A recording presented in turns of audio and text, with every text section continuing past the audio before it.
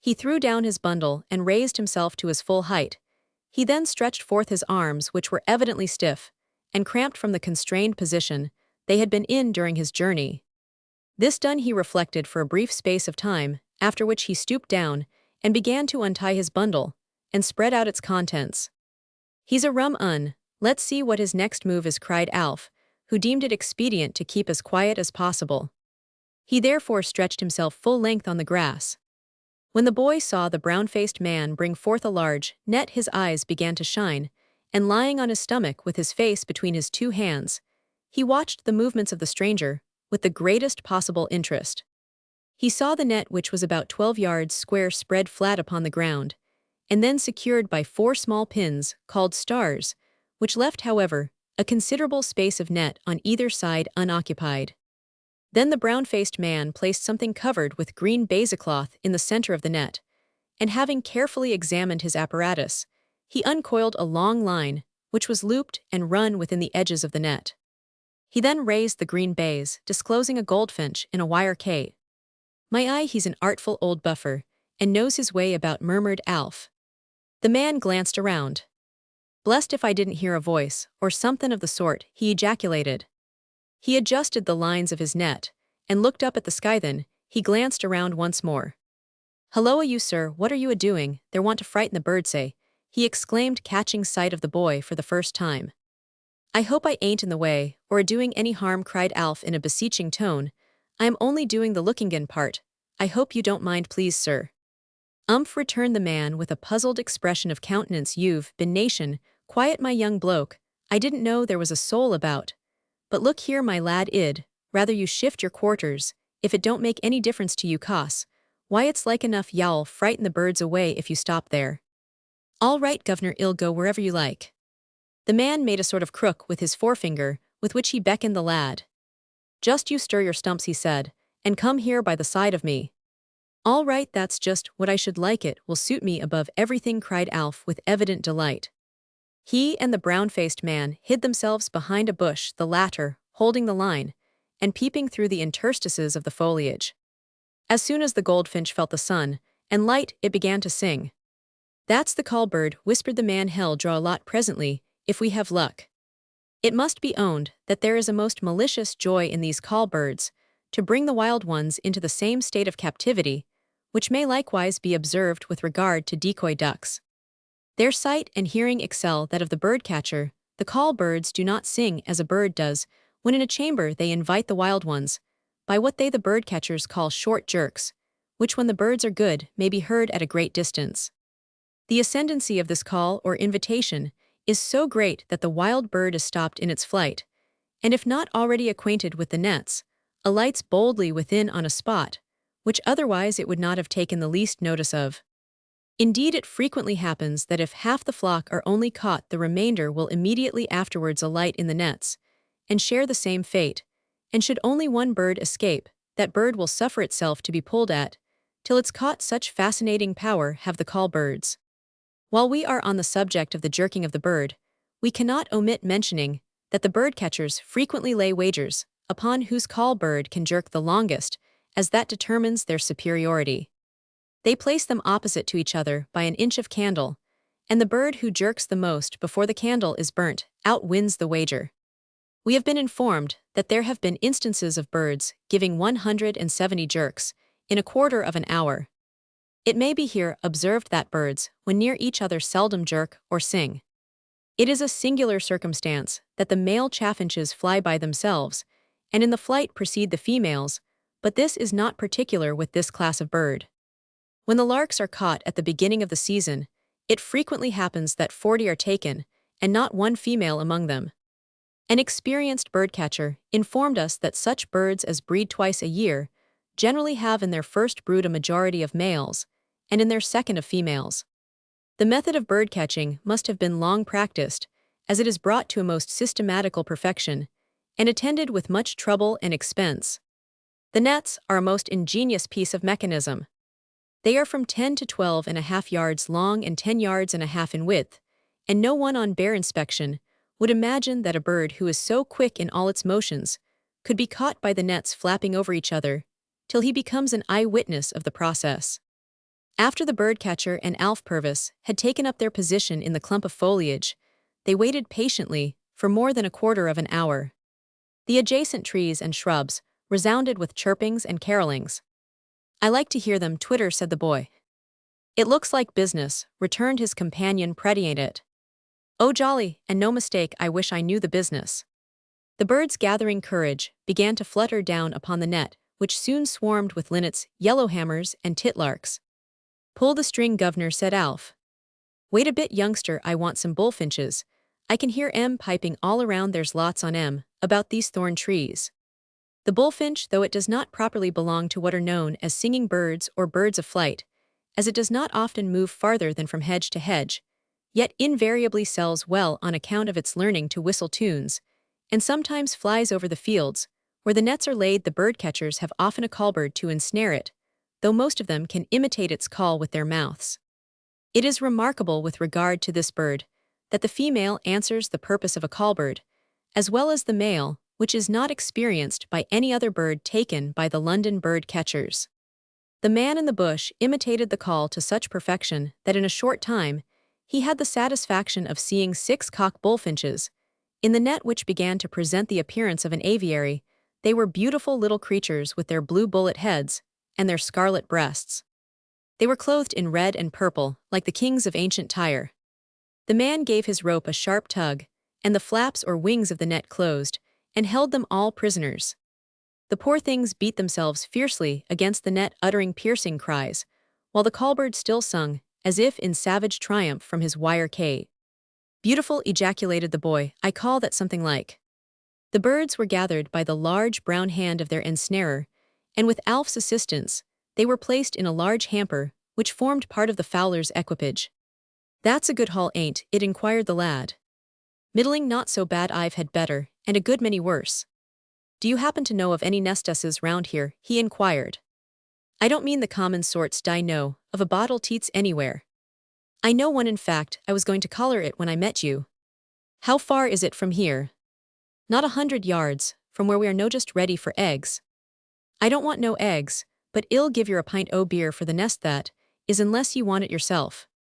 "I don't particularly want it," said the boy, who was going to show the man the nest for nothing, but he now declared he couldn't afford to part with it under 6pence.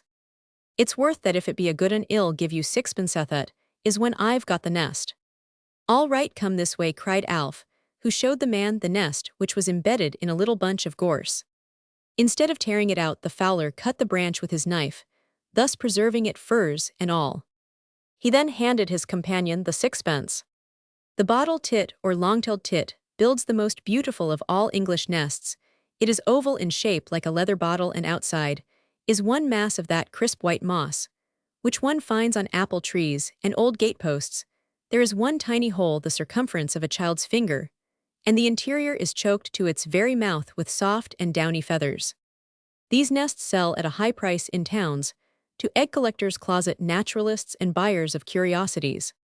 "Y'all make your money of that, governor, it's a stunner, ain't it?"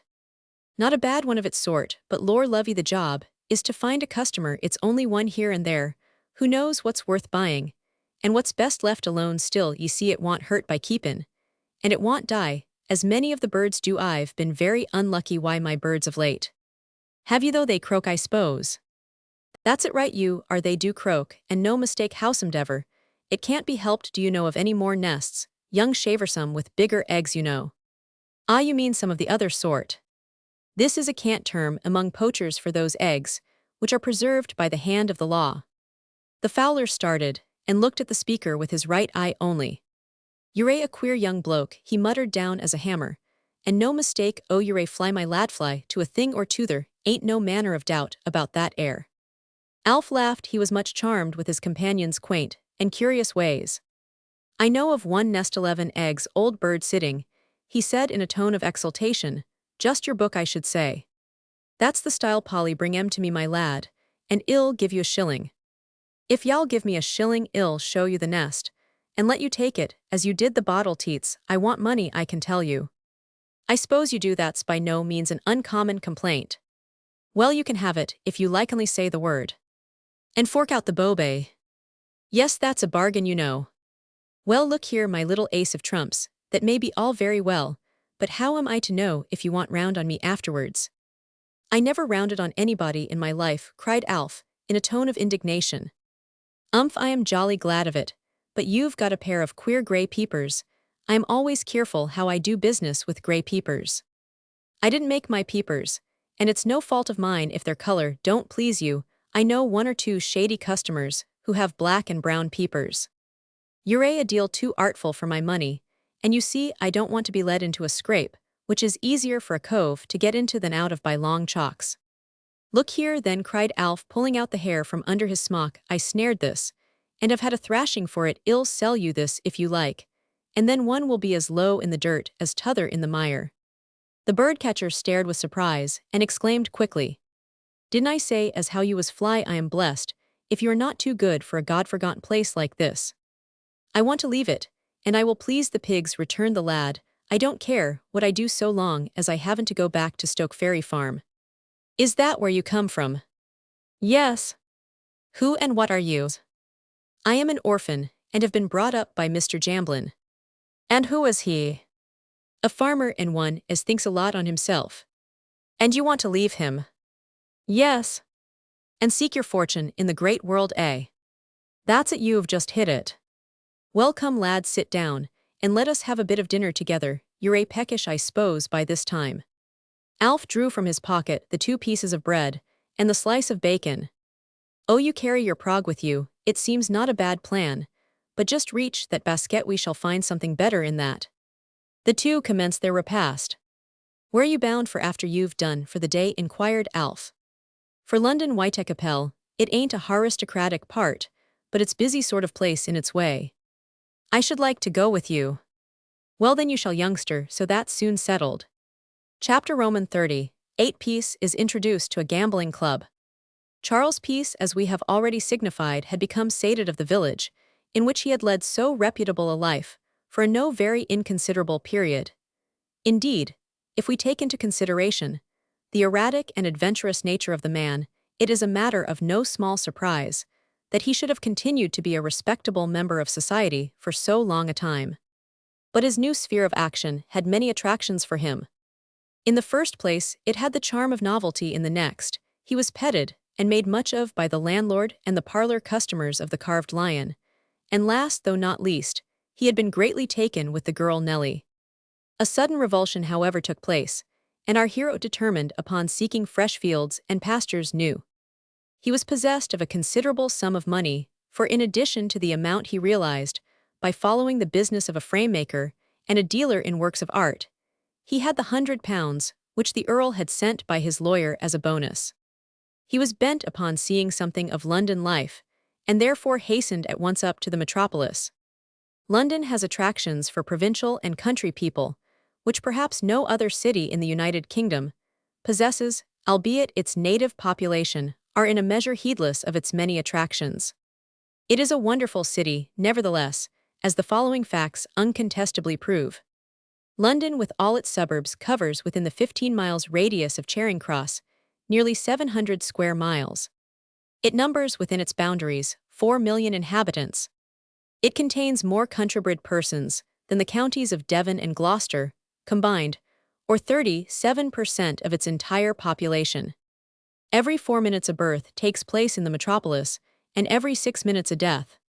Within the circle named, there are added to the population 205 persons every day, and 7 to 5,000 annually. London has 7,000 miles of streets, and on an average 28 miles of new streets are opened, and 9,000 new houses built every year. 1,000 vessels and 9,000 sailors are in port every day. Its crime, unfortunately, is also in proportion to its extent.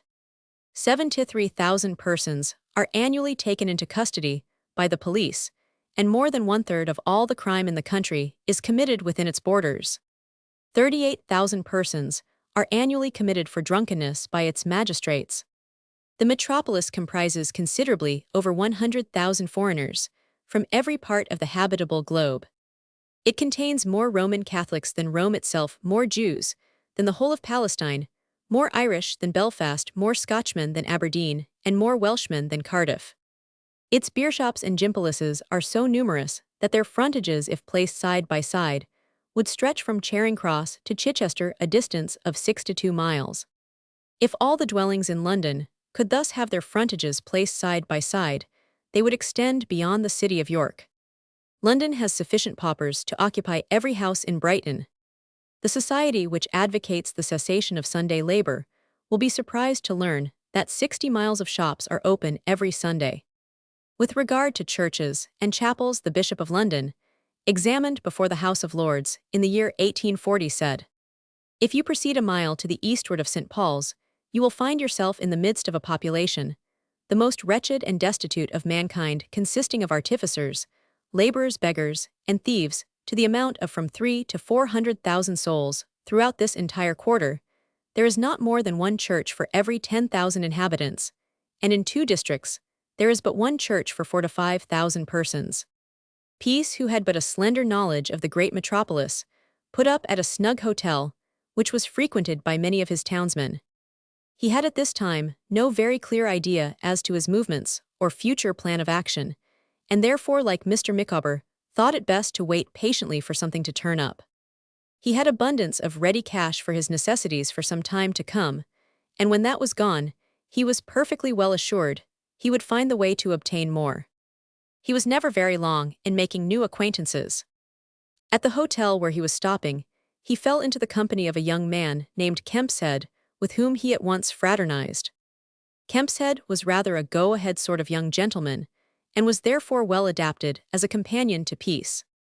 He was well acquainted with every phase of London life, was well up in all the cant terms and slang sayings, which unfortunately for the moral tone of society, are considered requisite by the young men of the present day to indulge in and make use of. The word awful had not come into fashion at the time of which we are writing, but there were others of an equally objectionable character. The English language is assuredly sufficiently comprehensive, far the expression of thoughts or ideas, without being supplemented by slang or Americanisms. We shall have to dilate upon this subject in a future chapter of this work. "Well, Governor," said Joe Kempshead to Peace, as they were seated at the table in the public room of the hotel, "what's to be your little game, today's exhibition, a morning performance, or what?" "Haven't made up my mind, as yet," returned our hero, putting aside the paper he had been reading. "What are your movements?" "I am obliged to go into the city business matters, you know, but in the after part of the day I am at your service, say about 5, or between that hour and 6. We can go together somewhere after then, and see what's to be seen. What say you, shall I meet you here?" "Yes, I will be here at about 6. "Let's have dinner together at that hour then." "Agreed. Then we shall have the evening before us." Mr. Kempshead parted with his newly-made acquaintance with this understanding, and proceeded into the city. Peace bent his steps in the direction of the Kensington Museum. He had heard a good deal of this place, where he found an almost countless number of objects, which had for him a special interest. Throughout his life, he had always evinced a great fondness for works of art and mechanical appliances, and the exhibition of patent articles in the museum was to him one of its most noticeable and attractive features. He therefore found no difficulty in disposing of his time till the dinner hour. Upon his return to Sanderson's Hotel, he found his friend awaiting his reappearance. Dinner was served, which was done ample justice to by both gentlemen. It was washed down by divers and sundry glasses of Rhenish wine. Our hero had thrown aside the habits of the humble artisan, and went in for an aristocratic course of regimen. He was not adapted for it, neither did it suit him, but there is an old saying, "When at Rome, do as Rome does." Peace was mindful of this, and gave himself all the airs and graces of a highborn patrician. An hour or 2 passed over, during which period Mr. Kempshead lounged on the sofa, puffed his fragrant weed, and partook of a cup of black coffee. "Now then, what shall us boys go in for?" he said, addressing himself to Peace. "I am in your hands, and leave the matter to your disposal," returned the latter. "Very good, so be it. In the first place, old fellow, I want to introduce you to a little drum, which is not far from here. It's a club I belong to. Members are a jolly lot of fellows. By the by, do you play?" "Do I what?" "Do you play gamble?" "At present that is not one of my accomplishments." "Surprised at that. Every fellow does that sort of thing nowadays. Couldn't get through the world, you know, without doing something in the betting or gambling line. Still you've no occasion to play. Unless you like, there's no harm in looking on. Oh Ilgo, cried Peace. Right, you are, well, be off at once then. The two friends sallied forth from the hotel. The club to which Kemp had alluded was situated in a dingy street at the west end of the town. It was ostensibly a proprietary club. Proprietors thereof drove a tolerably profitable trade. It had been established as a social club for gentlemen, but its real character was that of a betting crib or gambling house, or hell would be the more expressive term. There are hundreds of such establishments in this great city. Betting and gambling is one of the vices of the age. A case, which has but recently come before the Lord Chief Justice, furnishes us with evidence as to this fact. A Turkish gentleman instituted proceedings in an action for libel against the proprietor of a well-known newspaper. The paper in question contained an article in which the plaintiff was denounced as a professional gambler, or blackleg. It was proved in evidence that both parties had lost and won as much as £1,500 in one night. The gambling transactions were not confined to this country, but were practiced in France and Germany. The case will doubtless be fresh in the recollection of most of our readers, and comment thereon would be superfluous. After arriving at the club, Mr.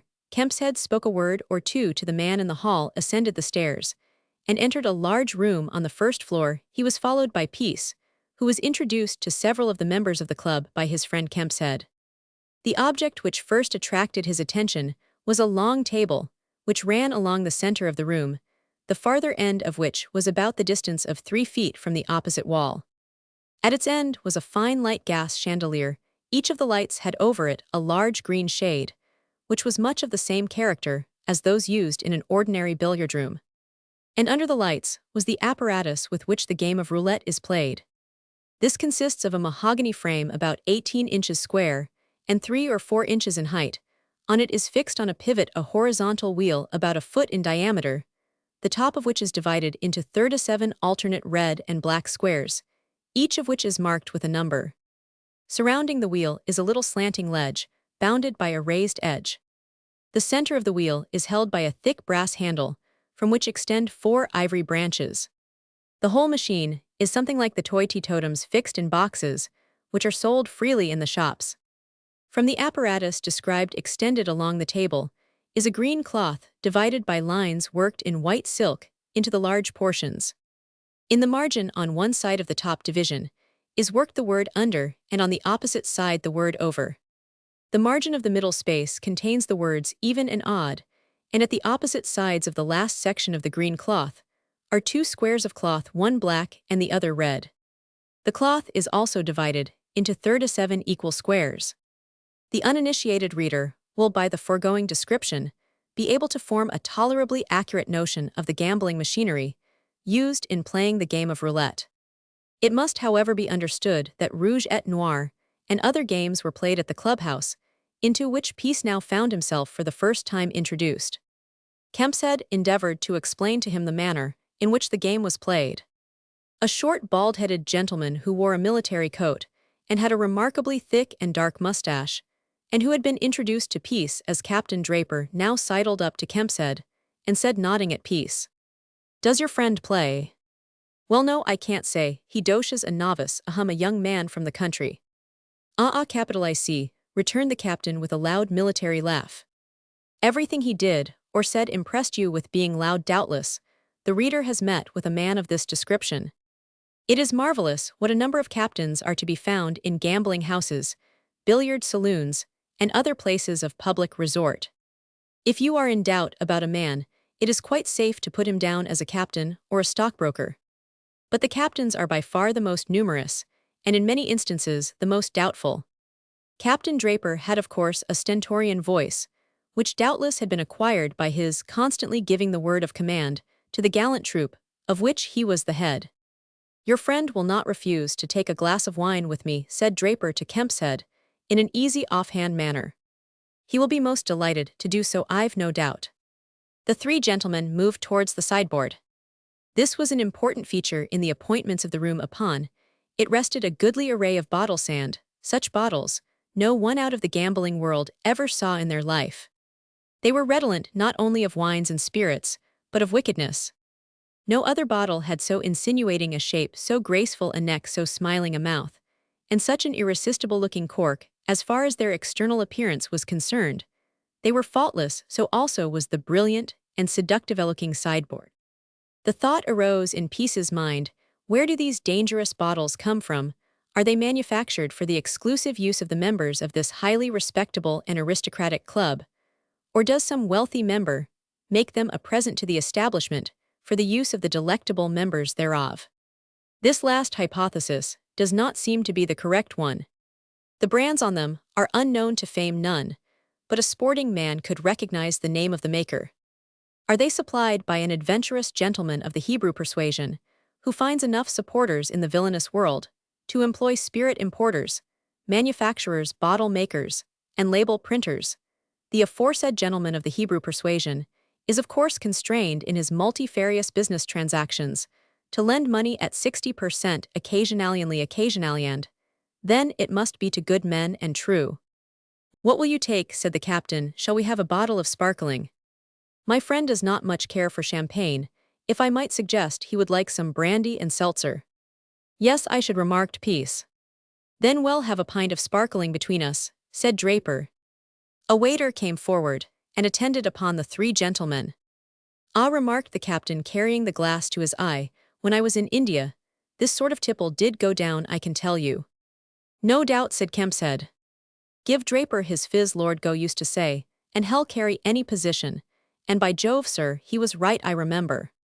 "Ah, Cap'n, how do you do?" said a young man who had just entered the room. "Want to see you, Cap'n." "Oh, do you?"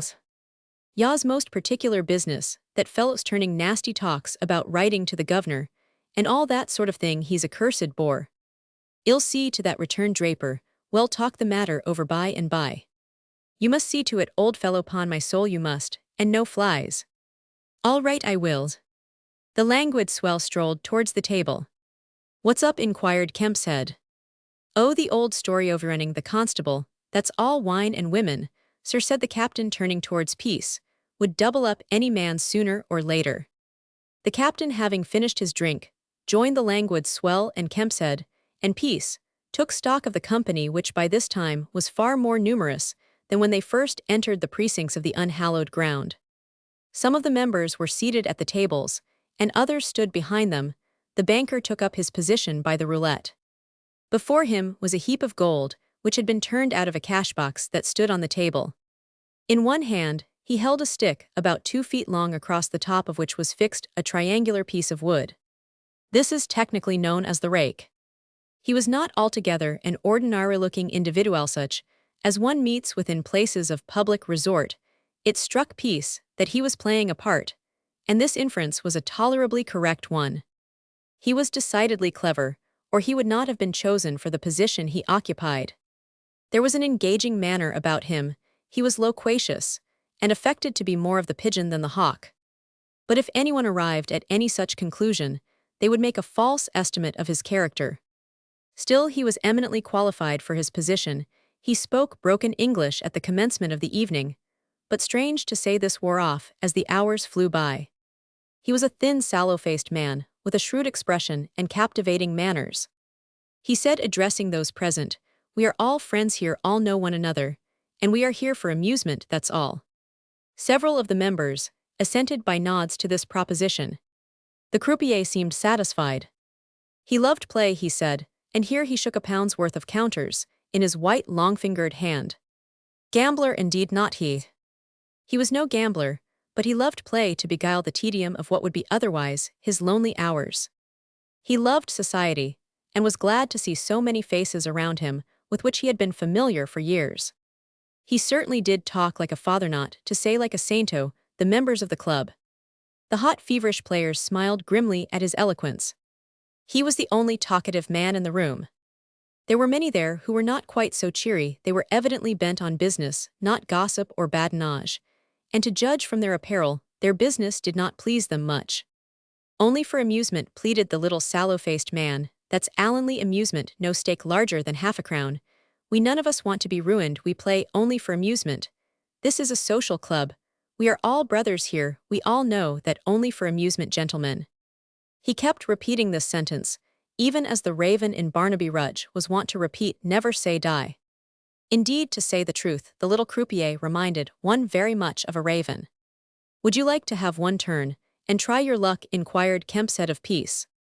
"I don't know anything of the game, but being here I must do as others do, I suppose," answered our hero. "As I said before, gentlemen, we play only for amusement again," remarked the croupier. "It's all fair, and above board at this establishment." Mr. Kempshead drew to the table, and purchased 8 round pieces of ivory, each about the size of a shilling, for which he paid the bland and smiling croupier 1 sovereign. Peace handed his friend a sovereign, and requested him to purchase 8 pieces for him. Opposite to the two friends was a bald-headed, florid-complexioned man, who Kempshead informed our hero was a large merchant in the city. He was supposed to be very wealthy, but was a frequent visitor to the club. As a rule, he preferred rouge et noir to roulette. Near to the florid-faced man were 2 young fellows of gentlemanly appearance, speech, and demeanor, but the gambling contagion had seized hold of them, and their whole souls seemed intent upon the whirling of the roulette.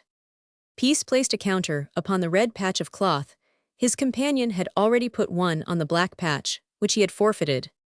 The general banker now gave the roulette a twist with the handle, and at the same time, a marble shot round the circling edge. The little ball flew round and round in one direction, and the roulette spun in the opposite, until at length the impetus of the marble was insufficient to keep it upon the slanting surface of the frame, and it sank upon the still twisting roulette, and settled into a pocket opposite one of the squares. The square in question was a red one, and the banker handed Peace another counter, value 2 shillings and 6pence. Meanwhile, the vivacious croupier kept the ball rolling, and continued the game with many quaint and curious sayings, which seemed to be especially diverting to most of the members and visitors present. He hospitably invited Peace to drink, enumerating a long list of refreshments for him to choose from, but our hero politely declined. He was bent upon keeping himself as sober as possible. Indeed, drinking was not one of his vices, neither was gambling, had enough bad qualities in all conscience, without adding either of these to the list. Peace varied the proceedings by placing another counter upon the margin, marked. The ball spun on, and the roulette turned, and ultimately his half-crown was raked up by the banker, as an odd number had been marked by the little marble. Varying fate attended his efforts, but in the end, he left off a loser of about 15 shillings. Kempshead, on the contrary, was a winner. "I suppose you've had enough of it for one evening," said the latter to Peace, who answered in the affirmative. "Very good, well be for making tracks then." "What is the name of your club?" inquired Peace, when they had gained the street. "It is called the Tumblers." "What a singular name! How came it to be christened that?" "I don't know. The idea is, I believe, that if the members tumble down they know how to pick themselves up again." Chapter Roman 39, The Two Perils. London by Night. Anyone at all acquainted with metropolitan life cannot fail to have been struck with the number of objects which seem by some mysterious agency to fade away and disappear altogether. Years ago, when the disappearance of Mr. Speak Not the Great Discoverer, but the Great Discovered attracted so much attention, the papers were full of stories of similar mysterious absences, of some people who had gone out some day in their usual health and spirits, and never came back again, nor been heard of dead or alive since. It is impossible they could have been all murdered. It is astonishing the number of persons who are missing annually, and who are never heard of more. Take city life in prosperous times. What lots of new undertakings are daily set on foot, which utterly fail and languish in bad years. What becomes of the runners, who in times of commercial infliction are so well known in every office? Individuals who are agents for the sale of all manner of speculative securities, who invite you to realize a swift and easy fortune by purchasing a lead mine in the Antipodes or a coal field at the North Pole, or by taking shares in a projected company for journeying in balloons to the moon. At seasons of commercial depression, these individuals disappear as completely as the summer grasshoppers vanish at the approach of winter. Places disappear in an equal degree. Old landmarks are passing rapidly away from London. Holborn Hill has gone. Temple Bar has vanished, or the last remains of it will in a few days. Vauxhall Gardens, Cremorne, are things of the past, and the once famous Argyll rooms have received a knockdown blow. It is to this last-named place that Peace and his friend are about to pay a visit. After leaving the Tumblers, Mr. Kempshead, who was what is called a late bird, proposed that they should drop into the Argyll room's piece, gave his assent to the proposition, and the two companions paid the entrance fee and entered the inner penetralia of that establishment. They found the place thronged with persons of both sexes female, if anything predominating a few hired professionals, were dancing mechanically and languidly, to a very indifferent band. People did not go to the Argyll to dance, they went to see and be seen. It was a recognized meeting, place for ladies and gentlemen, shall we say perhaps males and females, would be the more correct term. If anyone went there for the entertainment, they were sure to be miserably disappointed. The same remark will apply with equal force to the Mabel in Paris, which is dull and depressing to the last degree. Not so, however, with the Argyll in its halcyon days. There was always a certain amount of life about it, and albeit they were many of them frail, some of the most beautiful women in the world were wont to display themselves at this celebrated establishment. Peace, who was always an admirer of the fair sex, was perfectly charmed with the array of beauty which met his gaze. He and Kempshead strolled through the place, observing as they did so its most noticeable features. "I never would have believed it, unless I had seen it with my own eyes," he exclaimed. "Believed what?" "Why, that such immense throngs of persons should visit these rooms then. The women, I wouldn't have missed seeing this on any account." A fair Cyprian now came to the front, and asked them to treat her with something to drink. She had evidently some little knowledge of Kempshead, whom she addressed in a familiar manner. There was, however, nothing remarkable in this, since most of the ladies who were in the habit of paying nocturnal visits to the Argyll were generally pretty familiar with most persons, whether strangers or otherwise. "My friend is of a retiring disposition," said Kempshead. "Indeed, I am sorry for him, poor fellow," returned the girl, "but let the gentleman speak for himself." Peace drew towards one of the refreshment counters, and asked the lady what she would have. She elected to have a glass of port wine. This was ordered with seltzers and brandies, for the two gentlemen. "Your friend is from the country, is he not?" said the lady. "Yes, he's the celebrated young man from the country, about whom you have heard so much." "I thought so. Going to stop long in London, sir?" "Not very long," said Peace, eyeing the questioner. "Have you got a sweetheart here?" "Where?" "In London." "I haven't been here more than 2 or 3 days." "Then perhaps you want one. Shall I be your sweetheart?" "You are a deal too pretty, my dear. This is a lovely girl, isn't she?" said our hero, chucking her under the chin, and turning towards his friend. "Oh dear, yes, a most charming creature." Then all three laughed, as if something clever had been said. "Here's to our better acquaintance, darling," said the young lady, raising the glass to her lips. "I hope y'all come and see me before you leave London." "Come and see you? I don't know where you live." "I live at Brompton." "With your parents?" "Knoweth an elder sister. I shall be delighted to make your acquaintance. My place is not half an hour's ride from here. Let's have a cab, and I'll show you where it is." "No, not tonight, my dear, I am otherwise engaged, but on some other occasion, I shall be most delighted." "Yes, on some other occasion," chimed in Kempshead, putting his arm in that of his friend, and sauntering towards the door of the establishment. "It's too bad to take him off like that," said the girl, pouting. "One would think you were his keeper." "Ha ha," she laughed, what was meant to be a merry laugh, but it was forced hollow and unreal. Peace and Kempshead passed into Windmill Street, and in a few seconds were at the corner of the Haymarket. The throngs of persons who were assembled here, and in the adjacent streets, seemed to Peace to be almost incredible. It appeared as if all the women in London had by common consent assembled in this quarter of the town. It is not possible to convey to the minds of those of our readers who never witnessed the night scenes in this locality, some 20 or 25 years ago, the appearance it presented. Women dressed in the height of fashion, many of them being possessed of a rare order of beauty, languid swells sporting and betting men, together, with others of a still less reputable character, congregated together in one heterogeneous throng. Anyone seeing these assemblies for the first time would naturally come to the conclusion that the metropolis was a city devoted to nothing but pleasure.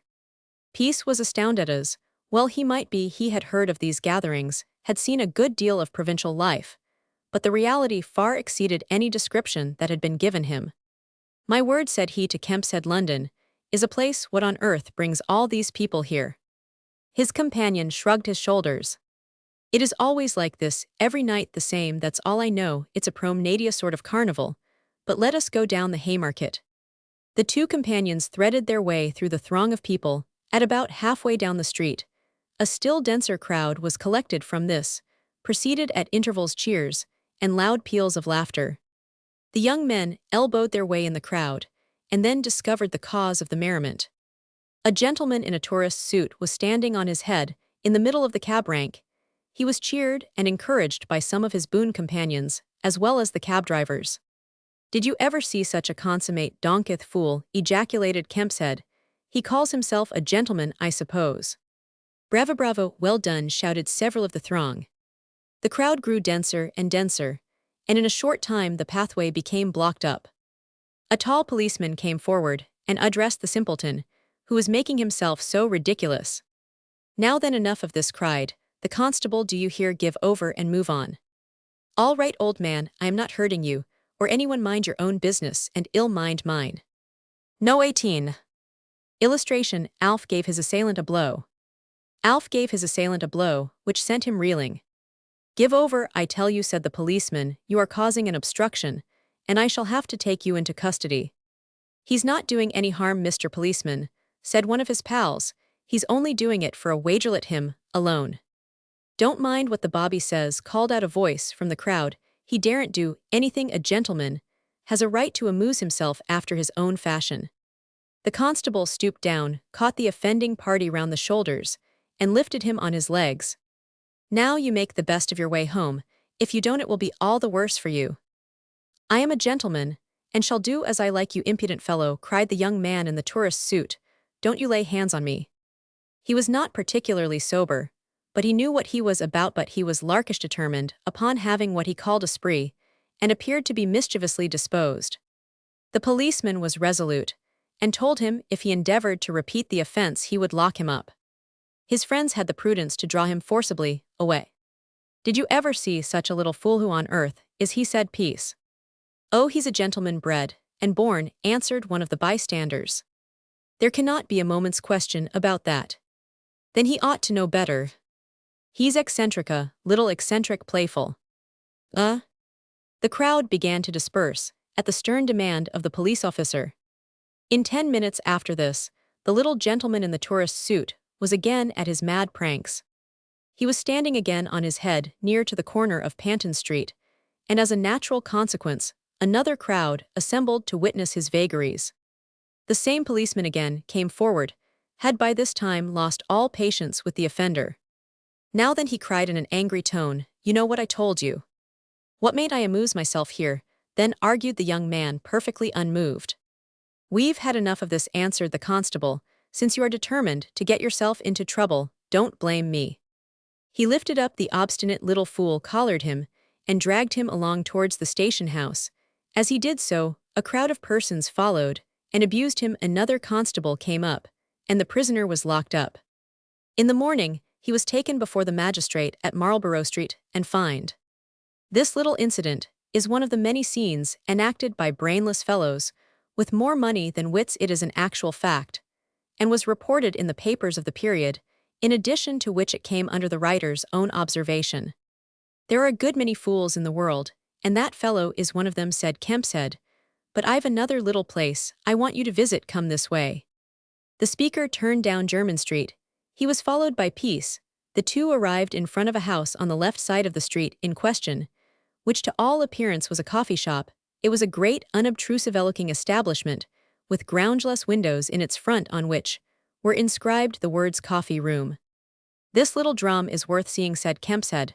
"No one but the initiated would dream that such a place existed."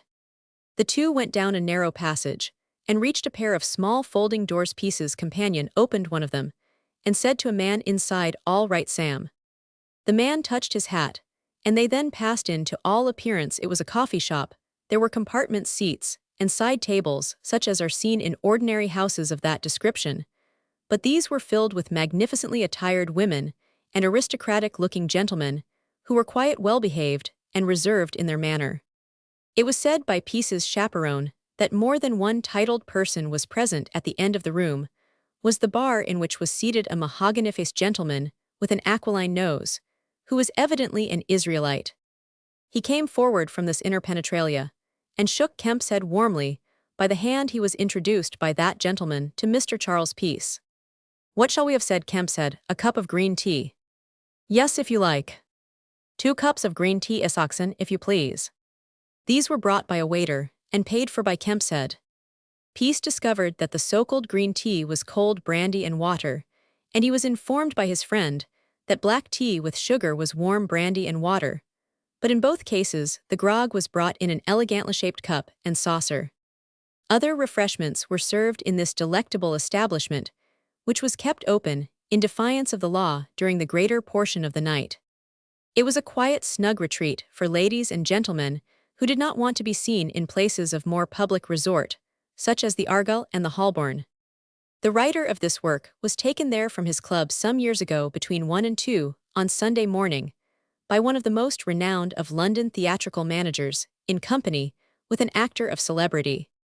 The place was not interfered with for years, the reason being that it was patronized by many of the upper 10,000. The Jew who conducted it carried on the concern small, as it was sufficiently long to amass a large fortune.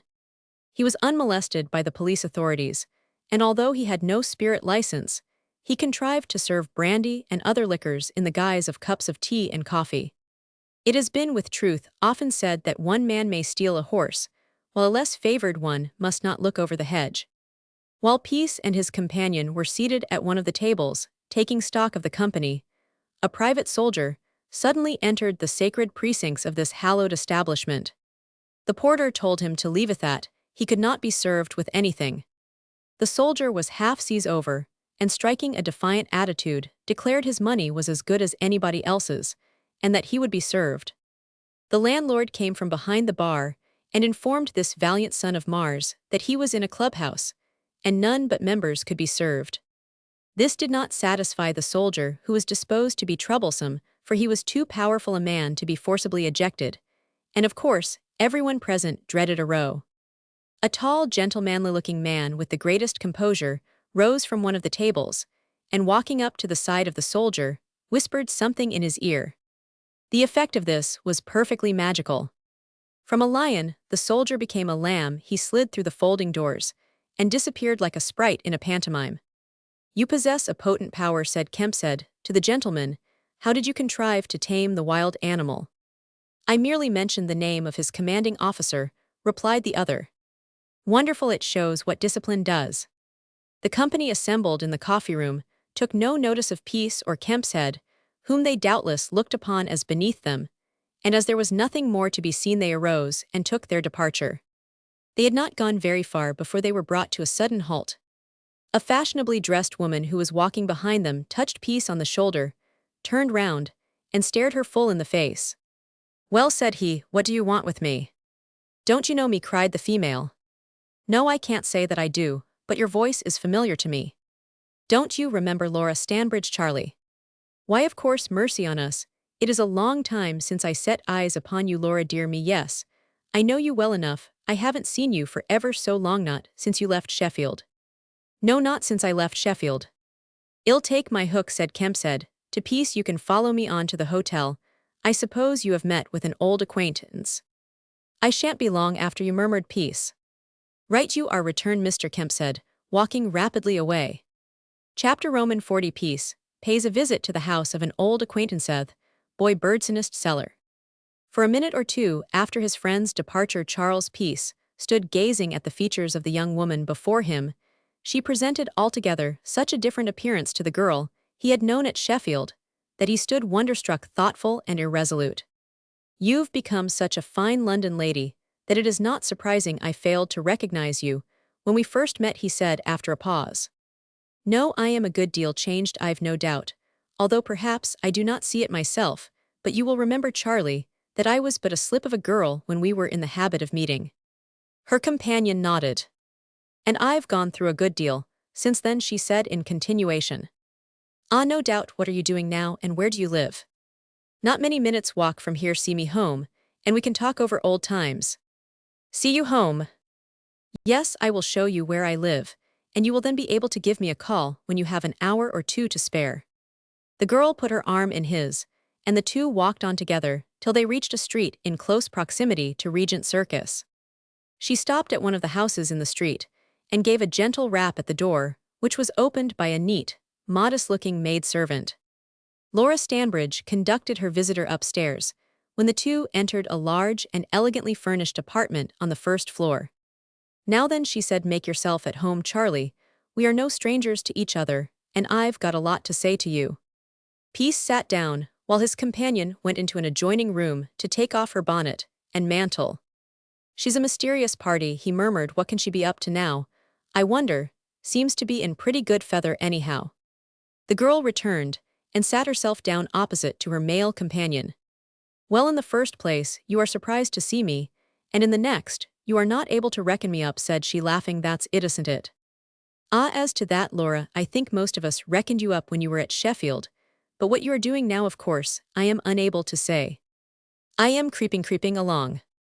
We have not met for ever so long a time," said the girl, "and now you have come I am not going to part with you, without first of all having a talk about old times." "Umph," muttered Peace, "you seem to be flourishing, my lady, everything very comfortable, and all that sort of thing, eh? I wonder how it's done." "What do you mean?" "Why, you've got a snug place, and seem to be doing it up pretty brown. Are you living here all alone?" "No, I have a friend, a female companion, who shares the expenses with me." "Ah, that's all right, I suppose, a personal—" "Yes, we work together." "What at if it's not an impertinent question?" The girl burst out in a merry mocking peal of laughter. "I see, I understand the same old game, I suppose," remarked Peace. She nodded. "I might have guessed as much. What's bred in the bone, Roman 100, you knew the old adage." "Now don't you be quite so cheeky, Master Charlie," returned his companion. "What is a lone, unprotected female to do in a great city like this? Tell me that. You know more of the great city than I do, and as to what a lone female is to do, my charmer, why, that all depends. I've not seen you since I left Sheffield. Tell me, does any of our old pals ever mention my name?" "Not one that I ever heard, not since you slipped away so cleverly. No one seems to have troubled their heads about you." "Ah, people are soon forgotten in this world. You know my mother is dead."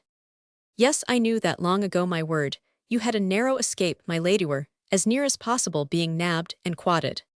Peace had known Laura Stanbridge from her earliest childhood. She was a native of the same town as himself, and like him, she was a lawless character. When but little more than a child, she began to steal. Her mother had encouraged her acts of petty larceny. When a little girl, she had worked at one of the factories in Sheffield, and while thus employed, she robbed her employer, who himself forbore from prosecuting her on account of her youth.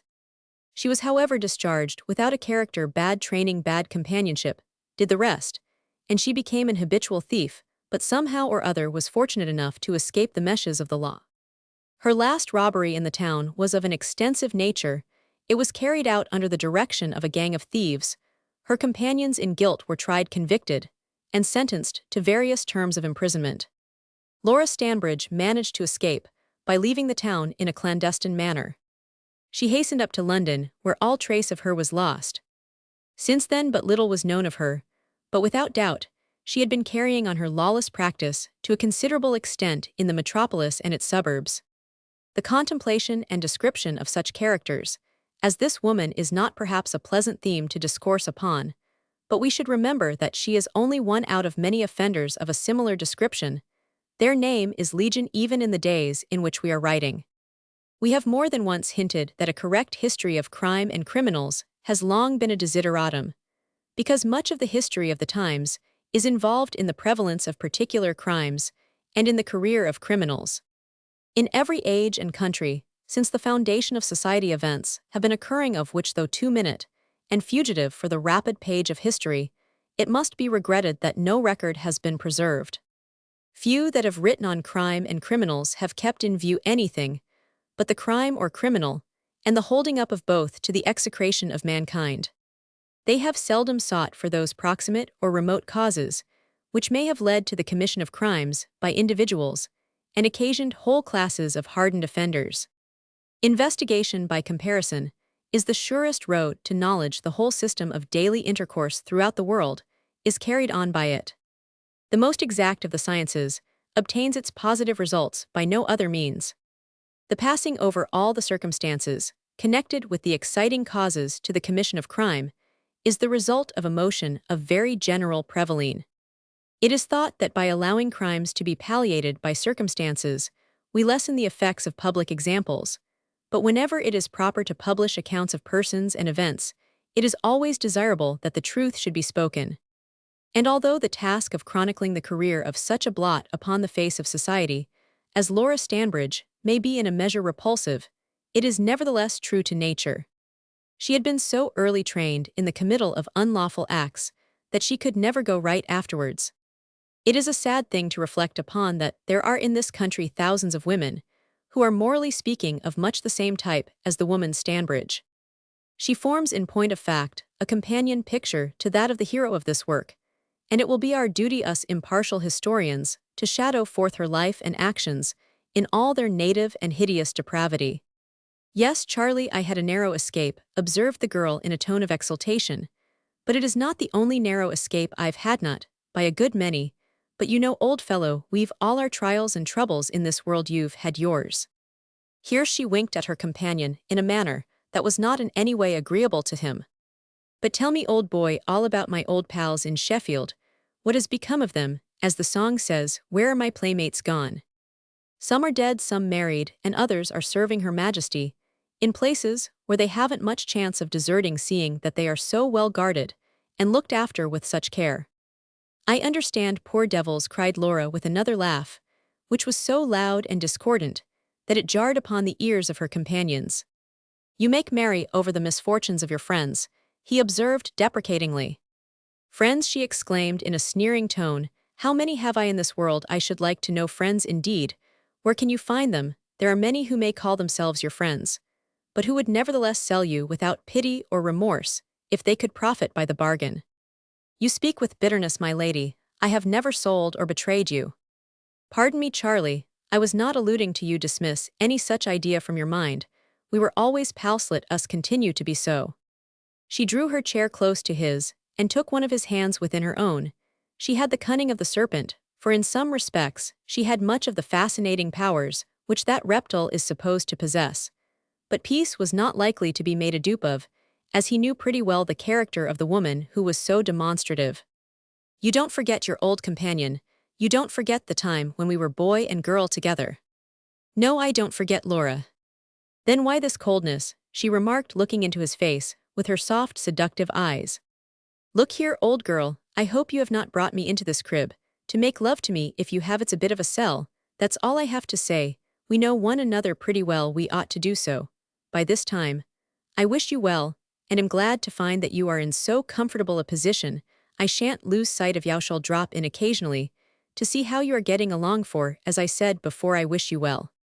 The woman comprehended his meaning, and at once altered her tactics. She withdrew her hand from his, went to a chiffonier, and placed on the table a decanter of wine and glasses. "Well, have a glass together before you leave," she said in a careless manner. "I have had quite enough already, indeed more than enough," he returned. "Ah, that's it.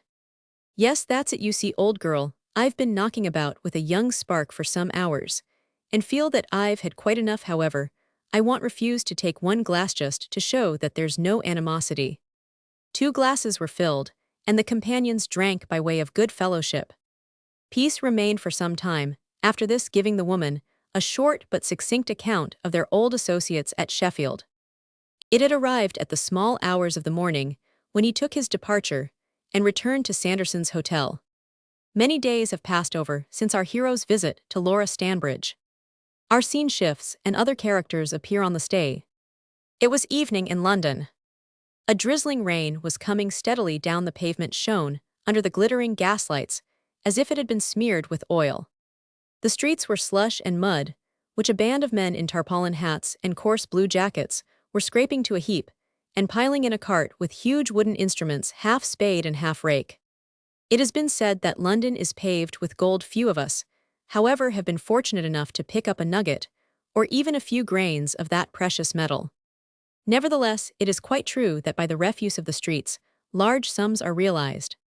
Although the weather was so cheerless, the streets were thronged with men and women, whose rapid movements and anxious looks explained that it was business, that patron saint of the great city, which had called them from their comfortable domiciles, their families and their friends.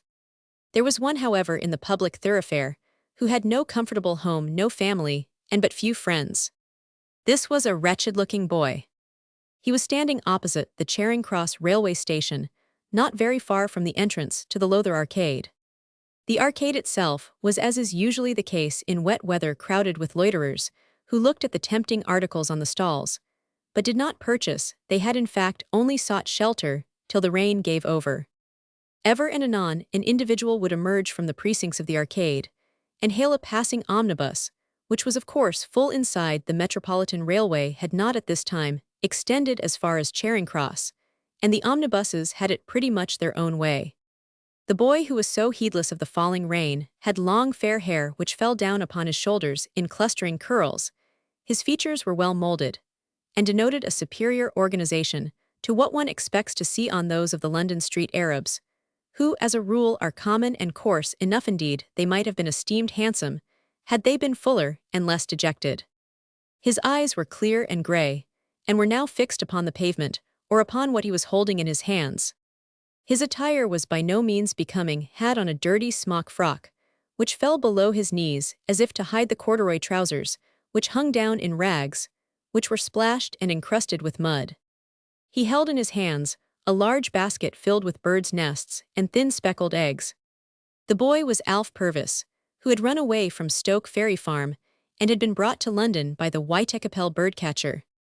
Alf's experience of London life up to the present time had been anything but satisfactory. His patron, the birdcatcher, during the period he remained with him, had been kind enough, but it happened, unfortunately for poor Alf, that the honest and industrious snarer of feathered songsters had a wife, and such a wife. She was a termagant of the worst description. In addition to her many other accomplishments, she drank, and led her husband such a life that penal servitude was luxury in comparison to it. The birdcatcher caught a severe cold and fell sick. He sought refuge in the hospital. After his departure, the wrath of his better half fell upon the ill-fated Alf, who in self-defense was constrained to give the shrew as good as she sent. The consequence was that he was turned out of the house, which he was told never to enter again. Before this climax had arrived, he had been scratched and beaten most unmercifully by his mistress. In fact, he had been a source of incessant wrangling before the birdcatcher sought refuge in the hospital. He had to shift for himself, and strove to earn a living by selling birds' nests and eggs in the street. But poor lad, he had a hard time of it. It was not, however, so much the hardships he had to pass through, as the associates he was constrained to mix with that formed the foundation of his erratic and criminal life. Had he remained with Mr. Jamblin, he might have turned out a respectable member of society. He was, as the farmer said, naturally viciously disposed, but by good training and careful culture, he might probably have been led into the right path. He displayed a great amount of patience and endurance in waiting for customers on this particular evening. Presently a gentleman in a mackintosh, with a brown silk umbrella over his head, stopped before the young ornithologist and said, "What have you got there, my lad? Are they for sale?" Alf started from his reverie, and his countenance became irradiated with a smile. A gentleman had been attracted by his wares, and perhaps he might be a customer. The boy made a most respectful obeisance, and said, "Yes, sir, they are all for sale. Do buy of a poor lad, who's been waiting for hours for a customer." I don't know that any of them will suit me, youngster. What might these be?" he inquired, pointing to one of the nests. "I'll tell you, sir, those you pointed to are dishwasher wagtails, some call 'em. So cost their tails are always twiddling like a woman's tongue." He thought of the birdcatcher's wife when he made this observation. The gentleman laughed. "Upon my word, you're quite a cynic," he remarked. "Well, and how about the others? Do you want to know about 'em all, sir?" "Yes, certainly, make me as wise as yourself. You're a sharp lad, it would seem." "These dishwashers, sir, are 3d. each," said the boy. "These," pointing to another set, "are butcher birds, or hedge murderers. They're a pretty eggs, ain't they, sir?" "Yes, they are very pretty. But the birds themselves, them, as lays these eggs, are cruel brutes." "Indeed, how so?" "They'll catch little birds, and spike 'em on a thorn, just as an insect collector sticks a pin through a butterfly, and then they take to stripping the feathers off on 'em, and eat 'em up morsel by morsel. These be house sparrows, and their eggs vary in color most of all birds, some are quite white though not often, and others are almost black they lay tuppence. Ah, they are common enough, remarked the gentleman. Yes, sir, they are common, but look at these, this is a golden-crested wren's nest, with 9 eggs, they are not at all common. I suppose not. They are very rare indeed, sir, and the eggs are so tiny and brittle it's the hardest work in the world to blow 'em. Without breaking 'em, it's the smallest bird in Europe. So I've been told, very smallest, and it's sixpence being choice and rare. Humph, you've got some of all sorts it seems. This is a cuckoo's egg, and it is quite a curiosity, not often got hold on ill, let it go cheap, as I want money ill take 4pence for it. The cuckoo's a shy bird, isn't it? Ah, very shy, don't often catch sight on it though you hear it pretty often at certain seasons of the year. It makes no nest of its own, but lays its eggs in the hedge sparrow's nest, and the sparrow sits on it and warms it, and hatches it along with its own eggs so the young cuckoo is brought up with the young sparrows, and when he gets strong and hungry, he gets spiteful too, and hoists all the t'others out of the nest, and so gets all the food hisself. It ain't fair, but there's a good many things done in this air world that ain't quite the thing. By men as well as birds, my lad, remarked the gentleman. You're right, sir, by men and women too, returned the lad who was still mindful of his shrew of a mistress. You are really quite an oracle. Well, sir, which will you buy, said Alf, who by this time had come to the conclusion that he had wasted a sufficient number of words, without any purport. Which would you like best? The hedge chaffinch is the prettiest, but the golden-crested wren and the cuckoos are the rarest. Oh yes, they are both very pretty, but I am afraid I cannot be a customer today. You are an intelligent lad some other time. When I am passing this way, I can't take them home in this rain. I'll take 'em, wherever you like, I don't mind the wet, I'll take 'em home for you. No, not today, some other time, but you're an intelligent lad. And with these words he walked away. There's for you the humbug, cried Alf as a cloud came over his face. I might have known he was not one of the buying sort. He only stopped to amuse himself. An intelligent lad, I am glad. He said that it's so consoling when you've got empty pockets, and are a-shiverin' with cold. Well, it made me forget my troubles for a while. He tried to sing to keep his spirits up, but his efforts in that way were not crowned with success. Presently a tear rolled down his cheek, as he thought of the comfortable farmhouse, which he had left to seek his fortune in a city where the poor may die on a doorstep, unheeded and uncared for. I don't think much of the London people as far as I have seen of 'em at present. I ain't altogether in love with 'em. A poor devil like myself stands a deal better chance in the country. Nobody, as I've met with here, will offer a hungry lad bite, nor sup not to save his life, and I am as hungry as Jowl's dog, that is certain. He walked on to the entrance of the Lowther Arcade, in which a dense throng of persons had collected. 2 ladies were waiting for a Hammersmith omnibus.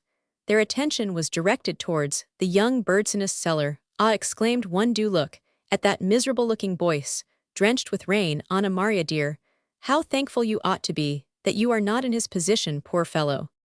He does look wretched, said Anna Maria, who was the younger, and by far the best-looking of the 2. Let's ask him what keeps him out in the rain. He's got birds' nests to sell, don't you see? Ah, so he has.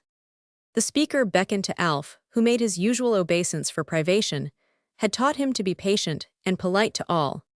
He had been taught by experience that ladies seldom bought eggs or nests, not unless they had children with them, which neither of the 2 in question seemed to have. Still he was not disposed to throw a chance away. Perhaps these might be an exception to the rule. There was no telling. He drew nearer and stood close by them. How wet and cold you must feel, my poor lad, said Anna Maria. Yes, marm, but I am used to be out in all sorts of weathers. You are from the country, I suppose, said the elder of the 2. Yes, marm, country bred. I was a farmer's boy, till a couple of months ago, when a birdcatcher brought me up to London to seek my fortune, though I can't see as how I've bettered myself as yet. No, I should assume not, dear me. And is this your trade? Inquired the elder lady. Yes, marm, when I first come up, I was pretty comfortable, but the birdcatcher caught a cold, was took ill, and went to the hospital. Then my troubles commenced. Was he kind to you? Yes, as kind as could be. I should have been all right if he hadn't been took ill. That's what's driven me to this. I have to do business on my own hook, and it ain't always as good as it might be. Dear me, only to think of that now, said the old lady, turning to her companion. A lad like this too, extraordinary, most extraordinary. Then turning towards Alf, she inquired where he got the eggs from. They come from all parts, mostly from Witham and Chelmsford. Mum, answered Alf. Chelmsford is about 30 miles from Westminster Bridge, Witham 8 miles further. I go out of town for 3 times a week. I start generally about dusk, and walk all night. I like that better than walking in the sun. Besides, one can't rest in the night time. Dear me, how astonishing. When I get there, said Alf in continuation, I skipper it under a hedge, and get a couple of hours' sleep after this. I set to work in earnest. It's uncertain about meeting with what I want, but one must take the chance of that. I go on, until I do succeed. Sometimes I climb tree after tree, and find no eggs in the nests, or else young birds which are no use to me. But this ain't all. When I've been away 2 nights and a day, and worked hard, and got a lot of eggs, I have a hard job to sell 'em. But my good boy, don't you know that it's very cruel to take away the eggs of the poor birds? Cried the elderly female. You ought to consider that. I suppose it is, marm, but other people do the same. There's lots of nesters besides me, and they are a deal more lucky, for some in our trade have what they call a connection, and a goodish many get their orders beforehand, and so they know what they can make sure of, whilst I have to take my chance. I've been about the streets for the whole of this blessed day, and have scarcely sold anything at. How do you account for that? Well, you see, marm, it's been so wet, and there ain't been many young gentlemen about. That's the reason. Young gentlemen are my best customers, and if I don't sell anything tonight, I am sure I don't know what I shall do. Are you so badly off then? I haven't had anything to eat the whole of the day. I am very sorry for you, extremely sorry. I don't so much mind going without my grub, but unless I get some money, I shall have to sleep in one of those dreadful lodging houses. My regular place is Whitechapel, but I am too tired to walk there. I generally give up trading long afore this, but I've gone on late tonight in the hope of selling a nest or some eggs. Ah, all this is very sad.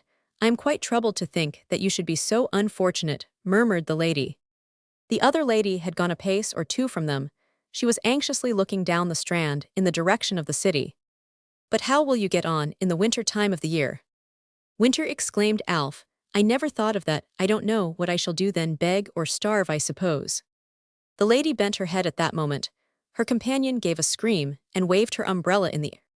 Please give me a trifle for a night's lodging, Mom, said the boy, addressing himself to the younger of the 2 ladies. Yes, certainly, she said. Aunt, you've got my purse in your bag. I want it for a moment. Want it what for? Here's a Hammersmith omnibus waiting. Don't go away without giving me something, cried Alf in piteous accents.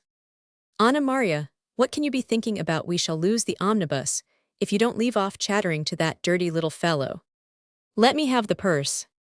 I can't get at it without wetting myself through. Give him something another time. It doesn't do to place any reliance upon what boys of his sort say. Do come, or we shall be left behind. Come, Anna Maria. Now, Mom, look sharp, please, bawled the conductor. Jumpin', ladies, if you're going. The door of the omnibus was held impatiently open. The ladies ascended the steps and took their seats in the vehicle, which was driven rapidly down the Strand. The poor bird's nest seller was again disappointed this time. He had hoped to extract a small sum from his female questioner. Ah, he ejaculated, I am very unfortunate. That's what I am. I have been so the whole of this blessed day. It was still raining, and he was drenched to the skin. His feet were sore with walking, and every bone in his body ached. He was sick at heart, felt fairly worn out. It was no use his waiting any longer in the streets. There was no one to buy, and nobody seemed disposed to give him alms. Hunger was gnawing at his very vitals. He was supremely wretched, more miserable than he ever remembered to have been. He walked slowly and sadly on towards Trafalgar Square. As he went along, he counted the flagstones by way of amusement, if such a term could with propriety be applied to him under the present circumstances. He arrived at the corner of Parliament Street. He knew that there were several low lodging-houses in the back slums of Westminster. He dreaded as well he might having to pass the night, surrounded with the very dregs of society. But there was no help for it. He knew that he must sleep or try to sleep, or he would faint under his next day's work. It is true he might go to the casual ward of the workhouse, but of this he had an instinctive horror. He had never been in one, but he had listened to the vivid descriptions of those who had. He stood at the corner of Parliament Street, irresolute and chapfallen. A man looked curiously into his face. The boy raised his head and saw 2 gentlemen standing by the side of him. One of these was Charles Peace, the other the friend he had picked up at Sanderson's hotel. "Birds' nests," a youngster cried. "Peace. Yes, sir, do for mercy's sake buy some either eggs or nests. I am going to the theatre, my lad, and can't be bothered with things of that sort." "Want you buy?" "No, certainly not. Where do you hail from?" "Broxbridge." "I thought so. Well, here's something to keep the devil out of your pocket." Peace presented the boy with a shilling. At the sight of this, he was in perfect ecstasies. "Oh, thank you, sir, thank you," he ejaculated. "May heaven reward you." "Shut up that ill-do," cried Peace with a deprecating gesture. Then he put his arm in that of his friend's, and the two walked away. "He's a rare good sort of stunner," cried Alf. "No nonsense or collywobbling about him. He outs with a shiner at once." He passed down Parliament Street and bent his steps in the direction of Westminster. Chapter Roman 41. The Lodging House in Westminster. Alf Purvis had waited patiently like Mr. Micawber till something turned up. The Good Samaritan, who had relieved him in the hour of his despair being, as we have already seen, our hero Charles Peace. There was good reason for this. Peace had been attracted by the boy, whose features were familiar to him. Upon a closer inspection, he discovered that he was the lad whom he remembered having seen about the neighborhood of Broxbridge during his sojourn in that locality, and hence it was that he had presented Alf with the shilling. Peace did not care to make any inquiries as to why the lad was in London, as he had his newly formed friend with him, and therefore contented himself by giving the much-prized coin. Had he been alone, he would have questioned Alf, but under existing circumstances, prudence directed that he should refrain from doing so. Peace at this time was passing himself off as a gentleman of independent means. To make use of a common phrase, he was cutting a dash. How long his means would last, or how long the character would suit him, time would show. He did the grand at this time to his heart's content, and half persuaded himself that the life of a gentleman was his proper and legitimate sphere of action. Alf Purvis wended his way down Parliament Street towards Westminster.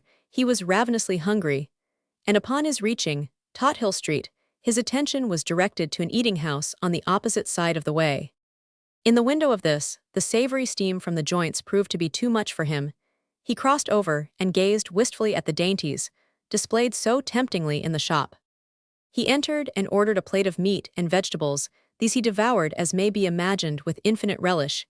He was still hungry, so he finished his repast with a slice of pudding, or plum duff as it is termed.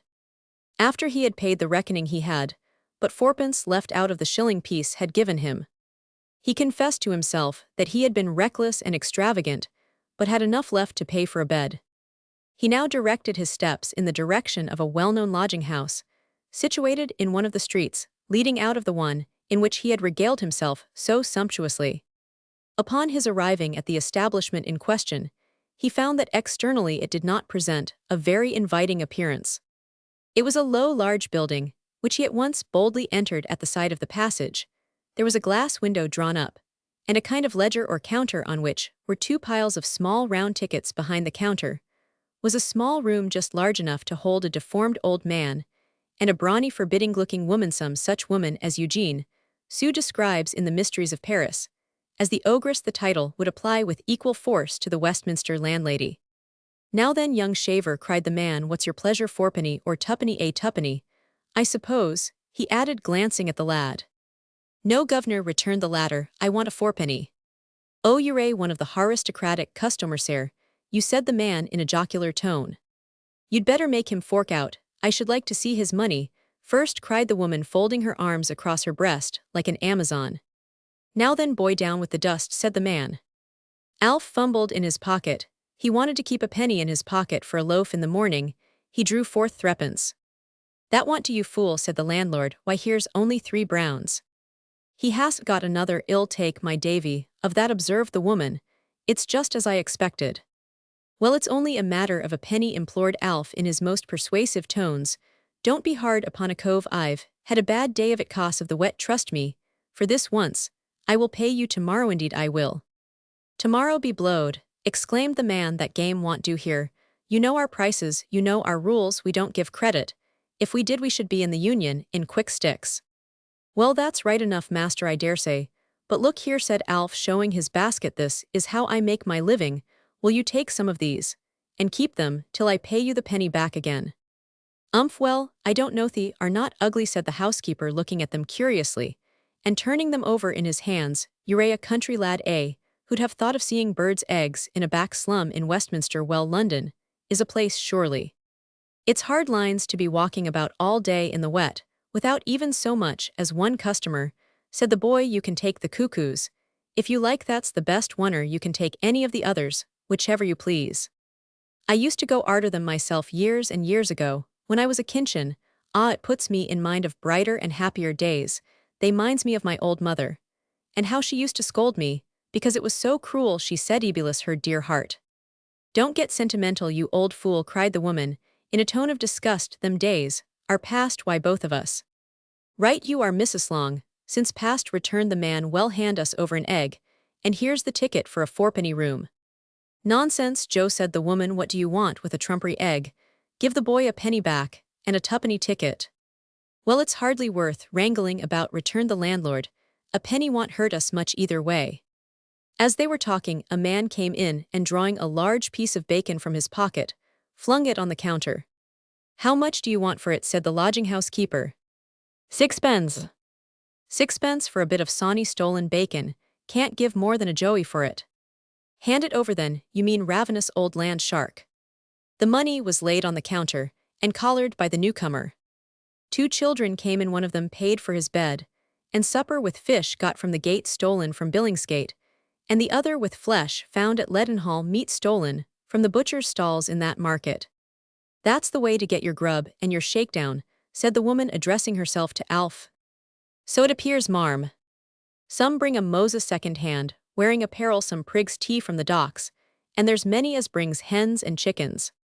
These are the cant terms for publicans' larger and smaller pewter measures, which go to the furnace and melting pot, instead of to the fire and the dripping pan. Give me back a penny, and I'll have a twopenny ticket, cried Alf, who did not care to argue the question further. Before going upstairs, he went into the kitchen of the lodging-house. This was a long, quaint room, its walls covered with disgusting figures, the floor was covered with dirt, and a wooden seat projected from the wall all round the room. In front of this was ranged a series of tables, on which lolled men and boys. A number of inmates were grouped round the fire, some kneeling washing herrings off, which the place smelt strongly, others, without shirts, seated on the ground, and others drying the ends of cigars they had picked up in the streets. As for the assembly, it was of the most heterogeneous description. Some were like Alf in dirty smock frocks, others in old red plush waistcoats with long sleeves. One was dressed in an old shooting jacket, with large wooden buttons, a second in a blue flannel sailor's shirt, and a third, a mere boy, wore a long camlet cloak reaching to his heels, and both the ends of the sleeves hanging over his hands. No. 19. Illustration, you are my prisoner now. Don't make any row, said Wrench, you are my prisoner now. The features of the lodgers were of every kind of expression. Alf Purvis was certainly the best looking of all present, even disguised, as he was in his wretched attire. Here the thieves and cadgers who frequented the place enjoyed their supper before going to bed, and here they might be seen employed in a dozen various occupations. One was frying bacon, another mending an umbrella, a third washing his shirt in a hand basin, while the majority were smoking short pipes and conversing in whispers. Alf Purvis, who had gone to the fire to dry his things, was pushed on one side by a hulking fellow with a red herring on a fork. Unfortunately for the lad, his smock frock came in contact with the handle of the frying pan, which was jerked from the fire, its contents falling in the hearth. The owner of the bacon was a strapping lad. With a horrible oath he sprang forward and struck Alf a terrific blow on the jaw, which sent him reeling. It wasn't the yokel's fault, cried one of the men at a side table at him again, young un. To be thus assailed for an offense which was committed in reality by the herring toaster was not to be borne. The bacon fryer was half a head taller and a deal bigger than the bird's seller, but the latter had plucky rushed at his assailant and gave him a straightforward blow on the mouth, which astonished the young bully. Well done, bravo, little un, cried a dozen voices, give it him right from the shoulder. A ring was formed, and the two lads went to work in real earnest. Alf Purvis received several ugly knocks, but he was so agile and rapid in his movements that in a few minutes his antagonist's face bore unmistakable marks of the other's blows. At length the young bird's nest seller rushed in and gave the bacon friar a floor. "We've had enough of this," cried a man in a velveteen jacket. "Stop. It I say, if you don't blow me, if I don't give the pair of you a thrashing." The combatants were separated, and peace was proclaimed. Alf was declared victor. Two women were seated in one corner of the room. Their dress and demeanor denoted that they were merely visitors who had been attracted to the spot by curiosity or some other motive. One of them was quite young and extremely good-looking, the other was elderly. They had both been witnesses of the short but decisive battle between the two boys. They were whispering to each other. "I could see at a glance that he was no common boy," murmured the younger female. "He's a brave little fellow, that's quite evident." "Oh, clearly so," returned the other, "but what of that? I tell you he comes from a good stock, I'm sure of it.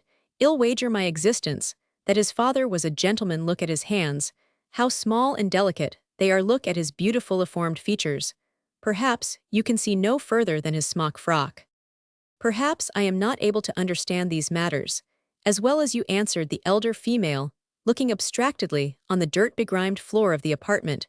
"We haven't all the same powers of observation. I don't think I am mistaken in my estimate of the lad. I don't believe he is a low fellow like the rest of the lawless young ruffians we see around us. We are all of us liable to mistakes, but that is the impression I have formed of him." "I don't say you are mistaken. Have your way. Speak to him, if you will." "I am determined to do so," said the youngest of the two women. "You may think me self-willed that you have often said, but what of that?" Alf Purvis had been looking curiously at the speaker during the foregoing conversation. When he had first entered the kitchen, he had not been aware of their presence. But now, his attention was attracted towards them, and his eyes were riveted on their faces. The younger of the two women beckoned to the young bird's cell.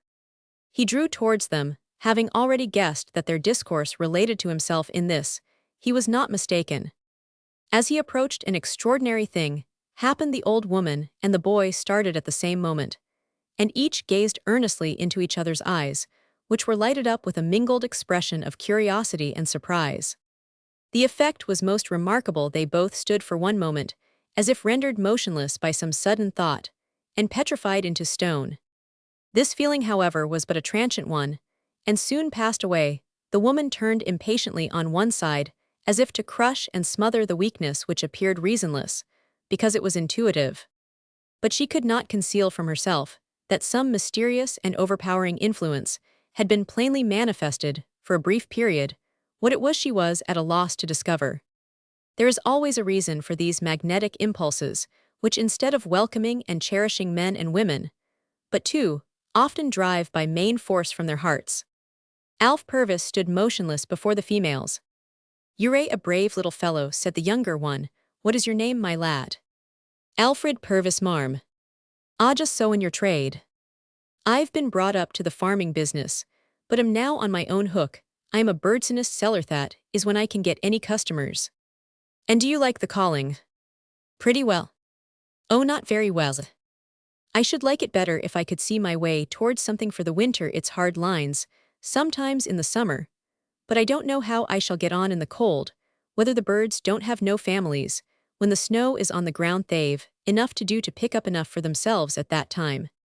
"Quite true, boy." Then turning towards her companion she said in an undertone, "You see the poor lad is no fool, as I said, and he has pluck at heart for all his poor thin body and pale face." The elder woman nodded, but said nothing.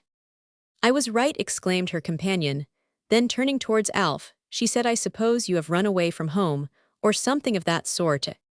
"I wasn't used well, and I did leave of my own accord. I half wish I hadn't now, but it goes against the grain to return to Stoke Ferry Farm." "Ah, that's where you came from." "Yes, marm." "Do you know the place?" cried Alf, in a tone of evident anxiety. "Not I indeed, never heard of it before you mention the name. You street boys are a funny lot. After running about you cannot bear to be kept indoors, or be under any sort of control. It is natural it should be, so I suppose. Do you know how to read and write?" "Ah, yes, marm, I can write pretty well, and as to reading I am never tired of it. Nothing pleases me better than an interesting book."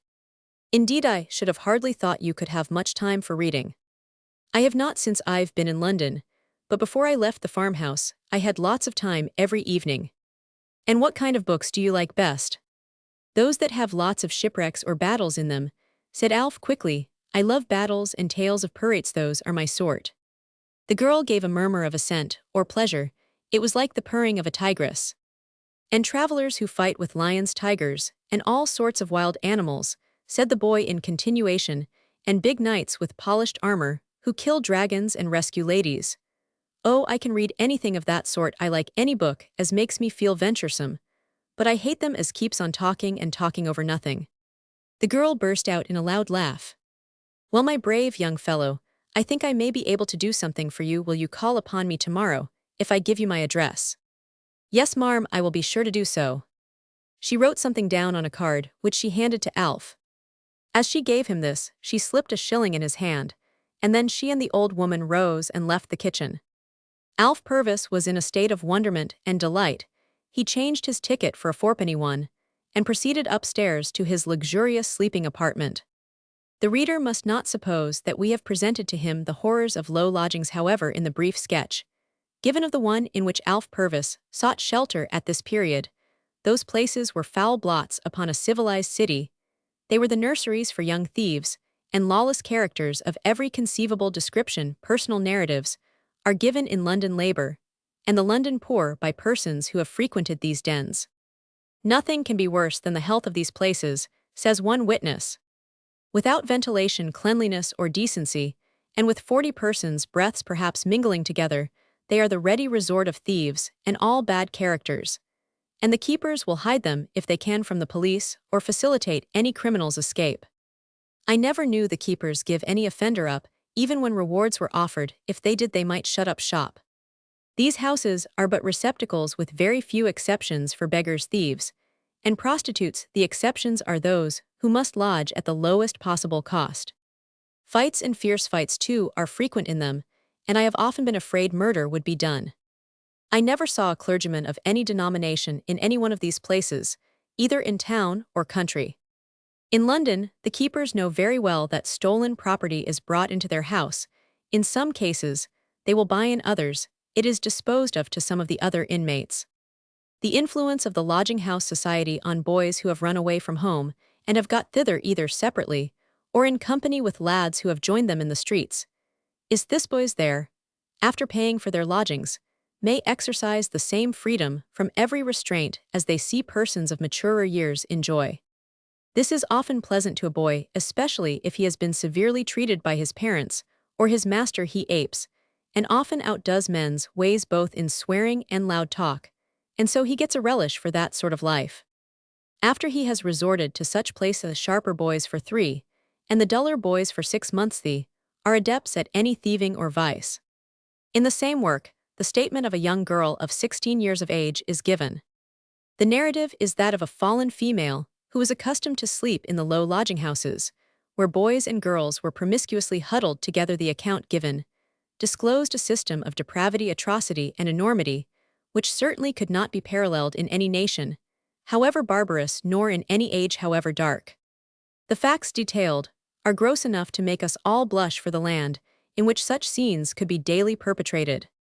Happily for the morality of the lower classes, legislation has done much to abate the evil. The low lodging-houses of the present day are under the supervision of the police, who have done much to abate the evil, which was so justly complained of. Nevertheless, the scenes which take place in lodging-houses in the courts and alleys of London are even at the present time a scandal and disgrace to a Christian land.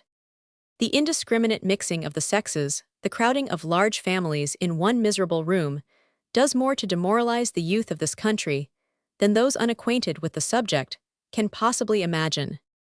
The language made use of by children of tender years is something shocking. The writer of this work has heard words fall from the lips of girls who were little more than children, that were of too horrible a nature for him to repeat under any circumstances whatever. Chapter Roman 42, at Broxbridge Hall. The Tempter and the Tempted. We left Aveline Gatliff at the door of Earl Ethelwood's seat, known as Broxbridge Hall. The engineer's wife and child were conducted into the presence of the proud old lord, who was anxiously awaiting their appearance. Mr. Chicknell introduced the visitors, and at first there was an air of restraint and timidity upon the part of Aveline, and a certain amount of hauteur in the manner of the Earl. This, however, soon wore off. I think my lord observed the lawyer with something like triumph in his tone, that there cannot be much mistake in the matter. If any doubts did exist in the mind of your lordship, they are now dispelled. The earl nodded. It is Aveline, risen from the dead me own Aveline. You hear what his lordship says, cried the lawyer, addressing himself to the lady. I do, sir, she answered. I am so wonderstruck that I hardly know how to comport myself, or to thank you sufficiently for the interest you have taken in the welfare of one who was to you a perfect stranger.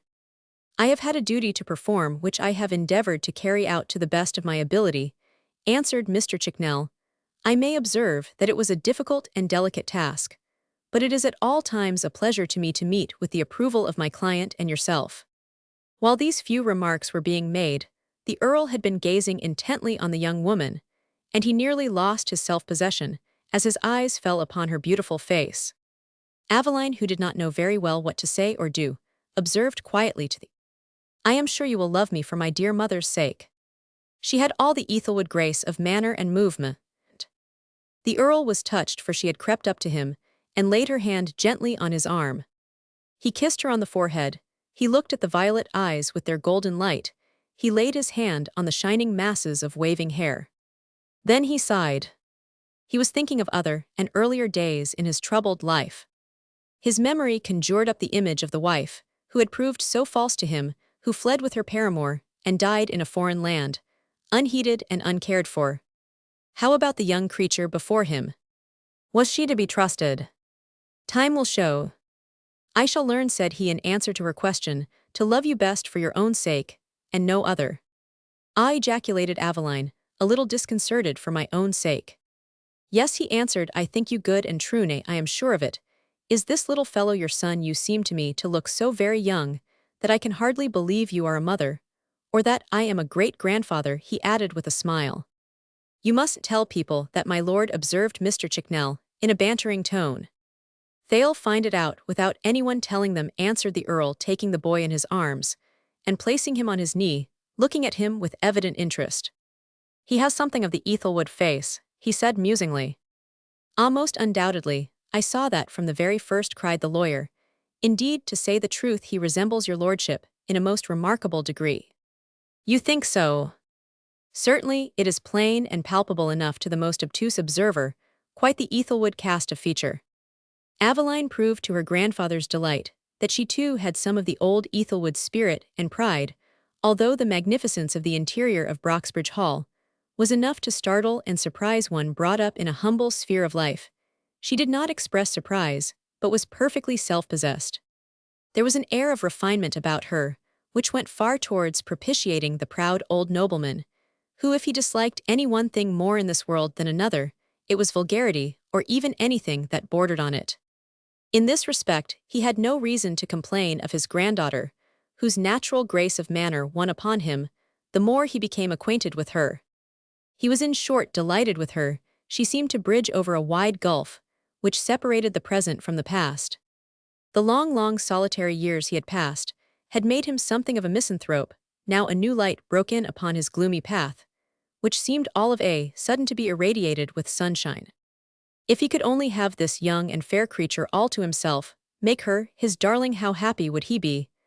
But then there was a husband in the way, this last named, he would not countenance, nor receive, not under any circumstances. These thoughts rushed rapidly through his mind, as he sat nursing and fondling the little boy. You will be my guest for a short time, you will do me the pleasure of remaining at Broxbridge, said he suddenly, so that we become better acquainted. Aveline turned towards Mr. Chicknell, and said it was understood, was it not, that I was to remain for a short time? Oh yes, certainly, returned the lawyer, I told Mr. Gatliff, so that's a distinct understanding. The earl's countenance darkened. I have no desire to coerce or control you in any way, indeed. I have no right to do so, but still as a favor. There is no favor in the matter, my lord, cried Aveline. I will remain with you for the present. Spoken like a scion of the house of Ethelwood, exclaimed the earl in evident delight. The wife of the young engineer was taken by the housekeeper of Broxbridge into a superb suite of rooms, which had already been prepared for her. She was wise enough not to give expression to the surprise she felt at the grandeur of the apartments. There was a day and night nursery for the boy, and there was a neat smiling maid to attend to him. A suite of 4 rooms had been set apart for the sole use of Aveline herself. These were magnificent and luxurious. As though they had been for a queen, they consisted of a boudoir with rose silk, hangings, rare pictures, fragrant flowers, exquisite statuary, and furniture of the most modern, beautiful design, a sleeping chamber all white and gold, a dressing room filled up with every luxury that the proudest lady in the land could not fail to be satisfied with, and a small library where she could read, write, or study at will.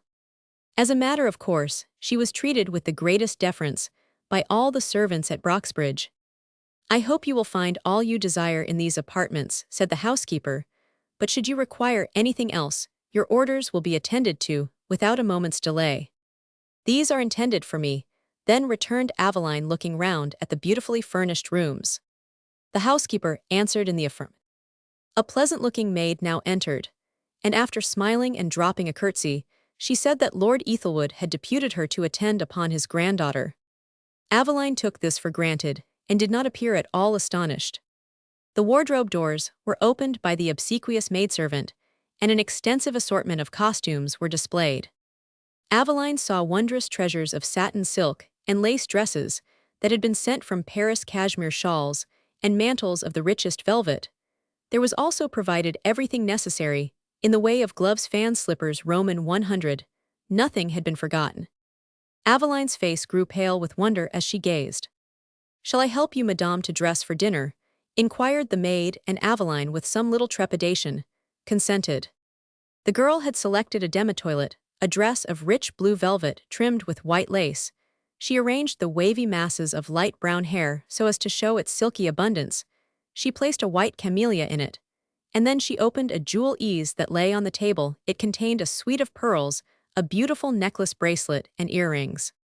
When her toilette was complete, and the last finishing touch had been given by her attentive handmaiden, Aveline looked at herself in one of the survey glasses, which reflected on its face the whole of the figure, and she was perfectly dazzled at her resplendent appearance.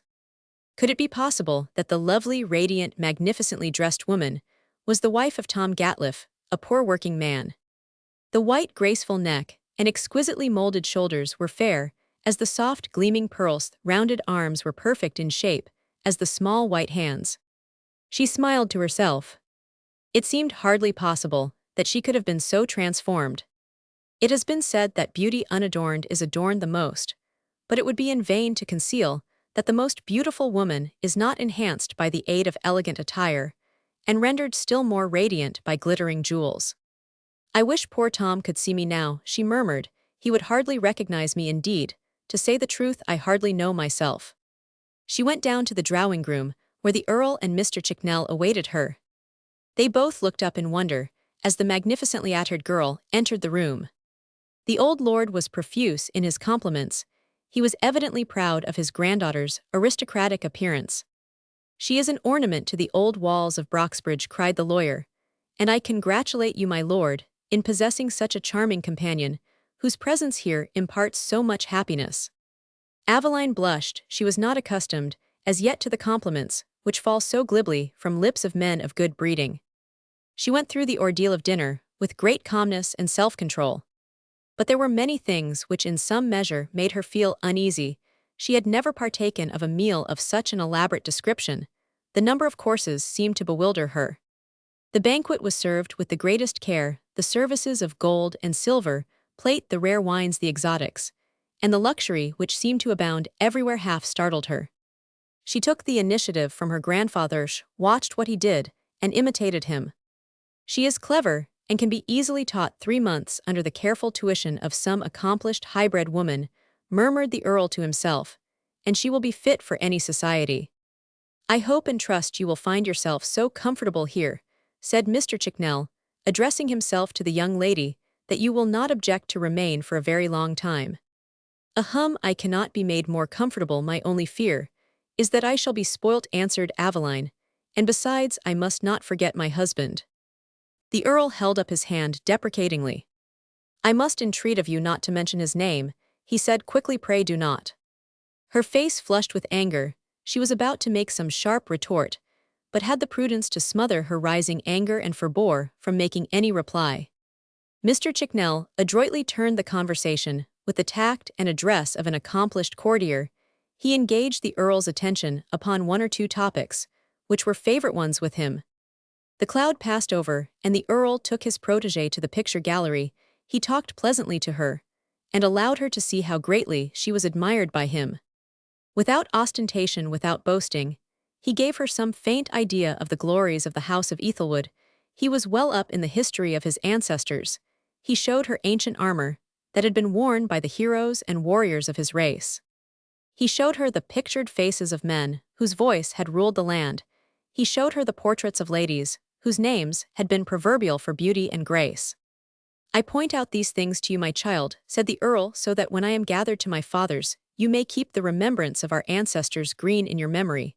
For it has pleased heaven to make known to me that there is yet a living descendant of our long and honorable line, who will let me hope wear with credit the honors which in good time will be his." "To whom do you allude, my lord?" said Aveline. "I cannot refer to any other than your son." The young girl by his side smiled wanly, but her heart was too full to make any reply. "We shall have to discourse on this subject on some future day," said he, still in the same measured and melancholy tone and manner he was wont to assume when referring to family matters. "Yes, some other day," he repeated. She bowed her head and clung closer to him. Something struck her just then, that he was a strange, weird kind of man, who seemed to have the power of drawing her closer and closer towards him until he held her in perfect subjection. This was but a fugitive thought, but as it passed through her brain, she became more reserved in her manner. "I doubt not but we shall understand each other pretty well," said he, "and I am sure you will do your best to meet my views. I am old, and old age is exacting." "I will not hear you say so," cried Aveline.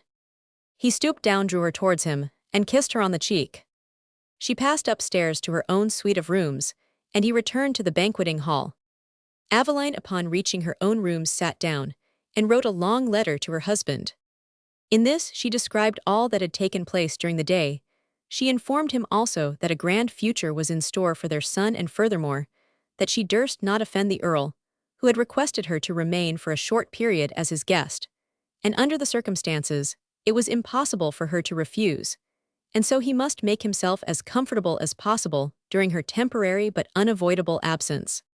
Gatliff, as may be readily imagined, felt lonely during the absence of his wife, for he was not a young man who had at any time sought companionship in the society of those who were frequenters of a public house. However, as there did not appear any help for it, he took refuge in the house of Mrs. Maitland, his mother-in-law. In a few days after her introduction, Aveline Gatliff began to feel more at home at Broxbridge. She became accustomed to its splendors, to its many charms, to the new and beautiful life that opened to her. She had always yearned for rank and power, and felt assured that sooner or later she would find herself in a higher sphere in this. As we have seen, she was not mistaken. Whether the allurements and follies of fashionable life were destined to bring with them unalloyed happiness, she had yet to find out. At present, she was well satisfied. She looked back with wonder at the time she had passed at Sheffield, at Rotherham, and lastly at Wood Green. How had she borne the quiet seclusion of these places, and everything she now valued most? She began to look with contempt upon her past career. Nevertheless, she was not disposed to discard her husband, but who, to say the truth, appeared at this time a sort of blot on the landscape. Lord Ethelwood was most careful and adroit in his treatment of her.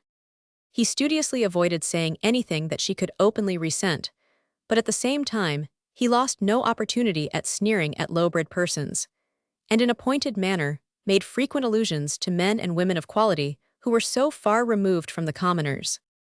Class distinctions he believed in like some old feudal lord. He endeavored to imbue Aveline with the same notions as himself, and it must be admitted that to a considerable extent he succeeded. The time soon came when, so far from feeling annoyed with him when he was riding his favorite hobby, she coincided with him in his views. Mr. Chicknell did not attempt to interfere. He saw pretty clearly his client's course of action, and let him carry it out after his own fashion. "My grandchild will not leave me, Chicknell," said the Earl to his lawyer. "I feel assured of that." "Not leave you, not return to her husband, my lord?" "Well, not at present."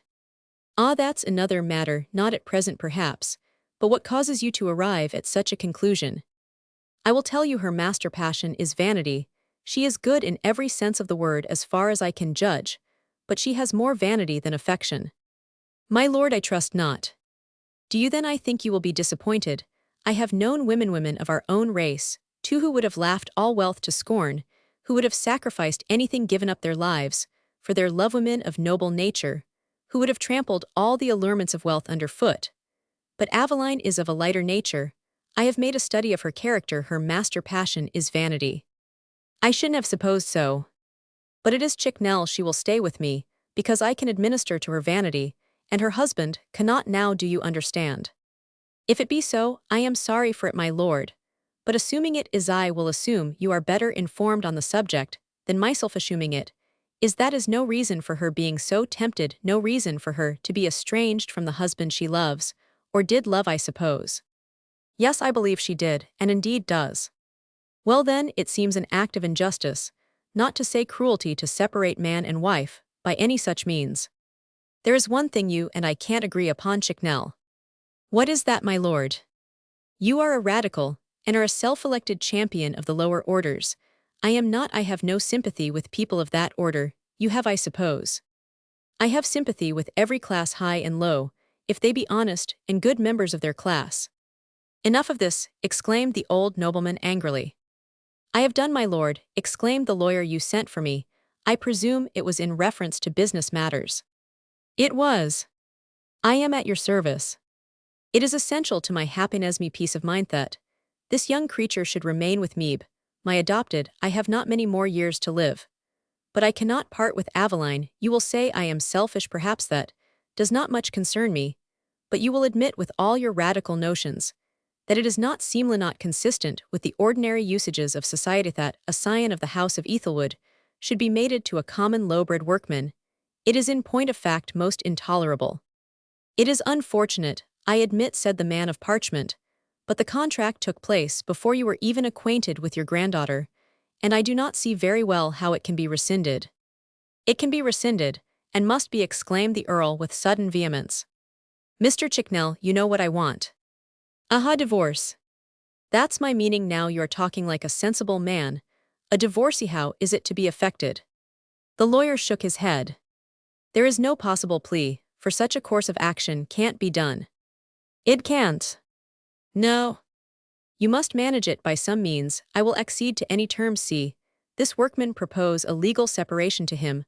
Offer him what you like. Fellows of his nature are always to be had for money. Every man has his price. Put the question home to him. Say, I will agree to settle upon him a large yearly stipend for the remainder of his life, that furthermore his son will be heir to the title and estates of Ethelwood, that his wife will be mistress of Broxbridge Hall, and move in the best society. All this to be done upon one condition, that he consents to a divorce, and does not trouble us any further. Ah, this is as you would wish it to be. There is, however, I fear, one insurmountable difficulty in the way. The young engineer loves his wife too much to part with her.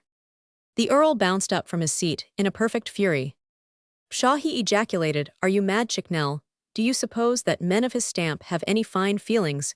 Do you imagine that they would let them, assuming they had such, stand in the way of their own advancement? But that we have to see. All I want you to do is to try make the proposition to him. You can do that, I suppose. I can do it, of course, but it is early yet. Besides, what about your granddaughter? If she objects, there is an end of the matter.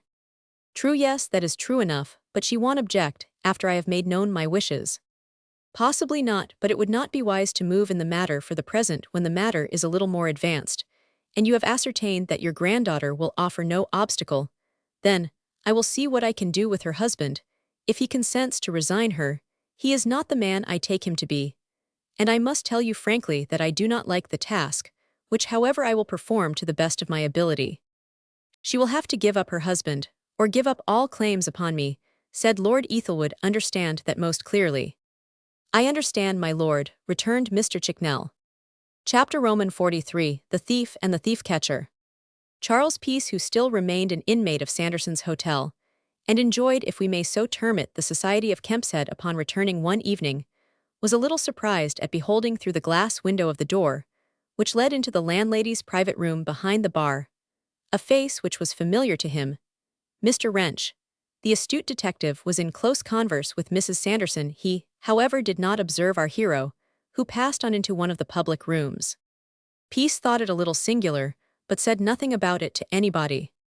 However, a similar circumstance took place on the following night, as he and Kempshead were passing through the bar. Peace saw the back of Mr. Wrench, who, as on the preceding night, was talking to the landlady.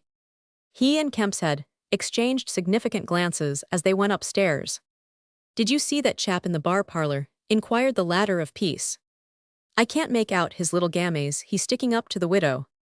"It is not possible to say, but I should think not," returned Peace. John Sanderson, the proprietor of the hotel bearing his name, had been dead for some 3 years, and the business was carried on by his widow, who, to say the truth, had been the presiding genius of the place during her husband's lifetime. Of late, Mr. Wrench had paid such frequent visits to the establishment that many others besides Peace and his friend were under the impression that the detective was paying court to the amiable and comely widow. In this, however, they were mistaken, as will very shortly be demonstrated. Mr. Wrench only attended professionally, if we may make use of such a term. For a period of many months' duration, for more than a year, a systematic course of robbery had been carried on at the hotel. Money was missed from the till, and the cashbox, silver plate, spirits, wines, table linen, in short, almost every description of portable articles disappeared in a most mysterious and unaccountable manner. The servants were suspected one after the other had been discharged, a fresh set of assistants were engaged still every now, and then articles, money, and other property was missing, and taken in the aggregate, the losses by robbery represented a very enormous sum. Mrs. Sanderson was advised to place the matter in the hands of the police. Mr. Wrench was deputed to clear up the mystery, and if possible to trace out the offending party or parties. He waited upon Mrs. Sanderson, who made him acquainted with all the facts connected with the case. Mr. Wrench considered the matter over-examined, the premises listened to the voluble landlady's account of the matter, after which he arrived at one conclusion. It was this, that the robbery was not committed by anyone engaged in the establishment, but by a thief who, by some means only known to himself and his confederates, effected an entrance into the premises after the household had retired to bed.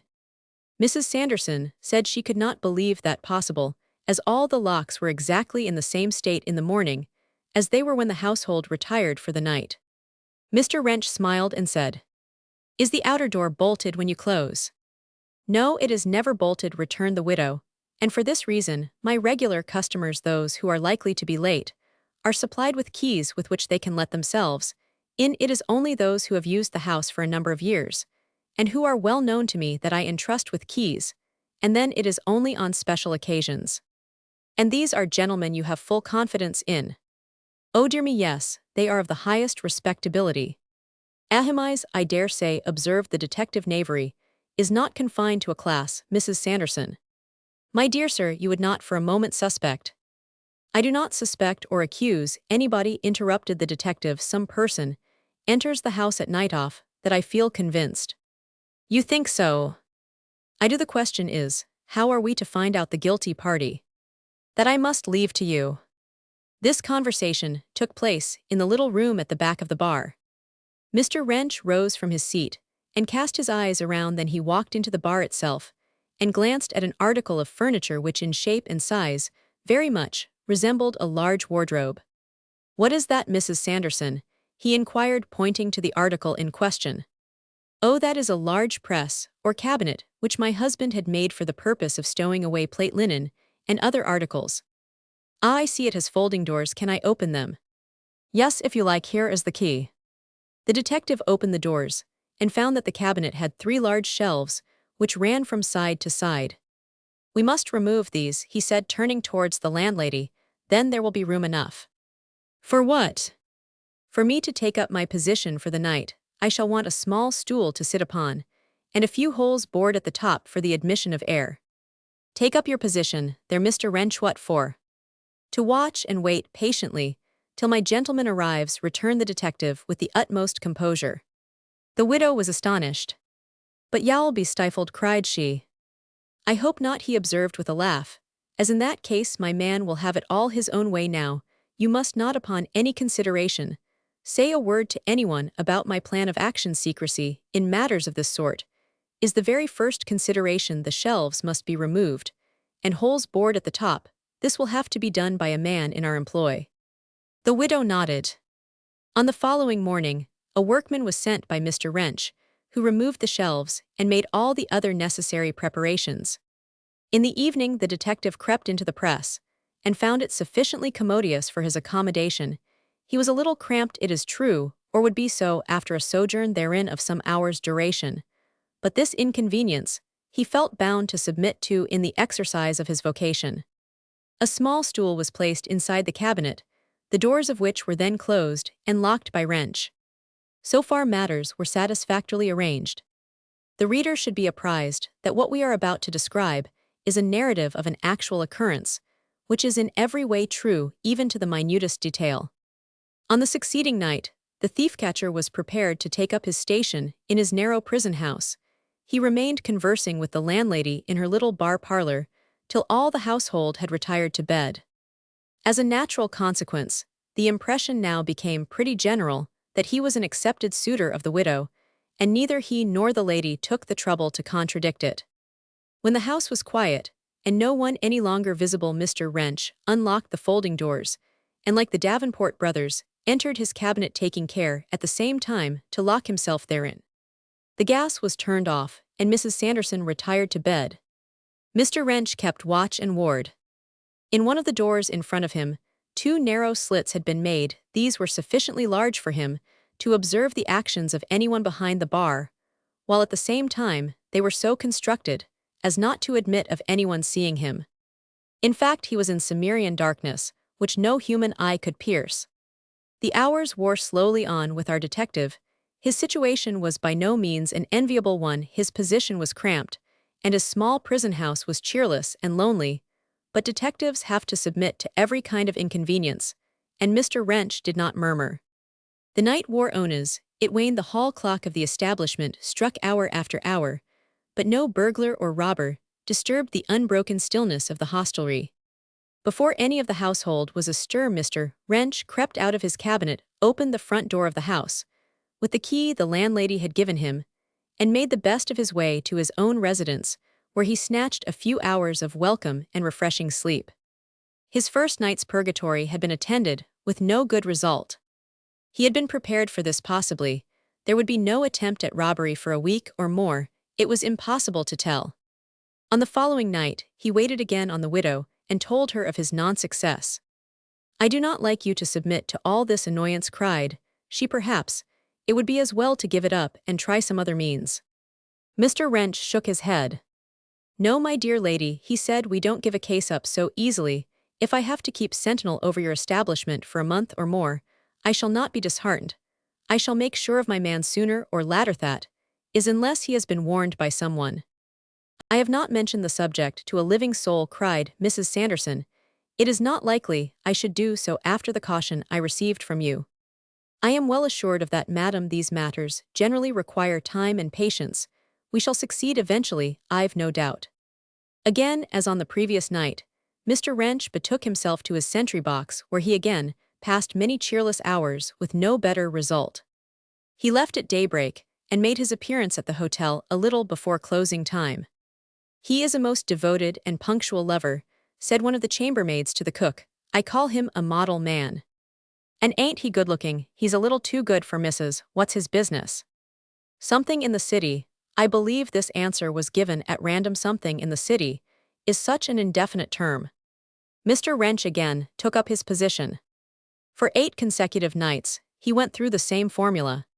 He was getting a little tired of the painful monotony of his task, which up to the present time had been a thankless and fruitless one.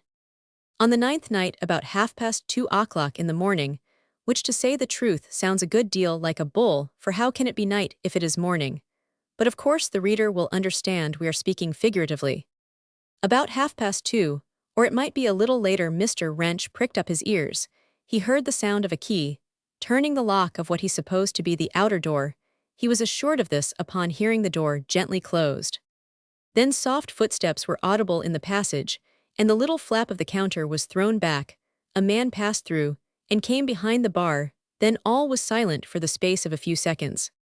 Mr. Wrench was on the tiptoe of expectation. The bird was coming into the net. The striking of a lucifer was the next thing he heard. One gas burner was ignited. It burnt very feebly, as the strange visitor had only partially turned it on. Nevertheless, there was sufficient light for Mr. Wrench to observe the actions of his man through the slits of his sentry box, for he felt perfectly assured that it was his man. The detective was too practiced a hand to emerge from his place of temporary concealment. He must make sure before he pounced upon his prey. The man drew from his pocket a bunch of keys. With one of these he opened the till, and gathering up its contents, he slid the loose coins, gold and silver mingled together, into a canvas bag. This he placed in a small carpet bag, which he had already deposited on the counter. After this he went to the plate basket, and abstracted therefrom several spoons and forks. He seemed to have a perfect knowledge of the place, and evidently understood where everything was kept. He laid hold of a bottle of the best French brandy, and regaled himself with a couple of glasses. From the same this done, he put the bottle with 2 others in his carpet bag. Having previously wrapped the bottles in some napkins he found in a drawer. He now proceeded to open the cash box. In this were several Bank of England notes. These, like the other articles, were thrust into the carpet bag. Mr. Wrench, with his hand on the key in the lock of his folding doors, was watching the robber with intense interest. He was preparing to make a sudden spring, but as the robber was engaged in unlocking drawer after drawer for the purpose of obtaining further booty, the detective thought it would be just as well to let him have his full swing. No 20. Illustration. Piece crept to the table. Piece crept to the table and stealthily lifted the watch. On one of the shelves was a box of cigars. The thief took a couple of handfuls of these, and which he pocketed. After this had been done, he turned round and took hold of one of the decanters containing wine. He poured out a glass of this, and while he was conveying it to his lips, the doors of the cabinet were suddenly thrown open. Mr. Wrench rushed forth, and with one panther-like bound, grasped him by the throat with both hands. The swiftness and suddenness of the attack was perfectly electrical. The robber trembled like an aspen bough shaken by the blast. His knees gave way, and he would most certainly have fallen had he not been held up by Mr. Wrench. His countenance was of an ashen hue. "So, my man," cried the detective, "you're caught at last. I've been watching for you for a long time." "Let me go," cried the burglar, endeavoring to release himself. "Look here," said Wrench, "it's no use your endeavoring to get away, or make any row. You are my prisoner." "I ain't got the strength of a blessed hinfant," cried the robber. "I am done as dead as a hammer, but don't put the darbies on a cove." "I certainly shall," returned the detective, slipping on the handcuffs with admirable adroitness. "Shelp my tater, I am done brown this time, and no mistake." The detective turned up the gas and rang the bell violently. Mrs. Sanderson was aroused from her slumbers. She hurried on her things, and hastened to the scene of action. "We've caught him, madam. I knew we should," said Wrench. When the landlady made her appearance, "You had better go to Marlborough Street with me, and charge him." "Oh, you scoundrel," exclaimed Mrs. Sanderson, addressing herself to the prisoner, "it's you, eh?" "Do you know him?" inquired the officer. "Yes, he was boots here for a short time about 2 years ago." "Oh, the base infamous man." "Lay it all on me," cried the prisoner. "In course when a cove's down kick him, oh lay it all on me. But I ain't so much to blame. Let me off, missus, and I'll tell ye all about it." "Don't have anything to say to him, madam," said the detective, "but follow us to Marlborough Street as soon as possible." Peace, who had heard the commotion, emerged from his bedroom half-dressed, and looked over the banister. He was met by Mrs. Sanderson, who was returning to her room to put on her bonnet and shawl. "What's the matter?" inquired Peace of the landlady. "We've caught a burglar, and I have to go and prefer the charge against him," answered his hostess, as she passed into her sleeping apartment. Our hero's curiosity was aroused. He had another look over the banisters, and beheld Mr. Wrench, whom he knew well enough, in charge of a handcuffed man, who was his prisoner. Peace drew back. "Cooney," he ejaculated. "Well, this is most astonishing." It was true enough. The robber was indeed Cooney, whom doubtless the reader will remember as being concerned with Peace and the Bristol badger in the burglary at Oakfield farmhouse, described in the opening chapters of this work. Peace deemed it advisable to retire to his own apartment. He did not care to claim acquaintance with the robber. As it was, he had escaped recognition by the merest accident. "I shall have to fight shy in this case. Cooney is nabbed, and will have to take his chance, he mused when he had gained his own room.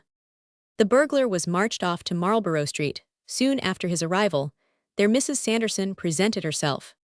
It was impossible for any case to be clearer. The particulars were entered into the charge sheet, and the prosecutrix was told by the inspector to be at Marlborough Street in the forenoon. Mr. Wrench had safely bagged his bird. When the case came before the magistrate, it transpired that Cooney had a confederate. A man who had held a situation as head waiter at the hotel had planned and contrived the series of artful robberies, which had been so successfully carried out during the period of a little more than a year. He had provided himself with duplicate keys of all the locks in the house, the interior of which he was very well acquainted with. Cooney, who had throughout his life always taken a subordinate part in the various depredations in which he had been engaged, had consented to become the tool of the head waiter. He entered the hotel with the keys provided by his principal, and laid his hands on the most portable and valuable articles within reach, while the waiter waited outside the hotel and generally contrived to take the lion's share of the plunder. He guessed what was up when he beheld Cooney handcuffed pass out of the hostelry in company with Mr. Wrench. He did not stop to inquire, but made off without a moment's hesitation, leaving the unfortunate Cooney to his fate. The case against the prisoner was as clear as it well could be. Mr. Wrench's evidence was more than enough to ensure a conviction. So convinced was the robber of this, that he pleaded guilty and threw himself upon the mercy of the court. He was told by the detectives that if he chose to give up the names of his accomplices, he would be dealt with more leniently and receive a lighter sentence. He said that he had but one accomplice, this being the head waiter whom he named. In the course of a few days, the latter was hunted down and taken into custody. He was convicted and sentenced to 5 years' penal servitude, for a considerable portion of the property previously stolen from the hotel was found in his possession. Cooney was let off cheap. He had 1 year's imprisonment with hard labor, and so ended the robbery at Sanderson's hotel. Many hundreds of similar robberies are committed in the metropolis every year, and in many cases, the culprits manage to escape justice for very long periods. It is perfectly astounding the amount of thievery going on daily in the metropolis, and it is not confined to a class, but permeates through every section of society. Chapter Roman 40. 4. Peace pursues his lawless career. The burglary at Highgate. Our hero, as we have already seen, had been leading for a long time, past a reputable sort of life. Indeed, the company, into which he had fallen at Broxbridge, had caused him to turn his thoughts in another direction. Had he remained there, it is just possible that he might have abstained from the pursuit of dishonest courses. But now the spell was broken. His funds were at a low ebb, and he did not feel disposed to leave London empty-handed. He must levy blackmail on the inhabitants of so wealthy a city. He reasoned with himself in a self-satisfactory way, never for a moment acknowledging that he was in any way a wrongdoer. Indeed, the sophistry and hypocrisy of Peace was one of his most marked characteristics, and the examination of the character of such a man is a curious study. It is not only the tissue of audacious crimes of which he is known or suspected to have been guilty, which provoke the eager interest of the community. There is some curiosity to know the mental and moral whereabouts of a man who stands all by himself. There have been men who have gradually grown up to be practical and dexterous criminals. Natural qualifications and acquired capabilities have conspired to make them hardened and practical offenders. Others have leapt up at one bound into daring and accomplished lawbreakers. Under the stress of some urgent necessity or powerful temptation, they have done a deed fit to make men's blood curdle in their veins. Peace does not, however, come into either of these two classes.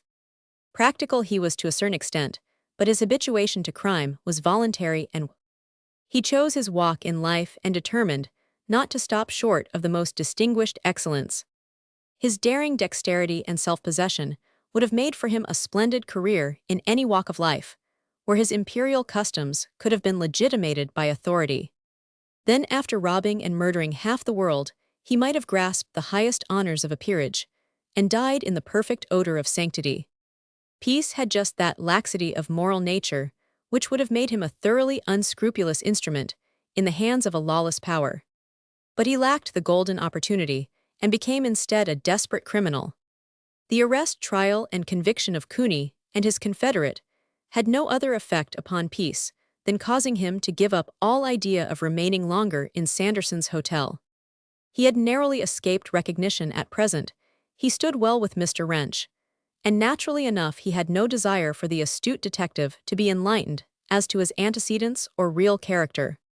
It was therefore necessary for him to be cautious. He had a large amount of material connected with his business, consisting chiefly of frames, prints, and tools which had been packed up, and were still at the goods department at the London station, and he had still many commissions to execute. He took 2 unfurnished rooms in the neighborhood of Leatherlane, Holborn, and had his stock-in-trade removed to his new lodgings. One room he proposed using as a workshop, the other he could make occasional rise of as a dormitory. His newly found friend Kempshead had left London upon a tour to some of the leading towns in the capacity of a commercial traveler.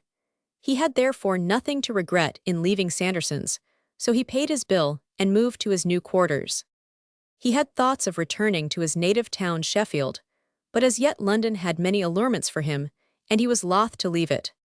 He set to work in his new quarters, and sent some frames and prints to some of his customers at Broxbridge, but the spirit of adventure which had lain so long dormant now asserted its sway, and he began to make nocturnal excursions, and returned with the booty to his bare and gaunt-looking apartments, which were, however, in a short space of time, pretty well stocked with the proceeds of his various robberies. Having recommenced this dishonest career of life, he carried on his depredations with the greatest assiduity. The burglaries he had carried out so successfully were chiefly confined to the north side of London. He had noticed during his excursions a large red brick mansion at Highgate, standing back from the road, with an avenue of gigantic trees in its front. It was a fine specimen of an old manorial edifice, and had in all probability been originally built by some nobleman or rich commoner. It was too large and not sufficiently modern to suit the taste of a citizen of the period, but from its commodiousness and the healthiness of its situation, it was eminently qualified for a school. It had been repaired and beautified, and was now known by circulars and advertisements as Miss Chickleberry's finishing academy for young ladies. Peace thought it worthy of a visit, so one moonlight night, he bent his steps in the direction of Highgate. At this time, there were not many pedestrians or equestrians passing along the road. Even in broad daylight at night there were none, and the burglar therefore felt assured that he should have it pretty well his own way. 2 large wrought-iron gates guarded the entrance to the broad gravel walk, which led to the vestibule of the house. Not a light of any description was discernible at the windows of the habitation. Peace scaled the wall, and then found himself in the front garden or shrubbery. He crept silently along, until he reached the side of the mansion. Passing along this, he arrived at the garden in its rear. It was at the back of Miss Chickleberry's residence that he proposed effecting an entrance, for beyond the garden itself were a number of fields used for grazing purposes. A death-like silence reigned around, which was only broken occasionally by the mournful sighing of the branches of the trees as they were agitated by a passing breeze. He concluded that all the inmates were fast asleep. At any rate, he hoped they were. He had provided himself with a capacious bag, as he had been given to understand that there was a considerable amount of silver plate, which he concluded it would be his pleasing duty to remove. 2 manservants slept in the rooms over some stables, which were about 150 yards from the house, which, with the exception of a boy who acted as page, was occupied by females only. But Peace being a ladies' man, this did not much matter. The most serious matter for consideration was how to effect an entrance without disturbing the sleeping garrison. Our hero had turned his attention to this long before the night of the proposed burglary. The schoolroom appeared to be the weakest point of attack. It jutted out from the house itself, and was fastened most insecurely. Doubtless, it had been originally a ballroom in the days when the habitation boasted of liberal occupants. Anyhow, it was most alluring to the eyes of our burglar. At its end was a bay window with lozenge-shaped panes set in lead. Peace found but little difficulty in removing one of these, but the room was secured by shutters, which were, however, old and rickety. But nevertheless, they were not so easily opened, as he had at first supposed. They resisted all his efforts. There was no other way left but to bore some holes with his centribit, and then to remove a portion of the panel. This he proceeded to do without further delay, of course, performing the operation as noiselessly as possible. In a short time, a portion of the panel was removed. He then put his hand through the aperture and lifted up the bar of the shutter. He then unfastened the window and gained an entrance into the schoolroom. All this had been done without anyone being aroused. The burglar then paused for a brief space of time and bethought him of his next proceedings. He had colored his face and otherwise disfigured himself in accordance with his custom when engaged in marauding expeditions of this nature.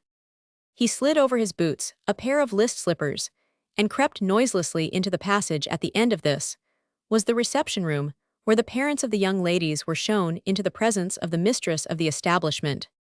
On the table of the reception room, several pieces of plate were ostentatiously displayed, which had been from time to time presented to Miss Chickleberry either by the parents of her scholars or by the pupils themselves.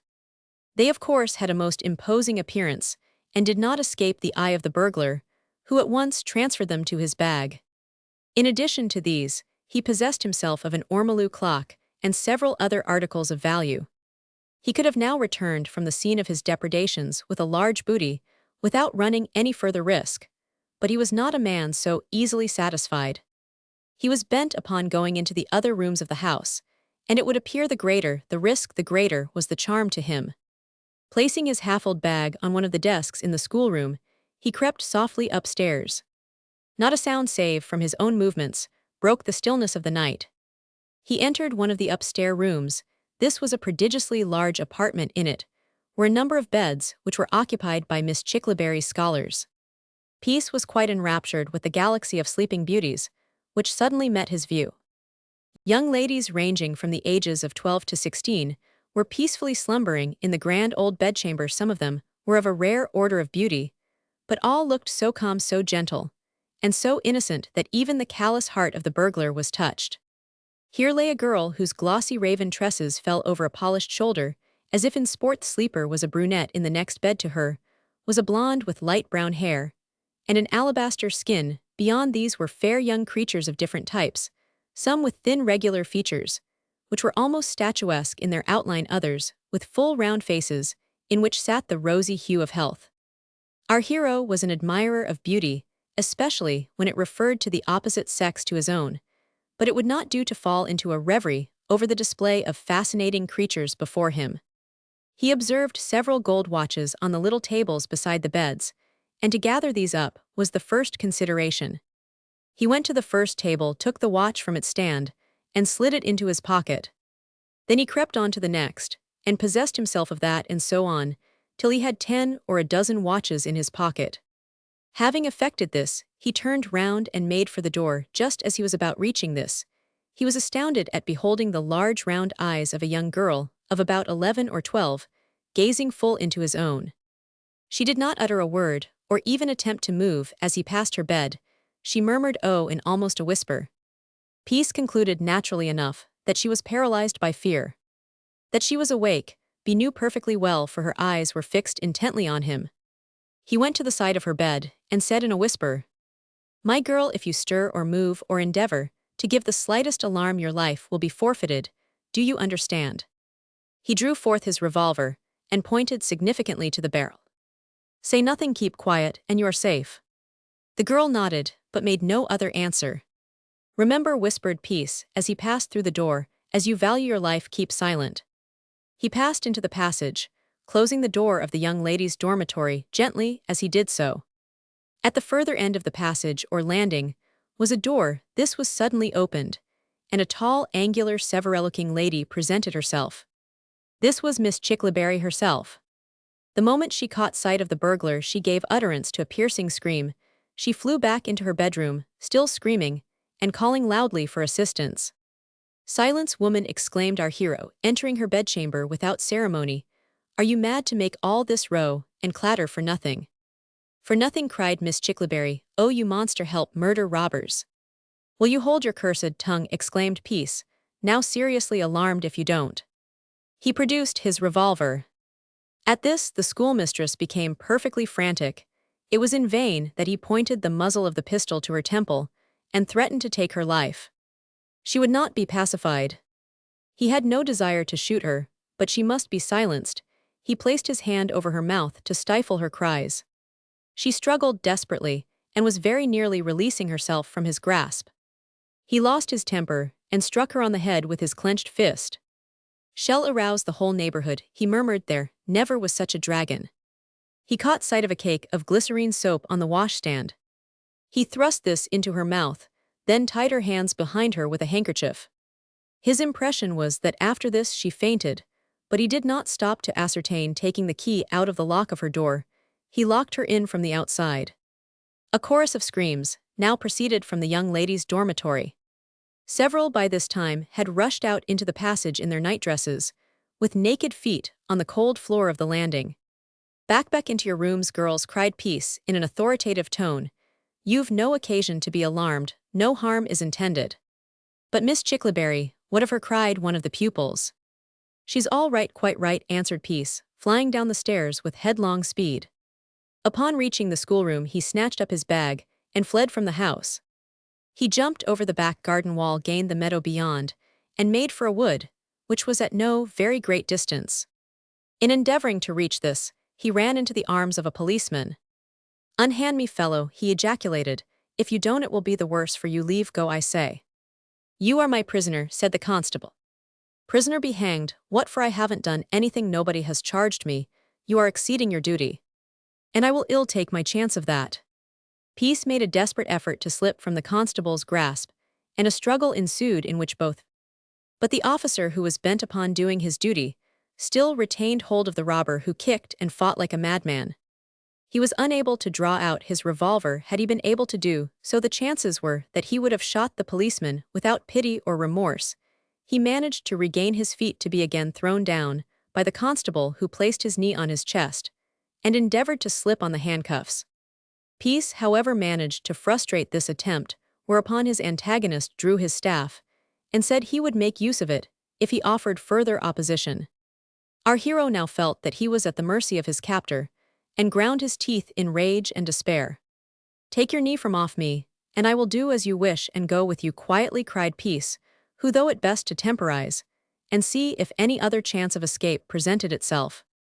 He was perfectly astounded, in another moment, at hearing a voice exclaim, "Let the man alone, you brute!"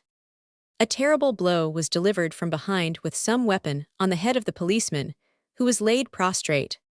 His helmet had fallen off in the struggle with Peace, and the blow therefore was more effective. The policeman was evidently partially, if not wholly, stunned. Fly this way," exclaimed the same voice as he had heard before. "The bobby is knocked out of time. Follow me." The speaker led the way into the wood, and Peace followed, bag in hand. "Now, old man, sharp's the word," cried the same voice. "There'll be a rare hue and cry presently. Keep along this beaten pathway, that's it." They passed through the wood and arrived at a narrow lane full of ruts. In this was a horse and cart. "Jumpin', old man," cried the stranger. Peace jumped into the cart. His companion did the same, and drove off at a sharp trot. "Well, hang me if I am not knocked silly," cried our hero. "Why, if it ain't bandaged." "Right you are, my child," returned the gypsy. "One good turn deserves another. You let me off the carved lion business. I've just come up in time to return the compliment." "How came you on the spot?" "How came I? Why, I heard the scream and thought murder was being committed, so I dropped out of the trap and made for the old red house. Then I seed you and the bobby a strugglin', so I ups and gives him one for himself, and the best thing for both on us to do now is to take a circumbendibus route to Londonot. But what I think we shall be able to dodge. I've got as pretty a little tit in this air cart as any man need wish to drive."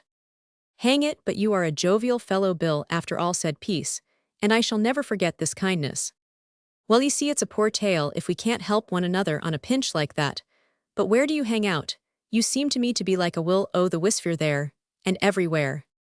"I've been stopping in London for a little time, but shall soon return to Sheffield, or some other place. Gad, it is fortunate that you came up as you Roman 999. They had by this time emerged from the narrow lane, and were proceeding along one of the high roads.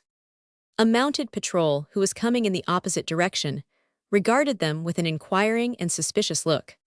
The gypsy, who was driving, slackened his speed and wished the officer good night. The greeting was returned, not in a very cordial manner, however. "I thought he meant, Mischief, said the gypsy. It was quite a toss-up whether he overhauled us or not. What have you got in that bag? Something I shall be very glad to get rid of. Silver plate, with names and dates engraved on it. Oh scissors, that's awkward. We should be done brown, if any of the bobbies did overhaul us. If you have any fears, don't hesitate for a moment. Drop me and I'll take my chance. The gypsy laughed. No, no, old man, he cried, in for a penny, in for a pound, is an old saying. Well, take our chance. I ain't a-going to desert a pal or turn tail like a cur. He drove on at a sharp trot, and reached London in safety. Dropping Peace at the corner of Leather Lane, he promised to give him a call in a day or two, then wishing him good night he drove off. Our hero let himself in with his latch key, and after washing the color off his face and attending to other business matters, he turned in for the night, and slept soundly till the morning. Chapter Roman 45, A Visit to the Crystal Palace. Unexpected meeting. As may be imagined, there was a rare hue and cry both at Highgate and the adjacent neighborhood for some days after the burglary at Miss Chickleberry's establishment for young ladies. And as a natural consequence, the facts of the case lost nothing in the hands of the gossips who recounted the terrible outrage. The schoolmistress herself was said to be at death's door, in consequence of the brutal treatment she had received at the hands of the ruffian who had so mercilessly attacked her. The valiant policeman was also seriously injured, and the amount of property stolen was of course enormous. Notices were sent to the several metropolitan police stations, and all that could possibly be done to trace the robber was at once set on foot. Meanwhile, Peace was quietly working at his trade in Leather Lane. He had on the following day disposed of the plate to a Jew fence in Whitechapel, the watches he secreted in the premises he occupied. He had effected so complete a change in his personal appearance that it was hardly possible for anyone to recognize him as the man who had carried out so daring a robbery. Indeed, the policeman into whose arms he ran, when making off from the premises, had but a transient glance at him. His impression was that he was a mulatto, and he was so described in the hue and cry. This in itself would have been sufficient to put the detectives on the wrong scent, and thereby to defeat the ends of justice. Peace did not stir out from his workshop save in its own immediate neighborhood for some days, and no one for a moment suspected that the quiet, mild-spoken, industrious artisan of Leather Lane was the real culprit. A week or two passed over, and the burglary at Highgate became a thing of the past, at the expiration of which time Peace committed some more burglaries in a different neighborhood. These were on a minor scale, but he contrived to escape detection. By these, together with the Highgate robbery, he managed to amass a considerable sum. About this time, crowds of persons were flocking to the Crystal Palace to witness the performances of the renowned Blondin, the hero of Niagara, as he was termed in the posters and advertisements. There never was a greater furore displayed by sightseers of the metropolis and elsewhere than on this occasion. Blondin was the lion of the day. Now he is a very lambiqually as clever, it must be admitted, as when he first came in our midst, but the novelty has worn off, as the novelty wore off some years before with Van Ambrugh.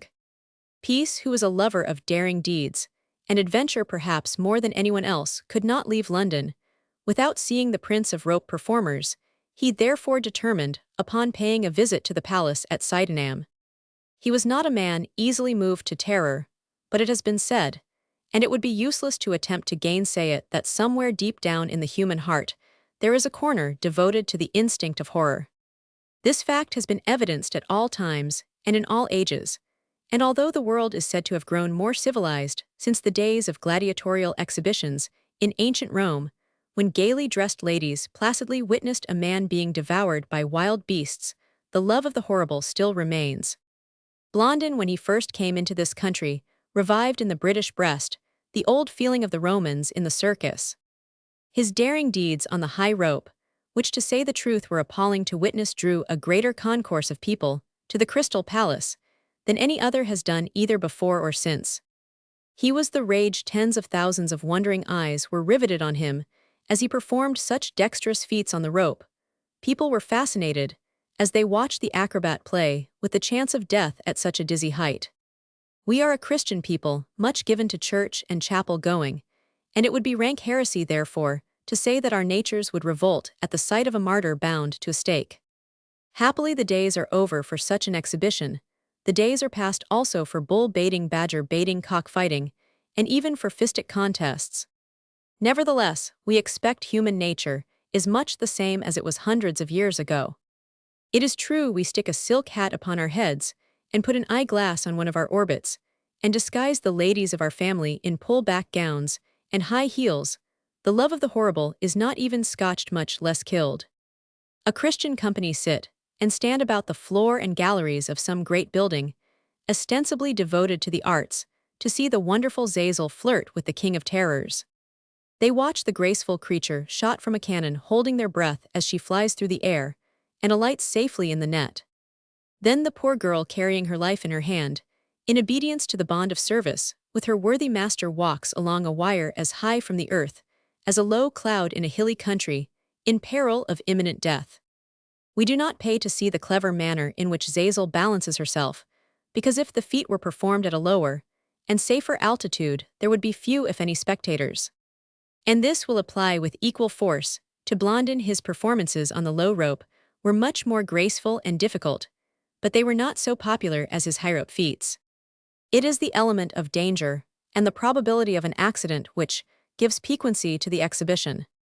It has been said that a gentleman of independent means attended for years Van Ambrug's exhibition of wild beasts, in the full expectation of seeing him one day devoured by one of the savage animals.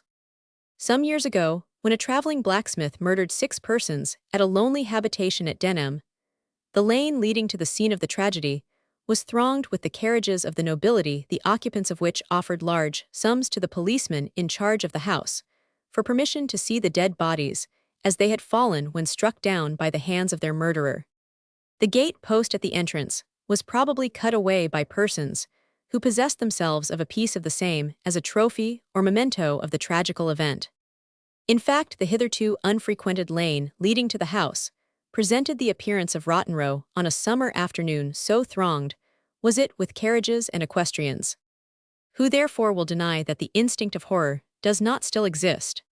If this were not so, what would become of our acrobats, our sword swallowers, fire-eaters, and fire kings? Peace, before setting out from Leather Lane, made as great an alteration in his personal appearance as possible.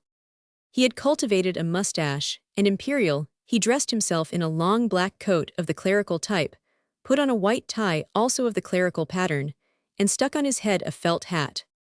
An eyeglass completed his transformation, which was so perfect as to defy recognition. Taking his ticket at Blackfriars, he was whirled down to the palace with all convenient speed. He found the place thronged with gaily dressed people. It appeared as if all London had turned out, as by common consent, to do homage to the hero of Niagara. Most of us know what the Crystal Palace was at this time. If you desired to meet with a few of your friends' people you had missed sight of for a given space of time, you had only to go there. Somebody would be sure to recognize you and claim your acquaintance. Peace, who now paid a visit to the palace for the first time, was delighted with the attractive nature of its most noticeable and leading features. Apart from the world-renowned Blondin, he found numberless objects of interest to engage his individual attention. He passed from court to court, examining objects displayed therein with an eye of a connoisseur. He always found great pleasure in contemplating works of art, whether ancient or modern, and although but little versed in history, he would linger lovingly over any choice or rare specimen of art workmanship of a bygone age. This indeed was one of the many strange contrarieties of his character, which would lead us to the conclusion that he was destined by nature to cut a more respectable figure in the world than that which is but too plainly evidenced by his lawless career. While in the Pompeian court, somebody addressed him by name. He looked up and beheld Bricket, the landlord of the Old Carved Lion. "Ye be looking at the wonders of this grand place, all by yourself," said Bricket, clapping his friend on the shoulder. "Well, who would have thought of seeing you return, Peace? I thought you never moved half a league's distance from the old inn." "Neither do I as a rule, but I've been obliged to come up to London about a little matter, so I thought as how I'd just see this wonderful rope-dancing chap, but I go back agin tonight." "Ah well, I am jolly glad to see you, Bricket." "The same as regards yourself," returned the landlord. "But I suppose you haven't cut us entirely. There's lots of people inquiring after you, and good people too, who want to know when you are coming back. There's plenty of work for you, mind that, when you do return." All right, well, see about it in good time. How does his lordship get on with his newly found? So well, I hear that he's not disposed to part with her, not upon any consideration. She's tumbled into a good thing and no mistake. But Lord, she is a sweet creature, lovable creature. He sighed. Yes, he answered sadly, she is, so I've been told. And let us hope shall be a comfort to the old man indeed. I am sure she will. No doubt. And she ought to be thankful to you, so I've heard. Peace made no reply. So I've heard, replied the landlord, it's only what I've heard. Maybe she has returned peace. Carelessly people in this world soon forget those who have rendered them a service. But let that pass, she's the Earl's granddaughter, I suppose, and it is not at all likely shed care to remember or recognize me. Ah, ejaculated Bricket, looking hard at his companion, I suppose not. There was a murmur from many voices, and a shuffling of feet. Blondin was about to go through his performance on the high rope. Peace and Bricket left the Pompéancourt, and took up the best position they could to witness the hero of Niagara go through his marvelous feats. The worthy host of the carved lion stood spellbound with astonishment. He declared he had never seen anything like it in his life, and that it quite surpassed his expectation. Peace was of the same opinion. When Blondin had finished, the two made their way to one of the refreshment bars, and had some cold meat, and ale, which Bricket would insist on paying for, after which he bade our hero a hasty adieu, saying that he had to catch the train, which was to take him down to Broxbridge. Before parting, he was very profuse in his protestations of friendship, and then he extorted a promise from Peace that he would very shortly pay another visit to the carved lion. He's a rare good sort, murmured our hero, after Bricket had taken his departure, one of the best and most cheery of landlords I ever met with. Having given expression to this sentiment, Peace sat down at one of the side tables in front of the refreshment bar, and was for some time apparently lost in thought. People passed to and fro, but he was so abstracted as to be heedless of all that was passing around. It was singular, but it was nevertheless true, that the very name of the village of Broxbridge, or the remembrance of its associates, seemed to have a depressing effect upon him. He liked Bricket, and to a certain extent, liked also many of those who frequented the parlor of the Lion, and he had been fortunate and prosperous while in the village, but despite all this, perhaps the very last thing he would think of would be paying it another visit. Peace was of a jealous disposition. He could not bear to think of his treatment at the hands of the girl Nellie. In addition to this, another, and a higher order of female had in an earlier day treated him with scorn. Aveline Maitland, to whom he had made honorable proposals at Sheffield, had cast him on one side to become the wife of his old schoolfellow Tom Gatliff. By an exceeding strange concurrence of circumstances, had been attached to the village in which Nellie dwelt, and indeed where she had been born and brought up. This was the reason for his hating the very name of Broxbridge, and at the bottom of his heart sat despair and humiliation. He bitterly regretted ever having given the information which led to the recognition of Aveline as a descendant of the Earl of Ethelwood. But it was useless to repine now that the past could not be recalled.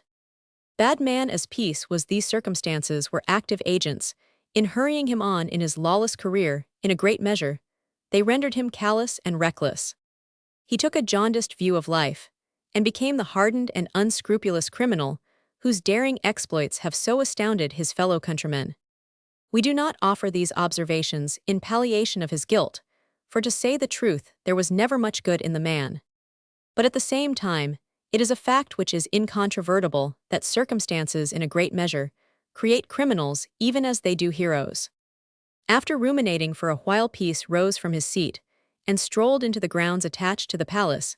He saw many things there which were of sufficient interest to dispel the gloomy thoughts which a few moments before had taken possession of him.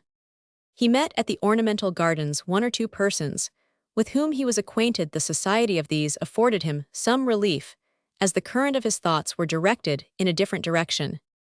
He became all of a sudden gay and festive, and again had recourse to one of the refreshment bars. It may have been observed by the reader that the Crystal Palace is a thirsty place, or rather a place which creates thirst. Anyway, a very fair amount of liquids of various sorts are consumed therein. But a surprise which was perfectly overwhelming awaited our hero, who, after parting with his companions, sauntered about in a most desultory manner.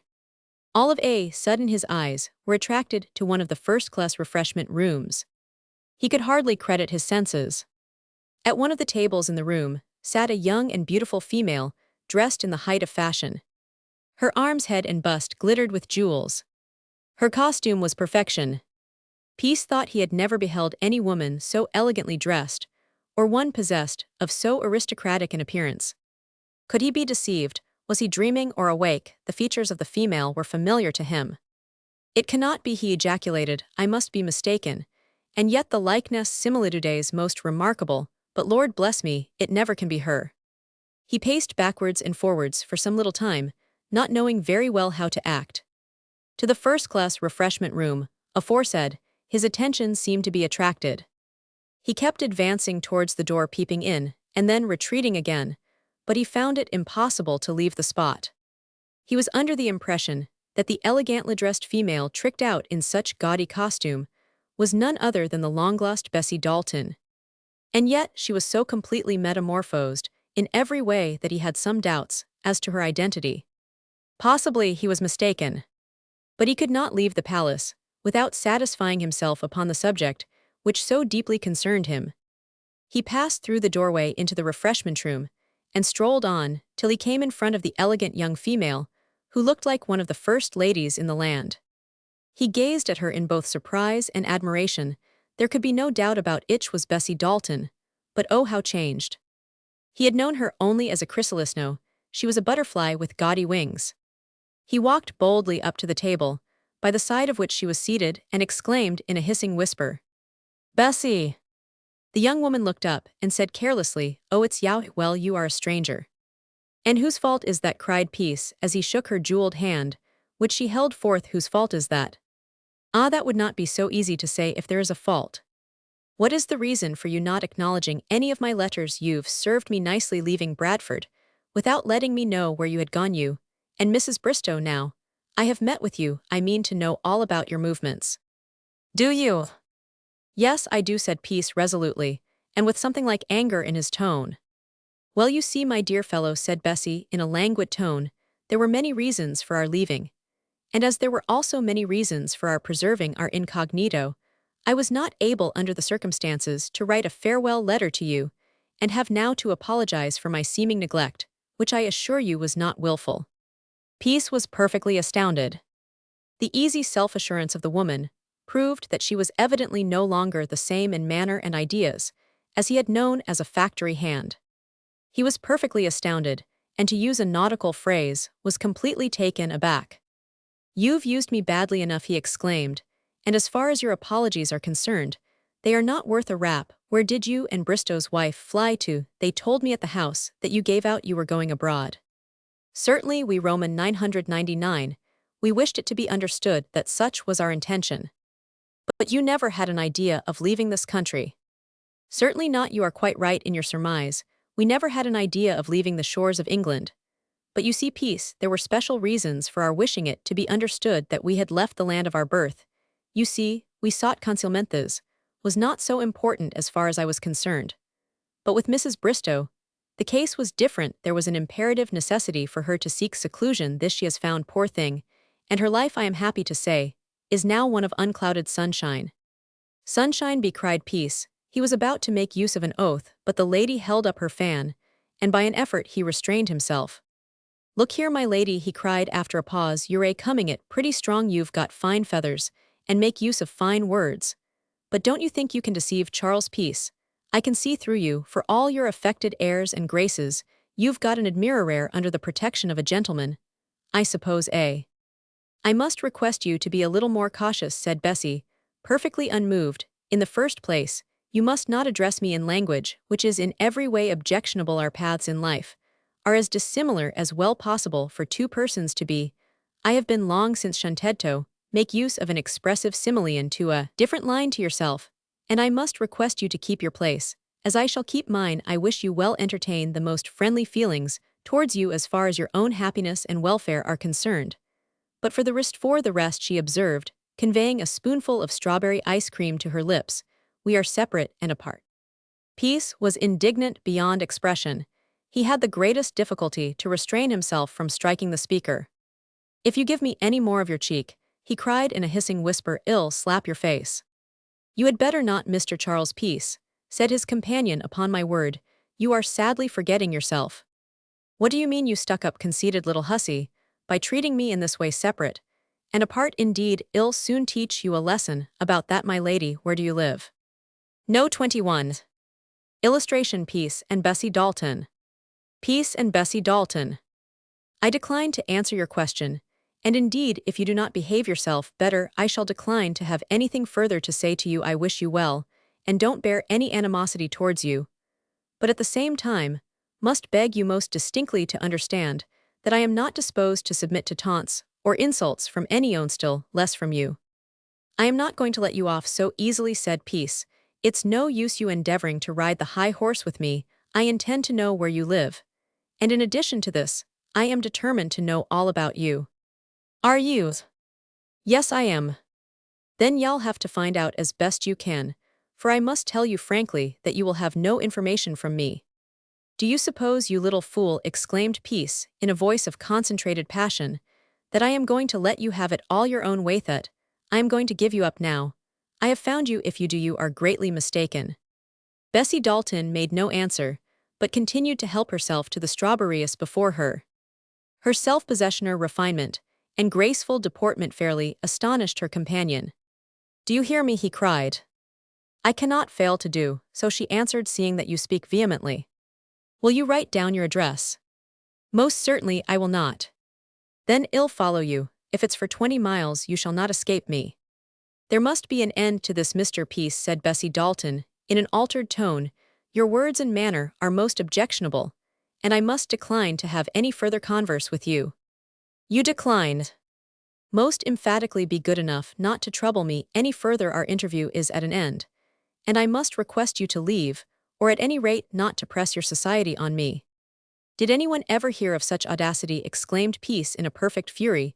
Do you suppose that I am to be taken in by your fine airs and graces, play them off upon somebody else, they are thrown away upon me? I don't appreciate them, don't believe in them, so the sooner you return to your own natural character, the better. I am not to be tricked or hoodwinked. Where do you live? And what are you doing? Don't toss your head. I must, and will have an answer. Once more I tell you not to interfere with me, cried Bessie. I do not choose to hold further parley with you, as one whom I knew some long time ago. I have been courteous enough to exchange a few words with you now. I wish I had not done so, for your tone and manner cannot be considered otherwise than offensive in the eyes of any well-bred person, and I therefore request you to leave, as I do not choose to be subject to your insults. Insolent minx, exclaimed Peace, seizing the speaker by the wrist, which he grasped with an iron grip. You shan't escape. May you have played me false, you have been carrying on a nice game without doubt. But you will find, my lady, that you want have it all your own way now. I am not to be shaken off. I will know what you have been up to, and where you are residing. I swear by the Lord above us that I will not leave till you have told me. As he gave utterance to this speech, he shook her angrily, and grasped her wrist with such force that the bracelet she wore was forced into her flesh, and produced acute agony. She gave utterance to a slight scream, and called for assistance. One of the waiters at the establishment, who heard the angry altercation, beckoned to a stalwart policeman, who was near the entrance, who at once came forward. Peace's countenance wore at this time a most diabolical expression. What is the matter, madam? Inquired the constable in a respectful tone. This man is both threatening and annoying me in the absence of my friends and relations who are in the grounds, but will return shortly. I am constrained to appeal to you for protection. Certainly, returned the policeman. Now, then, he said sharply, addressing himself to Peace, you be off, or else I will take you into custody. Leave me alone, officer. I know what I am about. Don't you interfere between man and wife. Wife, exclaimed Bessie. I am no wife of his. Don't listen to what he says. He does not mind what falsehoods he tells. My husband is in the grounds. All I want you to do is to remove this insolent fellow. Do you give him in charge? If you want go quietly, I must do so, I suppose. Peace let go his hold of Bessie, and seemed to be a little staggered at her last observation. You go about your business. We don't want any row here, cried the policeman, taking Peace by the collar and dragging him towards the door. We don't allow ladies to be insulted with impunity, so you must leave. If you don't, I shall lock you up. Lock me up? What for? For a breach of the peace, for creating a disturbance. You take my advice, and get clear off while you can, or it will be worse for you. Peace had no desire to make the acquaintance of the inspector at the station house, and he had therefore no alternative but to submit. "I want to say a word to her before I leave," he exclaimed, nodding towards Bessie. "Say it then and go."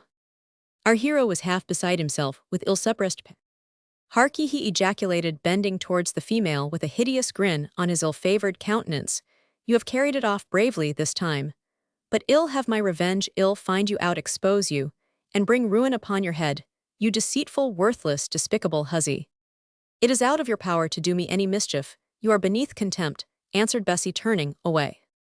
"Now then, no more of this, be off," cried the constable, in an angry tone, "be off, I say."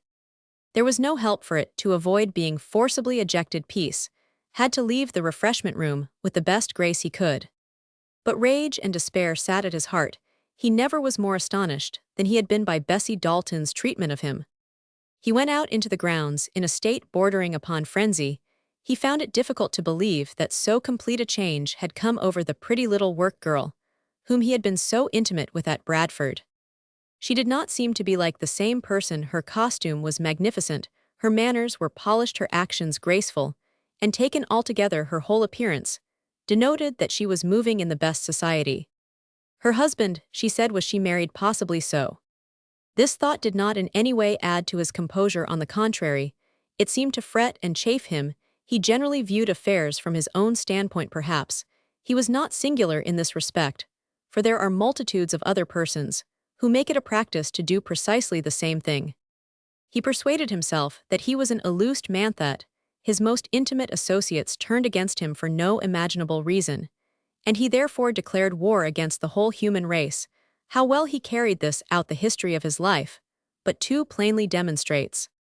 He considered that Bessie Dalton had acted towards him in a manner which was altogether incomprehensible. She had treated him so, he considered, with the basest ingratitude, when in reality she had but cast aside a man who was not worthy a moment's consideration. At one time she had been in a measure attached to the selfish, unscrupulous burglar, but that time had long since passed away. "My word," he ejaculated, "but she knows how to ape the fine lady. I never should have thought it was in her. She certainly plays the part to perfection, the pretentious, overbearing little devil. Well, this little affair knocks me completely silly. What on earth can she be doing? She's evidently got into a good position by some means or other. It's altogether a mystery. It appears to me that everybody gets shoved on in this world, but myself, Aveline, Bessie, and Lord knows who else besides." He paced the grounds of the palace in a restless and troubled manner. His mind was ill at ease. He had been singularly unfortunate in his escapades with the fair sex. He had wasted his thoughts and time at Broxbridge over the girl Nellie, and now he was treated with scorn by an old flame whose absence had caused him so much concern. All this he found hard to bear. He did not remain long in the ornamental grounds of the palace.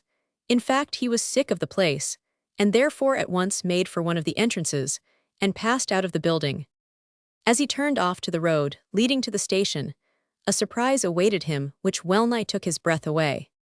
An open carriage, drawn by a pair of high-stepping, magnificent horses, passed him. In it sat Bessie Dalton, and a gentleman of aristocratic appearance on one of the seats. On the other reclined Mrs. Bristow, dressed in the height of fashion, with a male companion on the other. As the vehicle wheeled by, Peace became completely overpowered. "The devil!" he exclaimed. "John Bristow's wife, the John Bristow who died on the public highway, and whose body I identified at the workhouse, his wife and Bessie Dalton riding in a carriage, and lolling in the lap of luxury. It seems like a dream. Have they come into a fortune, or what? It is most unaccountable." This discovery seemed to trouble him more than his treatment in the refreshment room. He went back to his rooms in Leather Lane, in a state of doubt, surprise, and bewilderment. "It seems I did not go to the Crystal Palace for nothing," he ejaculated. "Well, this beats all I ever heard of."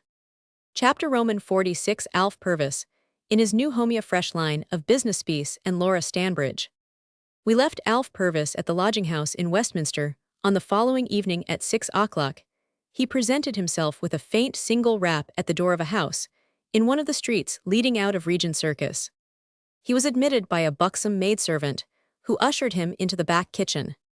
"Missus expected you would come," said the girl, "and desired me to tell you to take a bath and wash yourself before you put on these clothes which you are to wear." She pointed to a suit of second-hand garments, which were hanging on the back of a Windsor chair. A huge tub half filled with hot water was on the floor of the kitchen. The girl pointed to this and said, "You will do as I tell you." "Yes," answered Alf. The girl left the room, and the boy had his bath and put on his new things. Although he had been accustomed to work at Stoke Ferry Farm, he did not resemble in any way the rough country lads one is accustomed to see in the agricultural districts. He had a well-knit figure, a white glossy skin, a fine, an almost feminine cast of features and hair after it had been cleaned and combed which shone like virgin gold. When his ablutions and toilette had been completed, he was called by the maidservant who was in the front kitchen. He entered and sat himself down on one of the chairs. "Mrs. will see you presently," said the girl. Alf nodded and quietly awaited the interview which was to follow. He felt a great deal more comfortable than he had done for a long time. He glanced complacently at his new things, as a scholar surveys his bombazine gown, and a bishop his first pair of lawn sleeves. In about half an hour he was shown up to the first floor, and there he found the two ladies whom he had seen on the previous night at the lodging-house in Westminster. The young lady who the maid had told him was Miss Stanbridge appeared to be the real mistress of the house. She professed to be very pleased to see him, and spoke in a kind manner when addressing him. Alf was quite charmed with her. He did not remember to have seen anyone who pleased him better.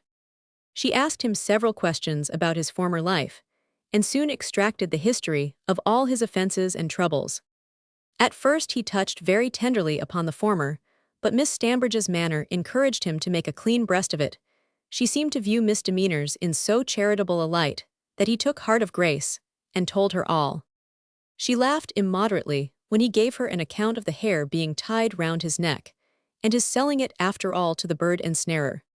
She inveighed against the game laws as bitterly as any sworn abolitionist could have done. Alf Pervin was duly impressed with the justness of her remarks, as her sentiments coincided with his own. She concluded by saying that it would be just as fair and reasonable to make laws for birds' eggs as for hares, and that so far from blaming a starving fellow creature for taking one animal out of a wood, which perhaps held hundreds of them, she could scarcely blame him for taking a sheep or a goose, or a fowl from those that were overrich to give to those who were poor.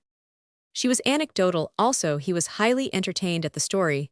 She told him of an old nobleman who was a confirmed invalid, and invariably took a constitutional early morning walk before breakfast. One day, in going through his preserves, he met a strange, black-looking, forbidding-featured man coming in the opposite direction. The nobleman knew perfectly well that he had no business there, and so walking up to him, he said in an angry tone, "Now, fellow, what are you doing here, eh?" "I am taking a walk," answered the man sulkily, "and pray, if I may make so bold, what are you doing here?" "I am taking a walk," also returned the nobleman, "to get an appetite for my breakfast." "Ah," muttered the man, "I am taking a walk to get a breakfast for my appetite." The nobleman did not ask any more questions, but walked on without more ado. This story pleased Alf immensely. The speaker now paused as if waiting for him to answer her. He observed that her eyes were searching him through and through, while the elder woman was gazing at him with a peculiar expression of tenderness, mingled with pity. "I think I shall be able to find employment for you," said the younger of the two. "That is, if you don't mind work, I will supply you with much better articles to sell in the streets or anywhere else. And if you are a good boy, you can make this your home for the present." "Oh, thank you, marm," cried Alf. "I am sure I'll do all I can to serve you." He said in continuation that it was very hard to have no bread to eat, and no means of getting any, but still, he thought that honest people were the happiest, and they were often the richest too, for he'd heard a thief say only a few nights before that an honest shilling went farther than a stolen crown. And certainly the thieves he had seen were very poorly clothed and dirty and hungry. It did not seem as if they thrived on their trade. At this the old lady smiled, and Miss Stanbridge did not vouchsafe a reply. There was a pause, after which the elder of the two females asked him if he had any father or mother. And when he said he could not remember either, and that when he asked about them, he was told to hold his tongue since he was an orphan, she started, and asked him quickly what part of England he came from. He said Broxbridge, at which his questioner started repeating the word after him in a slow, thoughtful manner. Her emotion did not escape the observation of Alf Purvis. "You won't find yourself badly treated here," said Miss Stanbridge. "If you do, it will be your own fault. I intend to send you out to sell different articles for me, and I shall give you a commission on all you sell." "Thank you, marm. Then, as you will get your bed board and clothes for nothing, you will be able to put by what money you earn, which in the course of time, let us hope, will amount to a good round sum. That will be an encouragement for you to persevere." "Certainly, marm, I will try my hardest." "Good lad, I think we understand one another." The boy saluted her with his head and hand. He was delighted with the prospect which opened before him. That night he enjoyed the luxury of a clean, comfortable bed, such as he had not known for a long time, certainly not since he had left Stoke Ferry Farm. The next morning he had a good breakfast in the kitchen in company with Susan the housemaid. When he had partaken of his morning's meal, he was told that his mistress wanted him. She was at breakfast. On the sideboard was a glass vase, with a dozen gold and silver fish in it. "Now, Alf," said the lady, "look at these. Do you know anything about them?" "Oh dear, yes, I know a good deal about them." "You do?" "Yes, I know everything about the street trade in livestock, and about almost every other kind of street trade, for when I could afford it, I used to go to a sixpenny lodging-house, or else had fourpennyworth at the Drury Chambers." "What has that to do with it?"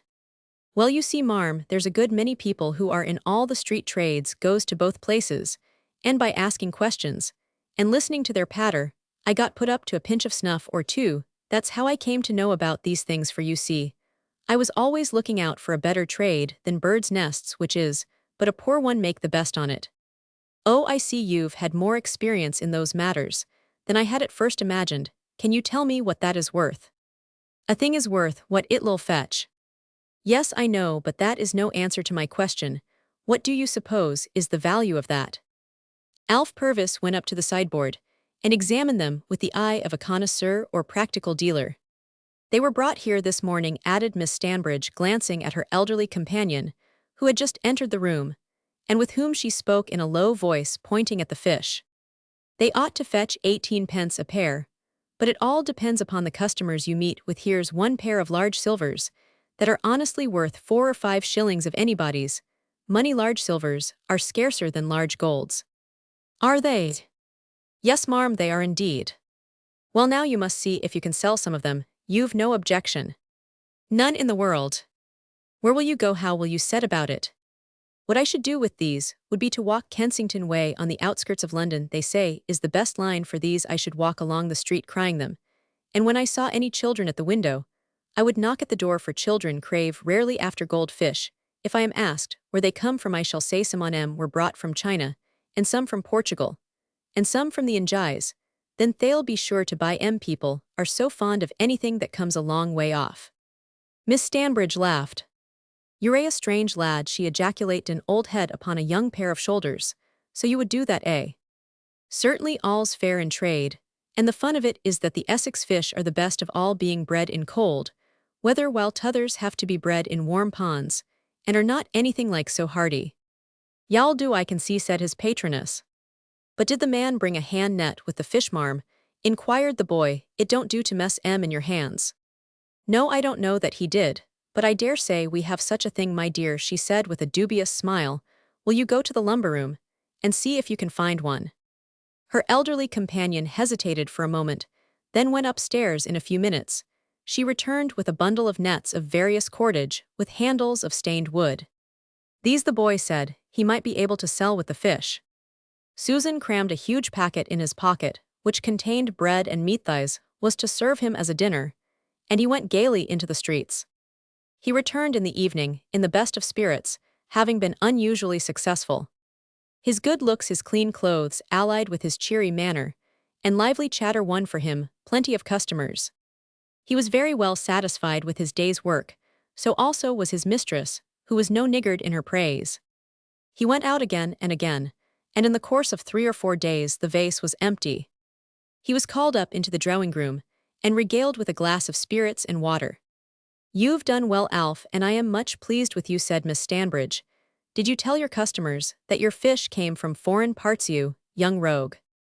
"I was obliged to pitch it a little strong with some of them.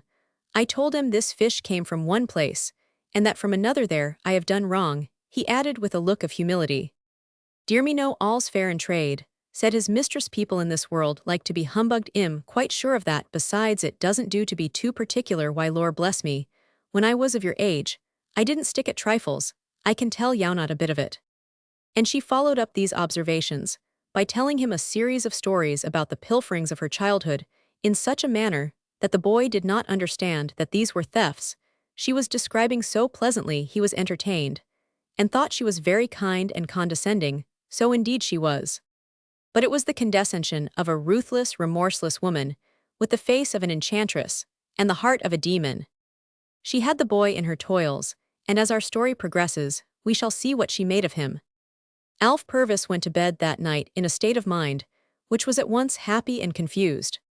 Happy because he had 6 shillings in his pocket, confused because he was not accustomed to whiskey and water, and because the doctrines which his mistress' anecdotes appeared to inculcate were so different to those which Mr. Jamblin had been accustomed to propound. He considered the matter over before going to sleep, and came to the conclusion that one must be wrong. It was clear, however, so he thought, that the citizens of the metropolis and the rustics of the country, just as they dressed in 2 different styles, so viewed questions of morality from 2 points of view. Which view was right, he had not at present determined. It would be a blessing indeed for him if he had never left the roof of the honest old farmer. He expected to find another consignment of gold fish on the sideboard on the following morning, but in this he was mistaken. For the next few days, he was sent out with second-hand telescopes and opera glasses.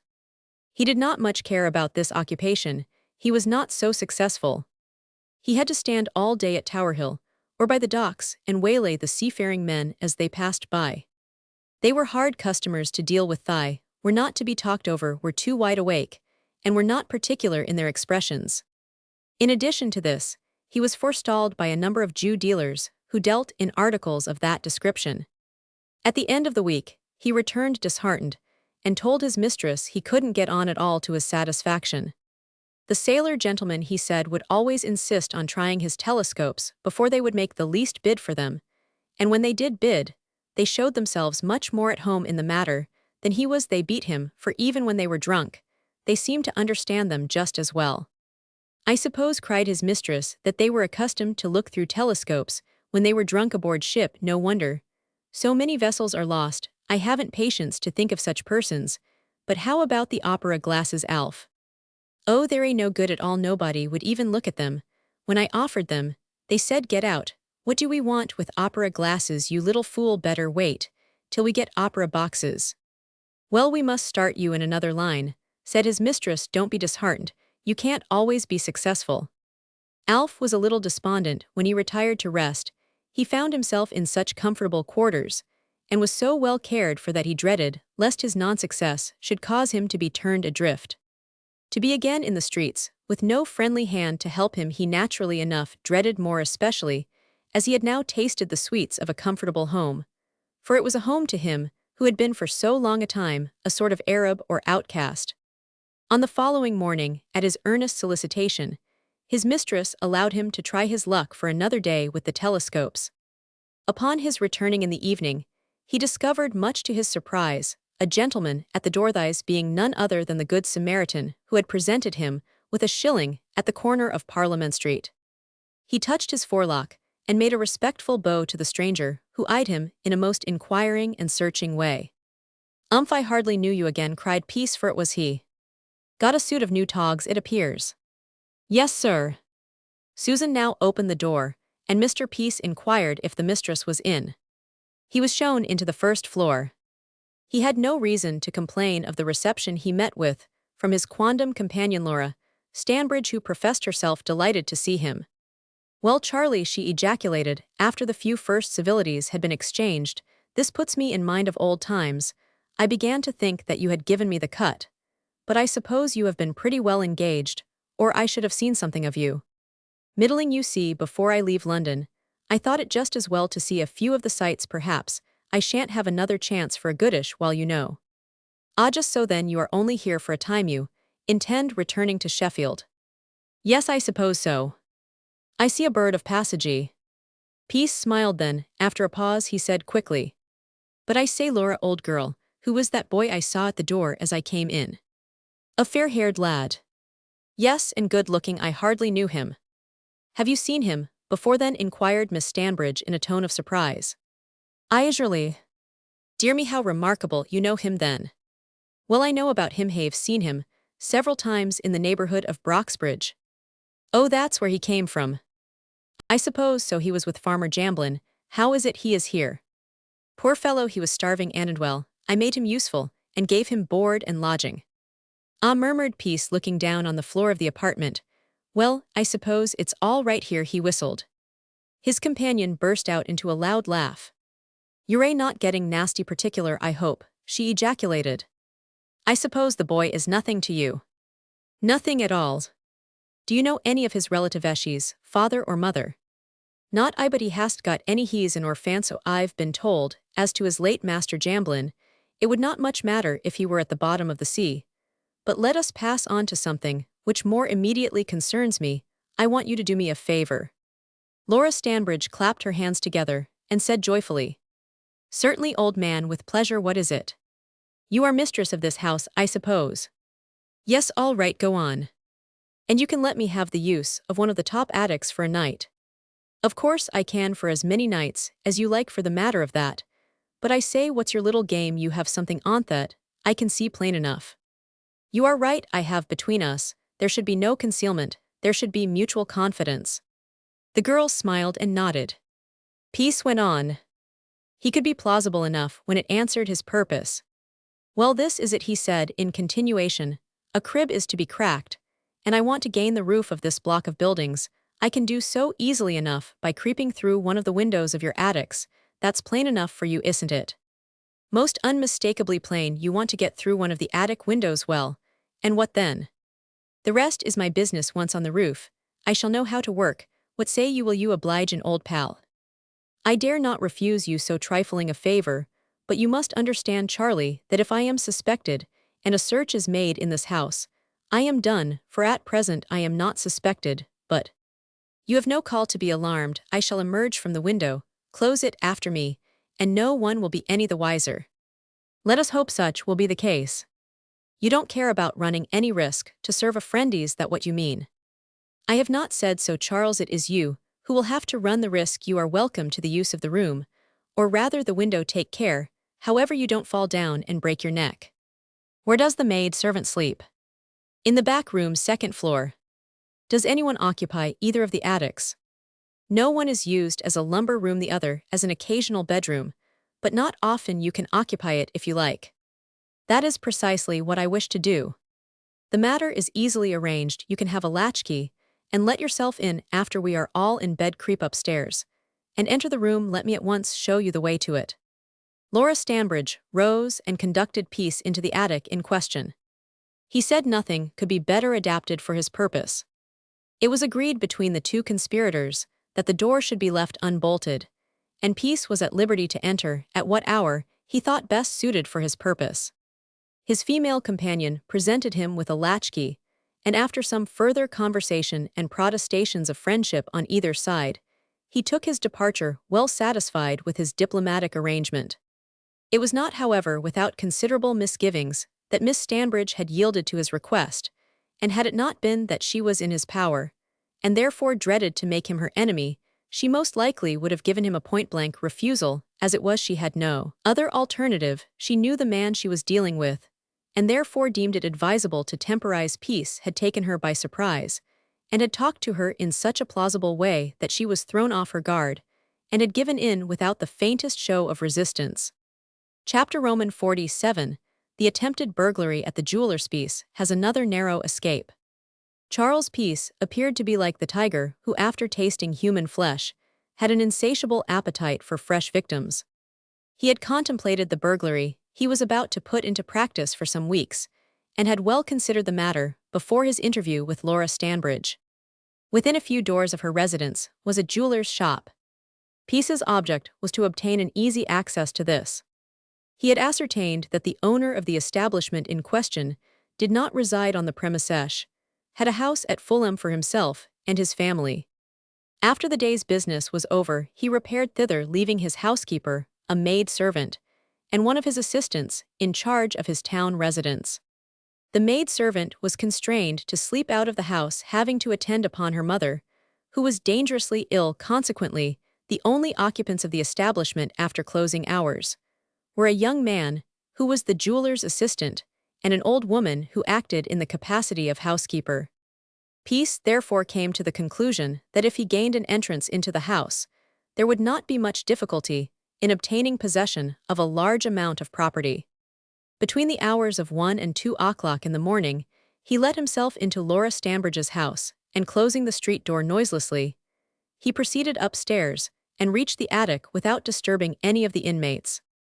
Here he remained for some little time before carrying out his plan of operation. He then ruminated for a brief period and quietly opened the lattice window.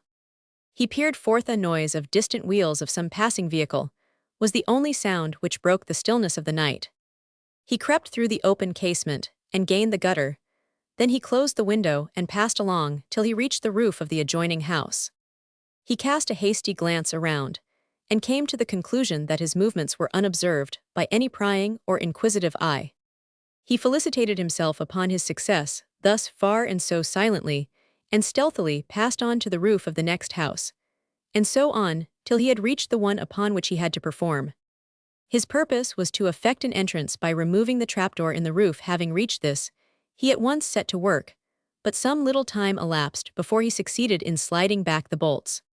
But he was, as we have already seen, an adept at this sort of business, and eventually the trap was removed, and he passed through the opening. The rest was, of course, an easy matter. He placed the trap in its original position and dropped into the loft. He now felt assured that he was about to meet with triumphant success. In this, however, he was greatly mistaken.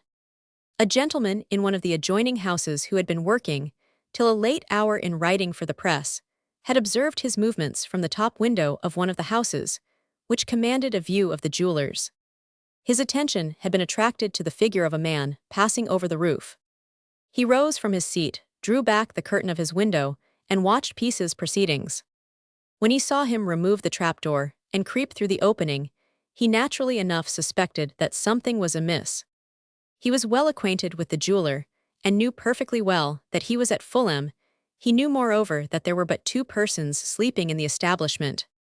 He at once put on his coat and hat and sallied forth, and bent his steps in the direction of the nearest police station. Peace in the meanwhile was busily engaged in collecting together all the valuables he could lay his hands upon. These he placed in a heap on the counter of the shop. The housekeeper and the shopman were all this time sleeping soundly. While engaged in his depredations, he heard the sounds of voices outside, and saw the fitful flashing of lights against the windows of the residence. He closed the door of the shop, locked it, and put the key into his pocket.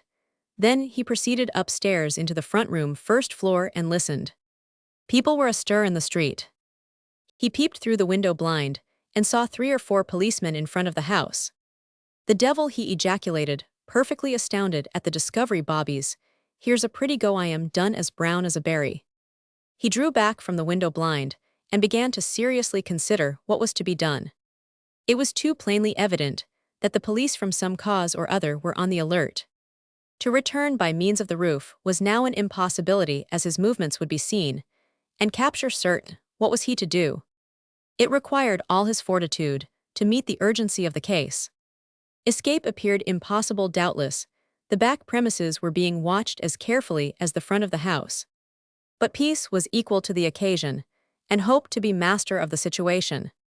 Anyway, he resolved upon a bold stroke of policy.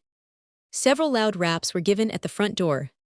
Peace took off his coat, and opening the window of the front drawing-room, rubbed his eyes, as if just aroused from slumber, and peering forth said in a drawling tone, "What is the matter, policeman? Is the house on fire?" "No, sir," answered one of the constables. "No, but you've got a burglar inside your premises." "Goodness me!" exclaimed our hero. "Ill come down, and let you in a burglar, eh?" He went to the front door, which he unfastened, and said in a tone of well-simulated alarm, "Don't let him escape. Search the house and place a guard at the door." 2 policemen at once proceeded upstairs, another kept guard over the entrance, while a 4th was on the opposite side of the way, flashing his bulls on the screened windows of the establishment. "There is a fire somewhere," said Peace in a confidential tone, to the nearest policeman, "of that I am quite certain. Don't you smell something burning?" The man sniffed and said he could not smell anything. "It's at the back, that's where it is," cried our hero. "Come this way, policeman." As he said this, he walked leisurely along the front of the house, which was a corner one, and led the way to the street by its side. The policeman followed. At the back of the jeweler's was a mews. "There," exclaimed Peace, "it's there." The policeman, thrown completely off his guard, was quite a green hand, walked a few steps down the mews, and looked about in the vain effort to discover the fire. This was Peace's opportunity. It was one he did not fail to avail himself of. With the speed of an antelope, he ran down the side street, turned the corner, and was lost to sight before the policeman had retraced his steps and gained the corner of the mews.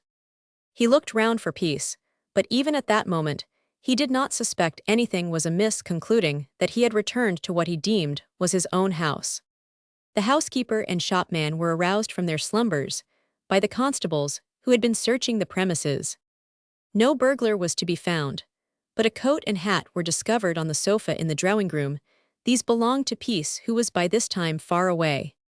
"Where is the governor?" inquired one of the policemen. "Governor?" exclaimed the jeweler's assistant. "He's at Fulham." "It's taken him a short time to get there," cried the man at the door, "seeing that he was here not 5 minutes ago." "Here?" ejaculated the housekeeper.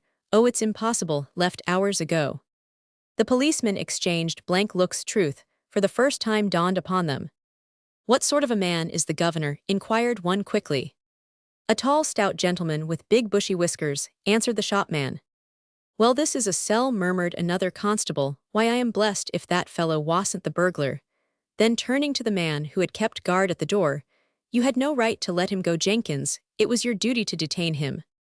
"Don't blame mate's no fault of mine. Why, I could have sworn he was the master, so would anybody." "You had no right to let him go." "But I don't know that he has gone."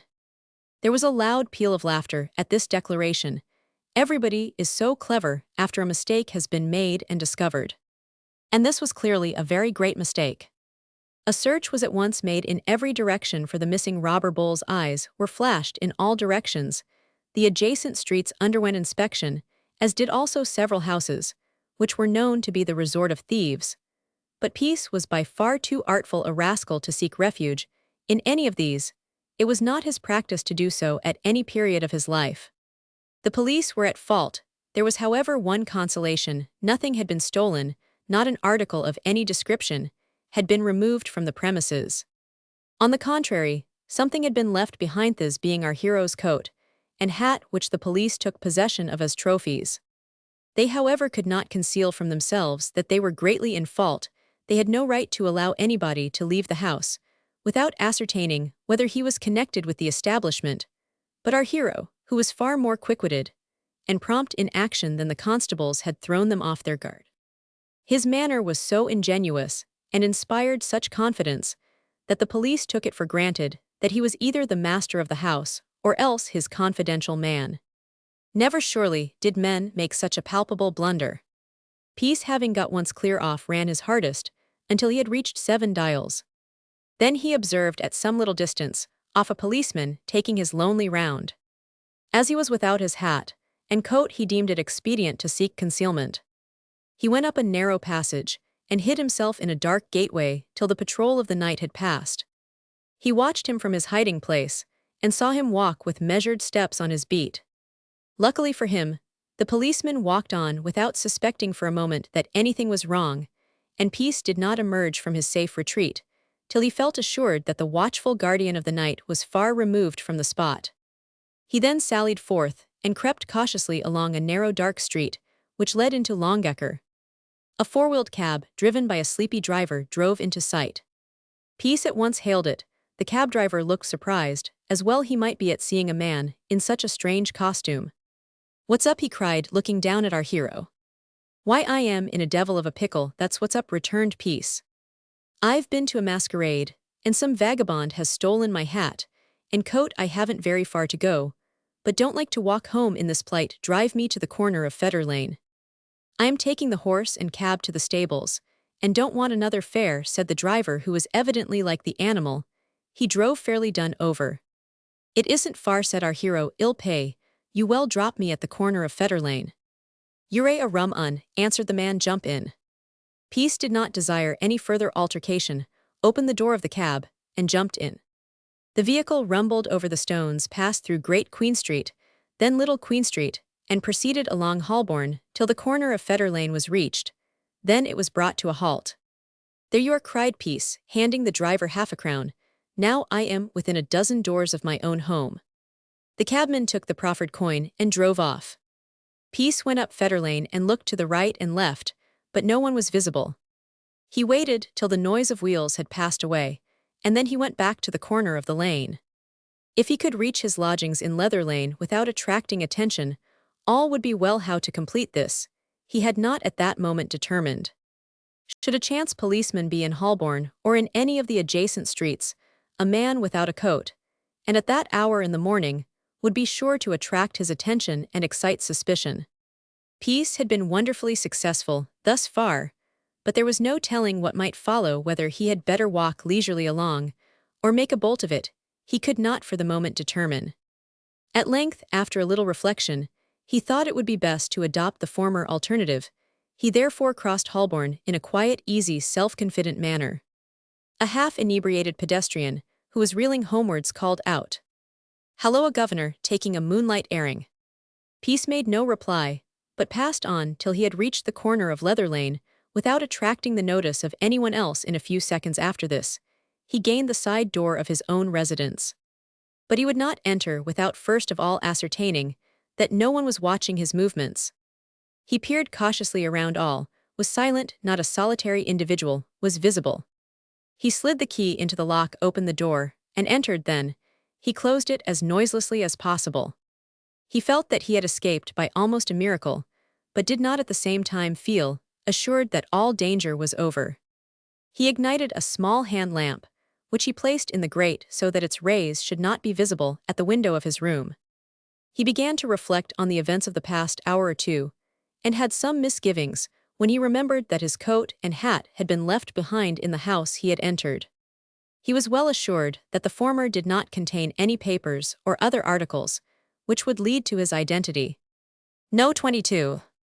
Illustration. Peace enters the jeweler's house. Peace enters the jeweler's house. The coat itself he had bought ready-made at a shop in Bradford, so that there was no fear of his being recognized by means of that garment, since he was not known to the shopman who served him. The hat bore no maker's name on the inside. He was therefore well satisfied that he could not be traced by that means. But there was no telling.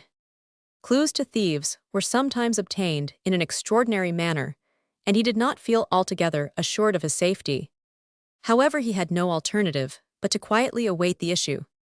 If Laura Stanbridge rounded on him, he was lost, but he did not for a moment imagine she would do so. Certainly not unless she was hardly pressed. He thought all these matters over before he turned in for the night, and bitterly regretted having attempted to rob the jeweler's shop, since it had been attended with such disastrous consequences. The more he thought of the matter, the more puzzled he was. He could not understand the reason for the sudden appearance of the policeman in front of the house. Someone must have given an alarm. Who could it be?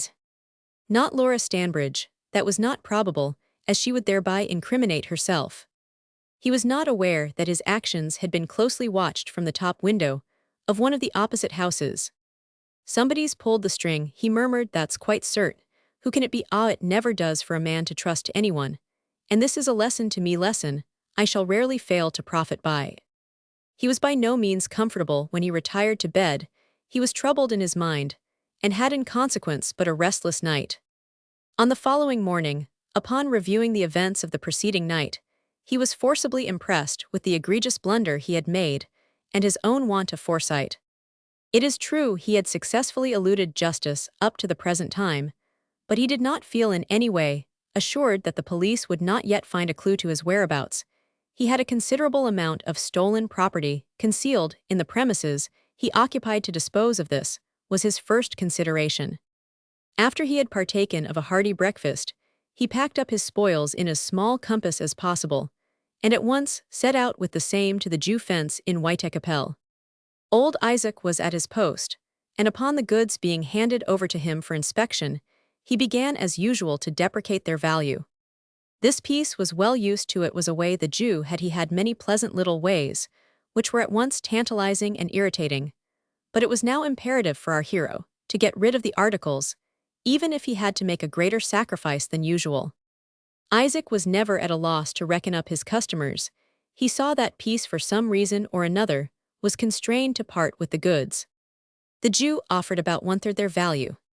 This was indignantly refused, and their owner was about to replace them in his bag when the Jew, after many shrugs and wry faces, made an advance in the price. "I won't take it ill, smash them all up first, you rapacious old sinner," cried Peace. "Vel smash 'em up much good that'll be. I thought you'd more sense than to talk in that way, shelp me goodness. I do my best for all of you, I always dosh my bisht, you know that, Peace, you never find me anything but honest and straightforward in my dealings with you. Leave honesty out of the question, it don't sound well from your lips. Some of the watches are good enough, but the other swell, there are such duffers upon my showl, they are I wouldn't tell an untruth not for anything." "Get out," exclaimed Peace in an angry tone, "you not tell an untruth, bah, you get worse and worse, and I shan't come again. Unless you mend your ways, I know where to dispose of them, man. Don't you think you're the only bloke who does things on the cross? Well then, there I don't like to turn away a customer, particularly an old friend like yourself. I'll give you £30 for the lot." "What for the clock and plate included?" "Vel, yes, of course, I mean that be reasonable, don't be too extortionate, must all live honestly, if we can," said Peace with a smile. "Yes, honestly, my son, as honest as the world will let us be. Lord, how people do try to best one another in this world. There, I'll give you 30 quid, vat say you?" "I say I want more, and I want take 30 quid. "How much more? Tell me how much more now. Don't take them, ave, I vant to do business, if I can, even if it is but at a small profit, must live. I'll take 40, I ought to have 50 at the very least, but I can't do with less than 40, for I am just now very hard up." The Jew shook his head and said he couldn't give 40. After a deal of haggling, a bargain was struck. Peace took £34 for goods, which were worth considerably more than double that sum in the very lowest market. But he had no alternative, and the rapacious Jew suspected this. As a rule, Peace generally managed to get more from the Israelite than any of his compeers. In many cases, old Isaac obtained articles purloined by professional thieves for a third or even a quarter of their value. Peace pocketed the money and returned to his rooms in Leather Lane. He, however, deemed it advisable to leave his lodgings for a few days, till the attempted burglary at the jeweller's was not quite so fresh in the recollection of the police authorities. He wrote a letter to Laura Stanbridge requesting her to call and see him. This he sent by a boy. In less than an hour after its delivery, his old Sheffield companion presented herself. "Well, Charlie, what's up now that you have sent for me?" said Miss Stanbridge. "Anything amiss? Have they found your crib?" "No, not at present," returned our hero. "But you see, old girl, this little affair has been a great mistake. I managed to dodge them, but my coat and hat have been left behind, and therefore I think it as well to bunkto leave this place for a few days." "Certainly the best thing you can possibly do. Well, and I was thinking if you could spare that lad just to take charge of it in the daytime, he could answer all questions, and say that I had gone into the country with some frames that had been executed for a customer. Do you see?" "I see plainly enough, but my dear Charlie, that would never do. The boy is known in my neighborhood, and if he were to be seen here by the police, they would suspect that I had something to do with the affair, and it would be my ruin if inquiries were set on foot. No, I don't think we can risk that." "Oh," murmured Peace glumpily, "you want oblige me, then that's what you mean." "I don't mean anything of the sort, but for both our sakes it is well not to put trust in the boy." "Has he peached?" inquired our hero sharply. "If he is ill, wring his young neck." "Peached? No, certainly not. What on earth could have put such a thought in your head? Peached? No, of course not." "Who gave notice to the bobbies then?"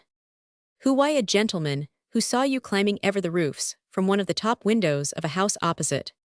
"Hang it all, I have been a fool, never thought of that." "That's how it was. Everybody knows that in the neighborhood." "Ah, then it won't do to leave this place in charge of the boy. I must get someone else." "You have had a narrow escape, and so have I," said his companion. "Do they suspect that I reached the roof from your house?" "No, I am glad to say they do not. If they had, I should have been sure to have heard of it. No one, I believe, suspects you were concealed in my house. Nevertheless, we've had a narrow squeak for it." Keep dark, say nothing about the subject to anyone here, but say nothing. Trust me for that you must manage your matters better next time. This has been a most unfortunate business. But never mind, you are out of the fire. I would offer to take charge of your place myself, but have other matters to attend to, and even if this were not the case, it would not be prudent for me to risk being seen here. Certainly not. I do not desire you to do so. You've said enough, Laura. I am sorry. Any act of mine should have placed you in jeopardy. But there is now no reason for your being alarmed. You had better not remain any longer. Should I want to see you, I will send a letter and make an appointment for a meeting at some other place. Don't you think I am complaining, Charlie, or am likely to desert you? All that I can do to serve you at any time you may count on. Even now, I don't like to leave you to shift for yourself. But I don't think they've got the faintest clue. The coat and hat are at the station, so I've heard. But they've not been able to trace their owner. So be of good cheer, old man, and better luck next time, said Laura Stanbridge as she took her leave. In less than 2 hours after her departure, Bandlegged Bill, the gypsy, dropped in. Peace was very glad to see him, and recounted all the incidents of the attempted burglary at the jeweler's, which the gypsy listened to with evident interest. Well, dodge them, even if they do find their way here, exclaimed the gypsy. Let us consider what is to be done in this matter. 2 heads are better than one. Chapter Roman 48. Jane Ryanth. Close of a troubled life. We must turn back to earlier scenes in our narrative that we may gather up the tangled threads of this tale. The reader will remember the burglary at Oakfield Farmhouse, described in the opening chapters. He will call to mind the Bristol Badger being shot down by the girl Jane Ryan, who afterwards gave her evidence at the trial of Gregson, which went far towards ensuring the conviction of the hardened criminal. Gregson had ruthlessly murdered the girl's sweetheart some years before the period of the Oakfield house burglary. Jane Ryan had watched and waited, and she had not done so in vain. An inward monitor had whispered to her that sooner or later she would be instrumental in hunting down the man who had robbed her of one whom she valued beyond all else in the world. She felt that her mission was fulfilled after Gregson had expiated his crimes on the public scaffold. But the death of this wretch did not remove the canker worm which had found its way into the heart of the young girl. It did not blot out from her recollection the terrible and appalling scene of her lover being stabbed to the heart on the lawn of her master's house. Jane Ryan became an altered woman. She was, as we have already intimated, deeply imbued with superstition and, moreover, under the impression that her days were numbered. Nothing could dispossess her of this idea. The last time we took a glance at Jane was in the 4th number of this work, when Richard Ashbrook told her the story of his love and asked her to become his wife. The interview between the two was of a touching and tender nature. Jane did not positively refuse, but she bade her master seek somebody who was more worthy of him than she was herself. She told him also that she was mourning for one who was dead and gone. All this was not particularly complimentary to the substantial and honest yeoman, who began to suspect that there was some other rival in the field. He could not for a moment understand that she could be so true and constant to the dead carpenter. He was as honest as the day would not wrong man or woman, or indeed any living creature. But his powers of perception were but limited, and Jane was a puzzle to him. Poor man, his was by no means a solitary case. Hundreds and thousands of women, both before and since, have puzzled and perplexed men of far greater intellect than he could boast of. Richard Ashbrook considered the matter over. He reasoned with himself, and endeavored to quench the fire which burnt within his breast. He was advised to try a change of scene, and left Oakfield for a while upon a visit to Mr. Jamblin, of Stoke Ferry Farm. He flirted with little Miss Jamblin, who was at this time not out of her teens. He went out shooting with her father and brother, and passed many jovial and enjoyable evenings with his old friends. But despite all this, he could not forget Jane Ryan. Her image was forever presenting itself to his vision. His friends were discreet and considered enough not to mention her name. They knew perfectly well his feelings towards her, and hoped that he would get over it. But Ashbrook did not find it so easy to get over it as he had imagined. When a man is overhead and ears in love, said Mr. Jamblin Sr., it takes a strong rope to pull him out of the pit into which he has fallen. She be a rare good un of her sort, said the old farmer to his son one day, but she be naught but a serving wench after all. And Master Richard can do better. He ought to strike at higher game. People ought to do a number of things they don't do, answered young Jamblin, It ain't easy for a man to right himself when he be capsized by a woman, no matter whether she be a serving wench or a duchessand, for the matter of that in many cases one be as good as t'other. Lad, cried the farmer, opening his large eyes, and staring at the speaker, them's your sentiments. Well yes, and I ain't ashamed to confess to them. Don't you tumble into the same pitfall, as Richard Ashbrook said his father in a much more serious tone, mind, don't do that. Young Jamblin burst out into a loud fit of laughter. All right, father, you've no right to be afeard as far as I am concerned. James Ashbrook now entered the room, and cut short the conversation. Ah, Master Richard, exclaimed the elder Mr. Jamblin, Patty tells me you be homesick, and be goin' to leave us. We can do a little longer y.e. I do not doubt that, returned Ashbrook, and the change has done me a world of good, but... Oh, but I know what e's goin' to say, you've got your own affairs to look after, and all that sort of thing. Well, please, yourself, every man knows his own business best. He's not going as yet, cried Patty, who now entered. And why not, lass? Inquired her father. Because I won't let him, returned the young girl, perking up her pretty features in a most comical way. She was the pet of the family, and her father doted on her. She was always good-humored, and had withal a keen sense of humor. Farmers' daughters, as a rule, are not lusty, broad-shouldered wenches, with big red arms and necks like bulls, as some of you probably suppose, nor are they the unsophisticated creatures, green as their own meadow grass, soft as their own butter, the stereotyped guileless victims of stereotyped wicked squires, as dramatists and writers of rural tales would have you believe. They can display as much finesse in their best parlors as any peeress in her gilded drawing-room, and although they might be at a loss to understand the intricate compliments of a Belgravian row, they play their plebeian gudgeons with as light a hand as ever tortured a titled trout in a West End mansion. In describing Patty Jamblin, I present to you a fair specimen of the class. She was long-haired and blue-eyed with a clear white skin. Her hands and forearms were a little red and rough from manual labor, but her neck and forehead were like polished ivory. Her eyes were mild and candid, and could be roguish when they pleased. Her hair was chestnut, and instead of being tortured into ringlets, as is the fashion among farmers' daughters, it was worn plain. She was very partial to both the Ashbrooks, and during the sojourn of Mr. Richard in her father's home, had striven to make him as comfortable and happy as possible by unremitting attention. Indeed, her cheery manner and pretty ways had done much to dispel the gloom, which he had found it so difficult to shake off. When left alone with her father's visitor, she besought him to remain a little longer as an inmate of Stoke Ferry Farm, and he could not find it in his heart to give a denial to the request. He did remain for another week or so. Nevertheless, despite the pleasant society in which he found himself, he could not forget the thoughtful, pensive girl of Oakfield House. Upon his returning home, Richard Ashbrook found his brother and sister anxiously awaiting his return home. The greetings were cordial and affectionate, for the Ashbrooks were a most united family, and it was seldom indeed that anything transpired that in any way disturbed the harmony of the establishment. Jane Ryan, as usual, was busily engaged in her household duties, which she went through in a mechanical, unobtrusive manner. She had never at any time of her life been loquacious, being, in fact, reserved and thoughtful in her manner of late. She was so to a degree which to persons of a lively temperament was in a measure depressing.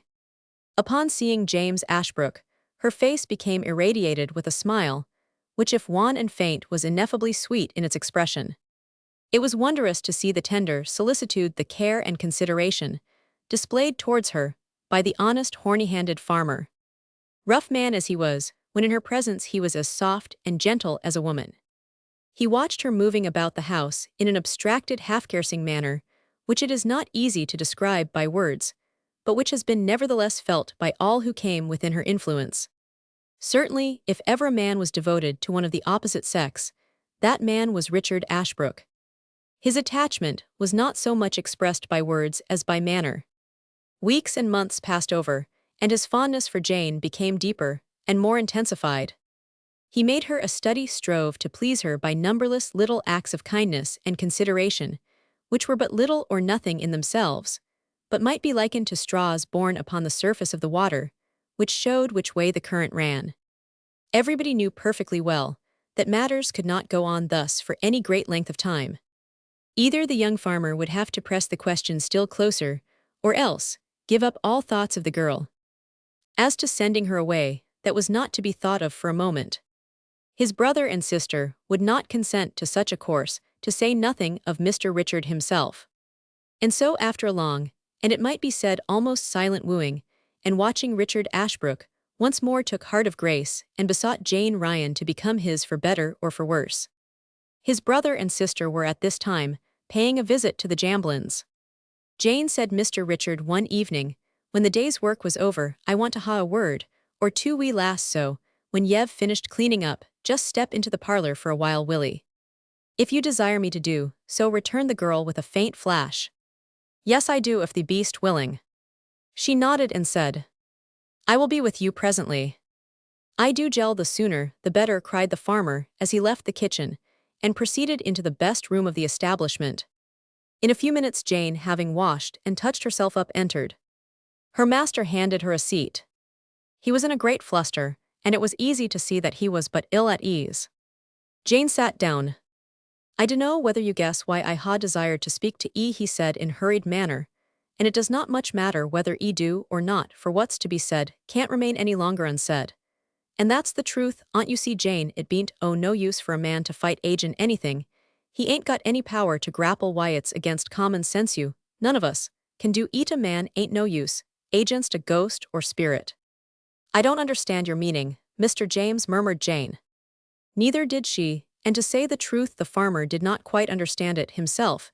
He had endeavored to take a high flight, make a simile which now that he had uttered it, seemed to be quite inapplicable to the subject in hand.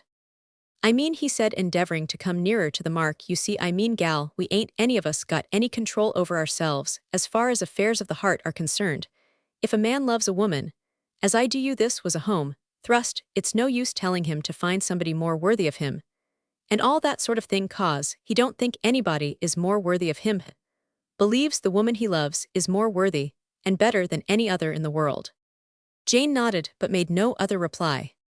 The farmer went on, was certainly floundering a little, but had made one or two palpable hits nevertheless. And so, Jane, my dear Jell, I ha thought over and over agin of what you said when I asked you to become my wife, and I ha endeavored to think no more of you, but find it ain't of no use. Love is summat like the wire worm, when it once effects an entrance, it ain't so easy to extract it. The simile was not perhaps an elegant one, but it was pretty well for a farmer.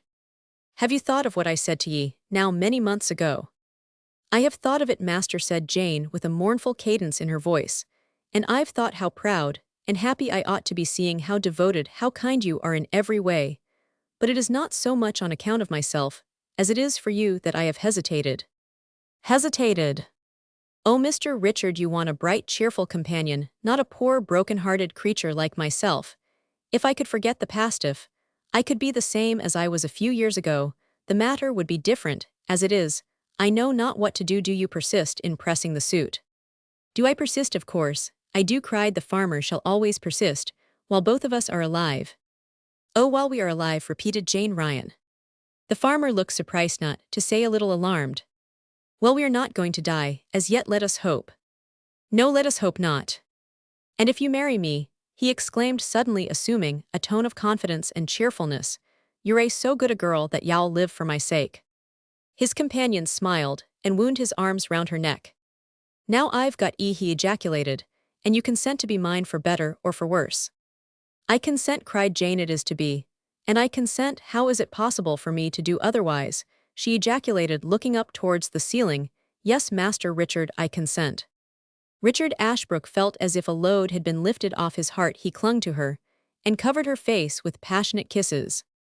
Thus ended his wooing. When his brother and sister returned from Stokefree Farm, he made them acquainted with all that had occurred, which did not at all surprise them. Then the village gossips, as well as their more immediate neighbors, had prognosticated how it would end. James Ashbrook purchased a farm adjoining Oakfield. He and his brother were partners, but Richard furnished the residence attached to the adjoining farm to this. He took his young wife after their union, which took place in less than 6 months after the proposal and acceptance of the same by Jane Ryan. If Richard Ashbrook had been a devoted lover, he was an equally devoted husband. He treated his young wife with uniform kindness and indulged her in everything. In a 12-month, she presented her husband with a daughter which he declared was the image of herself. After this, the shadow which had fallen upon her, and which marriage had failed to dispel, became deeper and deeper still. For her husband's sake, she endeavored to assume an air of cheerfulness, and strove as best she could to make him believe she was happy. He did his best to make her so.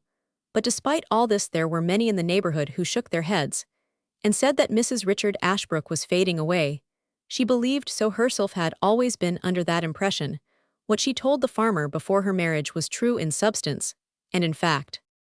She was a broken-hearted creature, and not all the wealth in the world, not all the attentions of her devoted husband, could remove the cankerworm which had crept into her heart. Some persons are affected by sorrow for the departed in the smallest degree possible. They are enabled to forget the past and look hopefully to the future, while others are struck down with such force that they are never able to rally. People are so differently organized.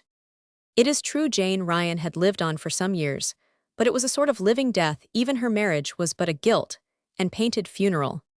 She had given her hand, and indeed her heart, what remained of Ito, the honest, devoted man who led her to the altar, and since the union she had been a loving and exemplary wife.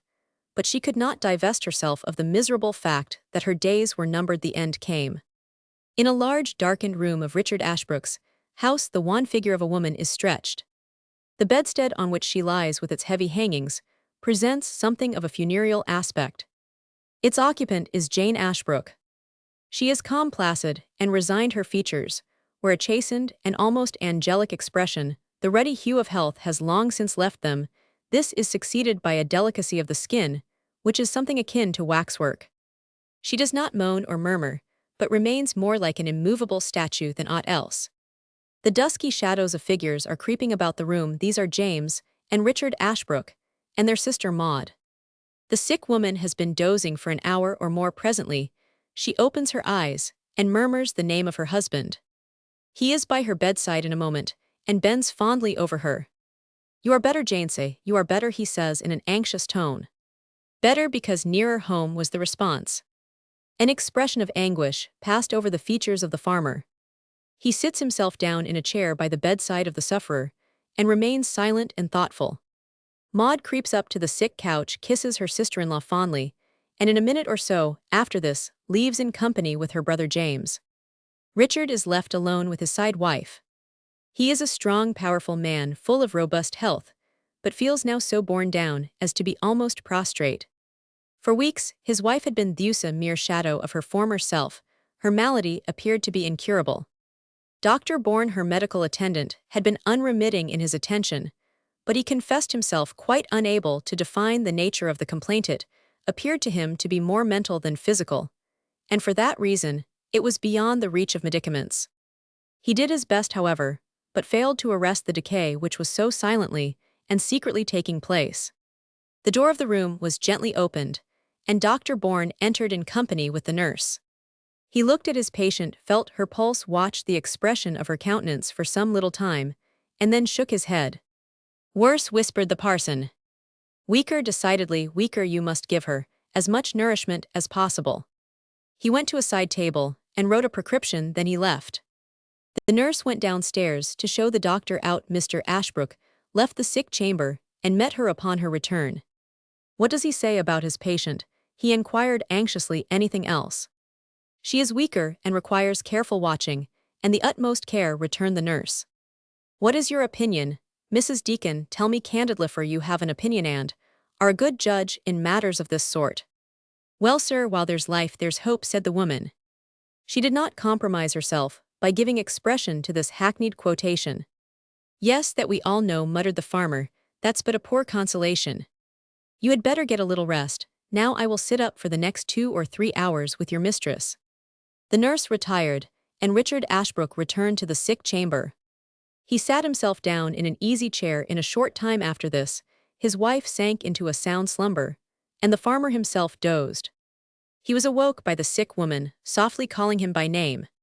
"What is the day of the month, Richard?" enquired his wife. "The day of the month, it's the 21st.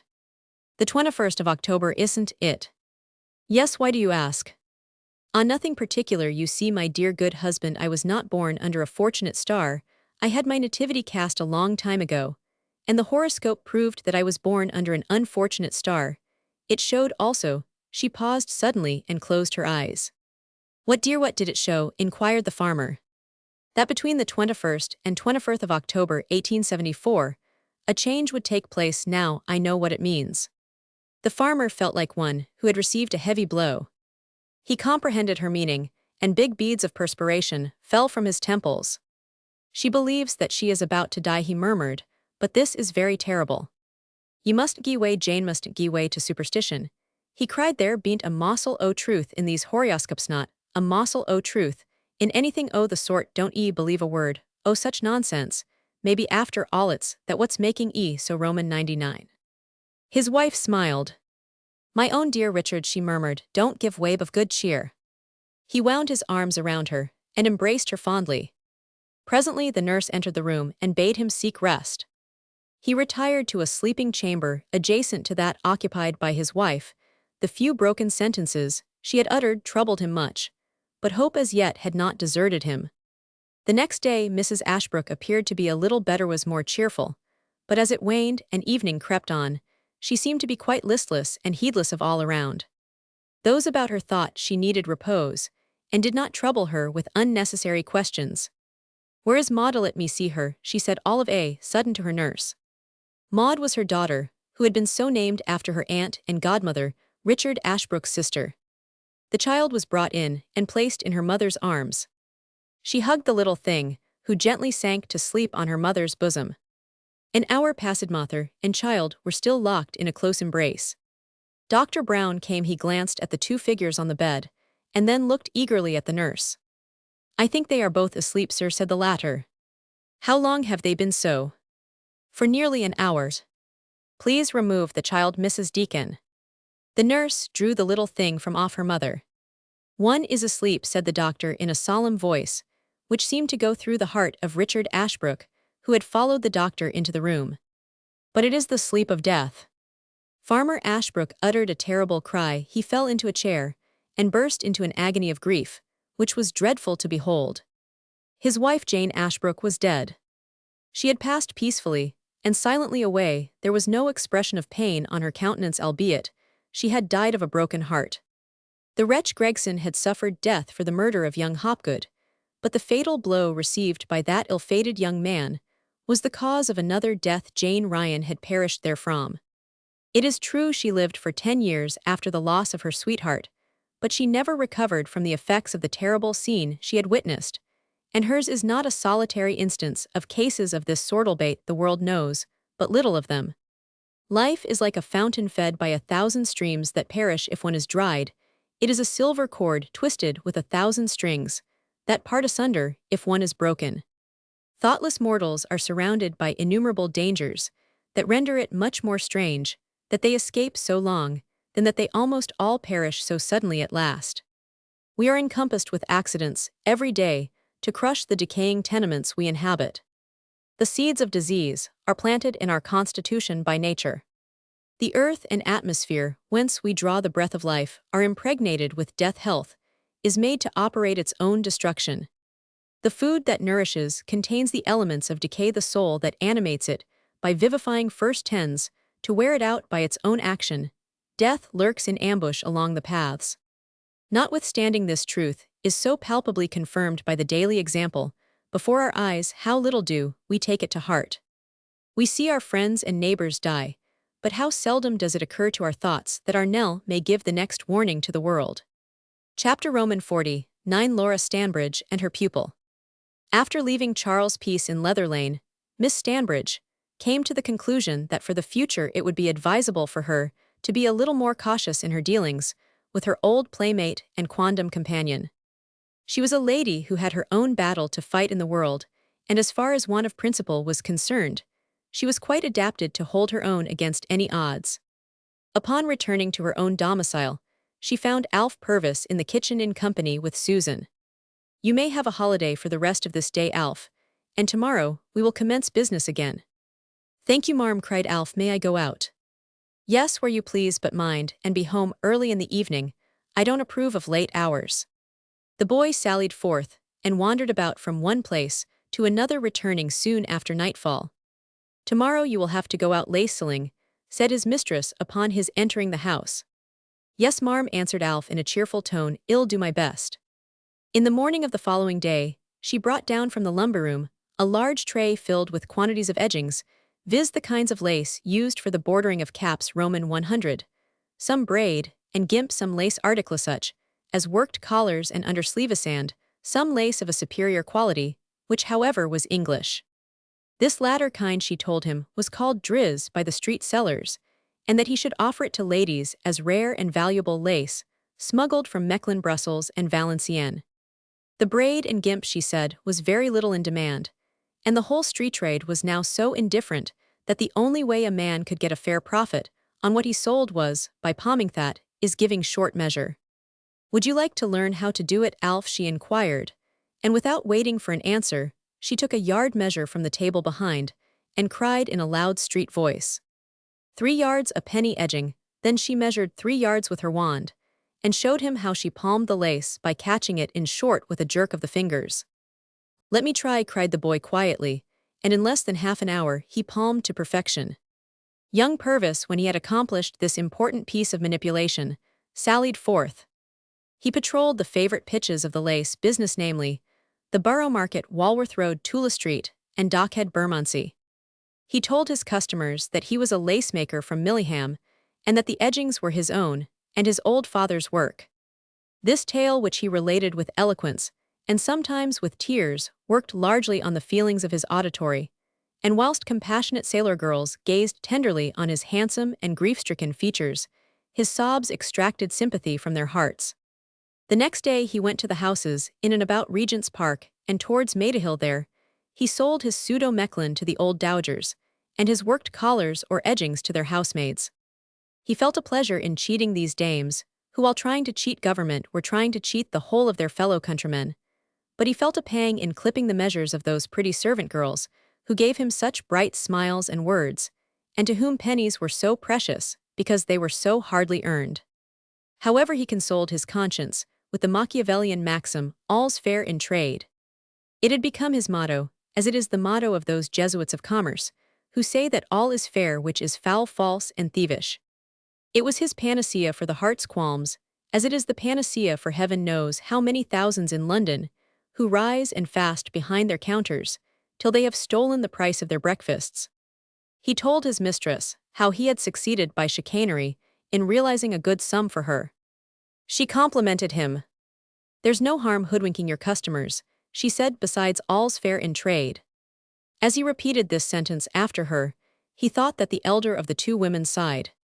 He had ascertained from the servant girl that this lady's name was Grover. He lay awake that night trying to guess who Miss Stanbridge and Mrs. Grover could possibly be. He did not think they were real ladies. In the first place, he had met them in a house that was frequented by only the scum of the London streets. Besides that, there was something very different about them to the young ladies, who sometimes stopped him to ask questions about his nests in the Bayswater Road or in Grosvenor Place. Miss Stanbridge, it was true, had the voice and manners of a lady, but in those of Mrs. Grover, he had often detected something which reminded him of the rustics, among whom he had been brought up.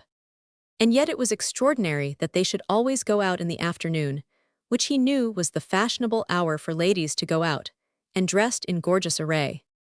It was singular.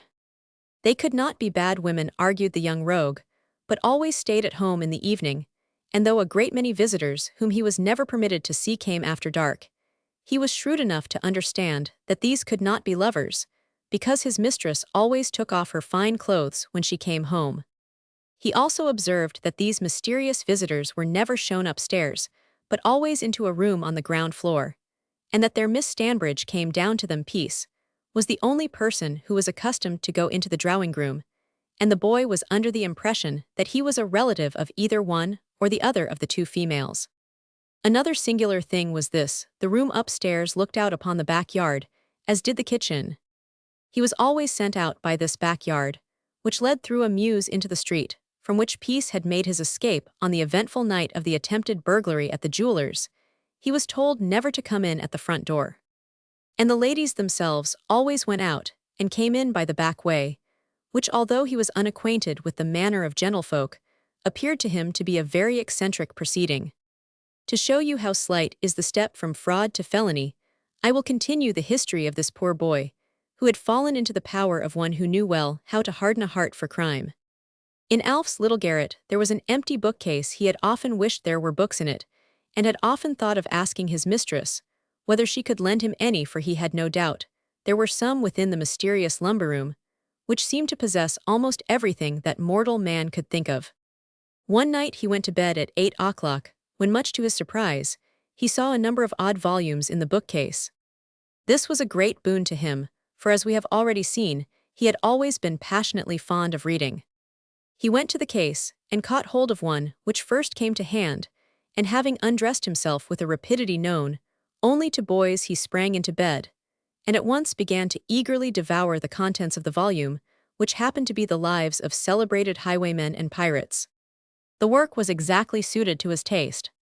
As he read the exploits of these lawless and daring men, he was so fascinated that he read without interruption, till the candle had died away in its socket. He lay thinking of what he had read, and watching the thin dusky light as it crept towards him across the room. He rose at daybreak with his eyes red and watery, and his mouth parched. Slinging his lace bag over his shoulders, he went downstairs into the streets, where he walked for hours with his eyes, now drooped upon the pavement, now raised towards the grey clouds of early dawn. 2 hours afterwards, a woman stole into his room with a wolf-like step. When she saw that the candle had quite burned down, and that there was a book lying on the bed, she gave a terrible laugh and clapped her hands. An hour afterwards, another woman entered the room. But when she saw the candle and the book, her wrinkled face grew painful, and she sighed deeply. Then she drew a book from her bosom, and placed it on a table by the window, returning the other to the shelf. When Alf came home to breakfast, Susan asked him what made him look so pale. His 8 hours' work had never seemed so long and weary as they did that day. He walked about mechanically and sold but little, for in great towns, customers have to be run after and almost inveigled. He was thinking of his book and longing for the night to return. He even took the precaution of buying a candle in case they gave him a short one to go to bed by. At tea-time, Susan complained that she could not make him understand a word that she said. He told her that he was very tired and went to bed an hour earlier than usual. As he was undressing, his eyes fell upon the book, which was lying upon the table. He determined to begin with that, and as it was such a small one, he thought that perhaps he might be able to read it through. The first few lines showed him that it was a moral book, which inculcated good principles. He glanced impatiently down the page, intending to throw it aside, when a sentence caught his eye. He turned the page and read on. It was a book which had been written by a good and earnest teacher for the assistance of those who might be under some peculiar temptation, or on the threshold of some great crime. It was written in simple but beautiful language. It was written with the heart as well as the pen. Every word in the book was a good spirit, which flew towards the poor soul tottering on the brink of the abyss, and which held it back with tender arms, and whispered to it to turn back and be saved. When he had read this book, the poor lad sank into a calm and refreshing sleep, and awoke in the morning determined to be honest and industrious, and to think of thieving no more. But he was still too proud to pray. He relied upon his own heart, which he thought was strong, but which yielded and broke beneath him like a wooden plank, which had been rotten and decayed. He little knew how difficult it is to repent. Remorse is only regret. Repentance is to regret and amend. That very day he cheated a customer, and chose to believe that he had not done very wrong. That very night he returned to his Lives of the Highwaymen, and felt relieved when he could not see his good book anywhere in the room. Next morning, as he went downstairs, he heard female voices apparently in angry altercation. He stopped at the door and listened. He heard his mistress say, "I asked you again, what made you put that book there?" "I could not help it," answered the other, which he knew by the voice was Mrs. Grover. "I can't tell you how it is, but my heart kindles towards that boy. I feel as if I could look at him forever. I tremble when I hear his voice. There's something about him which makes me younger and sadder to think of. I don't know. I can't tell you what I mean." "You will perhaps have the goodness to answer my question," said Miss Stanbridge. "What made you put that book there?" I don't know, I tell you again that my heart warmed towards him, and I wanted to. You wanted to balk me, I know that perfectly well without your telling me so to balk me. I do not want to do anything of the kind, I have no desire to interfere with you in any way. But you do so nevertheless after all the time and money I have spent. My plans are to be spoilt by a foolish old woman who does not even know why she wishes to spoil them. You are quite wrong in your view of the matter. Am I? Most certainly you are. Well then let me tell you that I am of a different opinion. You have interfered in a matter which does not concern you. No. 23. Illustration piece turn the key. Piece turned the key, and the massive door of the safe swung open. At the close of the day on which Alf Purvis heard the foregoing conversation, he was called into the drawing-room, and his mistress congratulated him upon his skill in palming edgings upon the wives of Tula Street and Marlow, lace as Valenciennes upon the dowagers of Maida Hill.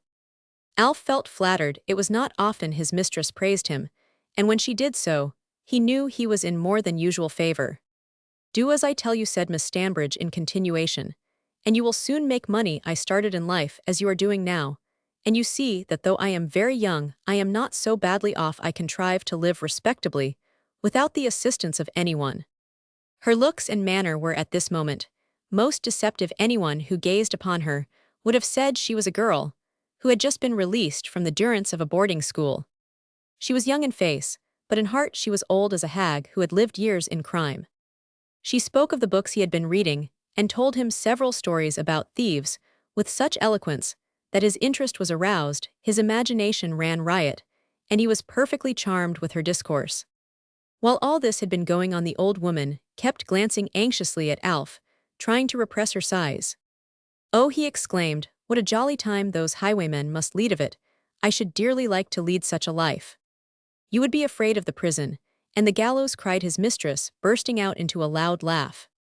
Not I, marm, I should have to take my chance like the rest of them. To be in prison is no more than being in the street, so I've heard say who have been there, and one may as well end one's life in the air as on a mattress. His mistress again laughed as if he had said something marvelously funny, but Mrs. Grover was evidently greatly concerned, and indeed hurt at the turn the conversation had taken. A shade of displeasure passed over her features, and this was not lost upon Alf Purvis, who refrained from expatiating on lives of lawless robbers. Alf, therefore, lapsed into silence. Mrs. Grover meanwhile watched his countenance with intent, so also did Miss Stanbridge, who said after a pause, Alf, have you ever been to a London theatre? No, marm, I was never inside a theatre in my life, he returned. Would you like to go to the play? Oh, rather, ejaculated the boy. His mistress smiled, and went out of the room, taking Mrs. Grover with her. She returned and said, Well, Alf, you shall see a performance tonight. You have been diligent, and deserve a little relaxation. She was about to put on her bonnet and shawl, when Susan entered the room, and said a gentleman wished to speak to her. Miss Stanbridge inquired the name of her visitor, and the servant girl said it was Mr. Peace.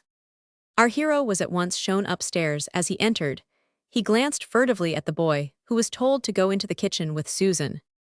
Anything up, muttered Miss Stanbridge. No, nothing fresh, returned Peace, but you are about to go out. I shall not detain you, some other time will do as well. I was going to take the lad to the theatre, said his companion. All right, old girl, I'll go with you, if you've no objection. I shall be most delighted to have your company. Peace, Miss Stanbridge and the boy sallied forth to the latter's inconceivable.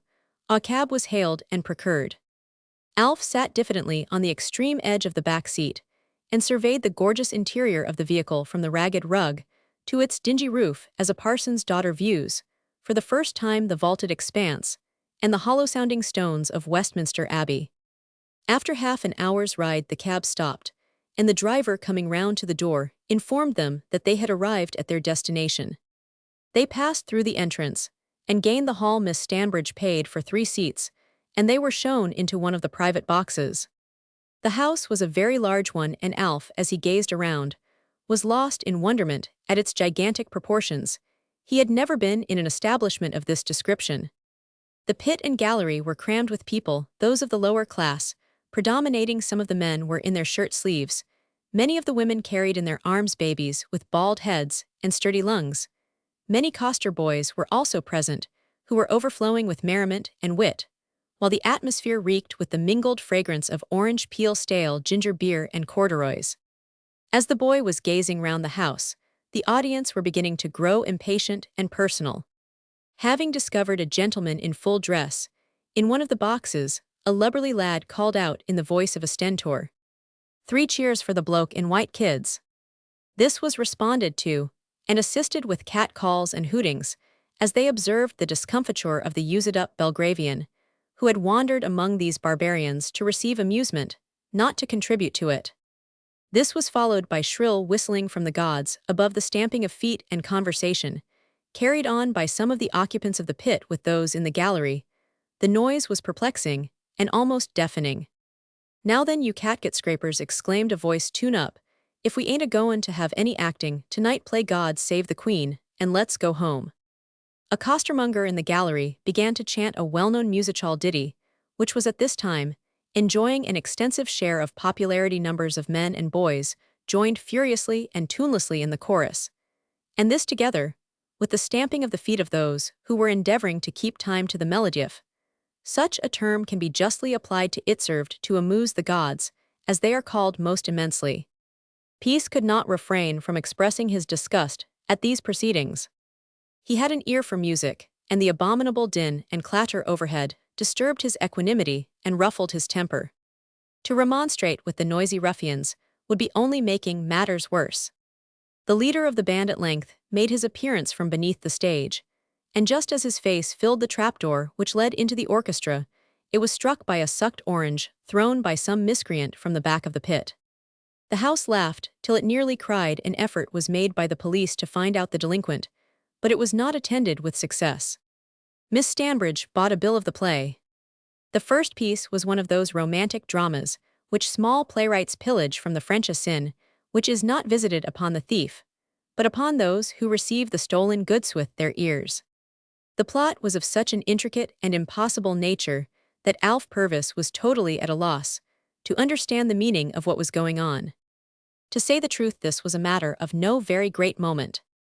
If he did not derive much pleasure from the weary polysyllables and the heavy rant of the people on the stage, their spangled robes, the lights, and the music, and the novelty of the whole scene were sufficient to amuse him during its hour of performance.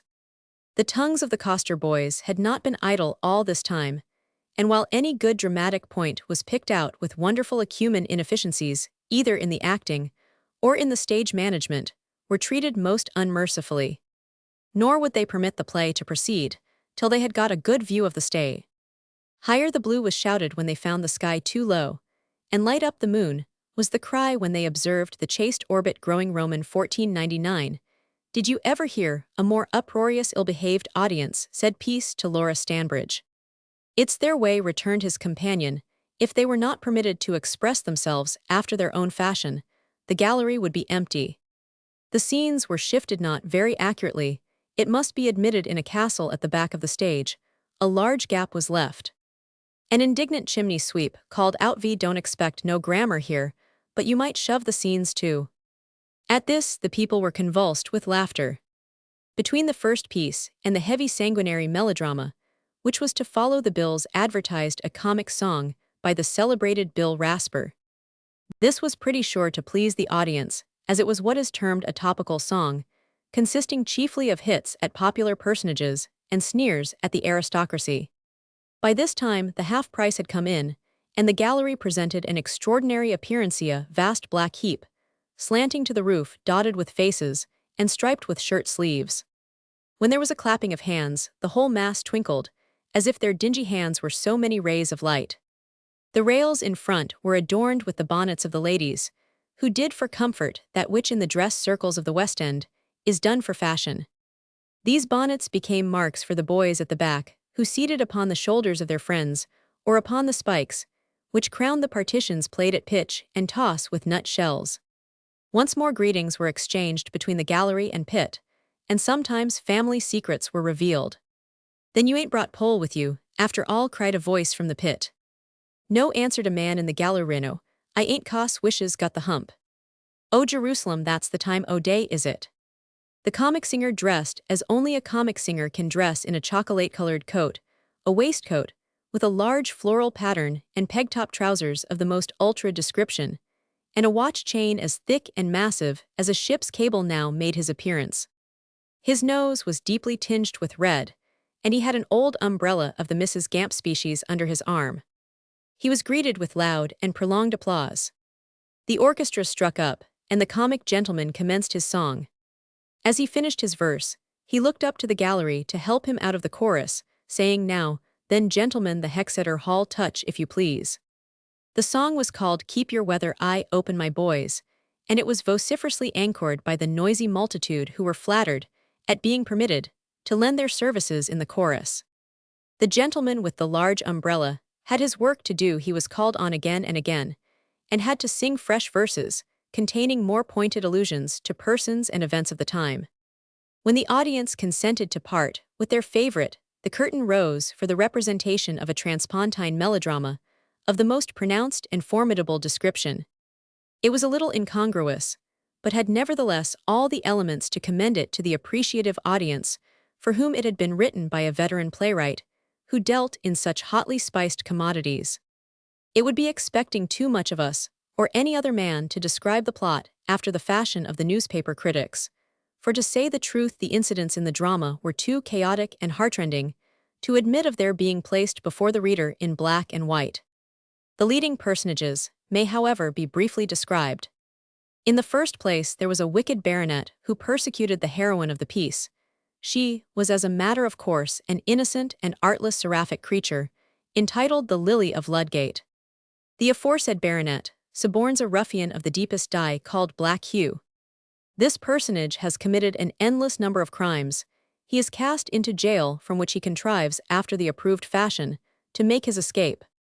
He is followed by a detachment of soldier-supers who fire at him as he creeps over the castellated roof of his prison house.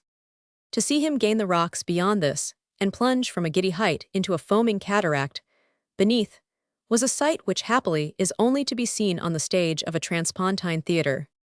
He buffets the waves with lusty sinews, succeeds in reaching an island in an impossible sea, and from this he puts off on a raft constructed by himself and a nigger who is like himself a castaway. He describes this in glowing language in the third act. Eventually he is shot and staggers on the stage. All of a sudden he becomes repentant and makes a dying confession.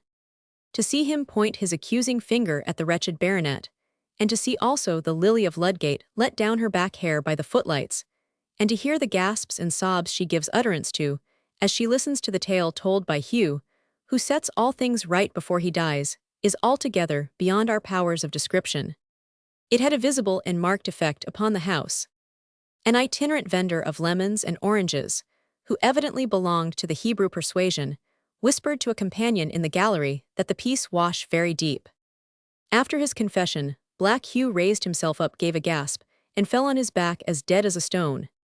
The baronet was loaded with chains, and the Lily of Ludgate fell into the arms of the rightful heir, who had been carried away in the earlier part of the drama by Black Hugh, who was evidently a favorite actor with the frequenters of the theatre. He rolled his eyes and pronounced his words as only an artist of his accomplishments and powers could pronounce them.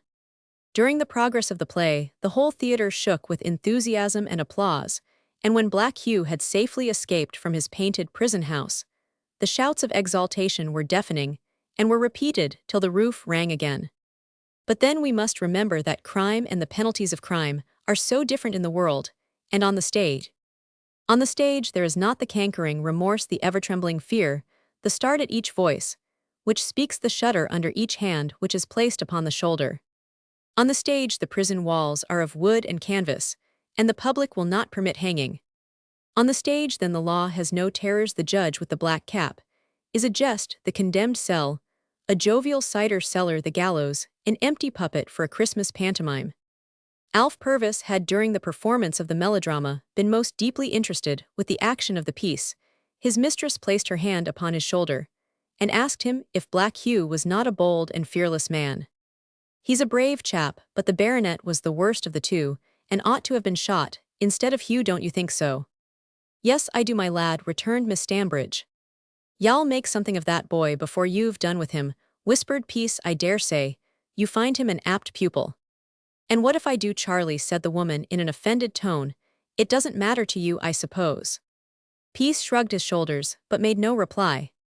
A cab was hailed, and the three playgoers were conveyed to their destination. Peace parted with Miss Stanbridge at the door of her house, and returned home on foot to his rooms in Leather Lane. Miss Stanbridge poured evil words into the ear of the boy, who listened to them greedily. He was ambitious in mind, was dishonest in heart. He longed to be one who was known and feared while he was alive, and who should be spoken of and written of after he was dead. Upon his return home, Alf Purvis missed Mrs. Grover. He asked his mistress what had become of her. "She has gone away," said Miss Stanbridge. "I had set my mind on something, and she was foolish enough to oppose me." "Oh," murmured Alf, "I am sorry for that." Chapter Roman 50, A Visit to the Black Museum. Piece and Bandolliged Bill. The burglary at Denmark Hill. After the attempted robbery at the jeweler's, Peace had deemed it advisable to leave his quarters for a while. Bandolliged Bill had agreed to take charge of the premises till he returned. Peace therefore betook himself to a coffee shop at Putney, where he slept for several nights after his mishap.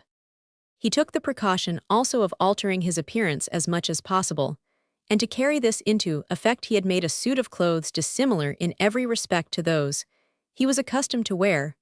But to say the truth, all these arrangements were quite needless, for the police had never had the faintest clue to the real culprit, and in a short time gave the matter up as hopeless. Indeed, to say the truth, they were so ashamed of their own want of foresight that they were but too glad to let the recollection of blundering die out as speedily as possible. The constable who had but recently joined the force was made a scapegoat by his companions, who threw all the blame upon him. He was reprimanded by the superintendent, who enjoined him to be more careful for the future. The young fellow promised not to make such a mistake again if he could help it, and justice was satisfied, and the majesty of the law vindicated. Peace's coat and hat, which had been left behind at the jeweler's, were for some time in charge of the police. When all hope of finding its owner had been given up, the garments in question were conveyed to what is termed the Black Museum in Scotland Yard. This place is one of the sights of London, but it is rare indeed that any stranger is admitted into its sacred precincts. The uninitiated may possibly feel some interest in a description of this receptacle for criminal curiosities. We subjoin an account of the place, which the reader may rest assured is genuine. "Take care how you step," said a courteous official, who preceded the visitor up a staircase in one of the houses in Scotland Yard, and opened a door on an upper story. "We are obliged to throw a great deal of this about." The substance in question was a disinfecting powder. The room into which we were conducted was a large bare-floored apartment, with barred windows fitted up with wide shelves, which were divided into compartments, and their contents were liberally sprinkled with the all-pervading powder. The room is that in which the articles of property taken from convicts are stowed away until they are claimed by their owners. Of course, there was not much chance of anyone coming forward to claim Peace's hat and coat from the stand in the center of this receptacle of the objects of the unlawful possessor class, to which a large room upstairs is also devoted. Overhead is the Black Museum, in which during the last 3 years pieces to conviction, which, until then had been kept indiscriminately, with the other property of criminals, have been arranged and labeled, forming a ghastly, squalid, and suggestive show. On entering the lower room, the visitor is struck by its odd resemblance to a seed shop. Hundreds of hooks stud the rims of the shelves and the sides of the compartments, and from them are suspended hundreds of little packets neatly made up in brown paper tied with white twine, and severally distinguished by large parchment labels, each bearing a neat inscription. The packets contain small articles taken from the prisoners who, in due course after they are discharged from prison, will be brought to Scotland Yard, and their portraits taken by force, should they object to that process. The larger things are deposited in the compartments of the shelves, and every item, no matter how insignificant, is entered into the proper register. A motley collection are the larger articles, with a preponderance among them of grimy pocketbooks and greasy purses. But there are valuable things in some of those parcels, and downstairs in the official's room is a massive iron safe fitted with sliding shelves in which is kept a large collection of watches, rings, choice pins, scent bottles, pencil cases, and other jewelry which are either the lawful property of prisoners or have been found in their unlawful possession and confiscated, but for whom no owners have been discovered. Among the watches are some beautiful specimens, one in particular, taken from a costermonger of exquisite workmanship and ornamentation, is valued at £50.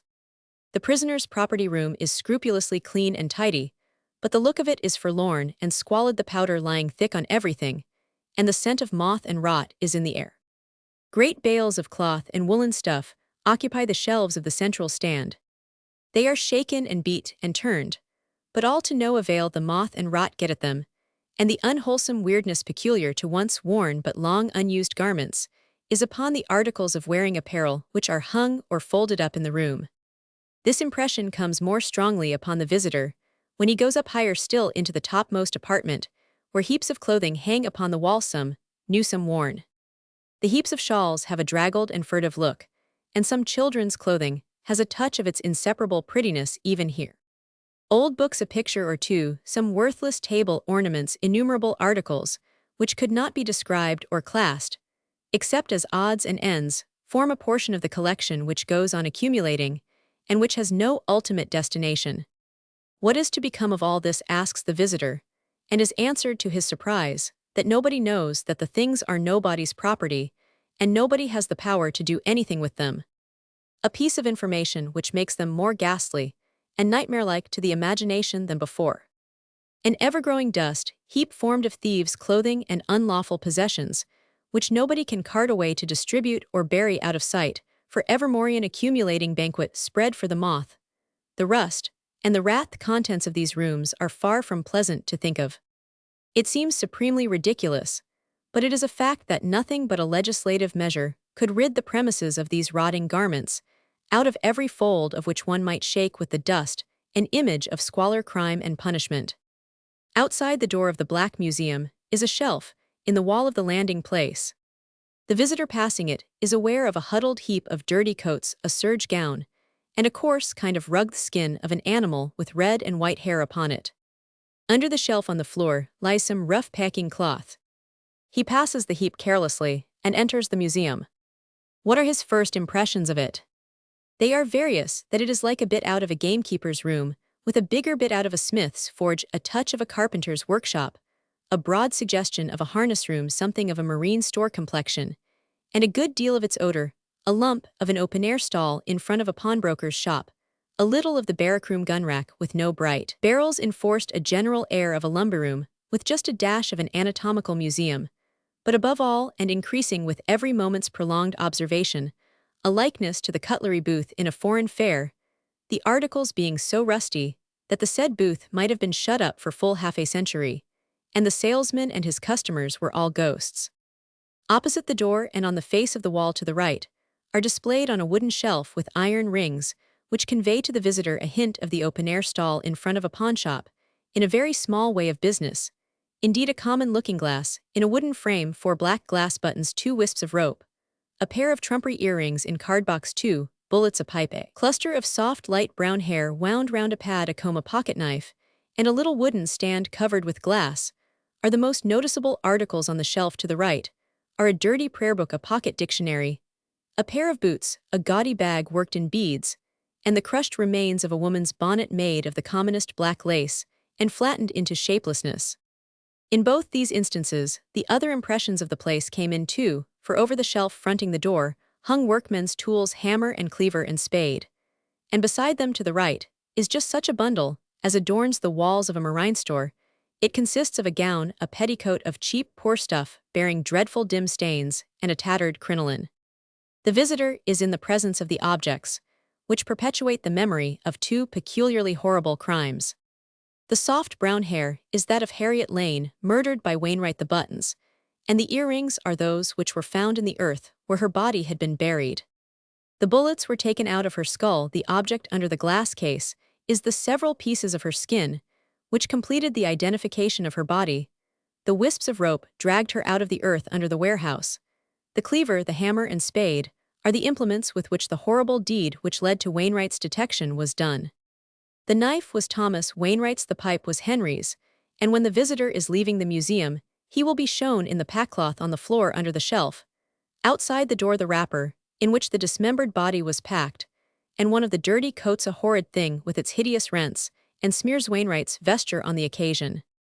The coat of the captain of the Lenny with the gash in the cloth torn by the knife of his murderer, and eaten through and through with rot and moth, is not nearly so disgusting an object. And as for the serge robe of that poor rogue Professor Zandavesta, and the little cloak of the confiscated anatomical wax African, who grins awfully in one corner of the museum, a real skeleton hand and arm considerably hidden behind him, they are quite cheerful to look at in comparison. The prayer book and the other pitiful objects upon the shelf to the right were found on the body of Maria Clausen, who was murdered in Kidbrooke. The blood and mud-stained clothes were hers, and they contrast with Grimyirny as evidences of an unpunished crime with the all gory objects, which tell of one brother hanged and the other transport. Along the wall on the right side of the room is ranged a choice collection of guns, crowbars, and jimmies, the latter implements of the housebreaking industry, which admit of great variety and are susceptible of highly artistic handling, and among them is a pair of tongs unevenly rusted, and with a dirty paper book written all over with incoherent sentences attached to it. The tongs are those with which a man named MacDonald killed his wife some 4 or 5 years ago.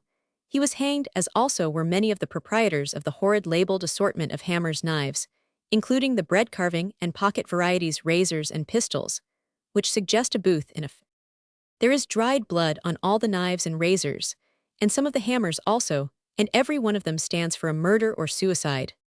In a terrible number of cases, they record the murder of a wife by her husband. Several of the pistols, mostly beautiful weapons, are the instruments of suicide, and each is labeled with the name, date, and place. The simple suicides are almost all among the higher class of society, and when the visitor asks how the pistol with which a gentleman of wealth and station shot himself came into the keeping of the museum, he is told. The family mostly do not like to have it, and so they ask the police to take it away. In a corner hang the clothes of the Rev. J. Watson, who murdered his wife at Stockwell, the horse pistol with which he shot her, and the heavy hammer with which he knocked the nails into the chest, in which he proposed to hide her body. So carefully had the murderer washed his trousers and his coat sleeves that the blood stains could only be observed with difficulty at the time of the investigation. But since the coat and trousers have been hanging on the Black Museum's walls, the stains have come out close and thick. We have often noticed that the visitor is told. The frightful weapons used by the Lenny mutineers are here neatly ranged under the photograph of the ringleader French Peter. Hardby is a bundle of letters forming the correspondence, which furnished much of the evidence against Margaret Waters, the babe farmer. How much sin, shame, sorrow, and cruelty that small dusty bundle represents, it would be hard to say. A small billycock hat with a mask fastened inside the broad rim, into which is packed a purse, a comforter, a small lantern, and a life preserver with a terrific lump of lead on. It is quite a cheerful object to turn to from all these grim relics of worse crimes, though the burglar who formerly owned the life preserver informed the police who seized, but also rescued him, having come up upon hearing his cries when he was caught between the iron bars of a window through which he was escaping on a false alarm that he had thoroughly intended to do for anyone who should interrupt him with that convenient weapon. A large assortment of burglars' tools is not the least suggestive object here. The weapons of the thieves' war upon society are models of good workmanship and of the adaptation of means to ends. When the neatest centribit of the carpenter's shop is compared with the deft, swift, noiselessly working instrument, which goes into an iron shutter, as a cheesemonger's scoop goes into a fresh Dutch, when one looks at the wedges of fine lightbird steel working between the zinc sidebits at the 2 homemade dark lanterns, contrived with extraordinary cleverness, out of a mustard tin and metal matchbox respectively at the rope ladder, and the beautiful lit Jimmy in a carefully buttoned red flannel Cassetha's small powerful tool is made of a piece of a driving wheel belonging to the finest machinery, and the metal was of course stolen to make it at the bright slender skeleton keys, at the safe-breaking tool switch, make one think that there is nothing like the old stocking in the thatch after Alone is amazed at, and sorry for the misused cleverness and perverted inventiveness to which these things testify. Among the skeleton keys is one delicate little contrivance, which at a first glance one might take for an ornament to a lady's chatelaine. It is in fact a double instrument for picking latch keyholes, one part forming the key and the other lifting the spring. This pretty trifle was made from the brass clasp of a purse, and used with such success by the inventor that in a short time he found himself in prison. While one is actually inside the Black Museum, one cannot be amused at anything, but by the time we have turned into the Strand, the impression of the dreary reliquary of crime has so far passed away that one can smile at the story told of the impudent simplicity of this poor clever thief. When he was discharged from prison, said the curator of the Black Museum, as he restored the delicate dangling little bit of villainy to its place, the man came here and asked us to let him have it back. In a few days' peace, returned to his lodgings. He was informed by the gypsy that all was going on well. No stranger had been to Leather Lane to inquire for the industrious and exemplary frame-maker. "And so, old man, you needn't bother yourself any more," cried the gypsy. "There will be no more stir in the matter, but you've done me a good turn, Bill, and I shan't forget it. How are you getting on?" "How much the same as usual anyhow, but I am not driven so much in a corner as I have been once or twice in my life. I do a little with horses, and have got a swell ass'll fork out a couple of quid or so. When I am regularly hard up he's a rum sort, though I can't quite reckon him up, he's so nation sly and mysterious he. It was who set me to work to prig the jewels at the Carved Lion. My eye wast he riled, when he heard of the end o' that night's business. And it was all through you beggar," cried the gypsy with a laugh. "But Lord love ye, I don't think any the worse on ye for it, not a morsel." "Oh," murmured Peace, "he set you to work to get the jewels, did he?" "Yes. I wonder what that was for." "I don't know. But I think I do." "You don't mean that?" "Yes, I do. They were the chief evidence in proof of Aveline Gatliffe's identity, and this swell, whoever he may be, has reason for not wishing that identity to be established. Who and what is he?" "Well, that I am not at liberty to make known," returned the gypsy. "He's a swell in his way, but he ain't of much account as far as I can learn. Leastways, he's a hot un in many ways, so I've been told. I met him by chance when I was with my first governor, and he weren't much to boast on." "Oh, he has a motive, depend upon that, and a strong one too, I should say, but it matters no teat, does not concern either of us." "Not a bit." Peace and the gypsy had now become what might be termed cronies or pals. To say the truth, the latter had displayed a considerable amount of faithfulness and disinterested friendship for our hero, much more than he really deserved. In the afternoon of that day, Bandoligged Bill brought round his pony trap and took Peace out for a drive. During this little excursion, our hero had an eye to business. He never failed to look out for houses which he thought best adapted to his purpose. He preferred those which stood in their own grounds detached from any others, and those also that were not near the high road, along which a policeman might be passing. While out with the gypsy, his attention was attracted to a handsome residence, situated in the neighborhood of Denmark Hill. He noticed the place, and as he did so promised himself the pleasure of paying it a visit at no distant day, or rather night. The gypsy, who had noticed the attention he had given to the house, pointed with his whip to the habitation in question, and said jocularly, "The very place for you, old man, eh?" Peace nodded. "It's a tempting-looking crib, I must confess," he murmured. "And is occupied by some wealthy bloke, ill wager," said the gypsy. "Oh, I dare say, no doubt. I ain't good at that sort of business, but I'll drive you here any night you like and wait for you with the trap, till the job's done, of course, for a consideration," observed the gypsy with great gravity. "Business is business all the world over. You shan't go unrewarded, Bill." "I don't expect half, but I must have something." "Agreed, tomorrow night will do." "Well, it then I am your man." This little matter being settled, the two friends parted at the corner of Leather Lane, the gypsy promising to call for Peace at 10:30, or from that to 11 o'clock on the following night. In tracing the lawless career of a great criminal like Charles Peace, it is not requisite to trouble the reader with a full description of all his depredations, the leading events in his career. It is our business to chronicle. As a rule, he committed most of his daring burglaries without the assistance of confederates or accomplices, but this was not always the case. In the earlier part of his life, he had many lawless companions. At Sheffield and Manchester, he was associated with a band of desperadoes. The burglary we are about to describe was not undertaken alone, and possibly it was for this reason Peace had made one or two signal failures, and in consequence had escaped in a most marvelous manner on both occasions. He therefore gladly accepted the service of the gypsy, in whom he felt he could place implicit confidence.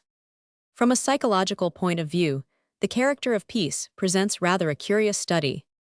He seems to have been one of those exceptional beings in whom there was an almost innate criminal propensity, and whose infamous practices were in themselves as great a source of pleasure and satisfaction as the booty derived from them. Mrs. Thompson, his companion in the later period of his life, has declared that he committed lawless acts for the love of adventure. Not long ago, a distinguished German psychologist said that his studies led him to regard the impulses of criminal nature in the light of natural laws.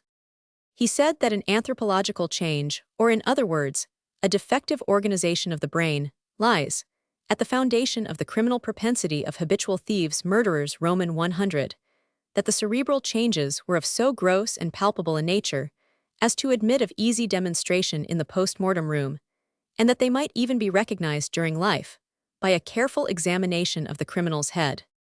Whether the conformation of Peace's cranium or brain was different from that of most people, we will not venture to say, but judging from his photographs, a man like Professor Benedict of Vienna might certainly find some further data for his doctrines by an examination of Peace's head.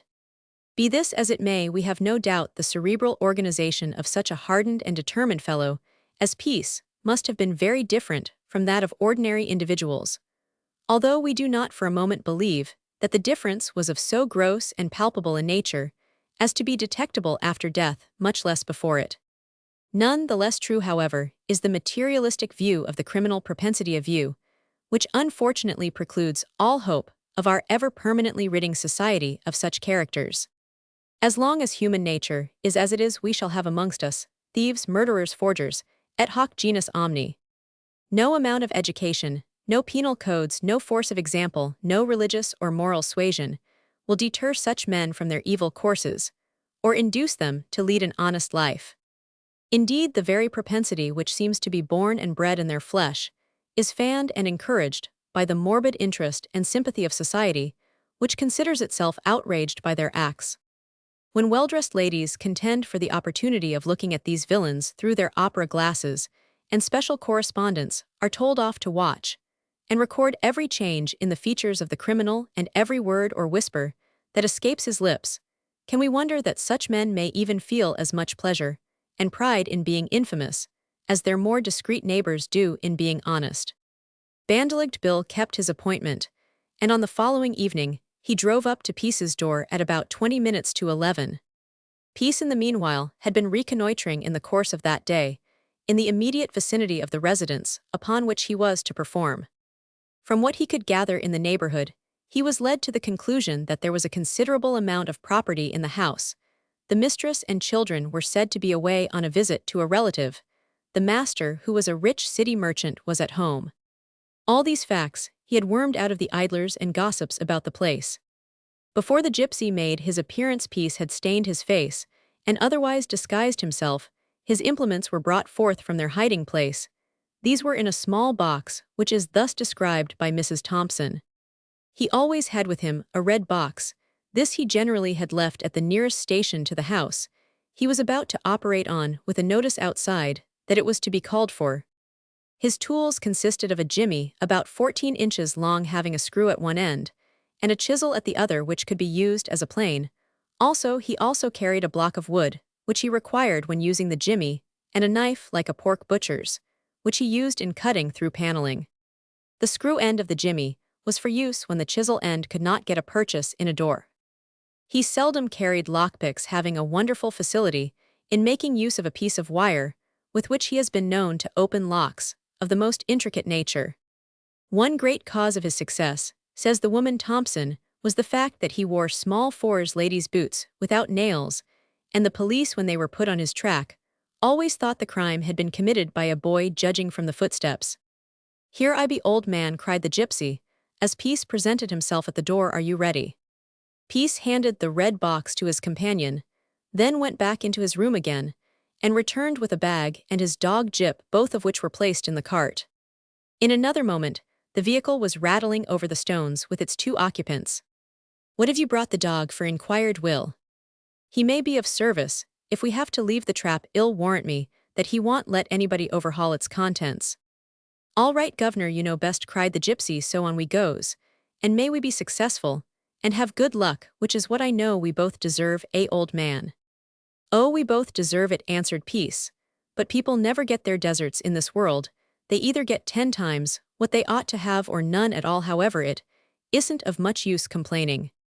The vehicle went rapidly over the stones till the macadamized road was reached, and in due course of time, the travelers came within sight of the palatial dwelling which had lured them to the spot. "Now," said the gypsy, "where had I better wait with the trap?" "There is a narrow lane runs by yonder house. Wait there. If a bobby says anything to you, tell him you've lost your way, and are uncertain which road to take, but lore it's so far removed from the high road, and is moreover so dark that you will not be seen."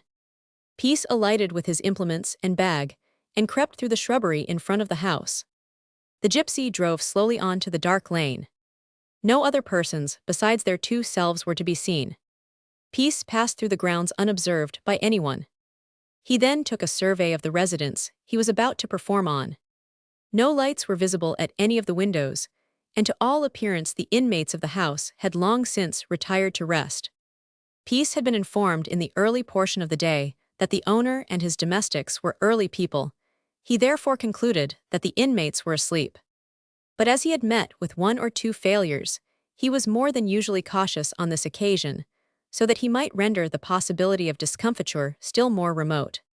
We have on a former occasion made reference to the long screw he occasionally employed in his predatory excursions.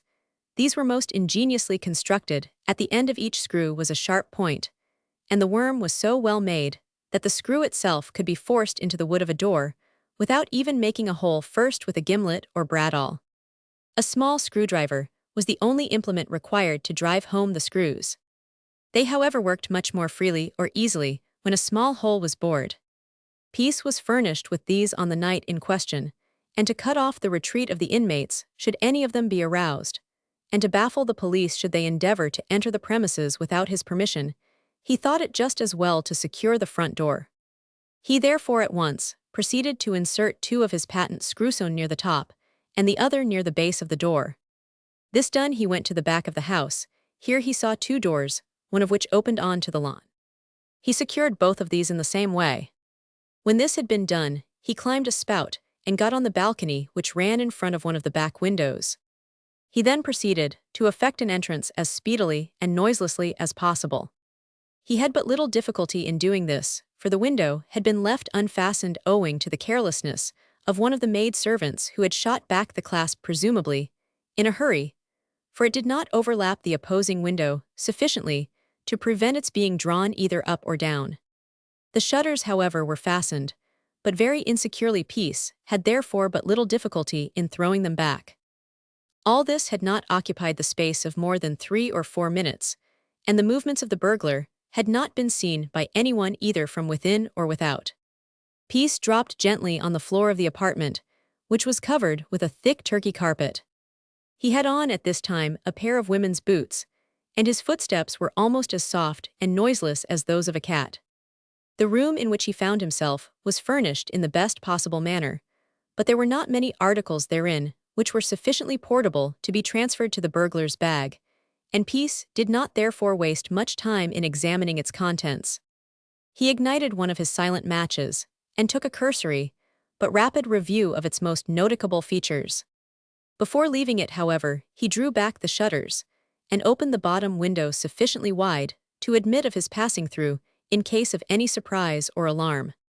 He crept downstairs and entered the front parlor. In this, there were several articles of value, which he at once deposited safely in his bag. He then proceeded towards the back parlor. This was fitted up as a library. To all appearance the owner of the habitation made use of it for business purposes, for on a library table there were spread out vast heaps of papers, tied up in bundles with letters, ledger account books, and other objects usually found in a merchant's counting house or a lawyer's office. In a recess at one corner of the room was a large iron safe.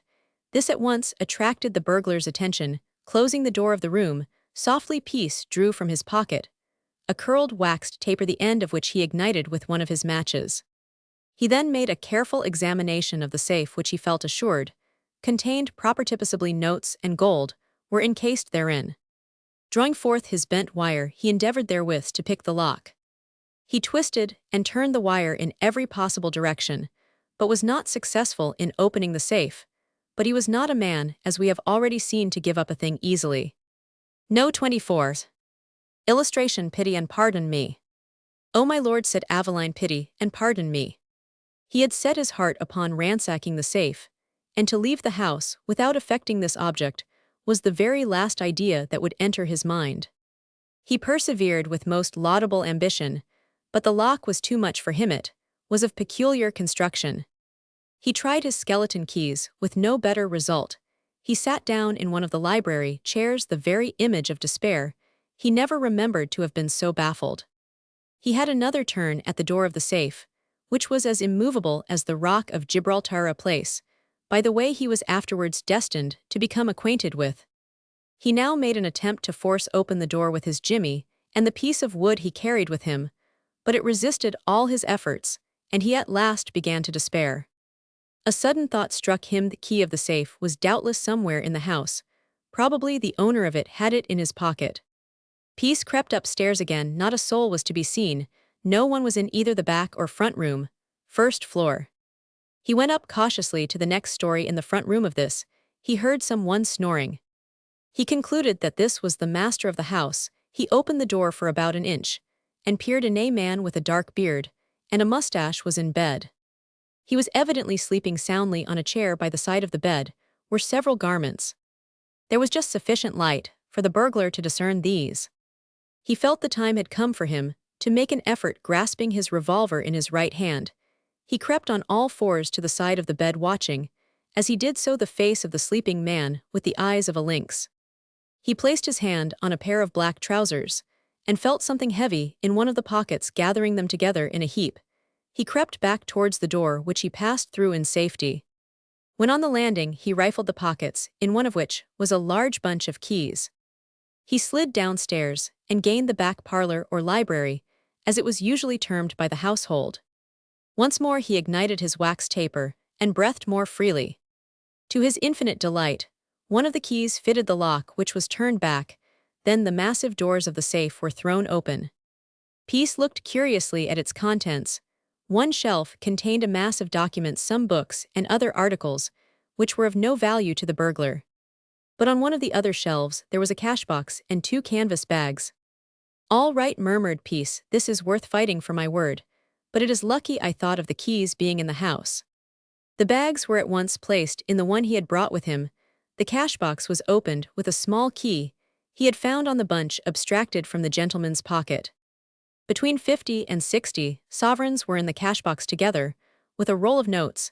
It is needless to observe that these found their way into Peace's pocket. A gold cup, a silver salver, and a box containing jewels were also in the safe. These were placed in the burglar's bag to keep company with the other valuables.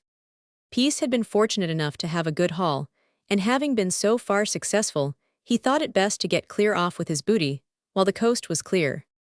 He at once made for the backroom, first floor. From the balcony of this, he let his bag gently down onto the grass plot beneath with a small piece of cord. Then he climbed over the balcony, and hanging for a moment by his hands, he dropped from thence onto the grass. Unfortunately for him, his coattails swept down one of the shrubs in a flower pot. This fell onto a glass skylight over the back kitchen. The crash of glass awoke one of the maidservants, who jumped out of bed, and opening one of the back windows, peered forth. She saw a man running across the grass plot towards the shrubbery by the side of the house, and at once suspected that something was amiss. Panting and almost breathless, Peace arrived at the spot where Bandoligged Bill was awaiting his reappearance.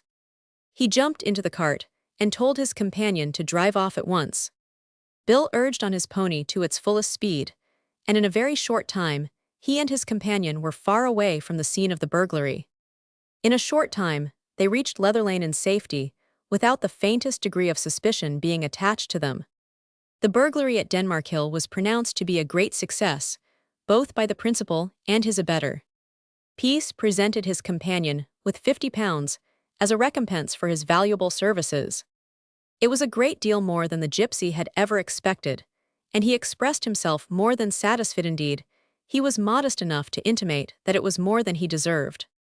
Meanwhile, the inmates of the house at Denmarkhill were aroused from their slumbers by the screaming of the servant girl, who had seen the burglar make a precipitate retreat over the lawn in the rear of her master's house. Her fellow-servants jumped out of their beds, huddled on their things, and hastened at once to see what was the matter. The owner of the establishment looked in vain for his trousers, which our hero had so cleverly possessed himself of. The gentleman sought for another pair, but his wardrobe as well as the drawers in his room were locked, and his bunch of keys was not at hand. Wrapping himself in his long dressing gown and drawers, and putting his feet into his slippers, he sallied forth.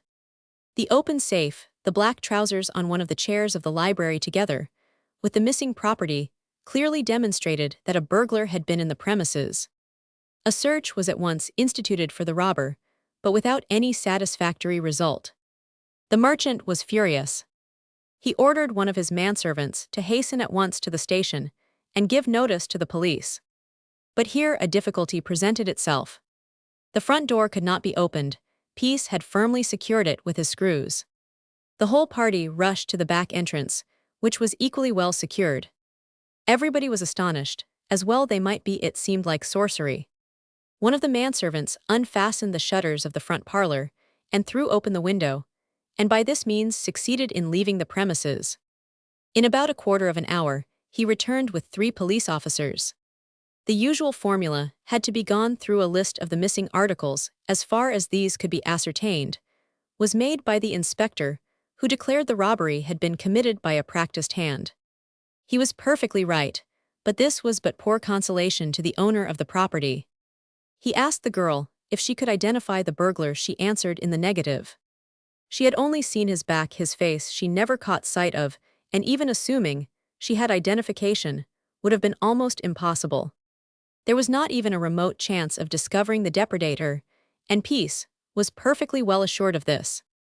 The booty he had obtained by this burglary was considerably over £200, after deducting the 50 he had given to Bandeligged Bill. And as he had received a letter from his mother urging him, in the strongest terms, to return to Sheffield, he determined upon quitting the metropolis and taking up his quarters in his native town. Chapter Roman 51.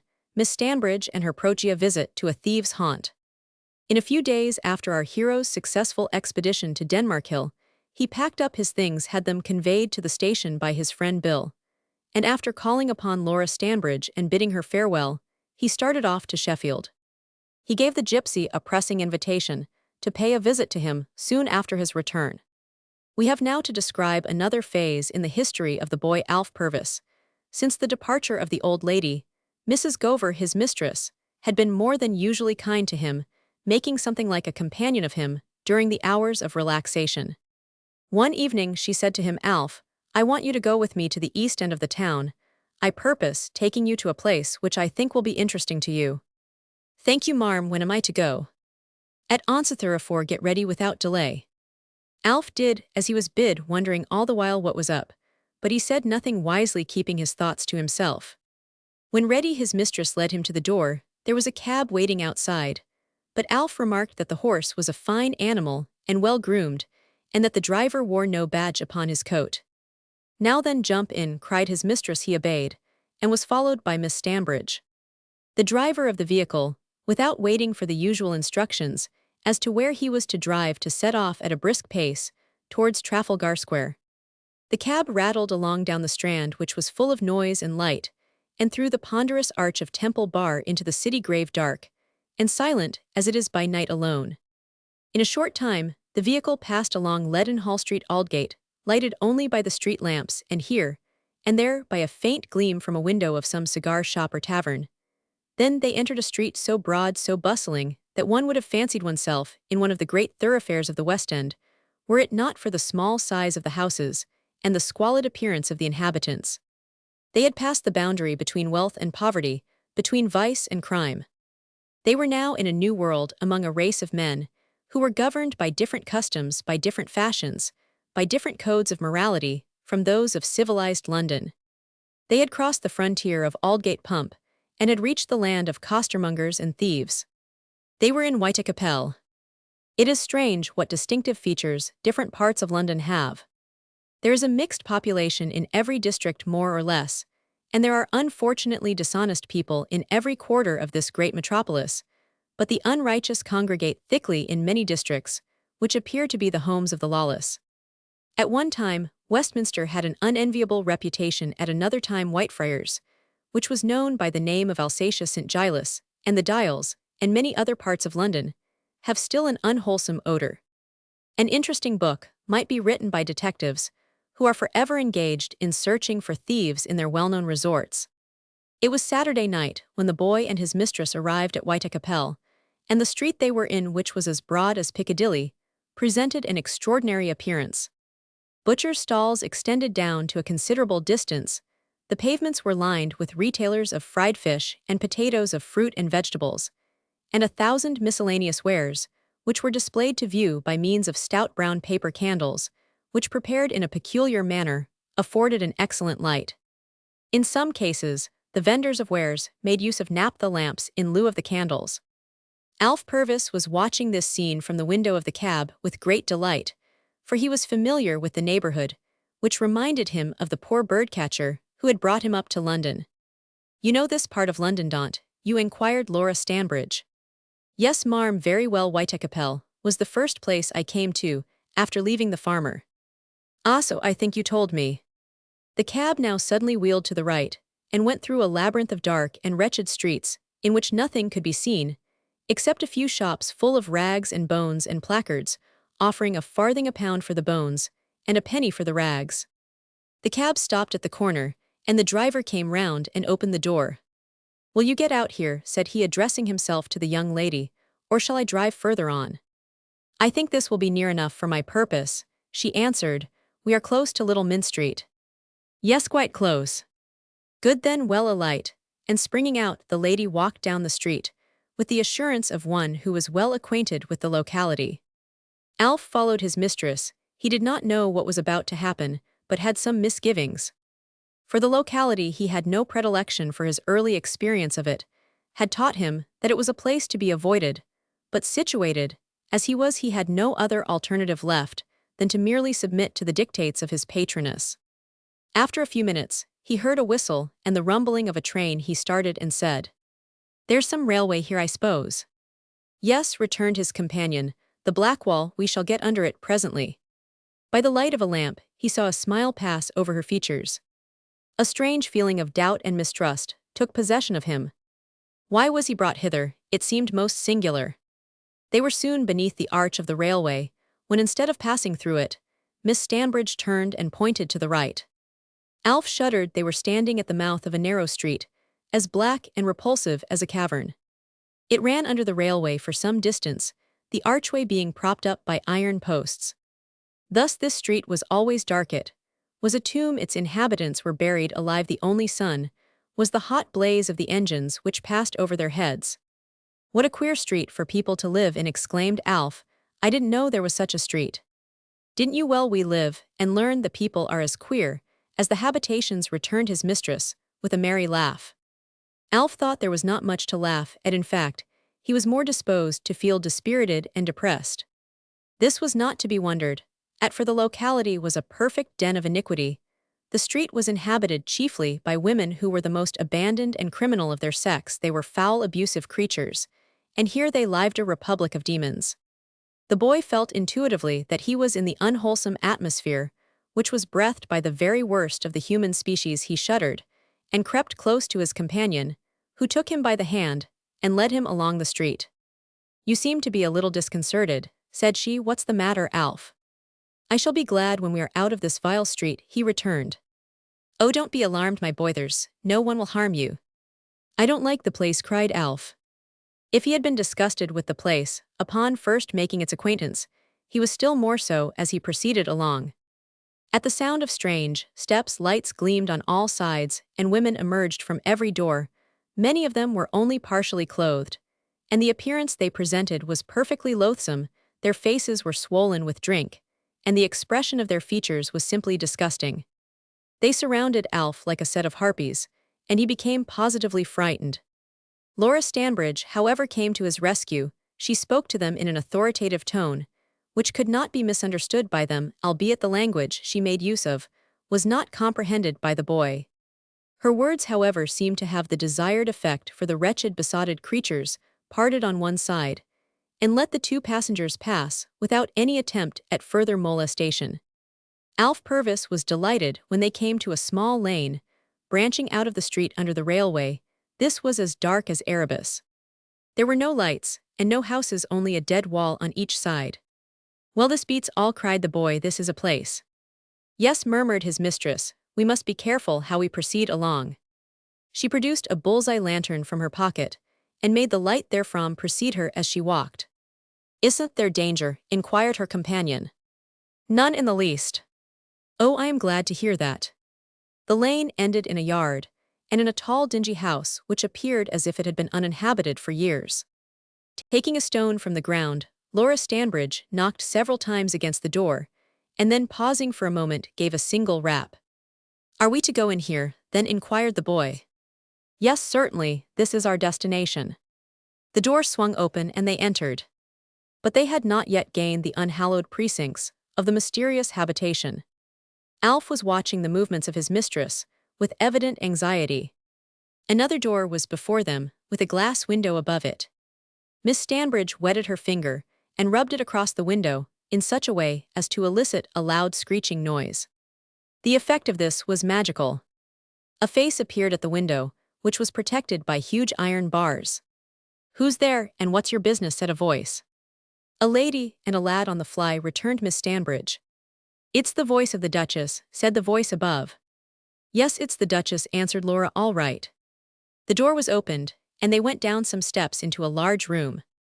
Alf's eyes wandered over this with all the curiosity of a lad who finds himself in a scene which is new and strange to him.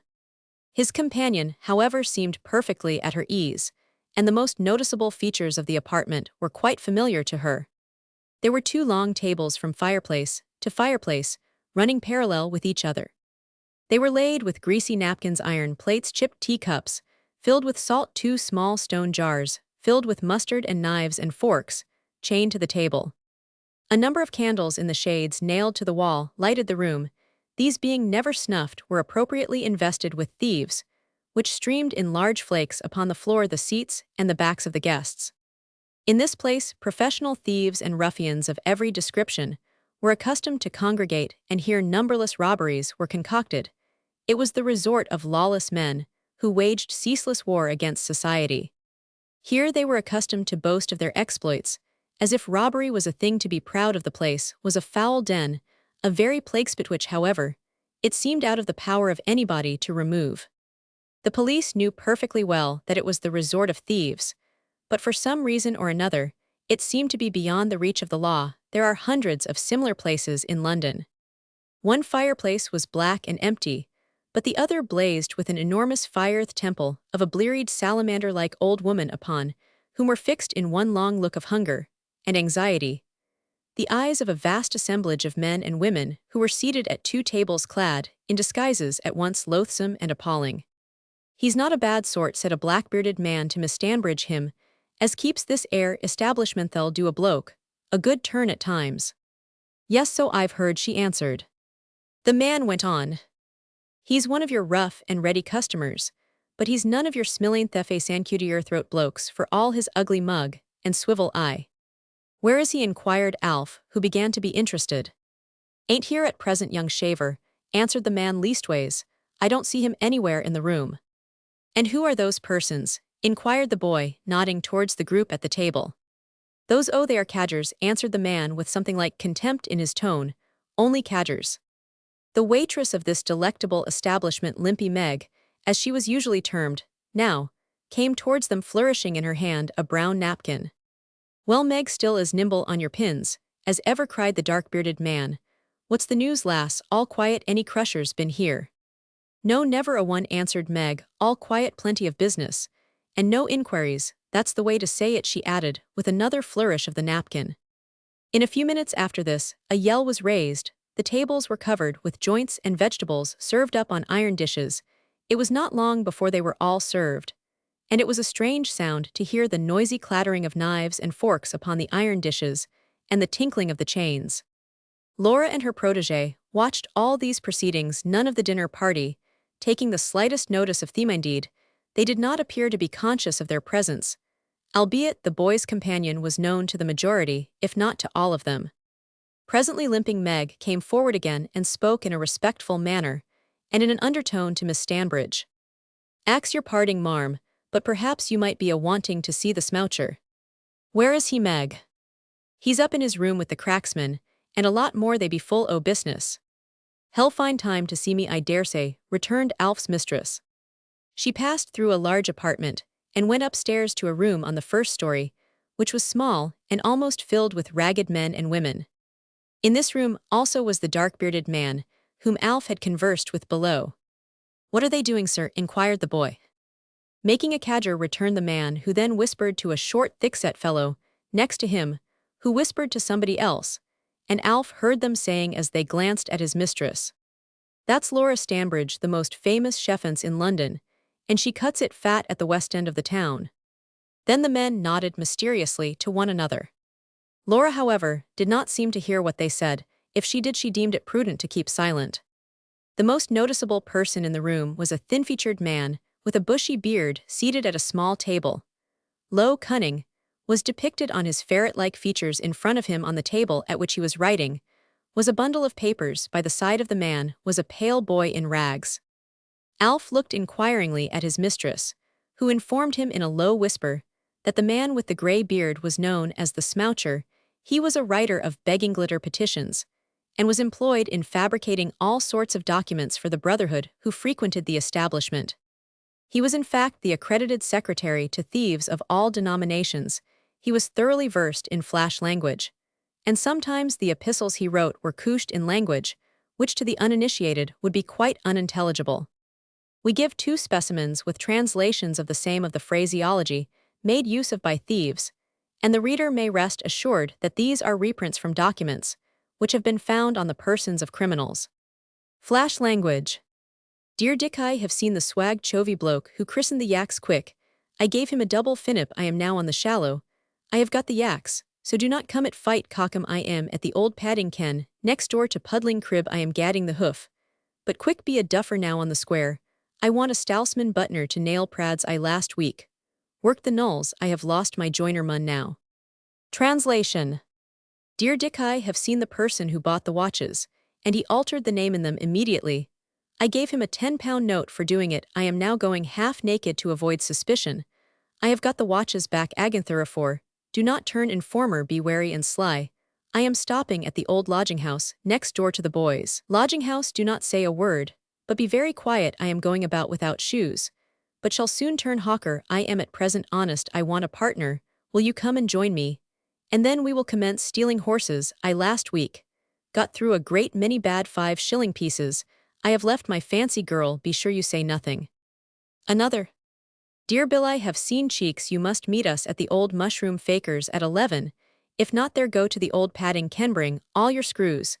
The case of a bloke is planted to be cracked. Plenty of finnips. Also some long-tailed ones. Be mum with your joiner. Fight cockham and be cockham with boozing kens. Only a bloke and a shikster in the case, except a pig. Be cockham crabshells. A gown off was last week booked by a fly through crabs. I have seen a kidsman who will fence 2 finnips, 3 finnips. There are no flies about." Translation. "Dear William, I have seen cheeks. A flash name for an accomplice, and you must meet us at the old umbrella mender's at 11 o'clock. And if we are not there, go to the old lodging house. Bring with you all your housebreaking instruments. We have arranged to break the house of a gentleman who has plenty of £5 notes, and also some large bank notes. Be sure you do not name this to your fancy girl. Be careful what you do, and keep from drinking shops. There is nothing in the house but a gentleman and a lady and another person. Do not put on your own shoes. A brother thief did last week, and was taken by a policeman. I have seen a person who trains boys to thieve who will take all the £5 notes at £10 for 15. There are no policemen in the neighbourhood." The den of mystery to which Laura Stanbridge had paid a visit contained ruffians of every conceivable description. Lolling in an armchair behind the table with a huge junk of bread and meat in one hand, and a glass of gin and water in the other, and a short black pipe in his mouth, was a burly ruffian with strength written in his brawny arms and broad shoulders, and prominent heaving chest with villainy in his deep hollow eyes, and his cropped black whiskers and eyebrows which were half an inch apart. This was the cracksman famous burglar, and a pal of the smoucher in all the lays which the latter devised, and the former accomplished. This huge miscreant had been at one time a boon companion, and accomplice of Gregson, whom he resembled in a remarkable degree. The untimely end of the Bristol badger failed to have the slightest effect in turning this callous criminal from his evil ways. "Now, young man," said the smoucher, looking up from his papers, "you said you could read, I think." "Yes, a little, sir. I've been to school." "All right, so much the better. Nothing like education. Your friends say you are to try your luck at cadging in the country, where people's green and food's cheap. Take this paper, and chalk up on the post of every door. You go to one of these marks, according to the character of the people you meet with there, that will act as a clue to any brother cadger, who may chance to come after you, as to what treatment they are likely to expect." The paper contained a series of marks or signs, which are known only to cadgers. The boy took the paper, and thrust it into his pocket. The man at the table then gave him several recipes for disfiguring his body, so as to present the appearance of burns or scalds together with other accidents, all of which he laid down to his young pupil, in a most systematic, businesslike manner. Alf Purvis was astonished at these mysterious proceedings, but he remained silent. A man now came up to the table, and said to the smoucher, "What do you charge for a petition?" 18 pence was the answer. "Well then, let's have one." The smoucher placed 2 ink bottles before him. They were filled with ink of 2 different shades. He then spread a bit of paper under his hand, and began writing. "He's a stunner at using the pen," said one looking on. "I wish I knew how to do it." "You'd soon find yourself in the steel, if you did, old man," cried one of the party. The smoucher, having finished the document upon which he was engaged, folded up the same, creased the paper as if it had been long written, and after examining the signatures attached thereto of ministers and churchwardens, he dipped his fingers under the fireplace, and smeared it with ashes, to the infinite delight of the lookers, on who swore that there wasn't 1 in 20 who wouldn't take it for a real concern. The man, having folded this precious document in his green kingsman or green silk pocket handkerchief, and placed it in his hat, after the manner of the Persians, departed. A little more business was transacted in the same manner, and then the cracksman, Laura, and the boy were left alone with the smoucher. "Well, Laura," said the latter in a pleased tone, "who would have thought of seeing you here? And you've brought a stranger with you," he added, glancing at Alf Purvis. "He looks too genteel for this place. He's sharp and willing to learn." "Ah, I see you want him taught. Wish to have him put in training, eh?" Laura Stanbridge nodded. "Well, if you mean business, he must be brought regularly up to the trader profession, more properly speaking." "Certainly, that is right enough." "And who do you think of binding him to?" "That's just the question I was going to ask you." "Me, I don't know what answer to make." The smoucher leant his head on his hand, and began to ruminate.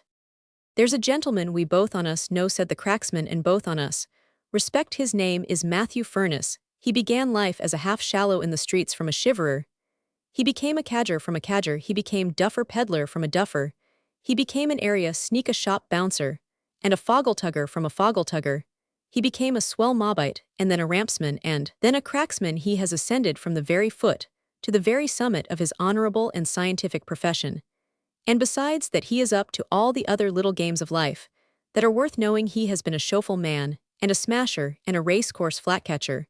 And he's as famed a fence as Ikey Solomon or Laura Stanbridge, the swell street West End Adam Tyler. There's no doubt Matt's a great man, a very great man," said the cracksman meditatively. "And who's so well adapted to take my young gentleman in hand?" cried Miss Stanbridge. The smoucher had not vouchsafed any reply to the adulatory harangue. "The only question is, will he do so?" said Laura. "I'll do my best," returned the man of many letters. "Y'all do nothing of the sort, not if I know it," cried a voice from the further end of the room. The speaker was the landlord of the establishment. He had short black crisp hair, a swivel eye, and his features were certainly not handsome.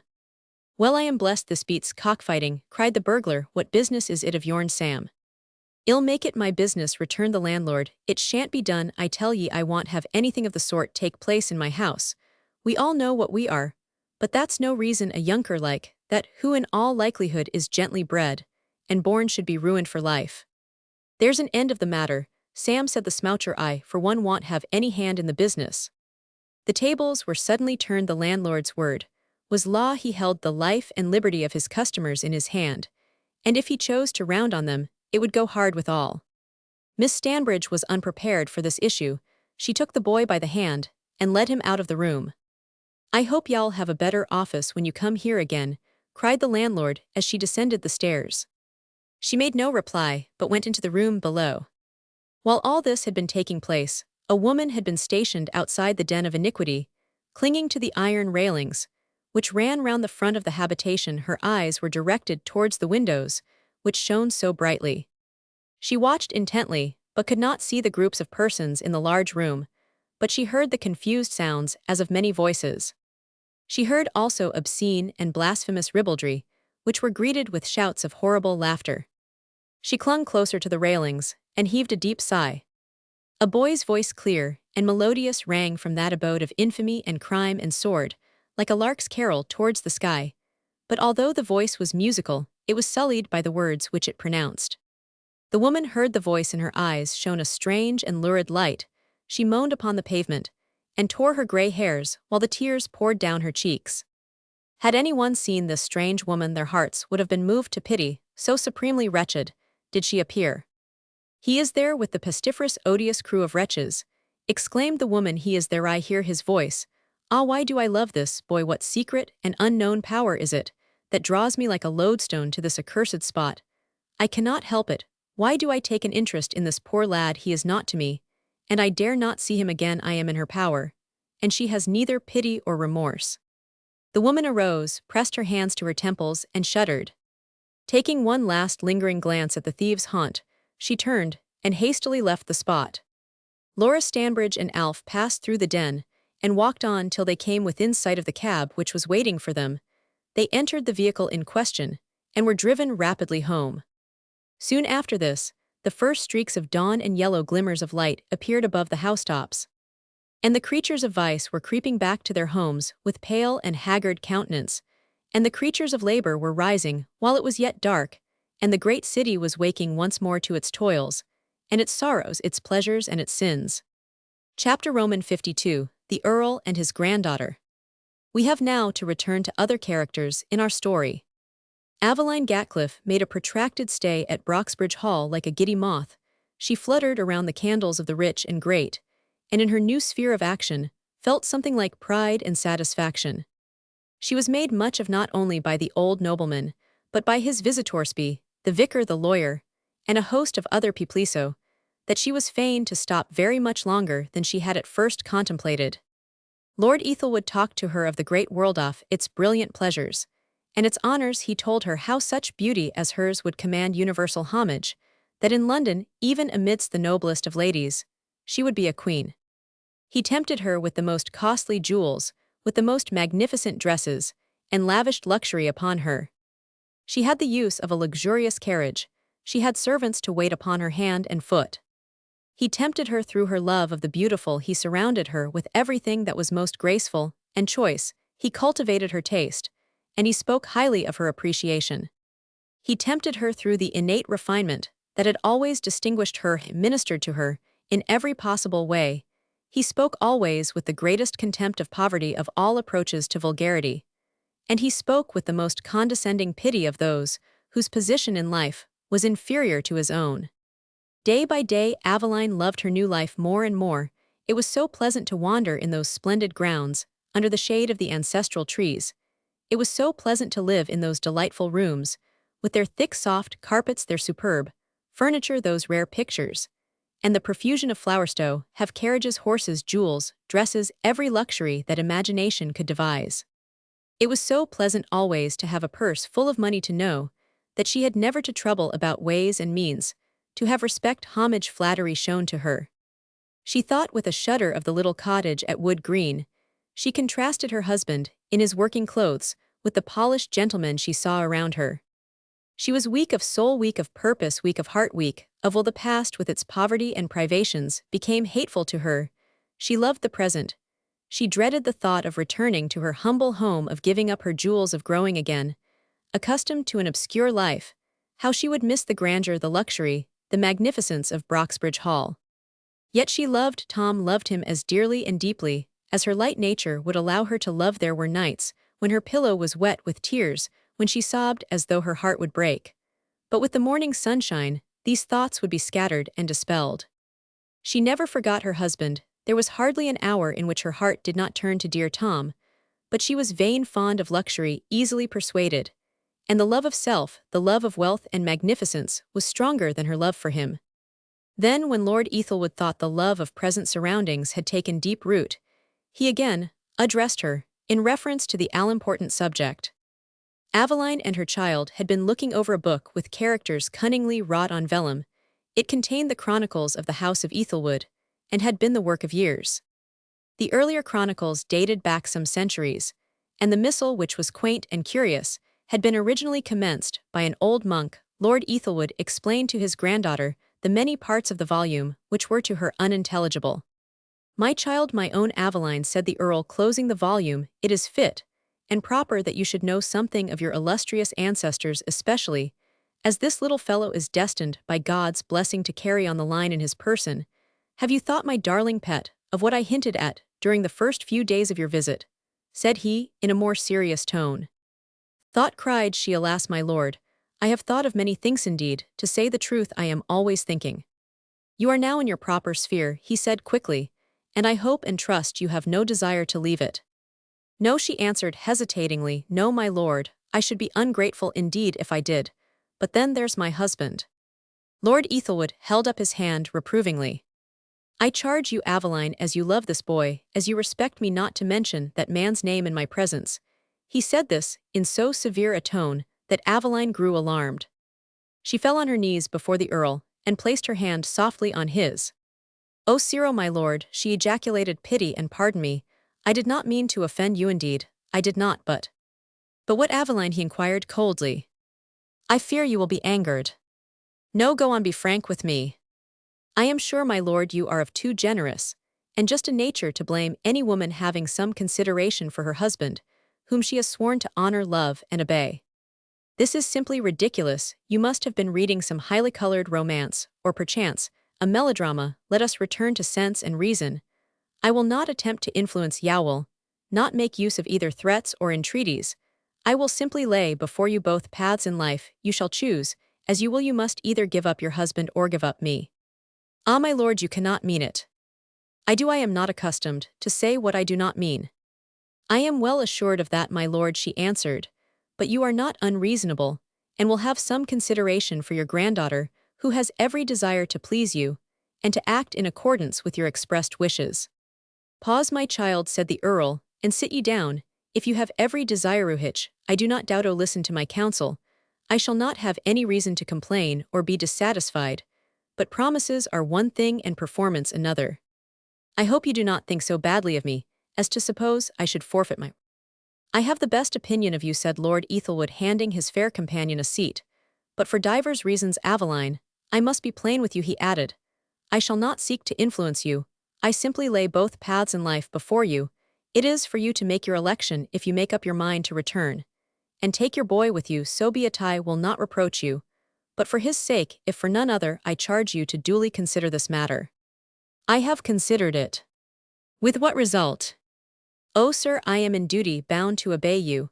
But this is my first visit. You can have no possible objection to my returning to Wood Green for a while, and consulting my husband." "Oh, as to that, I must admit that your request is but reasonable. You are at liberty to return whenever you please. But as to taking the advice of a man who is so immeasurably inferior to me and mine, that is not to be thought of. I do not mean to take his advice. All I desire is to explain to him how I am situated." "Ah, I understand you can explain to him. But I suppose you propose returning to your proper sphere. I have already told you that your fate is in your own hands. You have to choose between rank and wealth, poverty and obscurity. Do not think I shall ever change, my dear Aveline. If you desire to remain with this young engineer, so be it. If on the contrary you decide to remain with me, I will make you heiress of all my fortune, and your son shall be my heir-at-law. You shall have every advantage I can offer you. I will find some lady, accustomed to the usages of good society and the ways of the world, to give you 2 or 3 months' instruction, so that you may be fitted to mix with the proudest in the land. And then next season you shall go to London. You shall be mistress of Broxbridge Hall, and one of the most magnificent mansions in the metropolis. You shall be a queen, a leader of fashion. You shall have unlimited wealth, more than you can possibly desire, and your boy, your beautiful child, shall succeed to a large fortune." The face of Aveline Gatliff flushed as she listened, and then grew suddenly pale. "And what is the condition of all this, my lord?" she inquired. The Earl did not make any immediate reply. He gazed intently in her face, as if he would read her innermost thoughts, then, after a pause, said in a firm tone of voice, "That you give up your husband Hobbit, I need not tell you what he is, and be with me, be my adopted daughter. The proposal is cruelly hard." "Not so hard as you think," he rejoined. "Rank always has its penalties. How many queens have married for the good of their kingdom, and have given up the men they really loved? How many noble ladies at the call of duty have married men whom they have positively disliked?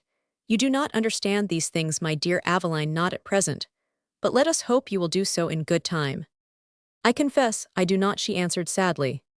"Well, my darling, you are not required to suffer in a like degree. You have but to leave a man whose tastes, habits, and manners do not, and cannot possibly accord with your own." "I have never had any reason to complain of my husband," she answered quickly. "Bah," he ejaculated, "do not offend me by laudatory encomiums on one who is so far beneath you. But enough of this. You must think this matter seriously over, my dear Aveline. You know my wishes, and I do hope and trust you will endeavor to act in accordance with them." "I shall do my best," she answered sadly. "But I suppose you will not forbid my returning to Wood Green for a short time, only for a short time."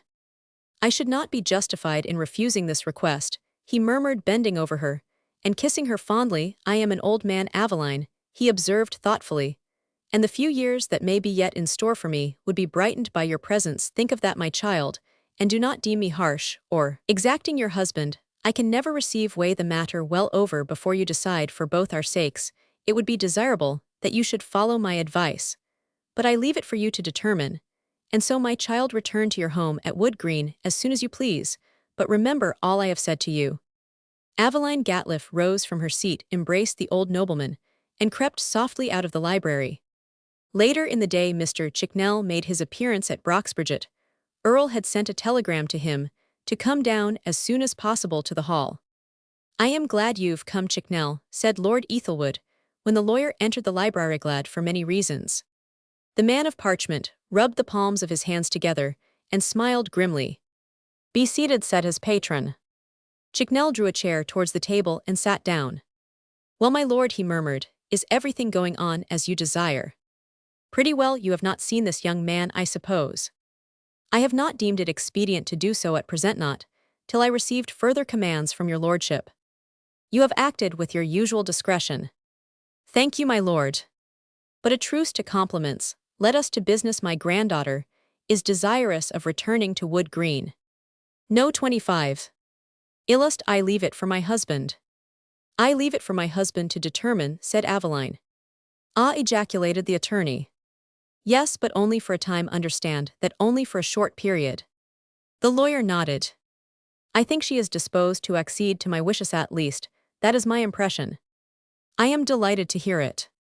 "Well, this being so, I have thought it best to humor her. Let her have her own way. Shall soon be glad to return to Broxbridge." "You think so?"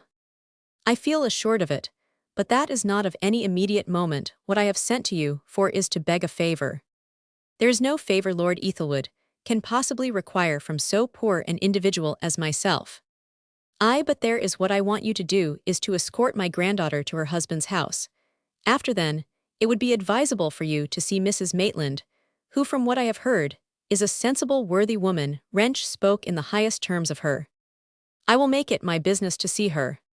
"Yes, and you can explain many things which may be most important for her to know, such as our relative positions, my determination as regards this low-bred fellow, my wish to place Aveline in her proper sphere.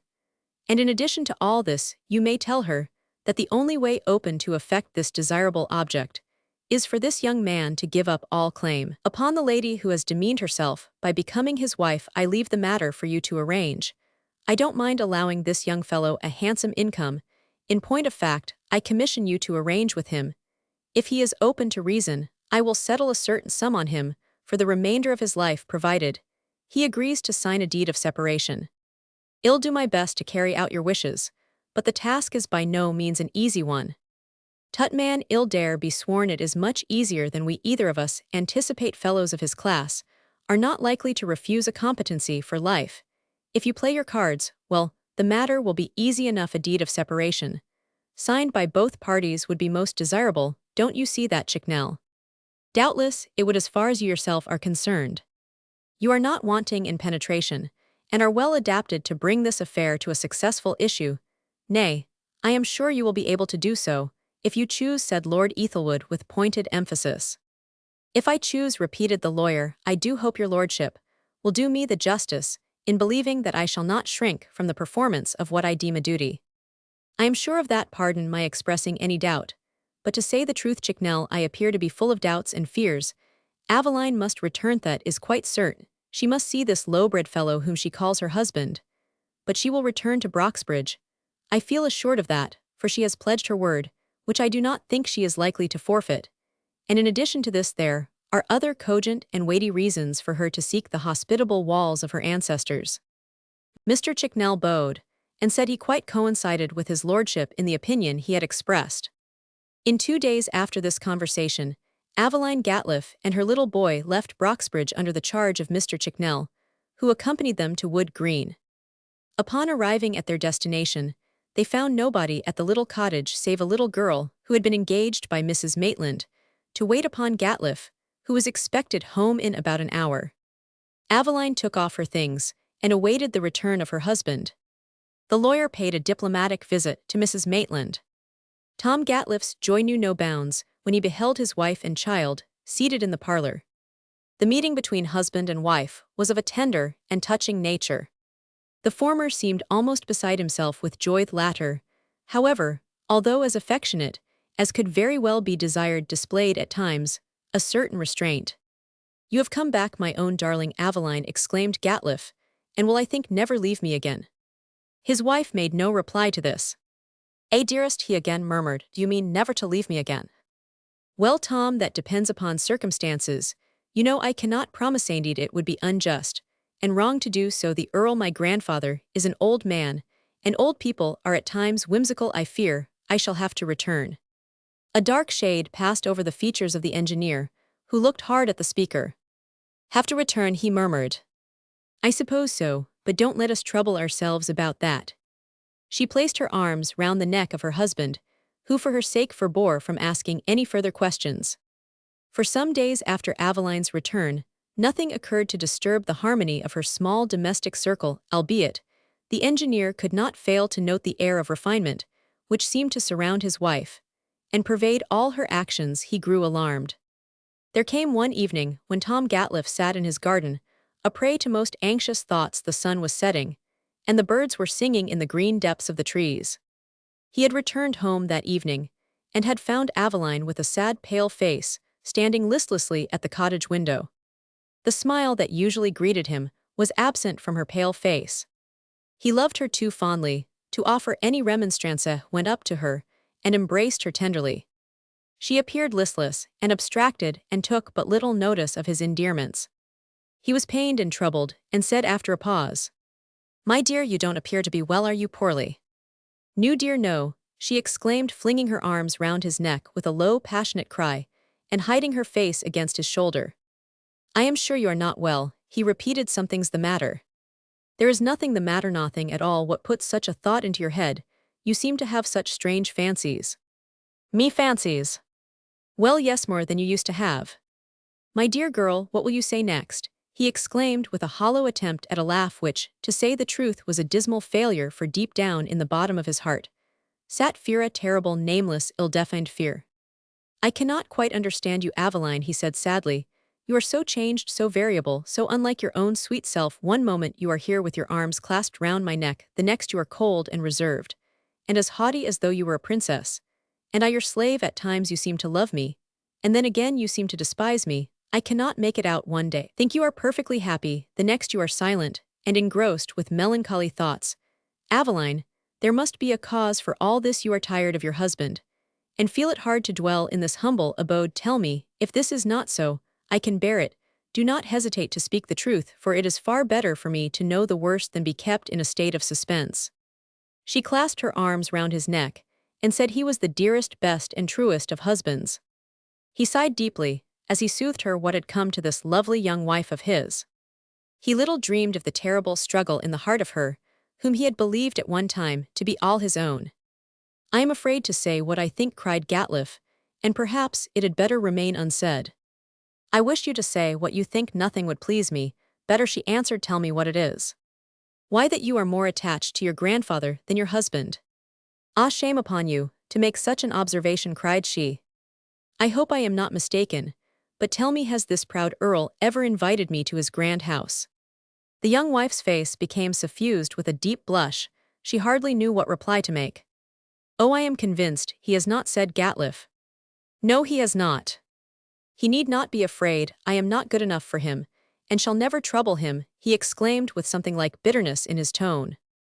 Aveline was pained. She could not find it in her heart to make her husband acquainted with the insurmountable barrier which separated him from the Earl, a barrier which nothing could remove. It seemed to her that her very soul was rent in twain. She longed with an intensity of longing for the wealth, the position, the grandeur, which she had left behind at Broxbridge. It seemed so cruel that she should be deprived of all these glorious advantages, because she loved her husband, and was constrained from a sense of duty to remain with him. How happy would she be installed at Broxbridge, as mistress of the grand old mansion! No wonder, when she thought of this, that she grew sad, silent, and unhappy. The little cottage became unbearable, then the needful little economies, most hateful the husband, for whom she was sacrificing so much, a source of aversion. Then a sudden fit of remorse would seize her. She would prove her love for him, by every possible means. She would laugh, and sing all to show him that she was happish, would utter 1,000 little extravagances about their little home, and her affection for it. And then would follow the reaction, and she would be intensely wretched again. So matters went on for 3 long weeks, until her health began to give way. A nobler woman, having once determined to make the sacrifice, would have abided by it. Not so with her, however. She wavered, even while she believed herself most firm. She looked ill. Her face was always either flushed or white. Her hands trembled. She was nervous, hysterical, and unlike herself. In vain, her husband tried everything to please her. He was, if possible, more unhappy than herself. She could not be contented with her lot at Wood Green. It was not possible for her to forget Broxbridge and its surroundings. It had been such a glimpse of paradise to her. Now the gates were shut, and she was debarred from entering. So the 4th week dawned. She was in receipt of a letter from the Earl. It was couched in the most affectionate terms. In it, the writer inquired when she would return to the home of her ancestors. She did not deem it prudent to show this epistle to her husband, as his name was not mentioned therein, but it contained an intimation that Mr. Chicknell would pay her an early visit. Meanwhile, the astute lawyer had been endeavoring to bring Mrs. Maitland over to the Earl's way of thinking. He had not as yet made known to the lady his client's proposition for a deed of separation. Matters were not ripe enough for that at present. He must play with fish before he landed it. Mrs. Maitland, who was honest and straightforward, besought him to speak plainly but kindly to the young engineer. She said that perhaps it would be best for all parties if Tom Gatliffe consented to Aveline taking up her abode at Broxbridge. Hat is assuming the Earl was obdurate, and no other course remained open. Mr. Chicknell paid many visits to Mrs. Maitland, and felt assured she would do her best in bringing matters to a satisfactory issue. While all this had been going on, Tom Gatliffe could not conceal from himself that his wife was in a great measure estranged from him. It was painfully evident that she yearned to be again at Broxbridge. How all this would end, it was not so easy to say. One morning, before Gatliffe had started to the works, Mr. Chicknell presented himself and demanded to see the owner of the cottage. Gatliffe received him stiffly but courteously. The lawyer was a wary old soldier who was not accustomed to jump at a sudden proposition or conclusion. After some preliminary remarks, he told Gatliffe that Earl Ethelwood was ill, and that he most particularly desired to see his granddaughter. He laid a great stress on this last word. A feeling as of sudden faintness came over the engineer. "Wishes to see my wife, sir," he said quickly. "Yes, if you can spare her for a few days. It would be deemed a special favor. You see, my young friend, the Earl has been accustomed to receive homage and obedience from his inferiors, and indeed from his equals in many instances, and he is from this very circumstance exacting and uncompromising. I don't say it disrespectful if a more honorable gentleman does not lie, but he is headstrong and self-willed, and cannot brook contradiction. Ah, indeed that is but natural, I suppose. Well, sir, what do you require me consent to the absence of my wife? Well, yes, if you have no objection. Since our marriage, she has been accustomed to have her own way in everything. I have never thwarted her, or offered any opposition to her expressed wishes. If she wishes to go, there is an end of the matter. Better ask her, hadn't we? Returned Chicknell. As you please. Gatliff arose from his seat, opened the door, and called his wife by her Christian name. She hurriedly entered the parlor at the sight of the lawyer. Her face became irradiated with a smile, which was not lost upon her husband, who explained to her the reason for Mr. Chicknell honoring them with a visit. The Earl ill, cried Aveline in a tone of alarm. I am sorry, indeed, to hear that. Anything serious? No, nothing very serious. His medical attendant says he requires rest and a change of air. When he gets better, there's nothing to be alarmed at. Hat is as far as I can learn. And so, what say you, my dear lady? Inquired the lawyer in oleaginous accents. As far as I am individually concerned, I should hasten at once to Broxbridge, answered Aveline, but I leave it for my husband to determine. He will not offer any opposition to that, I am well assured, returned Chicknell, with a winning smile, who throughout the interview did his best to conciliate the engineer. You had better go, dear, said the latter. Aveline went to his side, and placing one arm round his neck, as he was seated in his chair, she then, addressing the lawyer, said, I hope you will tell the Earl, my grandfather, what a good, indulgent, kind husband I have got, for it is but right and proper he should hear this from other lips beside mine own. I will tell him so, rest assured of that. Shall feel a pleasure in making this known to him, said the lawyer. I cannot remain longer, my time is up, sir, observed Gatliff. Then I will not detain you, said the lawyer. I shall, I dare say, have occasion to see you shortly upon a little matter of business, and so farewell, till we meet again. Soon after Gatliff's departure, his wife and little boy started off in company with the solicitor, and reached Broxbridge Hall early in the afternoon. Chapter Roman 53, The Allurements of Wealth and Rank. A despairing husband. When Aveline Gatliff arrived at the Earl's residence, she found its owner by no means so poorly as she had anticipated. Her grandfather had a slight cold, which for obvious reasons had been magnified into an attack of a much more serious nature. His cold soon disappeared after Aveline had taken up her abode once more at Broxbridge. It was a ruse on the part of the attorney to excite sympathy, a ruse which answered his purpose very well. Now that Earl Ethelwood had his darling Aveline once more with him, he was determined not to part with her, not if he could help it, and seeing that he had wealth, station, and power, the chances were that he would be able to hold his own against any odds. Her stay at Broxbridge was much more protracted than it had been on the occasion of her first visit, and gradually the truth began to dawn upon the engineer. Mrs. Maitland had pointed out to him the desirability of not offering any opposition to the expressed wishes of so great and influential a personage as Lord Ethelwood. She told him that if he had proper consideration for his wife and care for her future prospects, he would let her remain as mistress of the Earl's establishment. At this Tom Gatliff burst into a fit of passion, and vehemently anathematized not only the Earl, but the aristocracy generally. He was so violent that the good lady had considerable difficulty in pacifying him. If she chooses to stay away of her own free will, so be it, shall be no wife of mine. If she does, that's all I have to say. Don't be unreasonable, Tom, cried Mrs. Maitland. The Earl is now stricken in years, and in the common course of nature, he cannot be long here. If only for your boy's sake you ought to give way. A grand future is before him, if the Earl chooses to make him his heir, which he has promised to do. What have I done that I should be cast adrift? Why am I not permitted to enter the house of which my wife is supposed to be mistress? Tell me that. You have not done anything, but the Earl has a prejudice. Against whom? Against all who are not nobly born.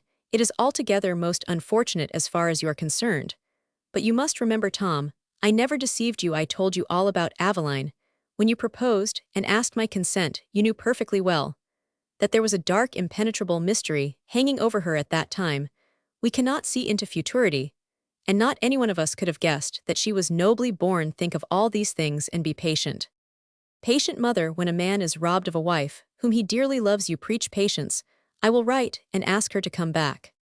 It would not be wise to do so, but you can of course do as you think best. I will write. She has been gone away 7 weeks, and in none of her letters does she make the slightest allusion to returning home. Well then, write to her, said Mrs. Maitland, hastily write. Tom Gatliff wrote a somewhat hasty epistle to his wife, in which he expressed a wish for her return. If she had made up her mind to desert him, he besought her to let him know. In reply to this, Aveline informed him that she could not leave Broxbridge without incurring the displeasure of its owner, as she had promised to obey him in all things. At the same time, she informed him that her love was as strong and powerful as ever, and that she would never voluntarily desert him. Still, for the present it was expedient that they should remain separate and apart. It cost her many a pang to indite this epistle, but the urgency of the case required it, and she had no other alternative. The letter bewildered him. At first he could not realize it, but in a little time slowly and clearly the terrible truth came home to him. Aveline had forsaken him for mere vanity, wealth, and luxury. She had given him up and left him forever. When his mind had quite grasped that truth, a terrible cry came from his lips, and he fell into a chair in almost a prostrate condition. When he recovered, he sat for long hours in that room, which was never again to be brightened by his wife's presence. Then hot anger, fierce invectives, succeeded anger so wild, so frantic, that he was for the time like a madman. Who had taken his darling from him, she would not have left him of her own free wills, felt convinced of that. Who had tempted her, he cursed the proud lord who had robbed him of his treasure. Then he was reminded by her letter that it was of her own free will that she had done it. She had left him that she might enjoy wealth, luxury, and splendor. She had left him, and blighted his life, had broken his heart, had slighted his love for money. And what will not either man or woman do for money? He cried with supreme bitterness, anything, everything. He struck his forehead with his clenched fist. Had I handed peace over to justice, which I ought to have done, the chances are that this fatal discovery would never have been made. For fatal it has proved to me, but it is right that I should be punished for my dissimulation and falsehood on the night of the burglary committed by that scoundrel Peace. Gatliff knew perfectly well that there was legal redress for him. He could claim his wife and claim his child, but he would not resort to such a course, was too proud. If she had voluntarily left him, let her go. The law of the country might force his heartless wife to return, might compel her to come back to him, but he disdained any such assistance, held the law in contempt. She was light and vain, he murmured. She was always that. Ever since I've known her, she had my heart in her hands. That she knew well enough. She has broken it and thrown it away. For her sake I would have borne starvation, ignominy, and death. With a few cool words, gives me up for money. Tom Gatliff's trouble seemed to warp and change his whole nature. It hardened him as nothing else could have done, yet to no living man did he make any complaint. He said nothing of what had happened. He went about his work for some days as usual, but with a grim, determined look on his face. He had a strange desire. He wanted to see Peace, not that he had any respect or friendship for the man, far from it, but he wanted to know how the discovery relative to Aveline's paternity first came about. Peace would be able to give him this information. Meanwhile his wife was in the enjoyment of wealth, luxury, and every earthly delight and comfort. If these could give her happiness, she ought to be well satisfied, and to a certain extent she was. It is true, at times she confessed to herself that the part she was playing was not altogether without its darker aspects. She had not used her husband well, and she was much surprised that he had not chosen to answer her last letter. She thought he would be sure to write there, would perhaps be a passionate appeal to her, to return a passionate cry for love and pity. She must answer that as well as she could. The die was cast. Now, she was as inflexible as the Earl her grandfather, for she was an Ethelwood. Poor thing, she was proud when she thought of this. It was the very nature of the Ethelwoods to be uncompromising and unyielding. Therefore, come what would, she could not alter her decision. Still, it was somewhat singular that Tom should have not thought it worth while to make an appeal. It was annoying. She waited in vain for a letter from her husband. She would have been glad to have heard from him, if it were only 2 or 3 lines, just to say how he was. She was piqued, and not a little vexed. She felt hurt. She longed to know what he thought of her conduct, what he suffered.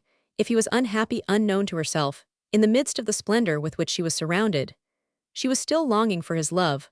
What strange inconsistencies there are in the human character. Anyway, she could not fail to acknowledge to herself that Tom was not selfish, and she did not feel that she could say the same of those by whom she was surrounded. Her mind and thoughts might be said to be in a state of transition. It is true that she was made an idol of in her new homish was surrounded with stately grandeur. If her head ached, every remedy and every luxury was offered to her, but there was no Tom to soothe and comfort her until the pain had ceased. She missed him more than words can tell, and for some little time after her last letter to him, she was undergoing the pangs of remorse. The Earl, who was an adept in reading characters, saw this. He judged that the young wife could not give up her husband without experiencing some sharp pangs, and in this he was not mistaken. He did all he could to rouse her. He gave a grand dinner party to which the leading notabilities of the county were invited, who paid homage to the mistress of Broxbridge, to whom they were most profuse in their compliments. The Earl ordered a magnificent costume from Paris for his granddaughter, who was delighted. In the novelty and excitement, she forgot her sorrow, and from that hour the world took possession of her. Lord Ethelwood kept most faithfully every promise he had made her in this respect. He was the soul of honor. He busied himself in getting together every legal proof of her identity, and in this, he succeeded even beyond his anticipation. No one could for a moment question the fact of her being veritably his grandchild. But as the world is censorious, he deemed it advisable to put the question beyond the reach of cavillers.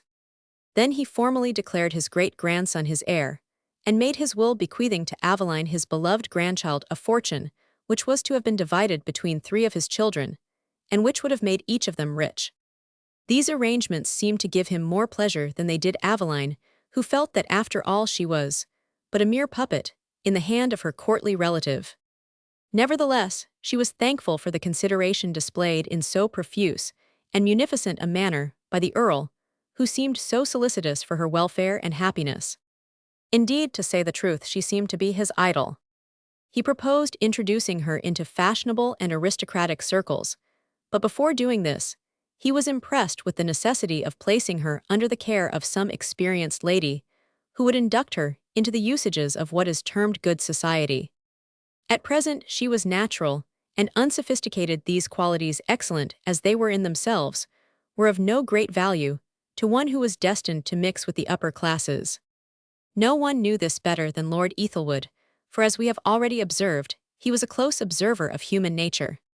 He therefore looked about for an instructor and companion for his well-beloved granddaughter, and he succeeded in finding the very person of all others he most desired. Lady Marvlin, relic of Sir Eric Marvlin, was a lady most admirably adapted for the purpose.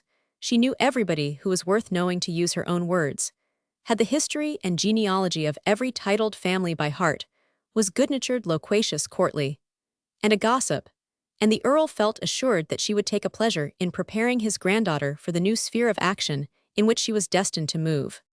Her ladyship consented to educate the beautiful girl so as to fit her for her new position. She will never be accomplished, said Lord Ethelwood, that we cannot help. It would be useless to attempt to teach her French and German, but she knows something of music, can play tolerably well, and sings very sweetly.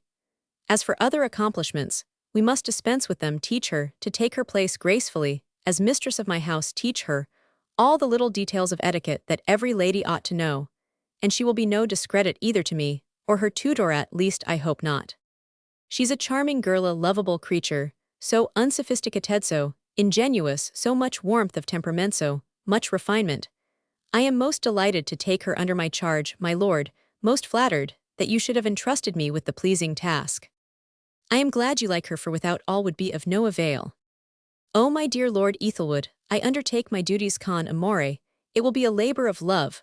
What am I saying? Labor, indeed. It will be recreation, a pleasant pastime for me. You know, since the death of poor dear Sir Eric, I have had but little to engage my thought. Shave, sought in vain for an object upon whom I could place my affection. Pardon my blunder, your granddaughter is not an object. Aha. And the dowager laughed immoderately at this sally. The Earl joined in chorus. She's a wonderfully good-natured creature, he murmured to himself, and Aveline will doubtless get on very well with her. He was quite right in this surmise. Aveline did get on exceedingly well with the gossiping merry elderly lady, who had always something pleasant to say. Sometimes it was about the movements of the upper ten, sometimes it was biographical or anecdotal. In her society, Aveline found the hours pass gaily and merrily away. The result of her companionship with Lady Marvellin was a perfect success. The little deficiencies of manner were soon toned down. The musical voice took a more delicate and silvery tone. Of actions and movements always graceful became more graceful in their hybrid elegance. Aveline was so quick in learning to adapt herself to her new sphere that Lord Ethelwood wondered at her marvelous progress. When she had been with Lady Marvellin for 3 months, one might have thought that her whole life had been spent at Broxbridge. "You have produced a visible change in the manner and demeanour of my pet," said Lord Ethelwood. "I cannot sufficiently thank you for your valuable instruction." "Don't thank me, my dear Lord Ethelwood," exclaimed Lady Marvellin. "She has natural grace, is so remarkably impressionable, so easily moved at her appearance, is so distinct, and her manners so winning. I assure you that she will bear the very highest polish. She is a diamond, a very gem of the first water. Still, I do flatter myself, she has greatly improved since I first became acquainted with her. I admit that, but at the same time am not vain enough to suppose for one moment that it is attributable altogether to me. I've done my best, and now the dear girl will be an ornament to any society or coterie." The Earl smiled, like to hear Aveline praised by others besides himself. When the London season opened, Lord Ethelwood took Aveline to his town residence in Mayfair. She made her debut in the great world, and was received there with every flattering demonstration. The Earl's prophecy was realized. Her marvelous grace and beauty created a perfect furore. More than ever he at this time regretted her unfortunate and alas-sordid marriage, but for that there was no rank she might not have attained. The only thing that reconciled him in the least to it was the fact of the child's existence. There opened then to Aveline Gatliff a most brilliant life. Nothing she had ever dreamed of equaled the magnificent reality. There was, however, one drawback. She had one dispute with her grandfather, was desirous that she should relinquish the name of Gatliff, and that she would not consent to do. She looked at him with flashing eyes, and her face flushed up with anger as he made this proposition. "I have broken my husband's heart," she said in a tone of sadness. "I have deserted him. My lord, I have embittered his life. All this is bad enough, but I will not give up his name. I was proud enough the day I bore it first, and you have no right to ask me to give it up." These were the first angry words she had spoken to the proud old Earl, the first that had ever fallen from her lips since he had known her. He was astounded at her boldness, and murmured, "The Ethelwood spirit, I could never have believed it had I not heard her utter such a bold defiance." He saw it was useless to urge the point. She had evidently more determination and spirit than he had given her credit for. Nevertheless, he was deeply mortified. Aveline was known as Mrs. Gatliff, Lord Ethelwood's beautiful granddaughter. People at first used to ask where was her husband, who was he? And the answer was, she married a man much beneath her, and is separated from him. After a time, they ceased to ask, and the beautiful Mrs. Gatliff became one of the queens of the fashionable world. She enjoyed life, she gave herself up heart and soul to the spirit of gaiety. No party, no ball or soiree was complete without her. She was indefatigable in the pursuit of pleasure. Lord Ethelwood smiled as he watched her. "I was not mistaken in my estimate of her character," he thought. "She has forgotten her husband." He became warmly attached to her chiefly because her great beauty and popularity flattered his pride. He loved her too because she so closely resembled her mother. There were times too when Aveline Gatliff, looking around her, said to herself, "I did well. If the time and the choice were to come again, I should do the same. It would have been cruel, such a life as mine in a mechanic's cottage. It would have been cruel and unjust to deprive my darling boy of this grand heritage." Such is the sophistry people use in cheating themselves into the belief that they have acted right in casting aside their natural ties for the blandishments of the world, for the acquirement of wealth and power. We shall see in good time if these brought happiness and a contented mind. Chapter Roman 54 Pieces Life at Sheffield, the robbery at Crookesmore Housetrial, and conviction. While Tom Gatliff was bearing up as best he could against the deep affliction that had fallen on him, and while his wife was being feted, flattered, and spoiled Charles' peace, The burglar was pursuing his own erratic course in his native town of Sheffield. He returned thither with a considerable amount of cash, the produce of his Denmark Hill burglary. His mother at this time was in a state of poverty, and his sister was in indigent circumstances. Peace at once hastened to relieve their immediate necessities, and in a short time after his return to Sheffield his funds dwindled down so that he very shortly became again hard up. He eked out his living in all sorts of odd ways, now mending a clock, and then framing a picture in the intervals, no doubt, dealing to some extent with the fence of his old comrades in crime. One night, while playing his violin at a public house in Sheffield, he met with a girl with whom he had been acquainted when quite a lad. She had been at one time an intimate friend of Laura Stanbridge's, and her association with that unprincipled female had done much towards leading her into evil courses. As Peace was leaving the house with his violin under his arm, he was accosted by the girl whose name was Emma James. "Don't go away like that, Charlie," cried she, as our hero was about to leave the house. "It isn't often we meet." "Well, Emma lass, how goes it with you?" returned Peace, shaking her by the hand, and chucking her under the chin. "What are you doing now?" "Nothing at all at present. Business is bad, and it's a struggle with most of us, leastways, I know it is with me, but we want talk in front of a public bar." The two passed out into the street. "You've been having a fine time of it lately, I hear," said Emma James. "You've been to London, and all sorts of places besides. I suppose you are well up for money." "You are greatly mistaken, Emma. I have made a little this time, but it's nearly all gone." "Well, where do you live? Which way are you going?" "I am living in the same house as my sister Mary." "And where might that be?" "In Bailey Lane. You know Mary's?" "Of course I do. Rather, I Roman 999. I have not seen her for so long a time, not since Laura left the town in such a sudden and mysterious a manner." "Ah, Laura, of course you knew her. You will be surprised to learn that I met with her in London by the merest chance in the world." "And how was she looking?" "So well, so beautiful, so grandly dressed, that at first I did not know her. Then she's cutting a dash in London, a big swell, I suppose." "Yes, doing the trick, somehow or other, how I can't tell. That's best known to herself. Some people have the devil's luck as well as their own. However, she was always a clever girl, and knew her way about as well as most persons. But I say, Charlie, is it true that Mrs. Maitland's daughter, she whom young Gatliff married, turned out to be the granddaughter of a nobleman?" "Yes, that's quite true, Emma. She may thank me for all she's got. I found her out, and was the first to fire the train. Oh yes, all this is true enough. She's left Tom, so I hear. More shame to her, he was the best of husbands, and doted on the ground. She walked. Everybody knows that.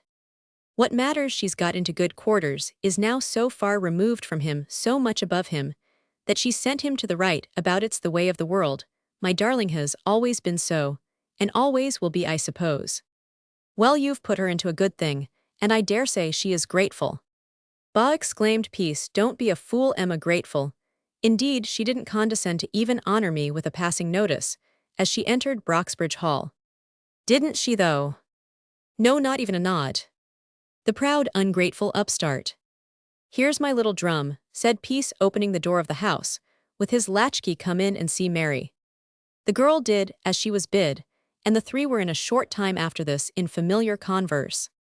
A few days after this, Emma James became an inmate of the establishment. She lived with Peace for a short period, during which he made her useful in disposing of property, the proceeds of his various robberies. It was not possible for him to remain long without having recourse to his dishonest practices. To this propensity he joined a great love of playing the fiddle, and a fancy for birds and animals. He committed several burglaries at Sheffield about this time, and in most cases he patronized the West End of the town. His favorite plan was to pick out good substantial-looking houses with a portico. Taking advantage of a favorable opportunity, he would climb up the columns and enter the house by the window over the door. He was partial to the hour when the family were at dinner downstairs, and he went about his business with such celerity that he usually had a good booty out of the house before the diners had got to the length of the kickshaws and trifles with which they finished their feast. No doubt, while he lifted valuables upstairs, he did so to the clinking of glasses and the play of the knife and fork, downstairs the merry jest and animated conversation, no doubt doing him good service in drowning any little noise he might accidentally make in the course of his operations. Cunning and clever, as our hero was, he might have escaped trouble for a long time, but for his passion for the society of the softer sex. Emma James was taken into custody for offering for sale a pair of boots acquired in their way of trade and peace. Coming to her rescue was lodged in durance vile. The scoundrel, as we already signified, resided in the same house with James and a married sister, and a search of the latter's house, made by the police, brought to light a large quantity of stolen property. Then the amiable brother and sister tried their hardest each to shift the onus of the crime on each other. The reports of the magisterial examination and trial of Peace and his two confederates cannot fail to be interesting to the reader. In the Sheffield and Rotherham Independent of October 14, 1854, we find the following. Stealing wearing apparel. Tuesday present W. Overend-esque, R. Bailey-esque, and H. W. Wilkinson-esque. Emma James, Mary Ann Neild, and Charles Peace, all residing in Bailey were charged with stealing wearing apparel, jewelry, and trinkets from Mrs. Platt, Mr. R. Stewart, and Mr. H. E. Hoole. A large number of articles of wearing apparel, Roman 100, was placed upon the table, and Inspector Sills said he and Policeman Marsland had found most of them at the house, at which the three prisoners lived in Bailey. Some few he had found upon the persons of the prisoners, and one dress he had found in a house in Westcourt, Westbar. A female named Skinner said she lodged with her sister Mrs. Platt, and that Mr. Platt's house was robbed on the evening of the 29th August. Some of the articles produced had been taken away at that time. Mr. Rayner now asked for a remand to give time for the case to be got up. Mr. Wilkinson inquired if prisoners had anything to say why they should not be remanded. The male prisoner replied that he had got the things from his sister, one of the female prisoners, for money owing to him. Mr. Rayner said he had no doubt it would turn out that the man was the thief, and that the women were innocent. It was very dastardly in Peace to seek to criminate his sister for the sake of clearing himself. Remanded until Friday. The same paper of October 21, 1854, contains the second examination.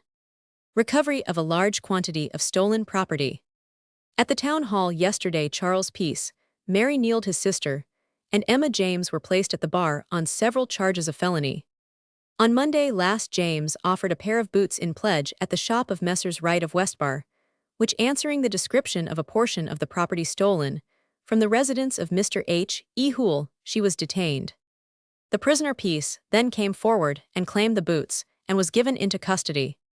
Inspector Sills and Sergeant Marsland then searched his house in Bailey, and there found a large quantity of jewelry and wearing apparel, the proceeds of robberies effected at the residences of Henry Elliot Hoole, esque Crooks Moor House, R. Stewart esque Brinkliff, Edge Mr. George Fawcett Platt of Priory Villa Sherolane, and Mr. Brown of Broomhill Street. The houses of all these parties had been robbed by effecting an entrance through the bedroom windows in the evening, before the windows were closed and fastened for the night. The first charge on which evidence was taken was that of the robbery at Mr. Hoole's. Lydia Freeman, the cook, proved that on the evening of the 12th of September, 7 pairs of boots were stolen from Mr. Hoole's dressing room, and that from finger marks on the portico pillar, it was evident the thief had climbed the portico, and thence entered the room by the window, which was left open till 9 o'clock that evening. She and the coachman identified 2 pairs of boots, traced to the possession of Peace, as part of the stolen property. The next charge was that of robbing the residence of Mr. Stewart of Brinkliff Edge. Mr. Stewart proved that on the night of the 29th September they retired to rest about 10:30. A gold eyeglass belonging to Mr. Stewart was missing from the top of a chest of drawers. The bedroom window was unfastened and open till they went to bed the following day. She found that there had been stolen from a chest of drawers in the bedroom, which had been unlocked, the following articles, viz. 3 small boxes containing 3 fives in money, a diamond ring set in plain gold, a garnet and pearl ring, a garnet ring and enameled mourning ring, with forget-me-not on it, an oval cornelian brooch set in enameled gold, with a garnet sprig on it, a gold brooch set in hair, a small imitation tortoise brooch, gold drop, and jet earrings, a jet necklace, a black velvet purse with gold clasp, and worked with gilt beads, a gold hoop with rose, thistle, and shamrock, worked round it, a gold watch chain with gold seal and key, a jet chain, some jet beads, a set of seed coral beads, loose 2 children's coral necklaces, 3 purple enameled studs set with diamonds, an enameled mourning ring with Betsy Frith, and the date engraved inside a small pearl box lined with crimson velvet, and a small French paper box containing old coins. The whole of these articles, with one or two exceptions, had been recovered by the police, and were produced and identified by Mrs. Stewart. An assistant to Mr. Hammond of Church Street proved that the prisoner Neild pawned the set of diamond shirt studs for fives. Margaret Scotton of Westcourt widow proved that on Monday last the prisoners brought a silk dress rug, a pair of Wellington boots, and other things to her house. After Peace's apprehension, James handed to her several gold rings and other jewelry, and asked her to take care of them. Till she returned in the evening, James was brought to her house by Inspector Sills, to whom witness gave up the rings.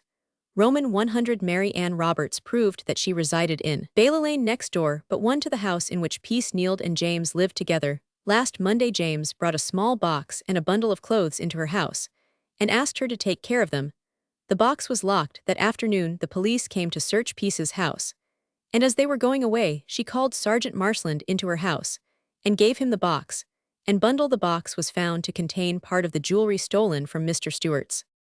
Edward Parker of Kenyon-on-Street bootcloser proved that a month ago Peace sold him a garnet ring for 2 shillings. The ring was too large for him, but he got it altered yesterday. Inspector Sills came to him, and he gave the ring up. The prisoner Neild made a statement admitting that she had pawned the diamond studs and other things, but declared that she had been brought into the snare by her brother, the prisoner Peace. She had seen Peace wearing some of the rings, and also the diamond studs, several times, and did not know, but that he had come honestly by them. Peace said his sister, the prisoner Neild, had given wearing apparel jewelry Roman 100 to James, whom he was about to marry. Neild had given James these things in payment of a debt of 30 shillings, which she owed him. The girl James made a similar statement. No. 26. Illust ruffian dealt a crushing blow. The cowardly ruffian dealt a crushing blow on the head of the young farmer. The prisoners were fully committed for trial on these charges, but were ordered to be brought up again on the Tuesday, when evidence would be given proving that other property found in their possession was part of that stolen from Mr. Platt's of Priory Villa and Mr. Brown's of Broomhill Street. House robbery. Tuesday, October 21, 1854. Present the Mayor J. Jobson Smith-esque, G. P. Naylor-esque, Roman 5 Corbett-esque, W. Jeffcock-esque, and R. Bailey-esque. Charles Peace, Emma James, and Mary Ann Neild, who were last week committed for trial on charges of robbing the houses of Mr. Alderman Hoole of Crooks Moor and Mr. Stewart of Brinkcliff Edge, were again brought up charged with robbing the house of Mr. George Platt of Priory Villa, Sherylane. The house was entered by the chamber window, which had been left open some time between 8 and 10 o'clock on the night of Monday, the 28th of August, and a large quantity of ladies' wearing apparel stolen. A plank taken from an adjoining building in course of erection was found reared against the wall. There had been traced to the possession of the 3 prisoners 2 canton crepe shawls, 2 silk dresses, a satin jacket, a thibet shawl, a black satin shawl, 20 yards of black silk, and other articles. Some of these had been pawned at Messrs. Wright's, in West Bar Mr. Hammond's, Church Street, and others had been left by the prisoners in the care of Mrs. Roberts, residing next door to them in Bailey Lane, and Mrs. Scotton of West Bank. On Friday, Peace stated to the magistrates that these articles were brought to his house by his sister Neild, who made a present of them to James, to whom he was about being married today. He stated that a man named Bethley gave them to him to take home as a present to his sister Neild. Said she knew nothing of the story Peace had told the bench. He brought the things to the house, saying he had bought them, and she pawned some of them for him. Committed for trial at the Sessions. Trial and conviction. At the Michaelmas Quarter Sessions, Charles Peace Joyner, Emma James spinster servant, and Mary Ann Neild married felt dresser, were indicted for stealing a quantity of rings, brooches, and other jewelry from the house of Mr. Richard Stewart, at Brinkcliff Crescent. Mr. Overend prosecuted. The prisoners were undefended. The house was robbed on the night of the 30th August, and the prisoners were proved to have pawned portions of the stolen property, and others were found in their possession. Peace in his defense said a watchmaker named Bethley in Davison Street had kept his sister Neild for some years, and she had had 3 children by him. Bethley, not having given her any money lately, sent the jewelry and a bundle of wearing apparel by him to her instead of money. The female prisoners declined to say anything in their defense. The jury found all the prisoners guilty of feloniously receiving the property knowing it to have been stolen. Evidence was also given that Peace had been previously convicted of felony. Mr. Maud said there were 2 other indictments against the prisoners for robberies at the house of Mr. H. E. Hoole of Crooks Moor and Mr. George Platt of Sherolane. The court thought it unnecessary to proceed with these cases. Peace was sentenced to 4 years penal servitude, and the female prisoners to be imprisoned for 6 months each to hard labor. Chapter Roman 55, after conviction, a glimpse at prison life. Charles Peace had not counted on receiving so heavy a sentence, and at first, he was much borne down. He had been for a long time under the notice of the constabulary, who felt assured that he had perpetrated a series of robberies, without being brought under the ban of the law. Had the authorities been oblivious to this fact, perhaps 18 months, or at the most 2 years, would have been the maximum punishment awarded to him. Penal servitude, says an authority on this subject, is a thing many people hear and read of a great deal, but about which only a certain number know really anything. Mr. Charles Reade has touched the question in a masterly manner in his powerful romance of Never Too Late to Mend, but happily for the welfare of society at large and criminals, in particular, modifications have been made in the treatment of prisoners since the publication of Mr. Reade's work. Peace, as we have already seen, was selfish and unscrupulous. He would have sacrificed his sister without the slightest compunction of conscience if he could thereby have saved himself. It transpired, however, at the trial that he was the principal, his sister, and the woman James being but accomplices. The bench took a righteous view of the question, and our hero simply got his deserts. He, however, endeavored to make out that he was an illused man. After the sessions had come to a conclusion, he was taken in the prison van, with a batch of convicts, to the jail, where they were to undergo the first probationary term of their sentences. With a heavy heart, Peace once more entered the Black Maria, which was to convey him to a convict establishment with which he had never had any previous acquaintance. When the prison van arrived at its destination, the convicts were told to alight. The first thing on entering the prison, each man was released from his handcuffs and told to seat himself on a long bench in the passage. Peace, during the progress of the van through the town, had been greatly annoyed at the shouting, screaming, and laughing of his fellow prisoners, who were, however, now much more quiet and comparatively well-behaved. They were all subjected to a new, and to Peace a most painful operation. He was well aware that it would be next to useless, if not quite hypocritical for one in his position, to lay claim to any considerable delicacy of feeling, or to be over-scrupulous in matters of common decency.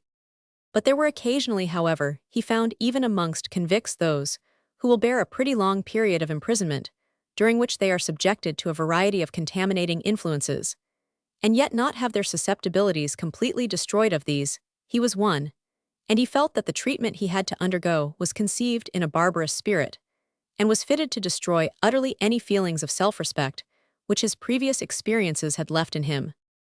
Every part of his body was minutely inspected immediately on his arrival, in order that he might not take any money or tobacco into the prison.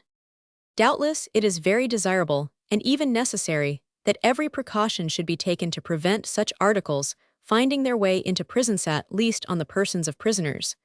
But the fact remains that notwithstanding these inspections, both money and tobacco do find their way into prisons. The trials of skill and invention, which go on between the convict and the inspector, like those between artillery and iron plates, have as yet only proved that given the power of resistance, the power of overcoming it will be found. One of his fellow prisoners verified the truth of this conclusion by taking 5 sovereigns into prison with him, notwithstanding all the care and experience exercised by the inspector. Every prisoner on first entering the convict service has to undergo 9 months of separate confinement in a cell by himself, working in that cell, and never leaving it except for exercise or to go to chapel. During that 9 months no remission is given, but for the remainder of his time, if he obtains the full quantum of 8 marks a day, which curiously he earned by good conduct, and the completion of his day's work, whatever that may be, he is allowed a remission of equal to 3 months in each year, or 1/4 of his sentence, except the 9 months. The full amount of marks for a man to earn in a year is 2920. If less than this number is earned, so much remission is lost. It is seldom that a man goes through the whole of his service without losing some marks, The day after the arrival of our hero and his fellow prisoners, they were all ordered to strip a second time for medical examination, and as a considerable time elapsed before Peace's turn came, he had to remain in that state rather longer than was good for him. It was useless to complain, he had to submit to the humiliating process with the best grace he could. When the inspection was concluded, he had his hair cut after the approved prison fashion and was put into his cell to make mats. His cell was white as the driven snow, his domestic duties were explained to him, and he was informed a heavy penalty would be inflicted if a speck of dirt was discovered on the wall or floor of his cell, or if his cocoa bark mattress should not be neatly rolled up after use, and the strap tight and steel hook polished like glass, and his little brass gaspipe glittering like gold. He listened to all these injunctions with exemplary patience, having made up his mind to be, if possible, a model prisoner. He had in view the remission of his sentence, which was only to be gained by exemplary conduct. To a sanguine or irritable temperament, the monotony of prison life is almost insupportable.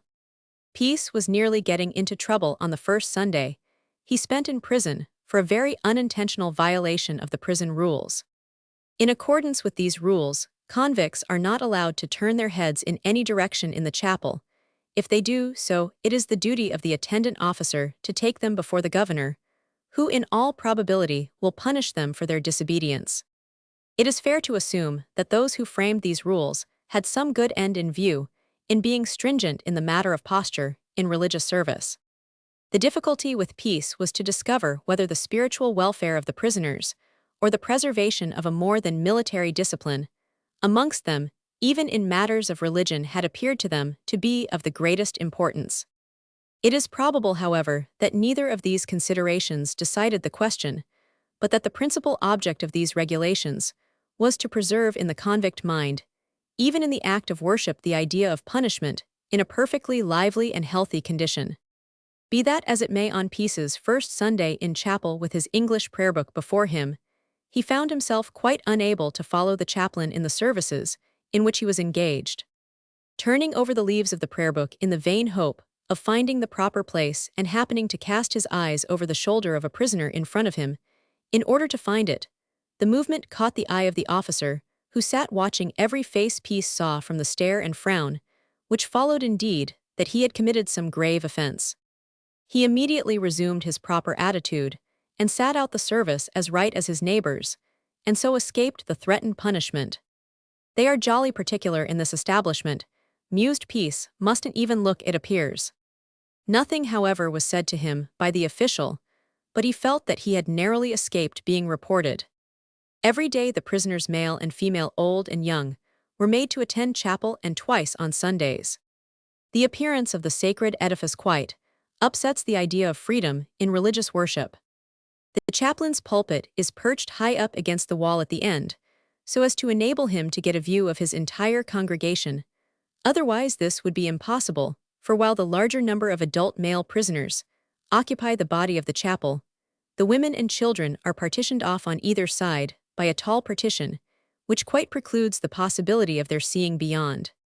Before the great space where the men sit is a pair of tall iron gates, and they are ranged on seats rising one above another with warders in attendance, who are constantly on the watch.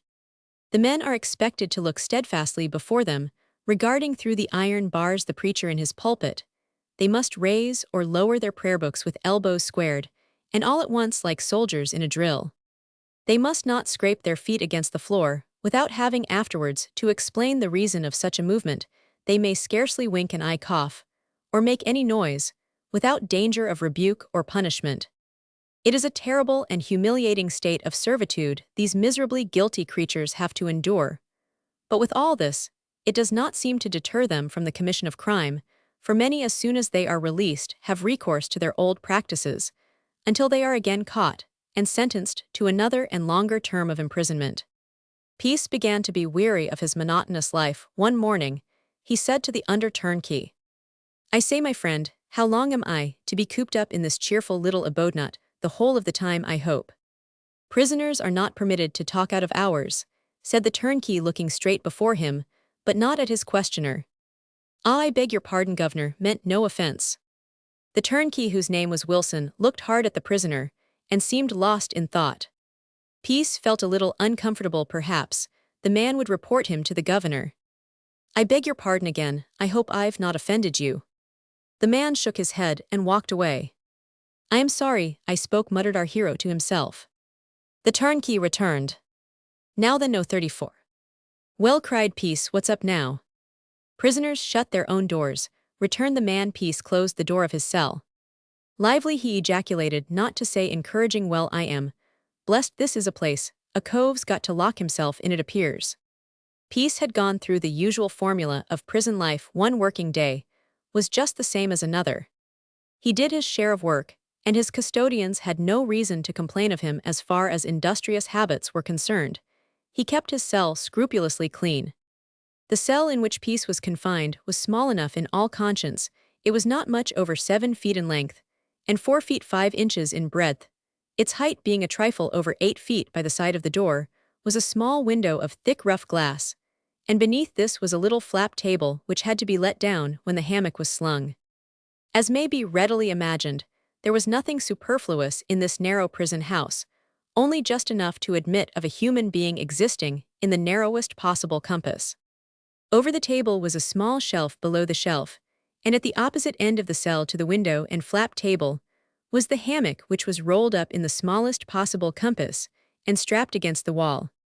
There was a water spout so ingeniously contrived that, turned to the right, it sent a small stream into a copper basin, and to the left into a bottomless close stool at some distance. There was also a small gas pipe, tipped with polished brass. In one angle of the wall was a small commode or open cupboard on whose shelves were ranged a bright pewter plate, a knife and fork, and a wooden spoon. There was a grating at the bottom of the door for the air to come in, and another for foul air to go out if it chose. An ordinary stable bucket with iron handle and hoops was on the floor alongside of a low wooden stool, a small hand broom, and in a corner under the table, a scrubbing brush and flannel. 2 tin tallies, with the number of the cell, prison, and hall hanging behind the door, completed the furniture of this lively and cheerless apartment. The cellular system has, however, many advantages, and is a far better arrangement than that adopted in the earlier days of prison management. At one time, English jails were denounced by Howard and others as schools for instruction in iniquity, and there can be but little doubt that to an extent this was true. The poor dandy priest Dr. Dodd, who was executed for forgery, spent 6 months in Newgate before he suffered death by hanging, and during part of his time, he was forced to herd with the common rabble the change from the caresses and luxuries lavished on him by the silly devotees of his greenroom theology to the riot and ribaldry of the jail, sorely tried the unstrung nerves of the pet preacher. When at last he was accommodated with a separate apartment, he wrote a poem entitled Thoughts in Prison, in which he copiously lamented the evils of association and his own personal miseries. The case of the unfortunate Divini Bouton made a great sensation. He really was hardly dealt with, for he had done all he could by confession and restitution to atone for his crime. Dr. Johnson fought for him nobly. 20,000 people signed a petition for his pardon. Consequently, when the ill-fated divine was hung, and the poem published, hundreds of fine ladies and gentlemen read, and perhaps deplored his watery blank verse, and thus most unexpectedly felt a transient interest in the question of prison discipline. But a change has come over us since the days of Dr. Dodd and Fauntleroy, though it would appear that the sympathy evinced by a certain section of the community for murderers is still extinct. The Rev. John Clay, who was for many years chaplain of Preston Jail, in discussing the question of prison discipline, says, "If we regard the prisoner as a moral patient, the paramount object is to render him as amenable as possible to the reformatory process. The tendency of separate confinement is to lower the bodily organs and weaken the faculties. The discipline must be modified to correct this tendency. The prisoner probably lived a life of gross animal indulgence. Accordingly, his animal propensities must be first lulled to sleep. This is most effectually done by the repressing power of isolation. Plenty of fresh air, therefore brisk exercise and suitable diet are necessary. If the diet is too low, it will turn depression into despondency. If too high, it will produce excitement and irritability. The god of criminals is their belly, and to balk the belly god to the utmost extent is both wise and just. In consequence of lowering the vital energies, the brain becomes more feeble, and therefore more susceptible. That is to say, the man becomes more impressible, though this is not the invariable result. The cell will sometimes only increase the reserve of the sullen, the stupidity of the dull, the idiocy of the feeble, and the craft of the cunning. Solitude is indeed a terrible solvent, but the main element in a man's character will sometimes withstand its potency when all other characteristics are melted down. But as a general rule, a few months in a separate cell renders a prisoner strangely impressible. The chaplain can then make a brawny navvy cry like a child, can work on his feelings in almost any way he pleases. He can, so to speak, photograph his own thoughts, wishes, and opinions on his patient's mind, and fill his mouth with his own phrases and language. In common with most philanthropists, the Preston jail chaplain considered that almost all crime was traceable to three closely linked causes: drunkenness, ignorance, and the habit of living in filthy, overcrowded dwellings. But he maintained that these in their turn were due in a great measure to the want of sympathy and intercourse between the upper and lower classes. This caused the late Justice Telford, animadverted on while on the bench, within a very short period of his death. Of course, the effect produced by the solitary cell depends on many other things, such as temperament, previous habits. Roman 100. The sluggish lymphatic man with small lungs and small brain adapts himself easily to his solitude, good food, light work, and a sufficient allowance of visits to break and cheer the monotony of his cell reconcile him to his position. He becomes almost as passive as a vegetable. Uniformly submissive, he gives no trouble and makes an excellent prisoner. On the other hand, the larger-lunged, larger-brained man of sanguine temperament is affected very differently to him. The cell is a severe punishment. He chafes and frets under restraint, and most likely grows irritable and sullen. Probably he breaks the prison rules. An ignorant, stupid jailer would try by sharp punishment to coerce a man of this kind to submission, but to goad and madden him still more would be the only result of such an attempt. Not improbably a duel between prisoner and jailer would be provoked, and perhaps some tragedy like that enacted at Birmingham jail be the issue. The details of this tragedy are treated in a masterly manner by Mr. Charles Reade in his Never Too Late to Mend. Those who are in the habit of having prisoners under their charge hear some extraordinary stories of crimes. While Peace was undergoing the probationary term of the sentence passed upon him, more than one member of a light-fingered family of some celebrity were inmates of the same prison. A brief sketch of this family, every member of which Peace knew perfectly well, is given in the jail chaplain's report, which, as it is reliable, may furnish the reader with some little insight into criminal life. Trained thieves and pickpockets, says the chaplain, differ from mere tramps, both as requiring a far greater amount of plunder to support them, and as more constantly and actively seeking it. While the tramps are always pedestrian, and are content to herd in the most sordid lodging-houses, the professional thieves resort to alehouses and taverns, travel by rail, and altogether maintain a style of living unattainable by meaner rogues. They differ again from the resident bad characters, inasmuch as they never work if they can help it, but live entirely upon the fruits of their daily villainy. Though Preston is not yet of sufficient magnitude and importance to maintain a body of resident pickpockets, it seems to repay the trouble of frequent visits from members of the Manchester, Liverpool, and Sheffield corps. The great majority of cases tried at the sessions in which it was thought necessary to inflict transportation have been professional thieves whose headquarters were at Manchester. At certain periods of his life, Peace made that town his headquarters also. I have had repeated conversations with many of these professionals, and I shall need no apology for entering into details.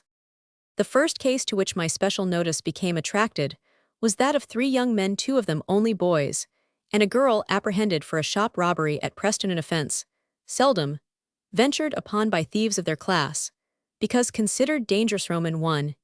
Involving greater risk of detection than their ordinary practice, and a severe sentence in the event of a conviction. The names of the culprits were John O'Neill, Richard Clark, Thomas Ogar, and Ellen O'Neill. On committal, their true characters were at once apparent. On their trial, numerous previous convictions at Manchester, Liverpool, and Wakefield, Roman 100, were proved, and being once more found guilty, sentences were passed upon them to secure the public for some years from their depredations. These unhappy convicts who previous to their trial were cautious and reserved underwent a change afterwards. Individual separation, and the consequent working of memory and reflection upon minds too young to be quite hardened, produced the usual result. One after another, and each ignorant of what their associates had done or purposed, they gladly availed themselves of the opportunities to unburden their memories, if not their consciences. The following is a sketch of the history now under notice, and I am too well assured that hundreds of similar sketches might be made by anyone who has the opportunity of studying from the abundance of models supplied by the great towns of this country. An Irish soldier named Clark, on his discharge from the army, with a pension of £1 a day, settled first at Stockport, and then at Manchester with his family, consisting of his wife, 3 boys and 2 girls. The father occasionally worked at his trade as a shoemaker, and could have earned a comfortable living by it. The 2 elder boys and the elder girl obtained employment at the factories. The girl, however, after a little time, exchanged her occupation for domestic service, in which she continued a year or 2. The parents, as is too frequently the case, bestowed no moral or religious care upon their children, who in consequence soon picked up bad companions, and beginning with petty theft, like Laura Stanbridge, at such places, at Not Fair gradually entered upon a course of systematic crime. The second son, Richard, led the way, and all the rest of the children, with the exception of the youngest girl, followed in quick succession. At first the parents remonstrated, scolded, and gave good advice, but never hesitated to accept all that was offered to them of their children's ill-gotten gains. In a short time, the father became a great drunkard, while the mother, it is evident, encouraged and assisted practices, which provided her with the means of enabling her and her husband to live in idleness and luxury. The man does not appear to have quitted Manchester, but the woman took a more active part in the proceedings of her children, frequently making long journeys to meet one or other of them on discharge from prison, and occasionally making herself useful in passing stolen bank notes.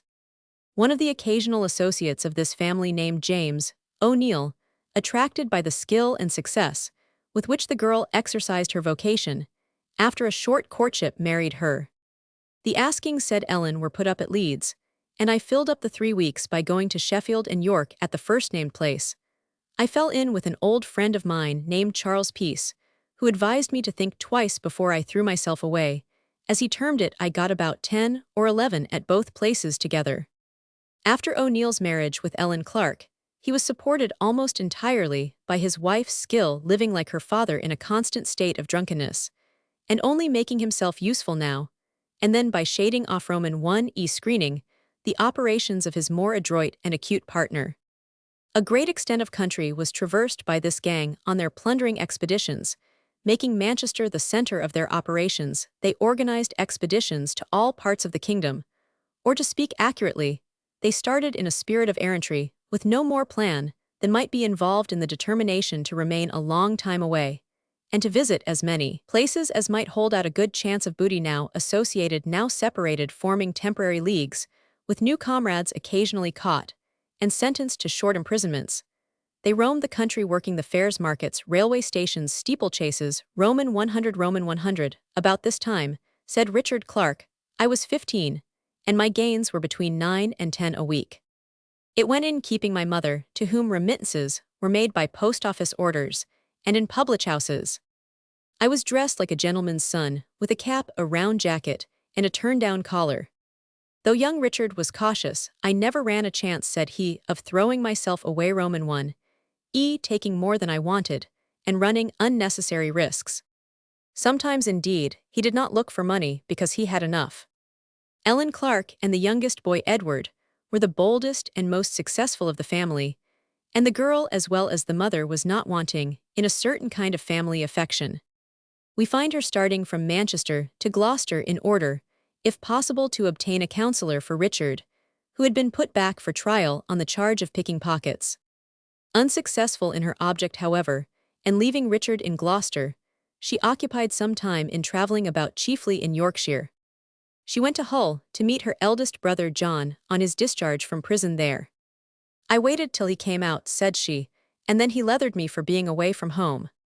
Ellen Clark indeed possessed a natural disposition, which had she been blessed with Christian parents, might have contributed to their, and her own credit and happiness.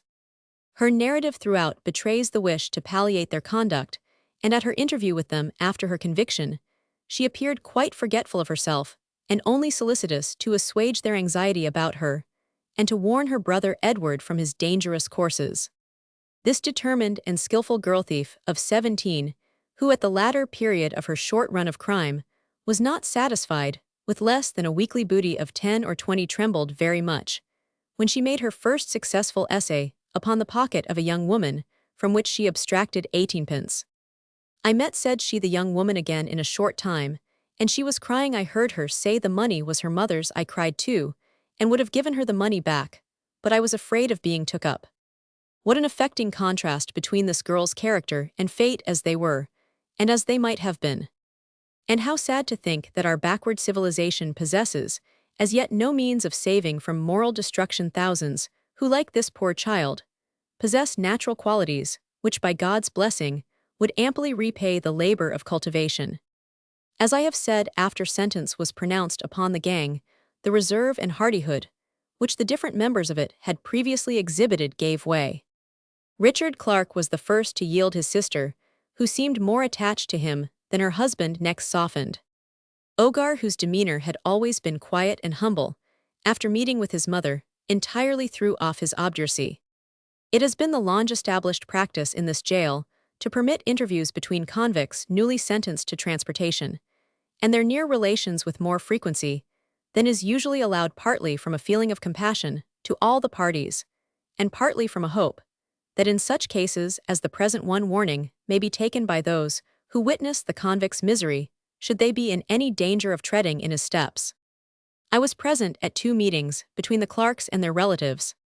The visitors on the first occasion were the father, the boy Edward Clark, and a young man introduced as a cousin. They were all expensively dressed for their station. The father's appearance was rather prepossessing. The boy, though good-looking and well-clad, showed to an experienced eye the unmistakable and undisguisable physiognomy and manner of a bold and practical thief. Creditable natural feelings were shown by all parties, and many tears were shed by all but the girl, who seemed most anxious to keep up the spirits of the others. Old Clark, habituated to the short imprisonments of his children, seemed unable to conceive that he saw them in a more serious predicament. Almost the first words he spoke were, "Don't fret, sure y'all not be here more than 5 months. I've sent a letter to General W, and he'll soon get you off." The convicts themselves were well assured that such expectations were utterly vain, but the father could not be made to comprehend that General W neither could or would interfere with the course of justice. After the interview, Richard Clark told me that the young man introduced as a cousin was no relative at all but a former associate, then living with the old Clarks, and named M. Giverin. At the second visit, there came both the old Clarks, O'Neill's mother, Edward Clark, the younger sister, a fine-looking child of 11, and a girl who lived with the Clarks as Richard's mistress. Old Clark, not content with bringing M. Giverin again, also introduced another cousin, a well-dressed man of 30. When Richard Clark, the convict, was asked who these 2 men were, his father slipped forward and answered for him, repeating the falsehood he had already told and persisting in it, until his son plainly declared the real name and character of the 2 cousins. When remonstrated with for practicing such duplicity at such a time, all that could be obtained from the wretched man was, "Well, sir, I ax your pardon, sure, I did not know the rules of the place." At one moment, he appeared oppressed with the bitterest feelings, and the next was chatting with an air of eager satisfaction. When his relatives had gone, Richard Clark made the following statement. "My little brother told me this morning that last Saturday night he got 15 in sovereigns at the bank top station, and that yesterday Monday he got 5 in Manchester. The 2 men that came to see me this morning are Thomas M. Giverin and Henry Kelly. M. Giverin has been a thief about 5 years and has 2 brothers who are thieves. Kelly is about 30 years old. He has been a thief in all ways about 20 years. He is only just out of Liverpool jail, where he got 6 months for a watch. I think him and M. Giverin came to see me out of curiosity to see whether I was hard or no. I have dwelt longer on the history of this family of pickpockets than may seem necessary, but I have done so from a desire to lay open, as far as I can, what is too little known, the character and proceedings of this portion of La Classe Dangereuse, to impress upon the public the enormous loss it sustains by their depredations, and to suggest the necessity of resorting to more efficient means for the repression of the evil which I believe to be greatly on the increase. There are now many thousands of pickpockets robbing at the rate of 300 to 1,000 a year, who boldly follow their trade under the idea much, justified by past experience that their particular line of practice involves but small risk of transportation, while its gains are certain and easily obtained. Even when apprehended, legal assistance is generally forthcoming to aid the chances of escape. A short time after the conviction of the clerks, a boy named O'Brien alias Johnson alias Slaver was caught in the attempt to pick a lady's pocket in Preston. The boy's accomplice, a man who had trained him and who lived upon the produce of his robberies, escaped and reached Manchester in time to secure the professional services of a rather celebrated attorney who came to Preston to appear for Slaver and extricate him from his dangerous position. The boy's skill as an apprentice pickpocket made it worth his master's while to incur the expense of 10 for having the best professional aid. Slaver was convicted, however, as a rogue and vagabond, and sentenced to 3 months' imprisonment. We must conclude this chapter on prisoner and prison life, and recur to this interesting subject in a future number, as we have to chronicle a much more heinous offense than robbery, this being the taking of human life. Peace had not been many weeks in jail before another prisoner was lodged therein, charged with a capital offense. Chapter Roman 56, The Lovisa Warning Voiceth Murder of Mr. Philip Jamblin. Since the castigation piece received from the hands of Mr. Philip Jamblin, and the flight of the boy Alf Purvis, we have had occasion to take but one cursory glance at the inmates of Stoke Ferry Farm, this being on the occasion of Richard Ashbrook's visit to the hospitable English homestead. The observation made by Mr. Jamblin's sen to his son Philip, respecting his falling into the same pitfall as young Ashbrook, had special significance. After the departure of peace from the neighborhood, young Jamblin had paid frequent visits to the grounds and house owned by Nellie's aunt. It was pretty plainly demonstrated to most persons who took the trouble to interest themselves in such matters that the farmer's son had a sneaking fondness for Nell Fulford. This was very wrong, seeing that he was supposed to be engaged to a young lady in a very superior position to Nell, but despite this an attachment was formed, and as far as Nell herself was concerned, there was but little doubt that it was one of a self-sacrificing nature. This fact was afterwards but too clearly demonstrated. For many months after Peace's departure, a course of lovemaking was carried on between young Jamblin and Nell. They did not appear to be able to break the spell which bound them, a spell indeed, which ended in the death of one and long years of sorrow for the other. But Nell was infatuated with the handsome young farmer who had been her valiant champion when persecuted so persistently by our hero. The man Giles, who had been worsted in a conflict with Peace, was also a devoted admirer of Nell's. He was a moody, morose, vindictive fellow, whom nobody liked, and had left the neighborhood long before Peace. Whither he had gone no one appeared to know, and indeed, to say the truth, nobody seemed to care. Thus matters stood when at the close of one market day Mr. Philip Jamblin arrived at the Old Carved Lion. He dismounted from his horse, and went into the public room of Brickett's hostelry. He had some business to transact with a maltster, whom he had appointed to meet there. When this was over, the two had divers and sundry glasses together, and soon after nightfall Jamblin's steed was brought round to the front door of the inn. The young farmer remounted, and trotted leisurely along Dennet's Lane in the direction of his own home. Upon arriving at that part of the lane where Peace's workshop stood, he, much to his surprise and pleasure, beheld Nell at some little distance off, awaiting his coming. "Why, sweetheart, who would have thought of seeing you at this hour too, when all good lasses should be at home?" said the former. "Ah, Master Philip," she answered, "I was sartin sure you'd be for coming this way, and that's why I be here." "Ah, I see well, I am glad to see thee, Nell, but ye beest a-looking a little pale, I am thinking." "Am I's?" "Yes, I fancy so, however it may be but fancy after all." "Maybe it is. And maybe it ain't." "You've come from the market," she said quickly. "I was there for a goodish while in the early part of the day, but I've just come now from the Carved Lion." "Ah, I see, that's why you didn't call it ants." "I had a little business to Dohod, to meet a customer at Brickett's, now don't be jealous, it wasn't a leddy or a lass. And beast thee going home then. I hope to get home some time tonight, why what ails thee Nell dear? On either side of the lane in which they were conversing ran a high thickset edge. Nell glanced at the opposite side to that on which she stood, and placed her finger on her lips. She then laid hold of the bridle, and drew the horse some little distance forward, then she glanced again at the hedge. "What's up?" cried her companion. "Hush," she whispered, "somebody has been watching us from behind the hedge, and has heard every word we have said." "My darling girl, you are full of strange fancies, tonight," said her lover. "It be as I ha told ye," she answered. "I seed a pair of dark flashing eyes a-gleamin' through the branches. And what matters if anybody has been a-listenin', much good will it do 'em." She drew his horse still further on and again glanced around. "It be of no use your shacking your head," said Nell. "I seed him as plainly as I see you now." "Well, what if you did, lass? Who was it, that peddler fellow piece?" "No, not him's." "Who then's?"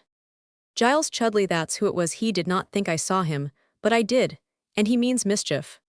Who cares for an idle good-for-nothing like that? Come back, Master Philip, come back, as you love your poor Nell, for her sake come back." "Come back to where?"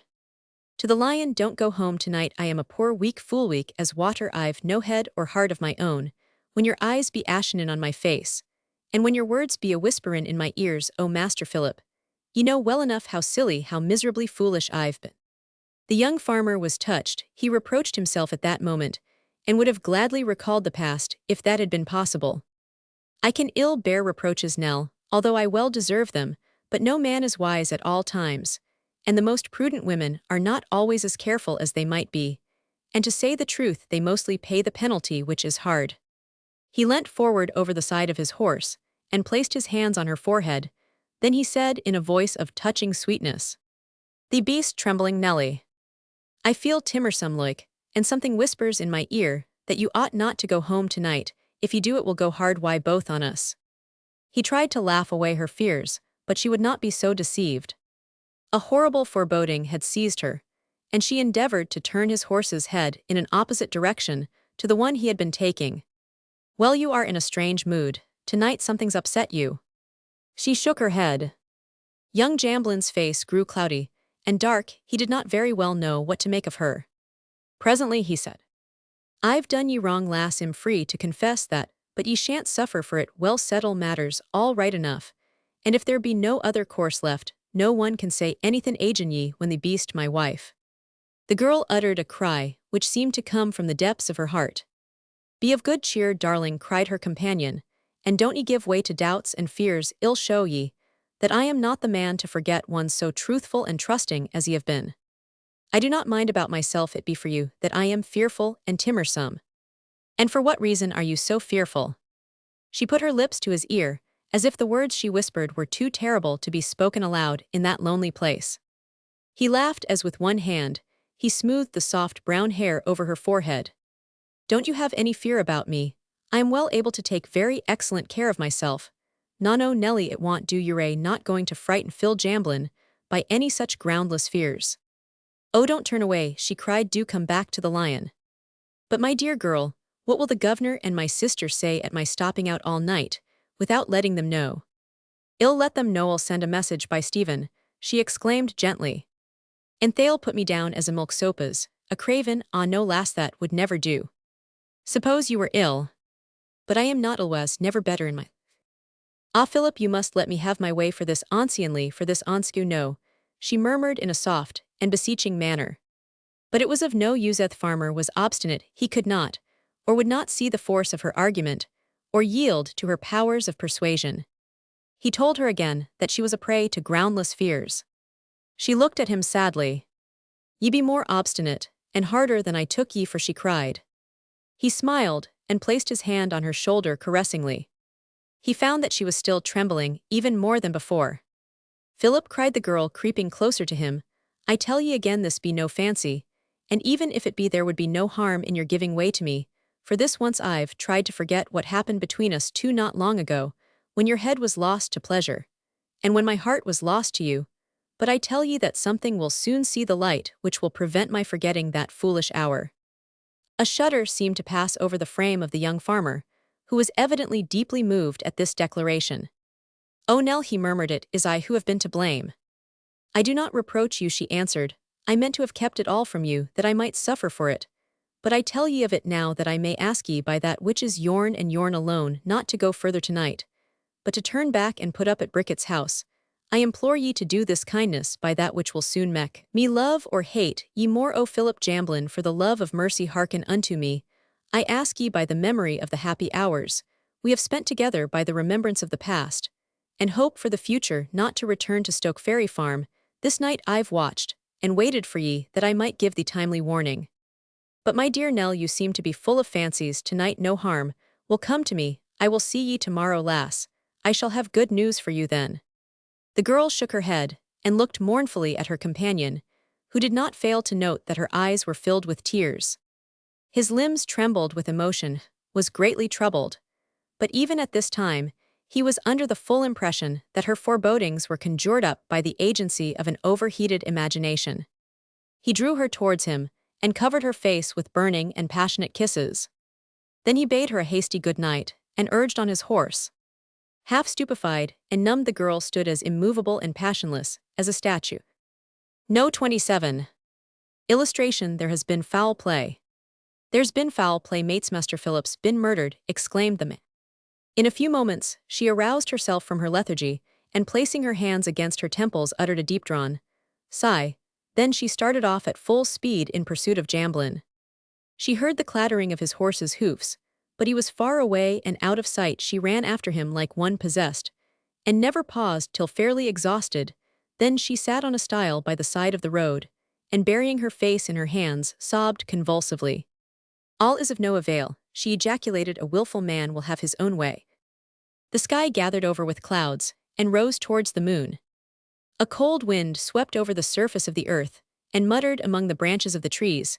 The clouds grew darker, and heavier. The moon was darkened by a small black cloud. Nell still sat silent, and dejected on the stile. She gave a low and plaintive wail. Meanwhile Philip Jamblin, heedless of the warning he had received from his sweetheart, was making the best of his way towards Stoke Ferry Farm.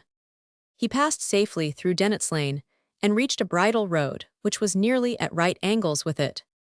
This road, or rather the greater part of it, was sheltered on either side by tall trees, hedges, and underwood. At noontide in summer it was a charming retreat, but at night it was lonely and cheerless. The farmer had not gone a very great distance, after turning out of the lane, before he had sufficient reason for disquietude, or indeed alarm. His horse became restive, and pricked up his ears. Jamblin, however, held him well in hand, and proceeded along with greater caution. In a few minutes after this, the animal stumbled but quickly recovered itself. A terrible blow was delivered from behind, by some unseen person, full on the head of young Jamblin. "You scoundrel!" exclaimed the young farmer, who, although partially stunned, had not lost his presence of mind, grasping the thin end of his riding-whip. He whirled round the handle, which was loaded with lead, in the hope of striking his mysterious and unseen assailant. The horse he was bestriding now fell, and Mr. Jamblin, who was a powerful, active young man, sprang to his feet to confront the enemy. He beheld a big hulking fellow, who was armed with a hedge stick, standing in front of him. Jamblin struck out with his whip, the blow from which was received on the upraised left arm of his assailant, who again aimed a blow at the head of the other. This Mr. Jamblin turned on one side with his Perceiving now that it was a question of life or death, he advanced a step or two, raised the handle of his riding-whip, with which he struck another tremendous blow. The man, however, drew back his head, and instead of alighting on his head, the blow was received on the upper jaw. His lip was laid open, and 2 of his teeth were knocked out. The man was driven to desperation, and the struggle after this was but of short duration. The cowardly ruffian stepped back a pace or two, and delivered a crushing stroke on the head of the ill-fated young farmer, who fell to the earth helpless and powerless. Then the murderer rained a series of merciless blows on the prostrate man, thereby reducing him to a state of insensibility. All this had been but the work of 2 or 3 minutes at the most. But the diabolical wretch had not as yet completed his murderous work. Drawing a clasp knife from his pocket, he inflicted with its blade a severe gash in the throat of his victim. Ruffian as he was also a coward. As he was stooping over the dead body of the farmer, he became alarmed. He thought he heard the sound of approaching footsteps, and the knife, which by this time was covered with blood, slipped out of his hand. He searched for it in vain. The ground was strewed with fallen leaves, and the knife was nowhere to be seen. Big drops of perspiration fell from the murderer's temples on his horny hands as he was groping about for the missing weapon. A horrible thought took possession of him. It was this, possibly the instrument with which the deed was done, would rise up in judgment against him, and be the means of his identification. He shook and trembled with fear. A death-like spasm crept through his heart. He became almost frantic, and turned over the leaves in the hope of finding the knife, but his endeavors were not crowned with success. As he was thus engaged, his eyes fell upon the pale, ghastly face of his victim, which was turned upwards towards the sky. Fearful lest he should be discovered by some chance traveler, he arose to his feet, and ran off as fast as his legs would carry him. He soon reached a place known as Larch Green. At one part of this was a stagnant pool of water. He knelt down beside this, and washed his ensanguined hands. While thus occupied, he saw the figure of a man approaching. He was some distance off, but he could see that the stranger's attention was directed towards him. The murderer flew in the opposite direction, over several meadows, never pausing, till he felt assured that he was far removed from the scene of death. Then, panting and groaning, he crept into a dense thicket of trees. After waiting here a considerable time with his heart knocking against his ribs, Ha emerged from his hiding place, and fled precipitately, he knew not nor cared not whither. But during his flight, he had attracted the attention of another observer. Henry Adolphus, the Earl's footman, had been sent by his master with a message to a landholder and a baronet. The radiant footman, upon returning from the errand on which he had been sent, thought it a little singular that a man should be running at headlong speed over mead and meadow. He paused and watched the fugitive, and as he did so muttered to himself, "That chap ain't after no good, ill be sworn. I expect he's been doing a little prigging on his own account. Howsomever, it ain't no business o' mine, and as to catching him, it ain't to be thought of. What's every man's business is no man's business." And so, consoling himself with this trite axiom, Mr. Henry Adolphus pursued his dignified course homewards. He had no occasion to go down the road where the body of the dead man lay, and hence it was that our radiant footman escaped having his feelings shocked, which, to say the truth, would have been a terrible thing to a man of his delicate organization. He reached Broxbridge utterly unaware of the fact that a near neighbor and a tenant of his master's had been foully murdered, and that the dead body of the murdered man was lying in a road the end of which he, Henry Adolphus, had passed as he trudged home. Upon reaching Broxbridge, he did not go at once to the hall. He just dropped in at the Carved Lion to have a cooler and a little friendly chat with the landlord. The aforesaid cooler, not having the desired effect, Henry Adolphus supplemented it by another, insisting at the same time upon Bricket joining him. "That's a deal better," said the footman, after he had swallowed the contents of his second glass. "I've put on the steam coming home, and felt as hot and dry as a salamander." "I've had a goodish turn myself," returned Bricket, "and have only just come in. Any fresh news?" "None as I know on," observed the flunkey, "only that I saw a queer-looking chap erranding like mad over Squire Curtis Meadows." "You did, eh? What sort of customer was he?" "Oh, an ugly, evil-looking fellow, as anyone would wish to be shut of. A tall chap with a black beard and bushy eyebrows." "Yes, something after that fashion as far as I could see, but I was a long way off. He seemed to me to have a cut or bruise on his ugly mug." "The very same," exclaimed Bricket. "Do you know him?" "No, but I saw a chap answering that description, washing his face and hands in the pool at Larch Green. When he caught sight of me, he made off. He's been up to something ill, dare be sworn burglary, or summat of that sort. I shouldn't wonder if it be the same as I saw." "Should you know I am agent?" "I might, but I ain't quite certain about that." Bricket remained for some time silent and thoughtful after this. "I hope as how he ain't been up to mischief," he said presently. "I do hope that, but I tell 'ee candidly, Master Henry, I didn't at all like the look of the varmint, and had it not been that I ain't so lively on my pins as I used to be, I should have med arter him, and no mistake." "Oh, it's all right enough, I dare say. The fellow's been having a set to a mill with someone, that's how I take it, and maybe he's got the worst of it. I dunno so much 'bout that. From what I could see of him, he looked a good deal like Giles him, as worked at Stoke Ferry Farm some year or two agone, If it wore he which I somehow think it wore he best a deal altered. Giles A. Well, now you mention it, I don't know, but it might be he. I shouldn't like to swear to I am, but that's the idea I formed at the time, but maybe we shall larn more 'bout I am afore long. He ain't a much good anyhow. Well, Mr. Bricket, I must be for moving, so good night, said Henry Adolphus, who at once bent his steps in the direction of the hall. Chapter Roman 57, the riderless horse consternation at Stoke Ferry farmhouse, a discovery of the body of the murdered man. There was not a merrier or more light-hearted girl than Patty Jamblin in the whole county. Her dulcet voice and ringing laugh brightened the old farmhouse like a ray of sunshine. No wonder, then, that she was her father's pet, for albeit she never crossed him by word or deed, she mostly managed to have her own way. But on this eventful evening, Patty was sad and serious. Whether the deep blow that was about to fall on her and the old farmer had been by some strange, mysterious influence foreshadowed, it is now impossible to say. Patty was dejected, and indeed it might be said sorrowful, a circumstance very unusual with her. There are moments, however, when our hearts are open of their own accord to melancholy impressions. This will occur at times to the most vivacious of the human species. At such times, a tone of music will bring tears into our eyes, or some simple tale or sight of suffering will fill us with presentiments of a terrible misfortune. Such appeared to be the case with Patty Jamblin. As the sun sank below the earth, and the curtain of darkness fell softly over Stoke Ferry House, the nightingale pouring forth his first sweet song, Patty dropped into her easy chair and covered her face with her cold and trembling hands. Her brother had not returned. She watched and waited anxiously. Something whispered to her what was to happen next. There are times when a quick succession of next is found merely soothing, but there are times of reactionary languor when there is not left force enough to watch, when that which we attend to is the rhythm only. Thus we may find the ticking of a clock, nothing indeed to mention this, is commonplace. But what a dreadful effect may be produced upon the mind by the sudden cessation of the ticking of the clock, when once a certain experience has to be gone through.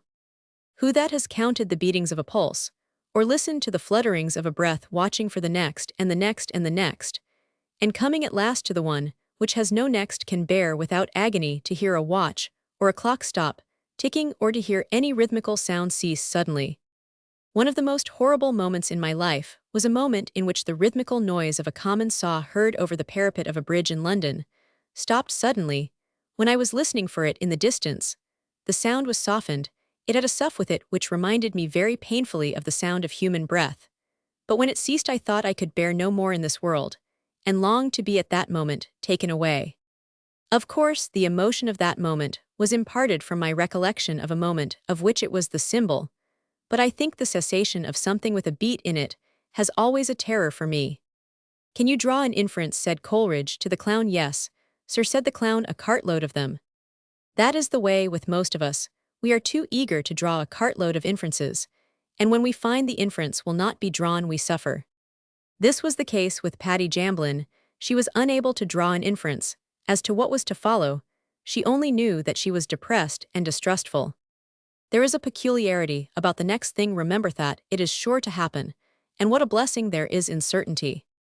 We know the difficulty of holding in check our tyrannical habitual mode of passing on. Every second of time in our experience throws out a pontoon bridge to the next. We live by a clock that has two sets of hands on the same dial plate. One is right, and the other is always too fast.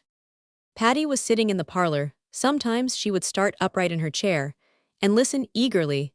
Then she would try to reproach herself for expecting her brother Philip so soon. He was detained, doubtless, had met with some friends, boon companions, who had prevailed upon him to pass a social hour or so with them.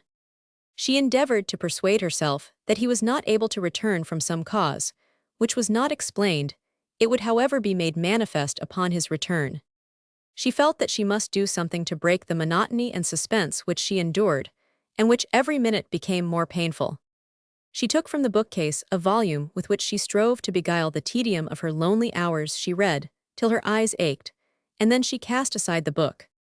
Why am I thus troubled, she murmured. Philip has been from home much later than this on many occasions. After all, there is no reason for alarm, but I do wish he would come home, and father is away too, which makes me still more anxious.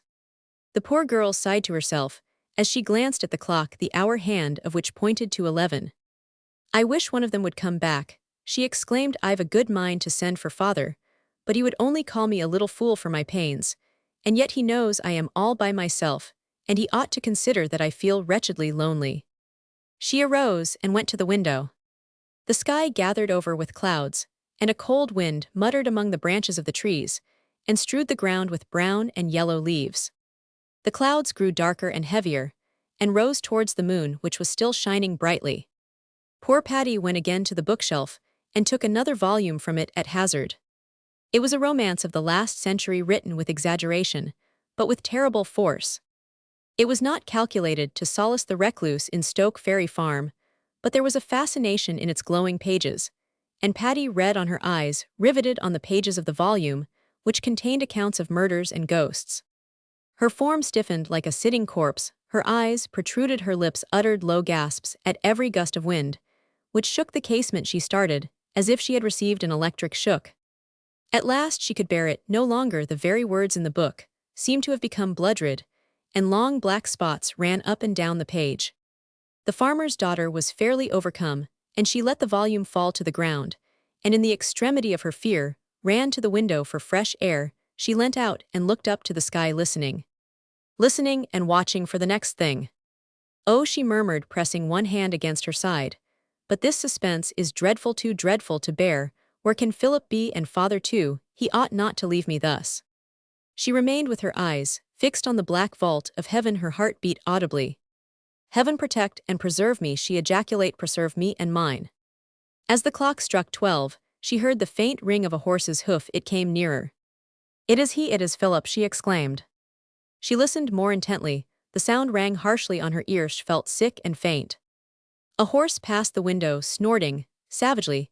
It appeared to her to be like some war charger, whose rider had been stricken down in the field of battle.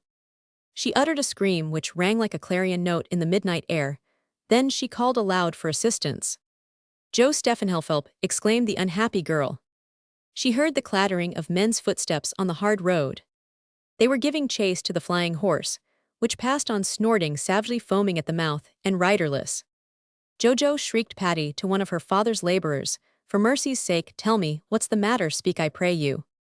The man looked in at the window, and said in a kind tone of voice, "We none on us know at present, but don't 'ee be frightened, Mrs. Summat's amiss, but maybe it ain't o' much consequence. Cheer up and wait till I coom back. There ain't no call for no alarm, leastways, not as we knows on at present." Patty sank into a chair, and felt as if about to swoon. The man passed on.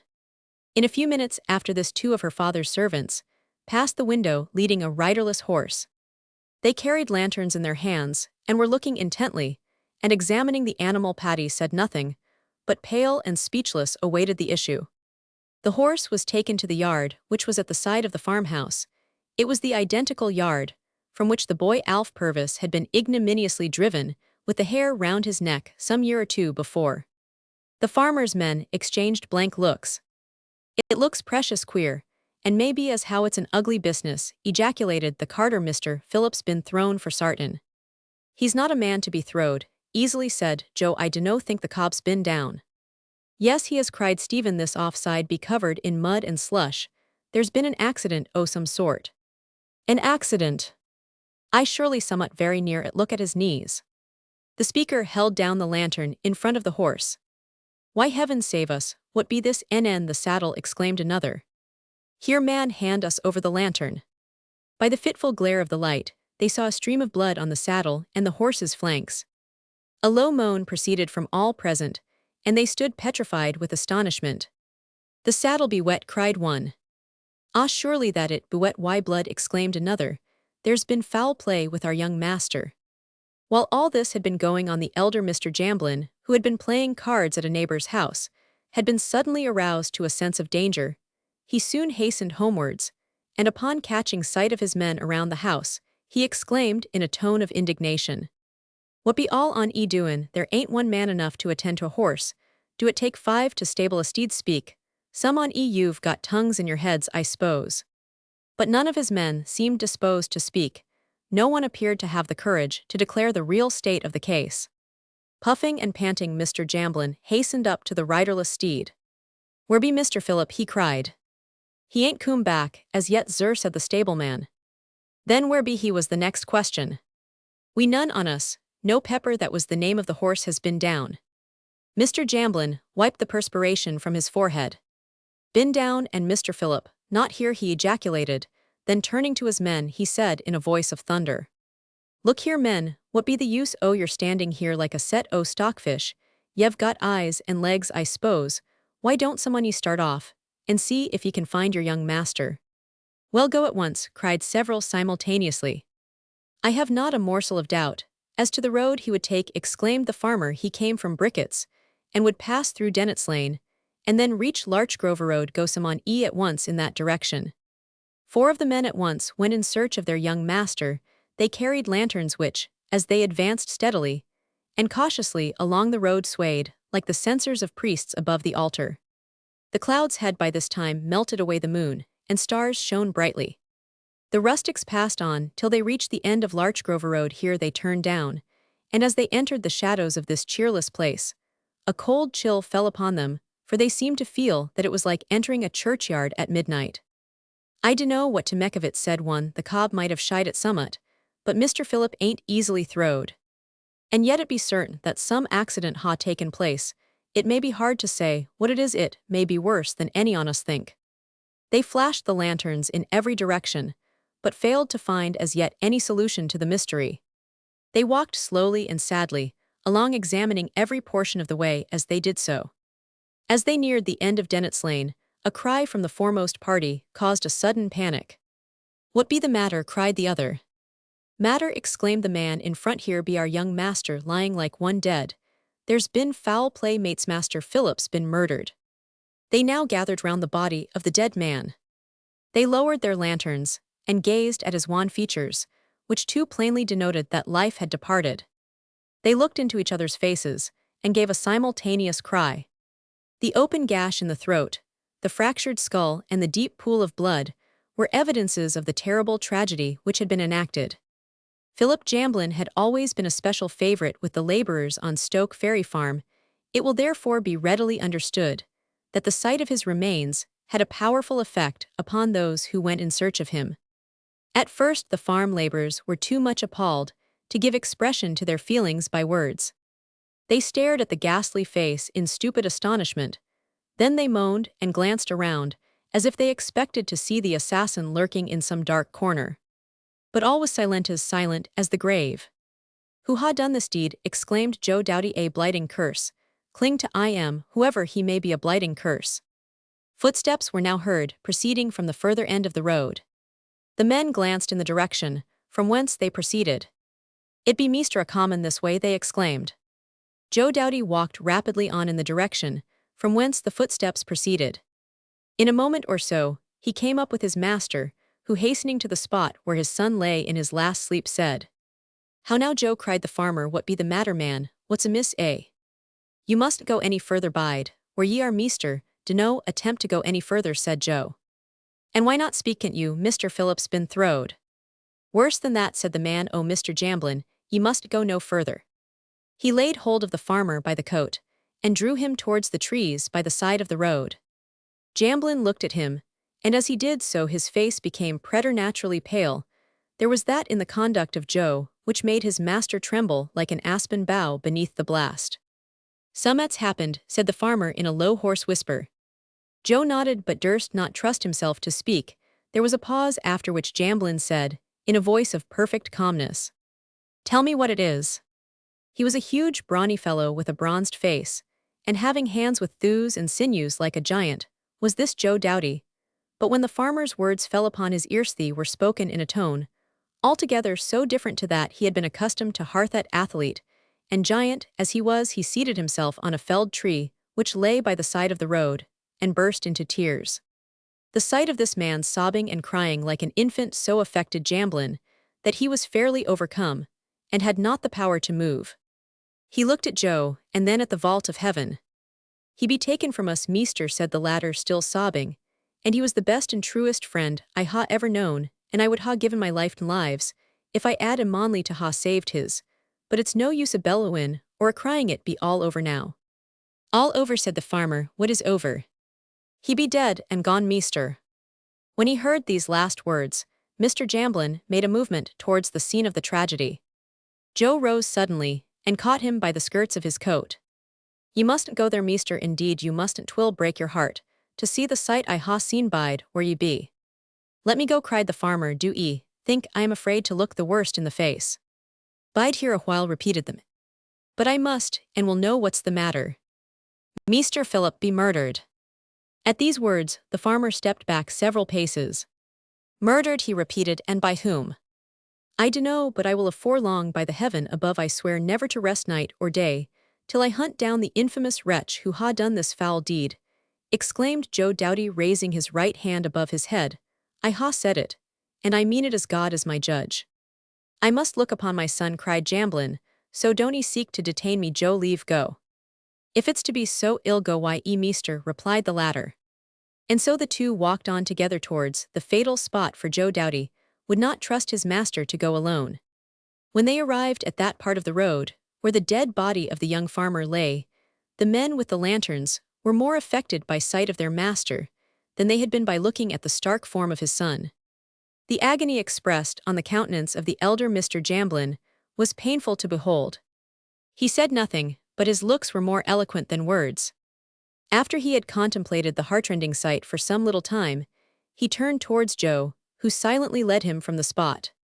"It is as you said, has been foully murdered," whispered Jamblin. "Get thee back, my dear meester, we will bring the body home." "Home," iterated Jamblin. "Yes, sir, unless you wish it otherwise." "Poor Paddy," cried the farmer, "it will break her heart." "Better get home and leave the rest to us," suggested Joe. "My young missus had best hear it from your lips." "You are right, I will return," said the farmer. "I leave the arrangements to you, I dare not stop longer." He walked away with rapid strides, and Joe hastened back to his companions. They placed the body on a hurdle, then they covered it over with a couple of sacks and bore it along until they reached Stoke Ferry farmhouse. They had the discretion to place it on a bench in a granary, the door of which they locked, and when all this had been effected in a gentle and thoughtful manner, the farmer was made acquainted with the whole proceedings, at which he expressed his satisfaction. Paddy Jamblin went into hysterics, and the village surgeon was sent for, who pronounced her to be in a very dangerous state. After recovering in a measure from the first shock, she remained in a prostrate condition, and appeared to be but partially conscious of all that was going on. Her father was more concerned about her than aught else, and perhaps this was a merciful dispensation of Providence, as it was to a certain extent it diverted his thoughts from the great and irreparable loss he had sustained. Chapter Roman, after the murder inquest. The terrible crime committed in Larchgrove Road, the news of which spread like wildfire on the following morning, caused a thrill of horror for miles around at Broxbridge, Sulwich, and a host of other places. It formed the sole topic of conversation. As the cry of fire will fright the worst sluggards from their beds, so did the tidings of the frightful murder awaken the whole country from its lethargy. At the present day, crimes of a like nature seem to excite but little sympathy indeed. It is surprising the apathy displayed by the public. Regard or pity for the victim or victims of an assassin is never for a moment thought of. Not so, however, was it in the case of the young farmer, who met his death in a manner described in our last chapter. Men ran through the streets, and stood in knots by the corners, and sat in circles in the alehouses. There was but one look in their face, there was but one thought in their minds, was the earnest desire that the murderer of Philip Jamblin should not escape the fate he so justly merited. On market day, there was a mournful meeting at the ordinary, and most of the farmers wore crape on their hats or sleeves. The Jamblins were greatly respected, and everyone thought of the bereaved father and the suffering sister. Poor Phil Jamblin was as brave and honest a chap as ever stepped in shoe leather, they said, as they shook their heads, and never did a morsel o' harm to anyone. Id hang the scoundrel, whoever he may be, hang I am on the first tree at hand, and try I am arterwards. But who could ha done it, said a neighbouring farmer. Phil never harmed nor quarrelled why a soul in his life, leastways, not as I ever heard of. It must ha been some stranger, as did eat a tramp perhaps, cried another. There's no saying for sartin. Many of the young farmers were not content with lamenting Phil, but they scoured the country upon their hunters, examining every strange face with suspicion, and asking questions of all the publicans in the neighboring villages and towns. Throngs of persons of almost every denomination flocked to the carved lion. It had been noised abroad that Bricket saw the murderer washing his hands in a pool of water at Larchfield Green. This was enough to bring hosts of inquirers to his house, to learn the truth from his own lips. The worthy host of the Lion repeated his statement until he became weary of the narration, but his customers would not let him have any rest, was forced to comply with their demands. Every scrap of information connected with the tragedy was eagerly sought after and retailed afterwards to the wondering village folk. Exaggerated stories got abroad, and numberless theories were propounded. Somebody who remembered the thrashing piece received at the hands of the murdered man kindly hinted that he might have committed the crime from motives of revenge. Bricket was most indignant at this suggestion, which he declared to be both false and scandalous. It was not possible for Peace to be accused of the murder, seeing that he was in jail, doing his 4 years at the time it was committed. He was secure enough. The constabulary took active measures to bring the guilty party within the meshes of the law. Constables were dispatched in every possible direction. Notices were sent to the various stations, but as yet no clue had been found to the fugitive. Miss Jamblin was in a critical state. The surgeon who attended upon her found her weak and dejected as a woman about to die. Her face was furrowed by the traces of the scalding tears she had shed. Her pulse was faintly fluttering like a wounded bird. As for her father, he said but little. It was, however, but too plainly shown that a strange change had come over him, and those about him whispered to each other that the old gentleman would never be the same man again. The inquest was to take place at the Carved Lion, and for the convenience of the coroner and jury, the body of the murdered man was brought from Stoke Ferry farmhouse and placed in one of the private rooms of Bricket's hostelry. There could not be a moment's hesitation in arriving at the conclusion as to the cause of death, but it was necessary for the usual formal to be gone through. Of late years, the examination of the witnesses and wrangling of the legal gentlemen engaged in the case have caused the coroner's inquiry to be protracted to a needless length. It is either one of two things: the inquiry is knocked off with unseemly haste, or else carried on beyond all reasonable limits. The 4th of Edward I, the original Coroner's Act, which gave an appointed official the right to inquire into the causes of sudden death within his jurisdiction, was no doubt at that comparatively lawless period an eminently necessary piece of legislation. In those days, deeds of violence, tavern brawls, and mysterious deaths were of daily occurrence, and doubtless this was the primary reason for the establishment of a legal court of inquiry, and it cannot be concealed that it is needed in our own times. In remote districts, the inevitable coroner's inquiry, which is sure to follow any and every case of sudden and violent death, is a precautionary measure for the safety of Her Majesty's subjects. It acts as a deterrent against crime and assists the criminal courts in arriving at just verdicts. But it is felt in cities and large towns that the coroner's court is an expensive and withal fussy antechamber to the justice room of the stipendiary magistrates, and that some alteration is needed in the conduct of these inquiries.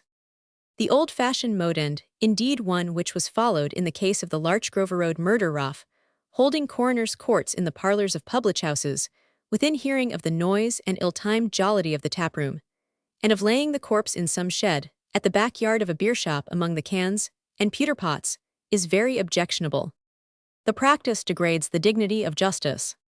There are, however, still more important objections in the lack of legal training, for which too many of our coroners are conspicuous, and in the needless waste of public and private time and money in examining witnesses in speeches of counsel, who wrangle, ask irrelevant questions, badger witnesses, and retard instead of aid the course of justice. This of late has grown almost insupportable. The first inquiry in what is termed the Balham mystery was a mere sham. The second was carried on to a most unwarrantable length with no good result. And in the late Richmond murder, the public had reason to deplore the license of advocacy, and the shouts of laughter proceeding from persons in the body of the court were a disgrace to a civilized community. Upon the coroner and jury assembling at the Carved Lion, no such unseemly merriment took place. Everybody present conducted themselves in a becoming manner, and many were deeply affected, as the evidence was heard in almost breathless silence. It was not of a nature to fix the guilt upon any one person. In particular, nevertheless, the facts went far towards pointing to one man as the guilty person. But the links in the chain of evidence were detached. There was, however, good reason for supposing that they would be strengthened and be made more compact after further investigation. The knife which the murderer had left behind was found and was produced by the police on the inquest. In addition to this, 2 human teeth were discovered at a short distance from where the body lay. One of these was broken short off, the other was perfect. These were considered most important facts, as in the event of the suspected man being captured, the teeth might serve for the purpose of identification. Brickett was the first witness called. He deposed to the facts already known to the reader. He said he was under the impression that the man washing his hands in the pool at Larchgreen was Giles Chudley, but he would not undertake to swear that it was him. Henry Adolphus gave his evidence in a very creditable manner. He explained the circumstance of his seeing a man running across the meadows. He appeared to be wounded, and from what he could make out, the fugitive was bleeding from the nose or mouth. He could not tell which, as he was too far off. He was quite certain, however, that the man was hurt in some way. Another and more important witness was next examined. At no very great distance from Larchgreen stood a small habitation called Jawbone Cottage. This name was given to the place in consequence of the jawbones of a whale being on either side of the gateway at its entrance. When placed in their position, they formed a pointed arch around which climbed honeysuckle and clematis. No one, however, would have taken them to have been bone, certainly not at the first glance. In Jawbone Cottage resided a farm laborer, his wife, and 2 children, the eldest of these being an intelligent little girl of 11 or 12 years of age. She was brought forward as a witness. It appeared from what she said that her father and mother had gone from home in the after part of the day on which the murder took place to see her elder brother off, who was going to sea. They did not return, however, till late. The witness and her sister, a child of 5 years old, went to bed at the usual time, but the witness, who had a swollen face which was very painful and prevented her from sleeping, got up and looked out of the bedroom window in the hope of seeing her parents coming along the road. While thus occupied, she observed a great man washing his face and hands in the pool of water on the green. She was so frightened that she hardly durst breathe. But she watched him for some time. She saw that his lip was cut open, and that his hands and face were covered with blood. After this, she withdrew from the window, and covered herself over with the bedclothes. Mustering courage to go again to the window, she found the man gone. She was asked to describe him, and in reply said, he had dark bushy eyebrows and a beaky nose. She was then asked if she would know him again. After some little hesitation, she said she thought she should be able to recognize him, but was not certain. Her evidence was taken down very carefully by the coroner's clerk, as it was believed to be very important as far as the after proceedings in the case were concerned. After the little girl's evidence, there was a pause in the proceedings. The coroner looked at his summoning officer, who looked at the inspector of police who had the case in hand. Then there were whisperings and a low murmur from those assembled in the court, out of which the police inspector took his way.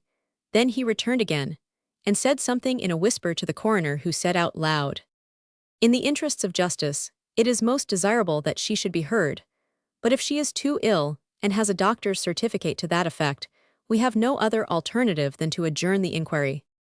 "I will do what I can," answered the police officer, who again left the court. In a minute or so, he returned and nodded significantly to the coroner. All was now so hushed that, to make use of a common phrase, you might hear a pin drop. It was generally understood that the girl Nellie was about to make her appearance, and everybody was on the tiptoe of expectation. Wan and pale, and the very personification of sorrow, the unhappy girl was now brought in by 2 female attendants, and the police inspector.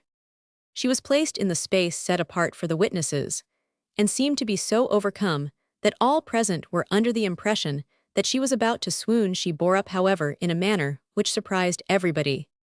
"Your name is Ellen Fulford, I believe," said the clerk. "Yes, sir," she returned in a voice which was scarcely audible to anyone save those who were in close proximity to the speaker.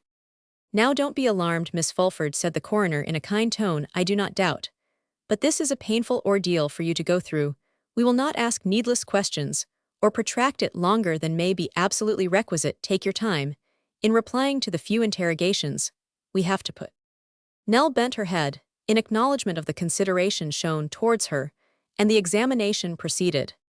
She was asked if she saw Mr. Philip Jamblin on the night of the murder, and replied in the affirmative. She gave a long account of her conversation with him, which took place near the workshop at one time, in the occupation of Charles Peace. Then a juryman inquired if Peace now resided in the neighborhood. "I believe not, sir," said Nell. "Oh, you believe not, you don't know for certain then." "He has not resided in this neighborhood for some time.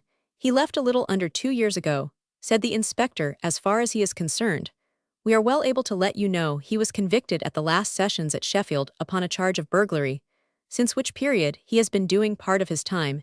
He was sentenced to 4 years' penal servitude." A murmur ran through the court at this declaration. "What did he say?" inquired Brickett of a policeman who stood next to him. "Charles Peace, convicted of burglary. It can't be, I dunno believe it." "Silence, order in the court," shouted the usher. "Well, I am staggered regularly, dumbfounded," murmured the landlord. "It bean't true." Order was again called, and Brickett remained silent, but he had half a mind to give an open contradiction to the inspector's statement. "It's right enough," whispered the policeman. "He's quoted, hold your row." "Now, Miss Fulford," said the coroner, addressing himself to the witness, "you have given us, I dare say, a very faithful account of your last interview with the ill-fated young man Mr. Philip Jamblin. But of the warning you gave him, which, I am sure everyone must regret that he did not heed, you say a man was behind the hedge during the earlier part of the conversation." "Yes, sir, there was a man." "Could you see his features?" "Yes, most distinctly." "Were they familiar to you?" "They were." "Then you knew him?" "I Roman 999, his name is Giles Chudley." "This you swear?" "I do." "You are quite positive as to his being Chudley?" "I am quite positive." "Can you describe his appearance?" "I dunno that I can. He is a tall, strong fellow, with a brown face and bushy eyebrows." "With a beaky nose?" inquired the coroner, referring to the girl's evidence. "Yes, his nose is a little beaky." "That will do, Miss Fulford. We will not trouble you any further today. You have given your evidence in a most satisfactory manner." Nell was taken out of court. What it cost her to go through the ordeal was only known to herself. The coroner summed up. He said all the evidence went in one direction, this being to throw a dark shade of suspicion upon the man Chudley. Still, at present, it was not clearly established that he was the murderer of Mr. Jamblin, and if the jury had any doubts, they had better not declare him guilty by their verdict. This was but a preliminary inquiry. It was clearly demonstrated beyond all cavil that Mr. Jamblin was foully murdered. It was therefore their duty to declare this by their verdict. The jury were some time considering, but ultimately returned a verdict of willful murder against some person or persons unknown. Thus the proceedings ended. "Well, I never," cried Henry Adolphus when they had all left Mr. Peace, convicted of burglary. "Oh, there must be some mistake," returned Brickett. "It can't be our Peace. Tain't at all likely, tain't reasonable to suppose such a thing.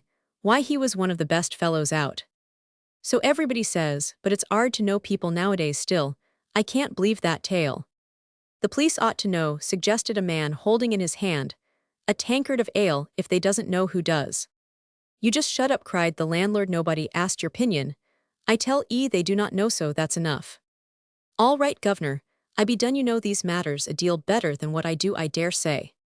After the departure of the coroner, the jury, witnesses, and constables, the people in the Lion threw off all restraint and conversed freely on the all-absorbing topic. They commented on the evidence with great acumen, I mean rustic acumen. Everybody agreed upon one point, this being for the murderer of young Jamblin being brought to justice in the shortest possible space of time. When the funeral of the murdered man took place, all the populations of Broxbridge and the surrounding districts turned out to do honor to the obsequies of the young farmer. It was a touching sight to witness the crowds of men, women, and children who swelled the throng of mourners. No. 28. Illustration: Peace in the tailor's shop. Peace in the tailor's shop. Lord Ethelwood's carriage followed. In this were Mr. Jackal Henry Adolphus, his lordship's housekeeper and head gardener. And when Mr. Jamblin bared his white head beside his son's grave, the tears fell thick and fast down the faces of the women and children as well as many of the men. Joe Doughty sobbed convulsively, and it was indeed a day of general mourning, which was heartfelt as it was creditable There is something of the old, heroic, chivalrous spirit, yet to be found in the rustic population of this country. There is something of romance and legendary lore left also, but these things are fast fading away. It would be a consolation to most of us if we could persuade ourselves that the better instincts of our nature were not fading away also. Convulsions have taken place in the moral world. The people of this country have undergone a change, whether for the better or for the worse it is not so easy to determine. Chapter Roman 59, Mysterious Murders. Days and weeks passed over, but no clue was found to the murder of Philip Jamblin. Every effort was made by the police, both London and provincial, but with no satisfactory results. No one appeared to know where Giles Chudley had gone to after leaving Broxbridge, and nobody seemed to understand how it was that he had returned so suddenly on the night of the murder, and then be spirited away in such an extraordinary manner. Many of the rustics were under the impression that Nell Fulford might have made a mistake as to the identity of the man behind the hedge in Dennett's Lane. They did not say much, but shook their heads and muttered. No Gel could make certain sure of anyone behind such a thick hedge.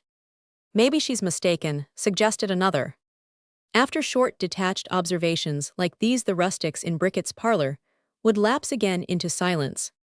Men who are employed from dawn to dusk in such a solitary occupation as ploughing or spreading manure, without perhaps hearing the sound of a human voice, all the time are not likely to be voluble or ready speakers.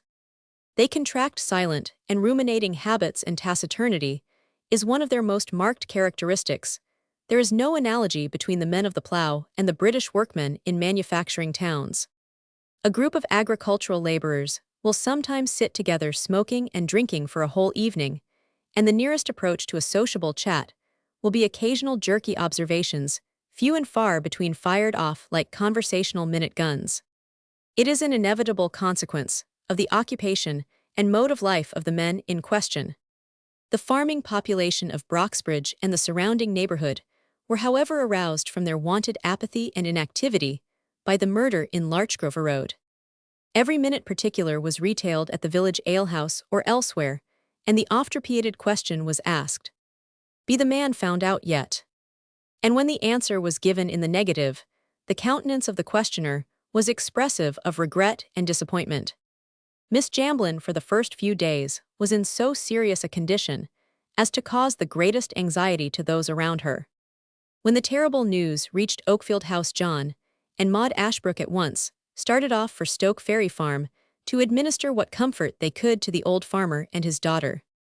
They did much by their presence and kindness to assuage the grief and melancholy which had found its way into the farmer's homestead. To say the truth, the Jamblins and Ashbrooks were almost like one family, and Patty was never suffered to be alone. Either John Ashbrook or his sister was by her side, and very frequently both were with her. Lord Ethelwood had been most kind and considerate to the Jamblins. He sent round Henry Adolphus every day to inquire how Patty was, whether she was progressing favorably or otherwise. Also sent his own family physician to see her. In addition to all this, he had handbills printed offering £100 reward to any person or persons who would give such information as would lead to the conviction of the murderer of Mr. Philip Jamblin. Notwithstanding all this, no one was arrested.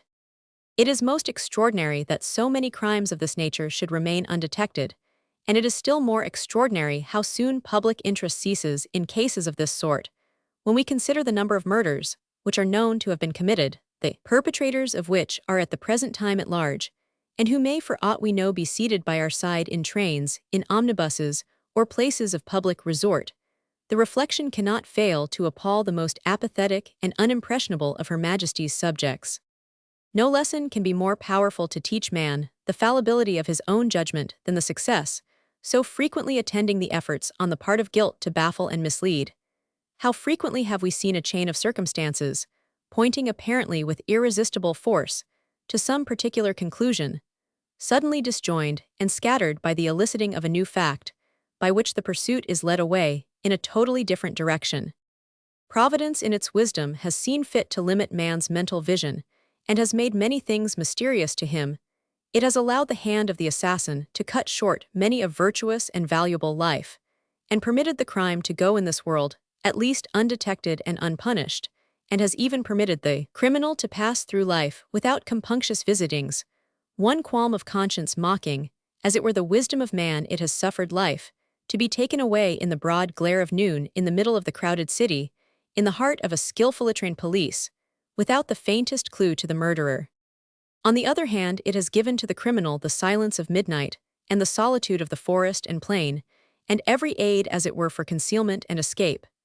And suddenly, without even an effort, human justice has laid a denouncing finger on the guilty head, and pointed it out to the world, where most unsuspected and unsought. One slays his victim almost in the face of the ministers of justice, and escapes without haste and rapid flight. Another adopts measures of precaution, and exhausts ingenuity in devising places of concealment, and is detected with his victim's warm blood on his hands. How fruitless are the most elaborate devices for concealment, when the hand of heaven is raised to expose the guilt. Among the many unavenged murders and failures of justice in the great city of London, around the history of which hang so many mysteries in its many phases of life, where frequently the helpless children of hard poverty fall victims to the lust of the wealthy, the death of the young unfortunate girl Eliza Grimwood occupies a prominent place. On the 26th of May 1838, the whole metropolis of London was startled and horrified by the discovery of the murdered body of Eliza Grimwood, a remarkably handsome young woman, one of the gay belles of London of that period, who by some misfortune or other had been allured from the path of virtue. She was found terribly mutilated, lying on the floor of a house of doubtful repute, at No. 12 Wellington Terrace, Waterloo Road. At the inquest held at the York Tavern before Mr. Carter, it was elicited that the unfortunate woman, who was about 25 years of age, lived with George Hubbard, a bricklayer, but that the deceased went out of an evening to the various theaters, for the purpose of forming the acquaintance of gentlemen to bring home and pass the night with her, and by this means she maintained herself and her paramour. From the evidence, it appeared that some person had gone home with her on the night in question. The man was to all appearance a foreigner, and there was every reason for believing that he had committed the murder. But from that day to this, the scoundrel has escaped detection. Not the slightest clue was ever found which might serve to lead to his detection.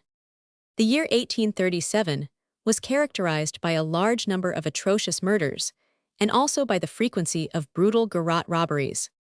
On the 3rd of November in that year, as Mr. Isaac Butcher, a well-to-do farmer of Colney and Gain, Essex, was returning from Colchester Market, he was pounced upon by two men in a lonely part of the road, murdered and robbed.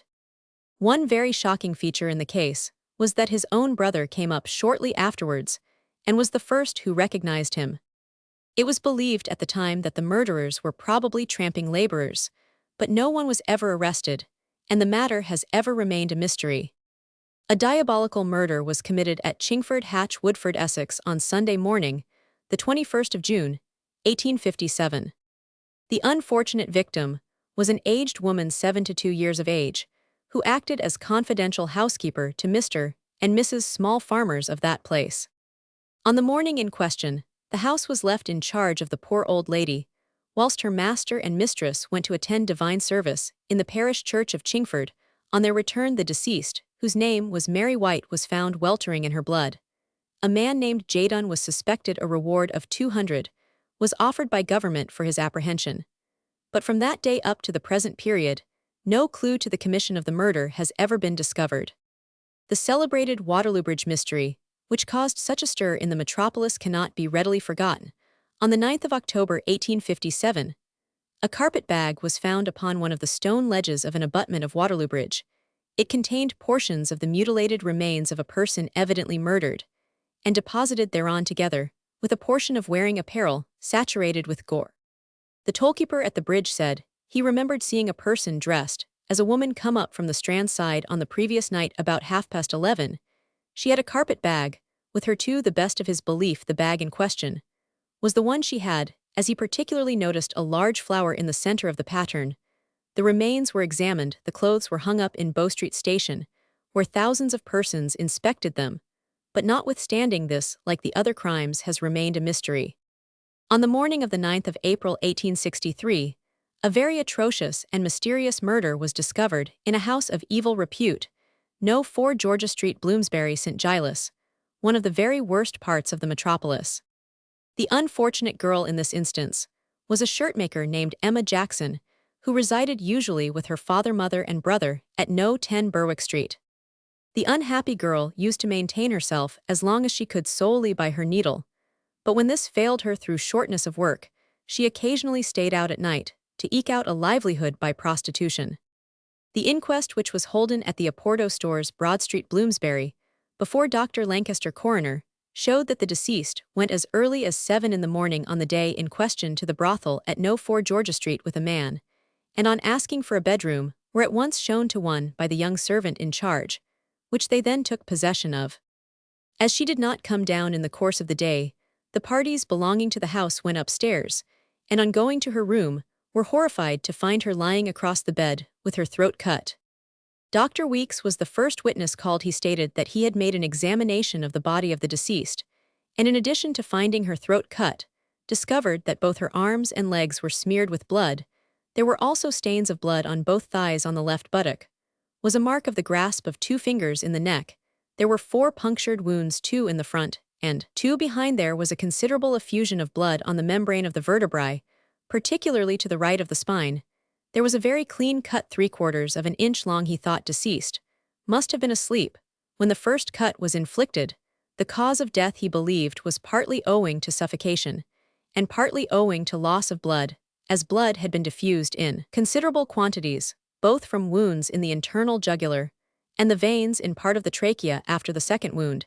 He believed that the deceased was dragged into the position in which she was found in answer to a question by a juror. He said he thought the deceased had no power to make any noise after the first wound. In answer to the coroner, he said he believed that, when he first saw the deceased, she had been dead from 9 to 12 hours. His belief was that the wounds had been inflicted with a common pocket knife. In his belief, he was decidedly of opinion that the deceased did not receive the wounds in the position in which she was found, but that she was placed in that position by her murderer. She could have had no power of calling out after the windpipe had been separated. The jury, after hearing evidence, returned a verdict of willful murder against some person or persons unknown. The matter was then left in the hands of the police. Among the suspicious circumstances reported was the fact that on the evening of the murder, a man went into a draper's shop at Stratford and bought a new shirt. The one that he was wearing together with his clothes was smothered with blood. When buying the shirt, he, in course of conversation with the shopkeeper, said that he had had a quarrel with his wife, and that in the scuffle she had wounded him. There was a general impression that this was the man, and that he was making his way through Epping Forest towards the seacoast. Nothing further was heard of the affair, and this also has remained an unexplained crime. The whole metropolis was thrown into a state of surprise and excitement on the night of Wednesday, the 11th of April 1866, by the discovery of a terrible and mysterious murder at Messrs. Bevington and Sod's leather merchants of Cannon Street City. The unfortunate victim was an elderly widow lady named Mrs. Milsom, who, together with a cook named Elizabeth Lewes, were always left by the firm in charge of the premises at night. On the night of the murder, it appears that she was discovered lying just inside the passage leading from the street door upstairs. On examining her, she was weltering in her blood. It transpired that while the 2 servants were upstairs after the shop had been shut up, and the firm gone to their country residence, the bell of the street door was rung. The deceased said to her fellow-servant, "Ah, that ring is for me, I know who it is," and immediately went downstairs. She was down a considerable time, without any suspicion being occasioned in the mind of her fellow-servant, as the deceased was often in the habit of going down and standing at the door for a considerable time. When she was first discovered, it was surmised that she had perhaps killed herself by falling downstairs, but a further examination proved beyond doubt that a terrible murder had been committed. Mr. May, surgeon who examined the body, said that, when he saw deceased lying on the floor, he observed 2 wounds on the head and face. There was a very deep wound on the side of the head. There was also a wound on the forehead, and one over the eye, and 5 stabs on the face. He believed that the wounds had been inflicted by a small iron poker or iron crowbar. A man who was suspected was arrested, but there was no material evidence against him, and he was discharged. The murderer of this ill-fated woman has never been discovered. A still more extraordinary crime was committed on Wednesday, July 10, 1872. 2 persons, A mother and daughter were murdered in a small shop situated in Hyde Road, Hoxton. The ill-fated women were ruthlessly assassinated, in broad daylight, in the very heart of a crowded thoroughfare. What renders the case more remarkable is that a number of shops, the owners of which drove a thriving trade, were directly opposite to the one in the occupation of the two victims, Mrs. Squires and her daughter. At 20 minutes past 1 on the morning of the 10th of July, a boy went into a coffee shop next door to Mrs. Squires' house and said he had seen blood on the counter of the unfortunate woman's shop. Upon going in to ascertain the cause, a most horrible spectacle presented itself. Behind the counter was discovered the body of Mrs. Squires in a pool of blood with her hand to the right side of her head, which was shockingly injured. The daughter was found with her head in the parlor and her legs in the shop. She was also covered with blood and her head battered in. The police at once reached the house, which they found ransacked from top to bottom, and in the parlor was found a clock that had been knocked down, which had stopped at 12, at which time, no doubt, the deed had been committed, as the doctor who was called in said he should think they had been dead about 2 hours. Inquiries were set on foot, and every possible means taken to discover the perpetrators of this dreadful crime, but without avail. Like the rest, it has been shrouded in impenetrable mystery. The Ladbroke Lane murder will be remembered by most persons. A girl named Margaret Clemson was found by a policeman in the lane in question. Frightfully wounded, her skull was laid open in several places. A portion of the brain was protruding from one of the wounds. She was just able to exclaim, "Oh, let me die." She was conveyed to the hospital, where after several days of intense agony she expired. The murderer is at present at large.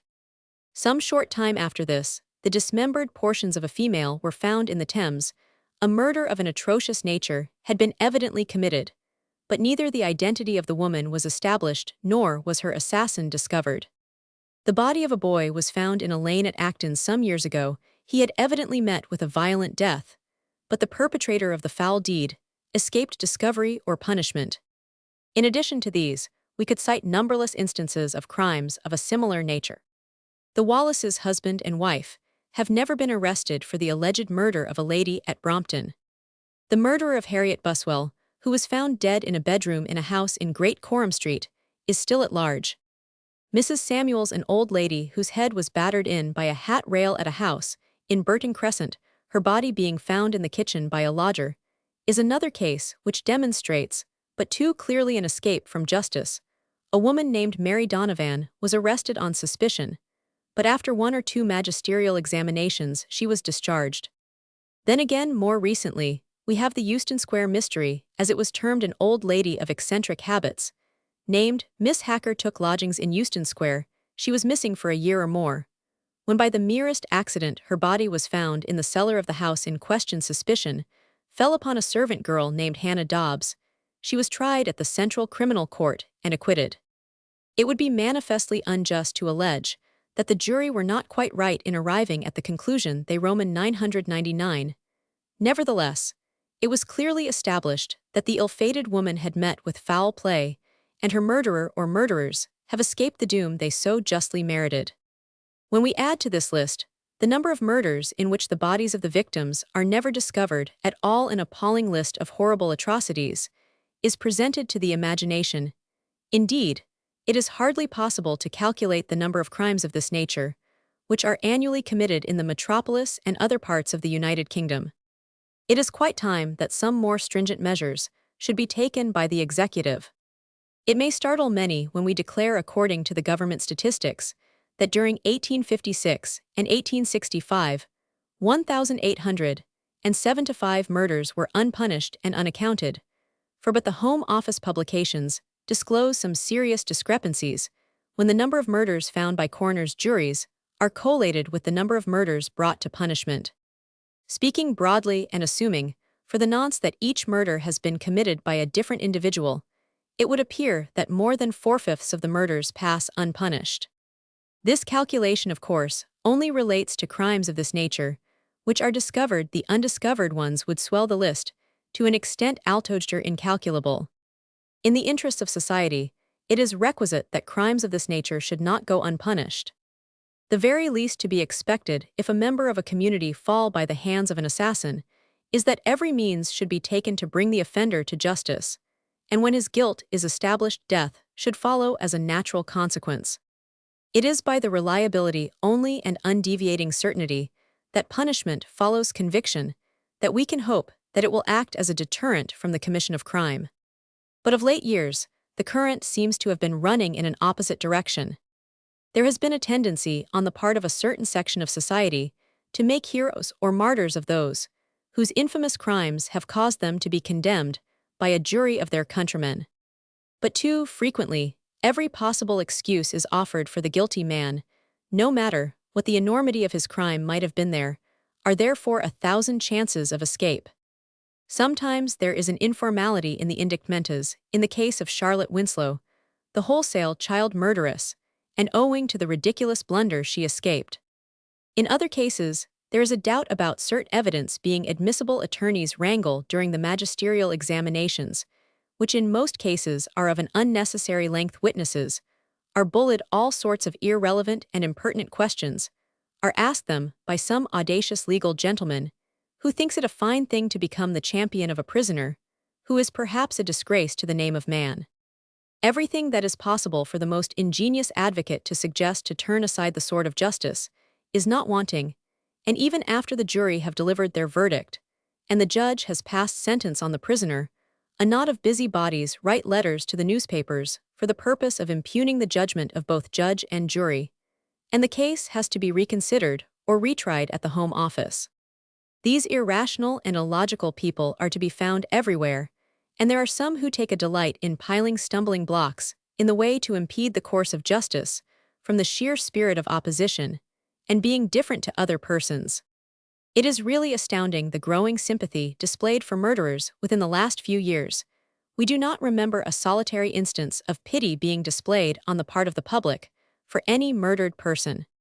Strange to say, this idea never enters anybody's head. The central point of attraction is the criminal himself, and of late, the public have gone further than this. They have subscribed liberally towards a fund for murderers' wives and relatives.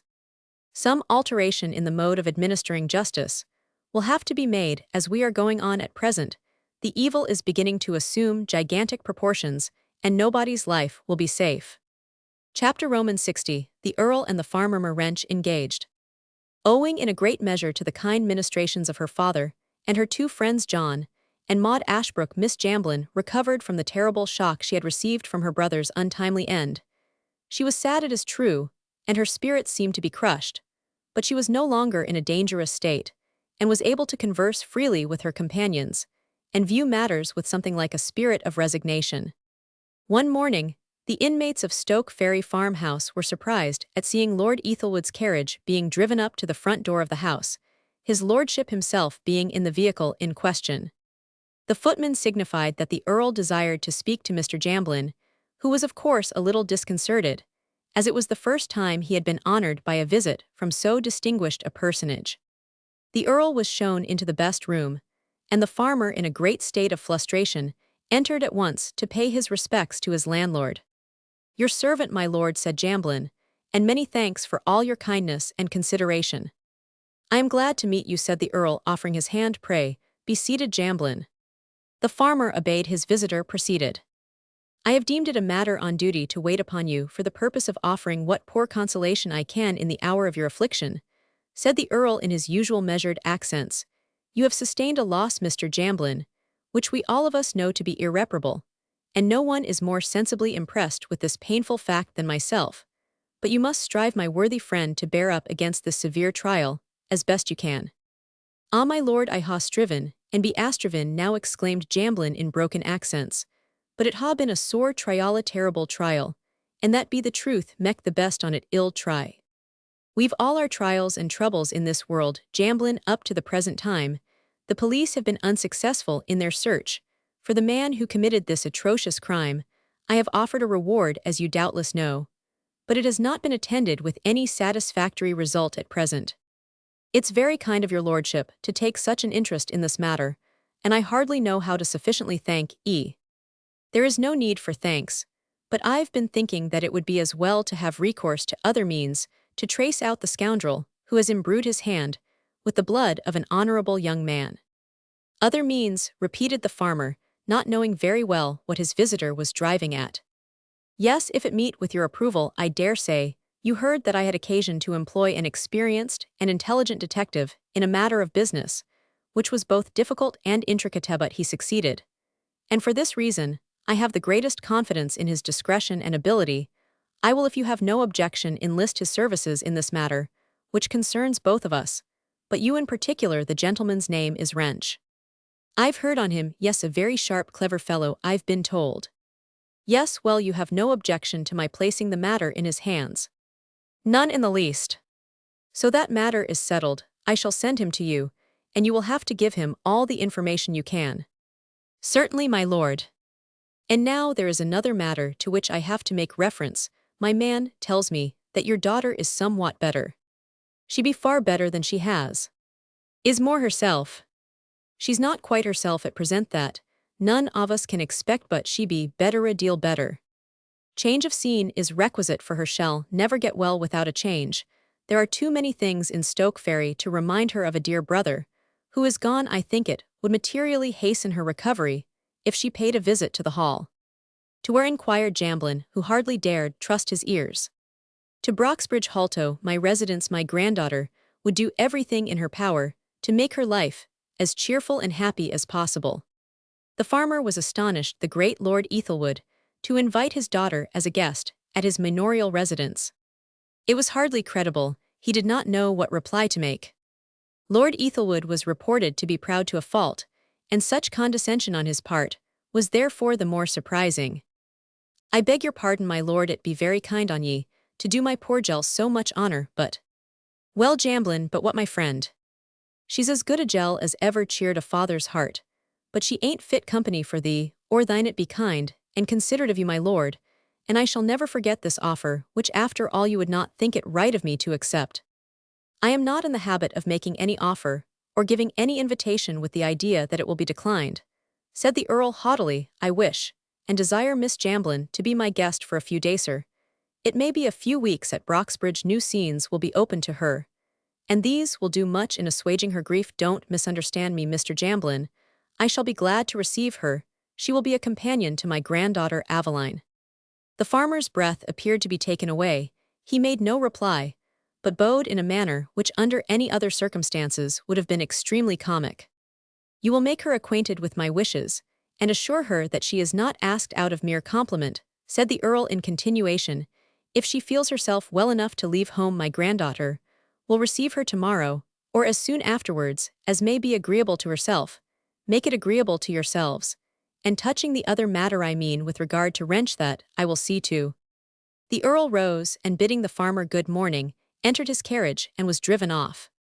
Mr. Jamblin was a little dazed, and it took him some minutes to gather his thoughts together. When this had been done, he sought John and Maud Ashbrook, who were in the garden at the rear of his house. He made them acquainted with all that had transpired in the best parlor. His young friends were equally as astonished as himself, but they both coincided in the opinion that Miss Jamblin ought at once, without hesitation or delay, to pay a visit to the Earl's palatial residence. Maud went upstairs to communicate the intelligence to her friend Patty. He be a real gentleman, every inch on him, said the farmer to young Ashbrook. That I always knew, but I didn't think he was so tender-hearted.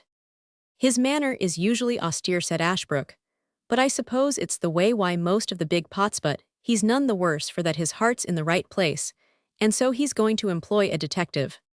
Yes, he be. What is your opinion? Do 'ee think it were that Giles as used to work here as did the foul deed?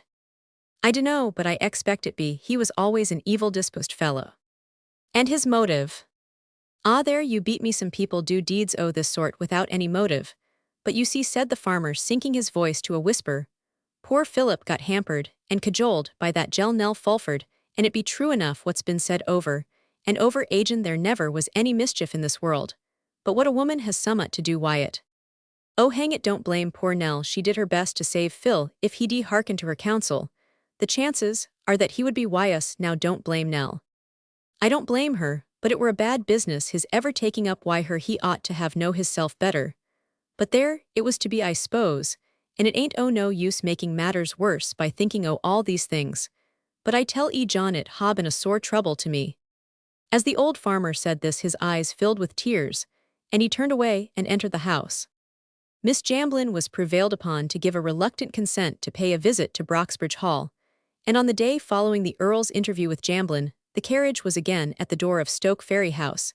In it was Aveline herself, who had come to fetch Paddy Jamblin, who was taken by storm and whirled on to Broxbridge, before she had time for reflection. It is needless to say that the farmer's daughter was treated, with the greatest kindness and consideration, by Aveline Gatliff. Meanwhile the Earl had telegraphed to Scotland Yard for Mr. Wrench, who hastened down to Broxbridge by the first train. Lord Ethelwood wanted to see him on most important business, so the telegram said. What this was Mr. Wrench was not able to divine, so he thought it just as well to drop into the Carved Lion before ringing the big bell at the hall.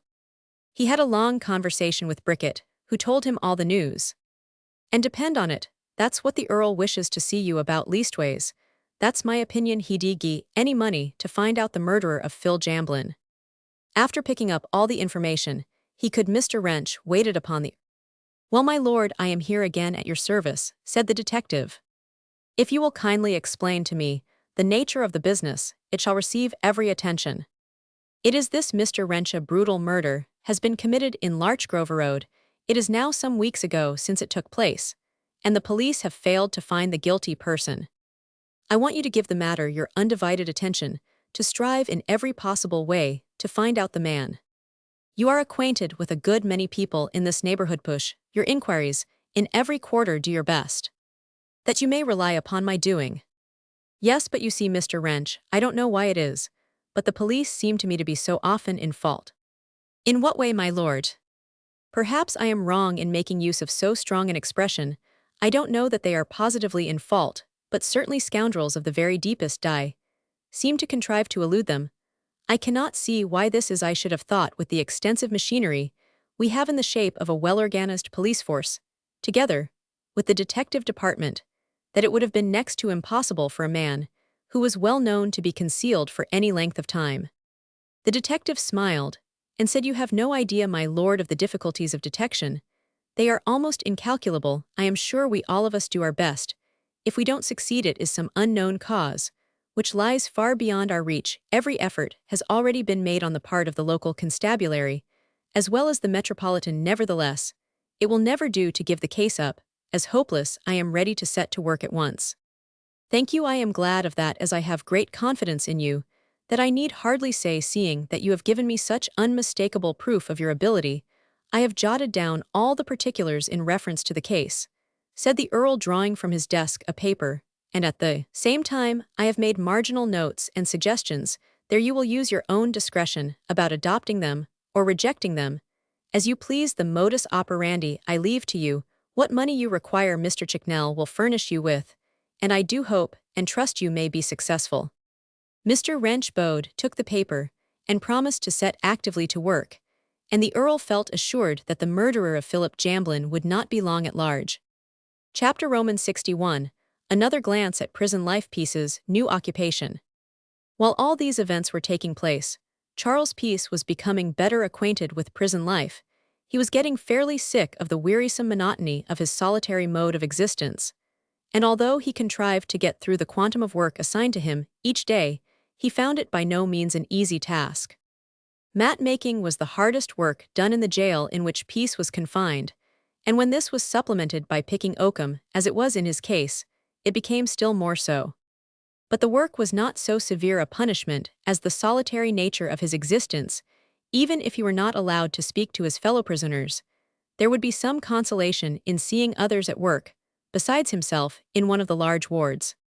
He had taken stock, as it is termed, of all the prison officials who had come under his notice. The chief warder of that portion of the prison where he was confined was a portly, pleasant-spoken man of the military type.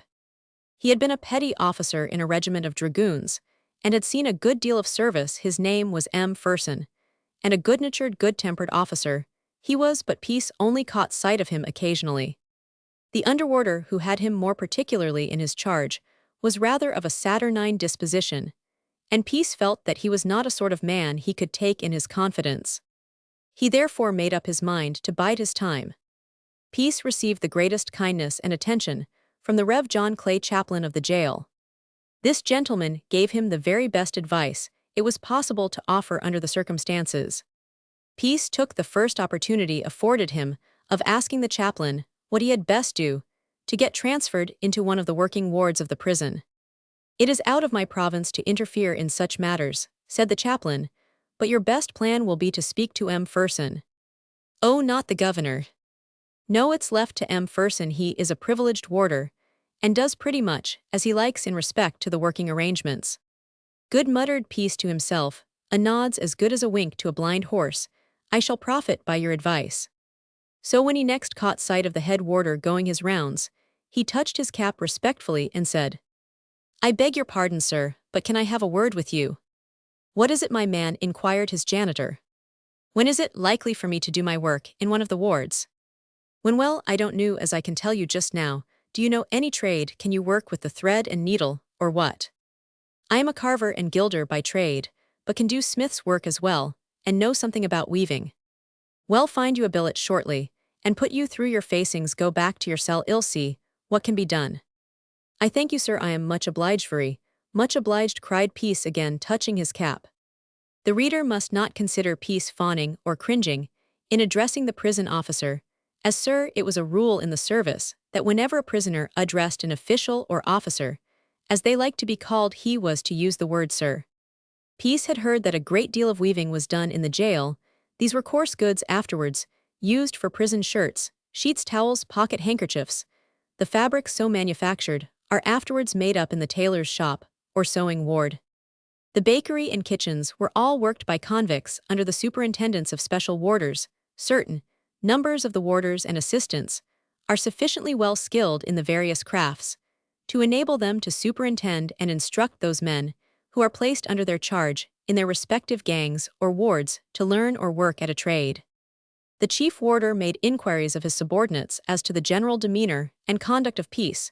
The account they gave was satisfactory, and some 2 or 3 days after our hero's interview with him, M. Ferson entered Peace's cell and said in a conciliatory tone, "Well, my man, as I have had a good account of you, I don't see that there is any reason for your not making yourself useful. Come this way."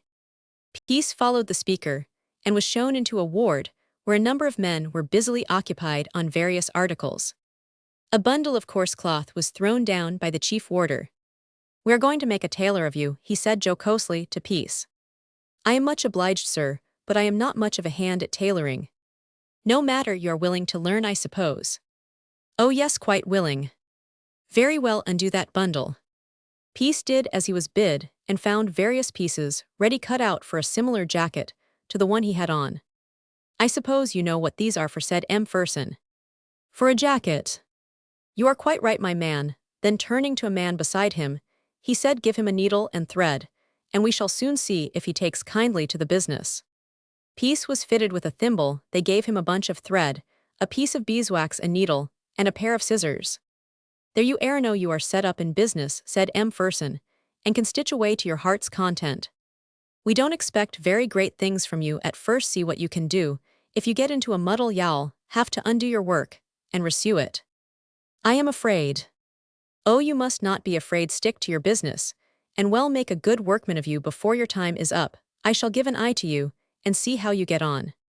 "I am much obliged, sir, for all your kindness," cried Peace. M. Ferson put up his hands deprecatingly and walked away. He was a kindly disposed man, and was generally liked by everyone in the prison. He was never austere or overbearing in his manner, but he would not be trifled with if a man did not behave properly or gave him unnecessary trouble, and did not conform to his rules. He very soon got rid of him by getting him removed to some other ward. He took a great pride in the men under his charge, and it was considered quite a favor by most of the convicts to be placed under his charge. He certainly contrived to have the pick of the convicts, and weeded out those who were of obstinate or refractory dispositions.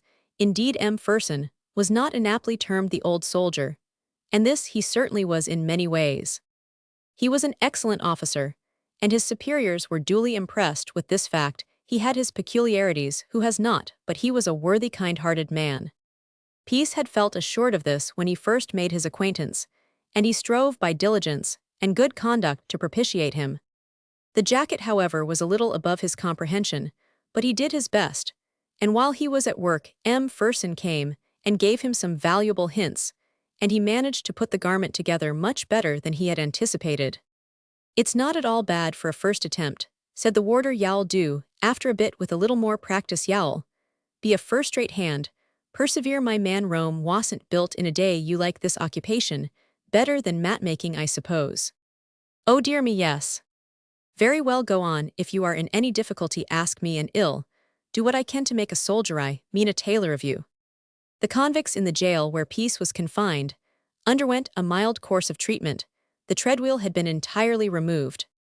It was first established in 1826 and certainly effected some little improvement on the previous system as a means of deterring from future offense. But when views on prison discipline became more enlightened, and the reformation of a prisoner became an object of greater solicitude than his punishment, it was found that the treadwheel was useless, and worse than useless, when the body was undergoing compulsory and painful exertion.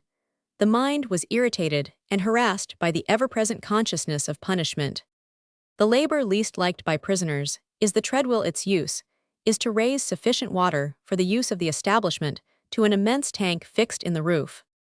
Hand-pumping was at first tried with such questionable success that the laborers were suspected of shirking, and to prove the charge against them, a jury of free workers were called in and set to the task, but having that blessed privilege after a trial, they dropped the pump handles and flatly declined to have any more of it.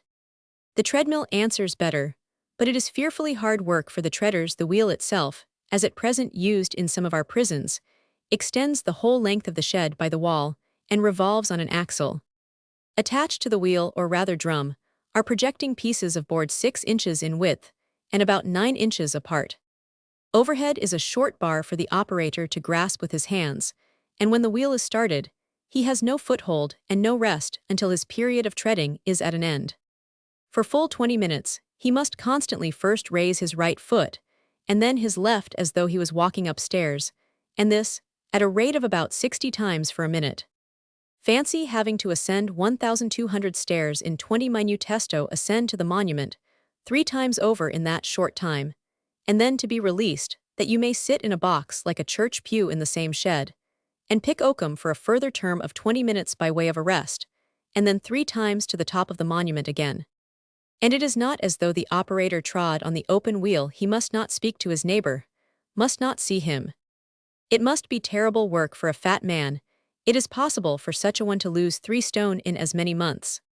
Happily for Peace, he was spared this dreadful infliction, as the jail in which he was confined did not at that time contain a treadmill. Therein he might deem himself fortunate. His new occupation pleased him well enough. It was far better than being cooped up in a narrow cell. One day, when he was deep in the mysteries of trying to put the different pieces of the jacket together, and comparing them with his own which he had taken off, he was visited by an assistant schoolmaster, who brought him a Bible, prayer, and hymn books. He made him write a few verses of a psalm on a slate to see his handwriting, and finding it tolerably satisfactory, told him he need not attend school, but during the hour each week when the other members of the ward were at their lessons, he would be at liberty to read or write, and need not continue his work. He also asked if he wished to write to any of his friends at the next school day or default. If Peace did not exercise the privilege within a month, he would lose it. He therefore deemed it advisable to book himself to write the very first opportunity. He was anxious to write to his mother, and when the day arrived that he was to write home, he was directed to go to the end of the ward, where he found a number of small tables sewn of which with an inkstand, a pen, and a piece of blotting paper. No. 29. Illustration: searching for a murderer. Searching for a murderer. He took into his cell a sheet of regulation paper that had been brought to him, on which was already written his name, official number, and the date. A few lines of printing gave him directions. He was not to infringe. He was to confine his writing to the ruled lines, not to write between them, or to cross his letter. He was not to give any information respecting any other prisoner or any prison news, was not to write to any improper person, or use any improper language. Every letter to or from a prisoner is examined by the deputy governor, who initials it, and passes it on to the chaplain. He also reads, and initials it. Each strikes out anything he considers as infringing the rules, or as improper either for a prisoner to know or communicate. Knowing his letters to be subject to both an official and clerical examination piece, was as careful as possible as to what he said. In the course of a few months, he became a tolerably good workman at the tailoring business, and M. Fersen had frequent occasion to compliment him. This worthy fellow took a pride in his ward and the people under his charge, and it was generally acknowledged that every prisoner felt grateful to him and did his best to keep the old soldier in good humor. He was in fact a favorite with the ward. He was always kind to the men under his charge, and it was very rare for his kindness to be abused. Every day for an hour the prisoners were marched down into the yard for exercise, and some of the able-bodied men were set to work to pump supplies of water into the large cisterns at the top of the yard. Others were set to sweep and roll the gravel of the exercise grounds, and sometimes all the stonework in which the iron railings were fixed were cleaned by the prisoners. The dinners were served in oblong-shaped tins, divided in the center into 2 compartments with a lid to each. The division in the center came up so as to form a convenient handle. The dinners were kept pretty hot, and the meat and vegetables were well cooked indeed. There was but little to complain of as far as the living was concerned. The food was plain and homely, but wholesome, and the meat was of good quality. Sauces were of course not thought of, but there was a plentiful allowance of fresh vegetables. Cabbages and parsnips were frequently served out, also rice, peas, pudding, haricot beans, and preserved potatoes. 1 hour was allowed for dinner, and a bell rang at 12, and frequently, in pieces ward, all the dinners were served out before the bell began. Many of the trades, such for instance, as tailors and shoemakers, knocked off work at 6 o'clock, and then got their supper, after which they retire to their cells, but they must do some kind of work until the bell sounds 8 o'clock, when they may cease and are privileged to spend the ensuing hour in reading or meditation, or washing themselves when the bell tolls again, and a clatter of hammock hooks as long and precise almost as the grounding of arms at a military review resounds through the corridors, and the prisoners may go to bed. Reading during this hour is of course a great solace, and cannot be too highly estimated. With some prisoners it is a necessity, and if the authorities were to deprive the better class of convicts of this boon, many of them would doubtless be driven insane. When the prisoner can read, the beneficial workings of the mind are much aided, although peace was not what might be termed a great reader. That is when outside the walls of a prison fully appreciated the benefit to be derived from good books during his lonely hours in a prison cell. At this time, all sorts of systems of prison discipline were tried in the jails throughout the United Kingdom. Firstly, there was the discipline of Pentonville, now mitigated by horticulture Roman 100. Secondly, there was the academic discipline, which flourished for so long a time at Reading. Thirdly, there was the semicellular system, then in partial operation in Birmingham. Fourthly, there was encelment with hard labor at Crank, and similar contrivances enforced at Winchester, and in a still more primitive fashion at Leicester. And fifthly, there was a mixed system, still working with great success, and no drawback at Preston and elsewhere. All these systems and the effects upon the prisoners were submitted to the consideration of a committee who had been appointed by government to inquire into the subject. After examining many witnesses and long discussions, the committee reported strongly in favor of the discipline of Preston. At Great Wakefield Prison, for instance, the justices had begun with Pentonvillian rigor, and in less than 2 years adopted all the Preston modifications. But still the committee hankered after some method of treatment, more sharply penal than that at Preston seemed to be. The influence of able editors crops up in many portions of the report, which was an attempt to make the unpopular system satisfy the cry for cheapness and austerity. The reading plan, therefore, of plenty of sleep and study with no manual employment, except by way of recreation, was thoroughly repudiated, and some obnoxious resolutions passed in favor of more work, coarser food, and less artificial warmth. Unfortunately, however, the committee went further and voted that hard labor was incompatible with individual separation, citing Leicester Jail as a model for imitation. In this jail, prisoners had cranks in their cells and were forced to turn the handles 14,000 times a day, and if they refused to work, they were starved or flogged into submission. This discipline had produced the notable result of frightening all the tramps from the neighborhood.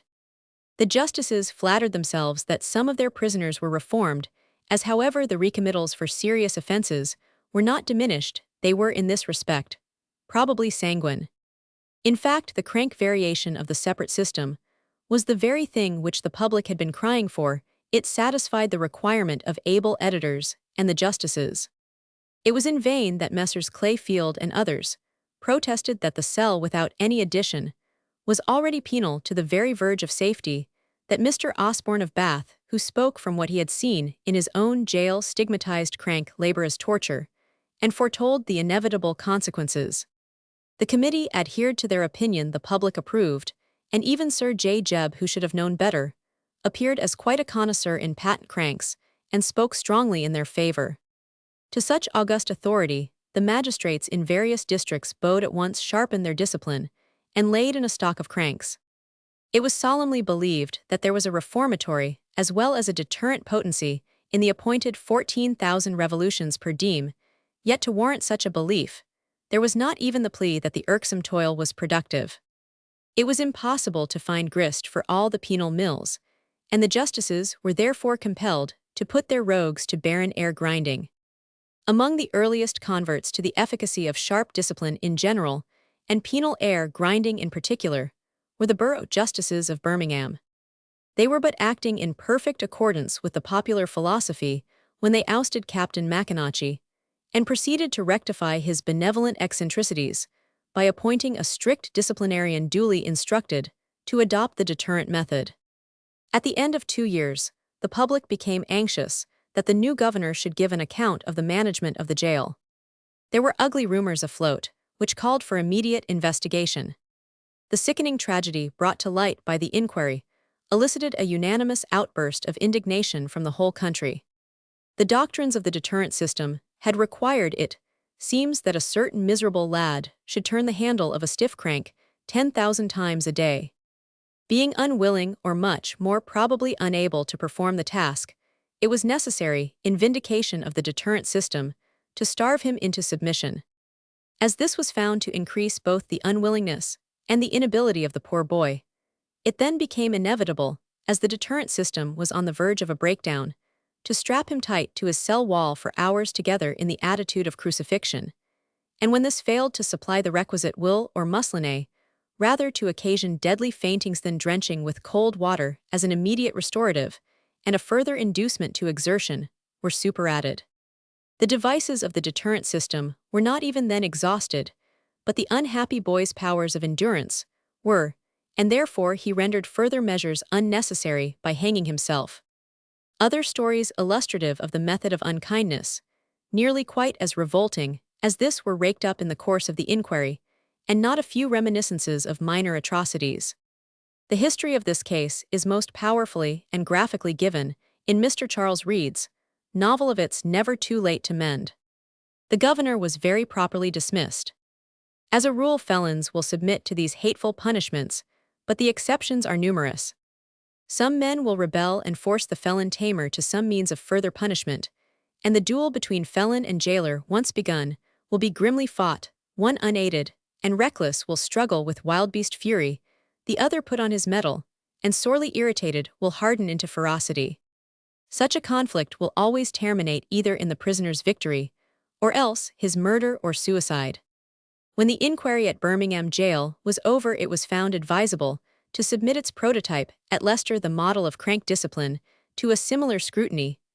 The second investigation was not much more favorable than the former to the deterrent system. It appeared that there too the felons and the felon breakers had been driven into fierce collision. And if the inquiry had been extended, as it well might have been, other prisons would have been found, in which jailers and turnkeys had been forced to strange extremities in their endeavors to coerce stubborn convicts into conformity with a radically pernicious system. Of course, the investigations at Birmingham and Leicester produced a reaction against the method of unkindness, and the nation has grown wiser by experience. Cranks and such like contrivances have been abolished in most, if not in all, of our prisons. But peace was not subject to the miserable labor on the treadwheel, or the still more wretched employment of turning the handle of the crank, and all things considered, he had very little to complain of.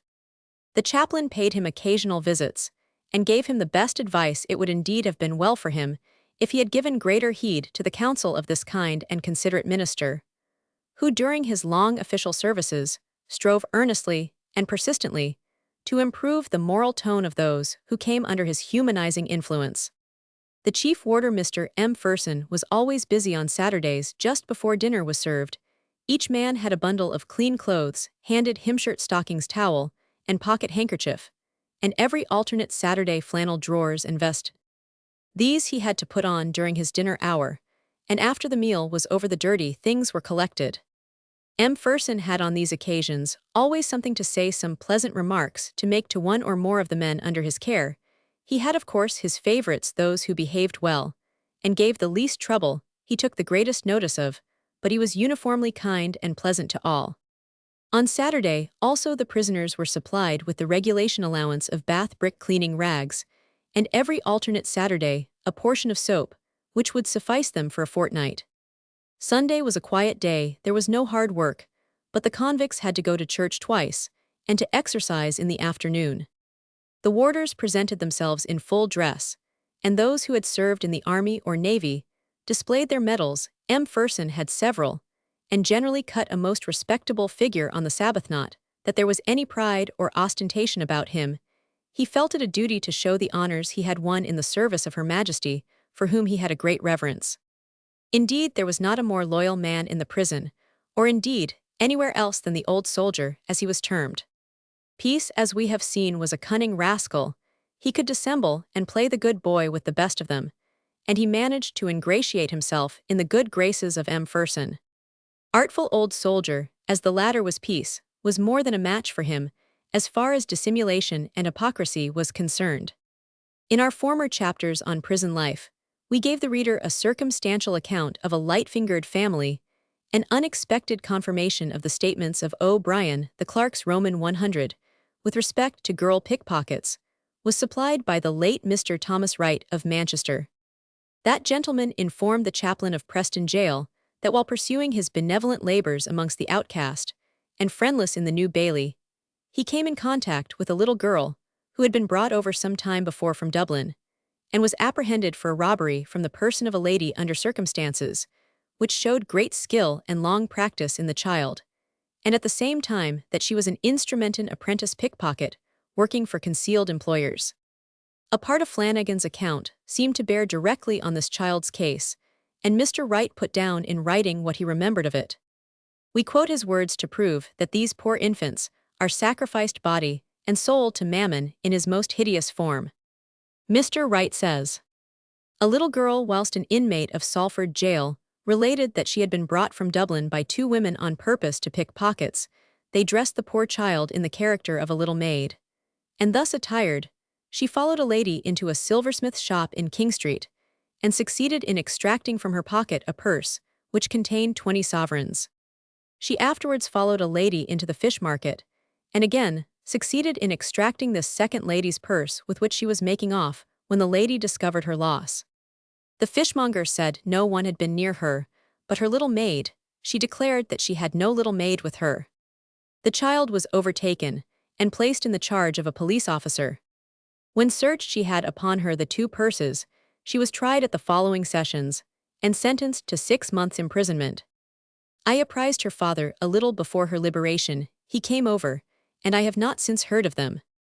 Some time back, much of the crime of this description was committed by children, most of whom came from Ireland. Flanagan's account is this: these girls are natives of Dublin. When at home they live in Thomas Street in the Liberty. When they come to Manchester, they are quite plain in their dress, and no person on earth would suspect them. I believe there is nowhere their equal in being expert at ladies' pockets.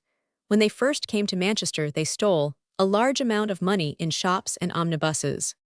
When an omnibus leaves Market Street for Oxford Road, Cheetham Hill, or elsewhere, they get into it, and being dressed like any gentleman's girls with one of those French baskets in their hands, nobody suspects them. They get close beside a lady, and contrive to place their shawl or mantle over the lady's dress pocket, which shades their hand. The rest is an easy matter. When these two girls and their mother and myself were having a glass of liquor, they told me they often sent £20 to their parents in Dublin. To the progress of civilization in one particular is attributable much of the increased crime, as regards pocket picking. Railways, while they have added to convenience and luxury to a great extent, have also increased the demand for skilled thieveso. Much may be done by them in trains in the stations, and at the attendant omnibuses. Yet surely these encouragements and facilities to crime arising out of the railway system are susceptible of counteraction. It is well deserving of note that a fashion in dress may lead to a fearful increase of crime and criminals.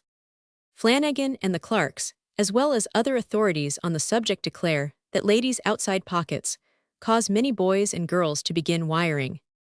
For this department of the thief's businessmen and women unless of low stature, unfitted, and therefore the master thief, who has become too tall for practice, takes on pupils, by whose gains he is maintained in style. At this time, Flanagan affirmed there were at least 10 times as many boys wiring as there were when I was young. Kelty, who has been up to everything for 20 years, trains these boys. He has pointed to a lad, and said to me, "There's one of my bringing out." We have necessarily branched off from the more immediate purpose of our story for the purpose of putting the reader in possession of many noteworthy facts connected with the history of crime and criminals. The commixture of ignorance and knowledge, ignorance of good and knowledge of evil brought to light by the examination of prisoners, is astounding even to those who might be supposed accustomed to it, viz. To governors and chaplains of jailswell. It is unfortunately a matter of incredulity or indifference to those who, would they only believe it or look into it, might exercise great influence in bringing about a better state of things. Many of the great pickpockets whose names we have recorded were associates of Peace, who however was never known to work with them in their vocation. He never practiced this branch of the profession, but confined himself to robberies in dwelling houses. Even while working out his sentence in jail, Peace had an opportunity afforded him of indulging his natural fondness for birds. For some unascertained reason, 2 squares of glass had been removed from the window frame of his cell. Peace placed some crumbs of bread on the ledge, and these soon attracted the notice of the birds. First of all, a few sparrows found out the dainty crumbs and alighted on the stonework and picked them up. The prisoner inside was greatly cheered by the companionship of his little feathered friends, who in a short time understood that food was placed there for them, and therefore paid regular visits to the grating of the prisoner's cell. There is a well-known print, called Liberty and Captivity, in which a bird is depicted singing outside the window of a prison, while the captives within are listening to his matin. This might apply to Peace. His sparrows did not sing, but they chirruped most incessantly. By degrees, they got bolder and sharpened their beaks against the iron bars of the grating. These saucy little creatures afforded him considerable amusement. Throughout his life, he had always evinced a fondness for birds and animals, which, to say the truth, was a remarkable characteristic for a man of his hardened nature. Any change from the daily routine of prison life was, as a matter of course, a great boon to the convicts, and when M. Ferson informed the men under his charge that many of them would be told off to whitewash the jail, they were much pleased at the prospect of the new employment. Peace was to be one of the party, for the season for whitewashing had come, and the prison was to be done throughout. The work was by no means laborious indeed. It was deemed a sort of pastime by the men who were appointed to perform the task. The wash was made with lime, and as is usual in such cases, large flat brushes were used. Peace soon proved himself to be an expert in the use of the whitewash brush. He had also a good knowledge as to mixing the materials used in the process. While engaged with the whitewash gang, he obtained a good deal of information about the interior arrangements of the prison. He and his fellow workmen were at work for more than a week on the walls of the jail. 3 days were devoted to the passages, and in the sick wards, and 3 days in the women's wards. But they saw nothing of the female prisoners, as before they went to work the ward to be whitened was cleared out, not a single occupant of it being allowed to remain. They had however left several memorials on the walls of their prison house. A good deal of objectionable language and wretched scrawls disfigured the walls of the cells occupied by the male prisoners. Many of the sentences displayed thereon were blasphemous, indecent, and profane. The practice of scratching their names and writing all manner of things, doggerel lines, and coarse couplets on the walls, wheresoever they may be, seems to be a confirmed habit with the people of this country, both high and low. Every public building furnishes us with instances of this stupid mania, as it is in the outer world, So it is in jails and other public institutions. Take as a sample the following, which, with many others of a like nature, were found in the men's cells. Willem Megram came here from the steel. May 10th, 18,545 years, for slinging his hook. Him as prigs vat isen heisen. When he's cotched vil go to prison W. Roman 1000, some of these inscriptions proved to be unusually amusing to the whitewashers. Peace, however, had never evinced any predilection for indulging in this foolish propensity, and he professed to be greatly disgusted at the language made use of by the women on the walls.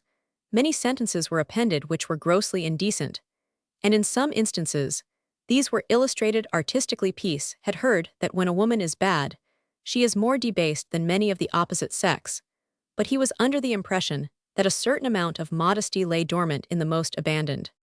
When he saw what the female persons had scratched upon their cell walls, the illusion was dispelled. He was surprised as well he might bet that such disgraceful inscriptions and drawings were allowed to remain on the walls. When separate confinements were first introduced as a system in this country, public feeling was opposed to it in no slight degree. The solitary cell was held up for disapprobation not merely as being too severe, but as driving its miserable inmate to insanity.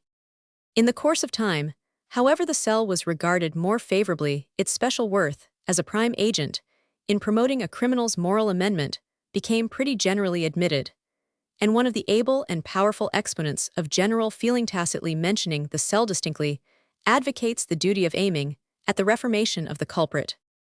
No one can expect that any system of imprisonment can by human means be successful in every case, but it does not follow that the measures adopted in separate prisons are in the greater number of instances wholly inefficacious.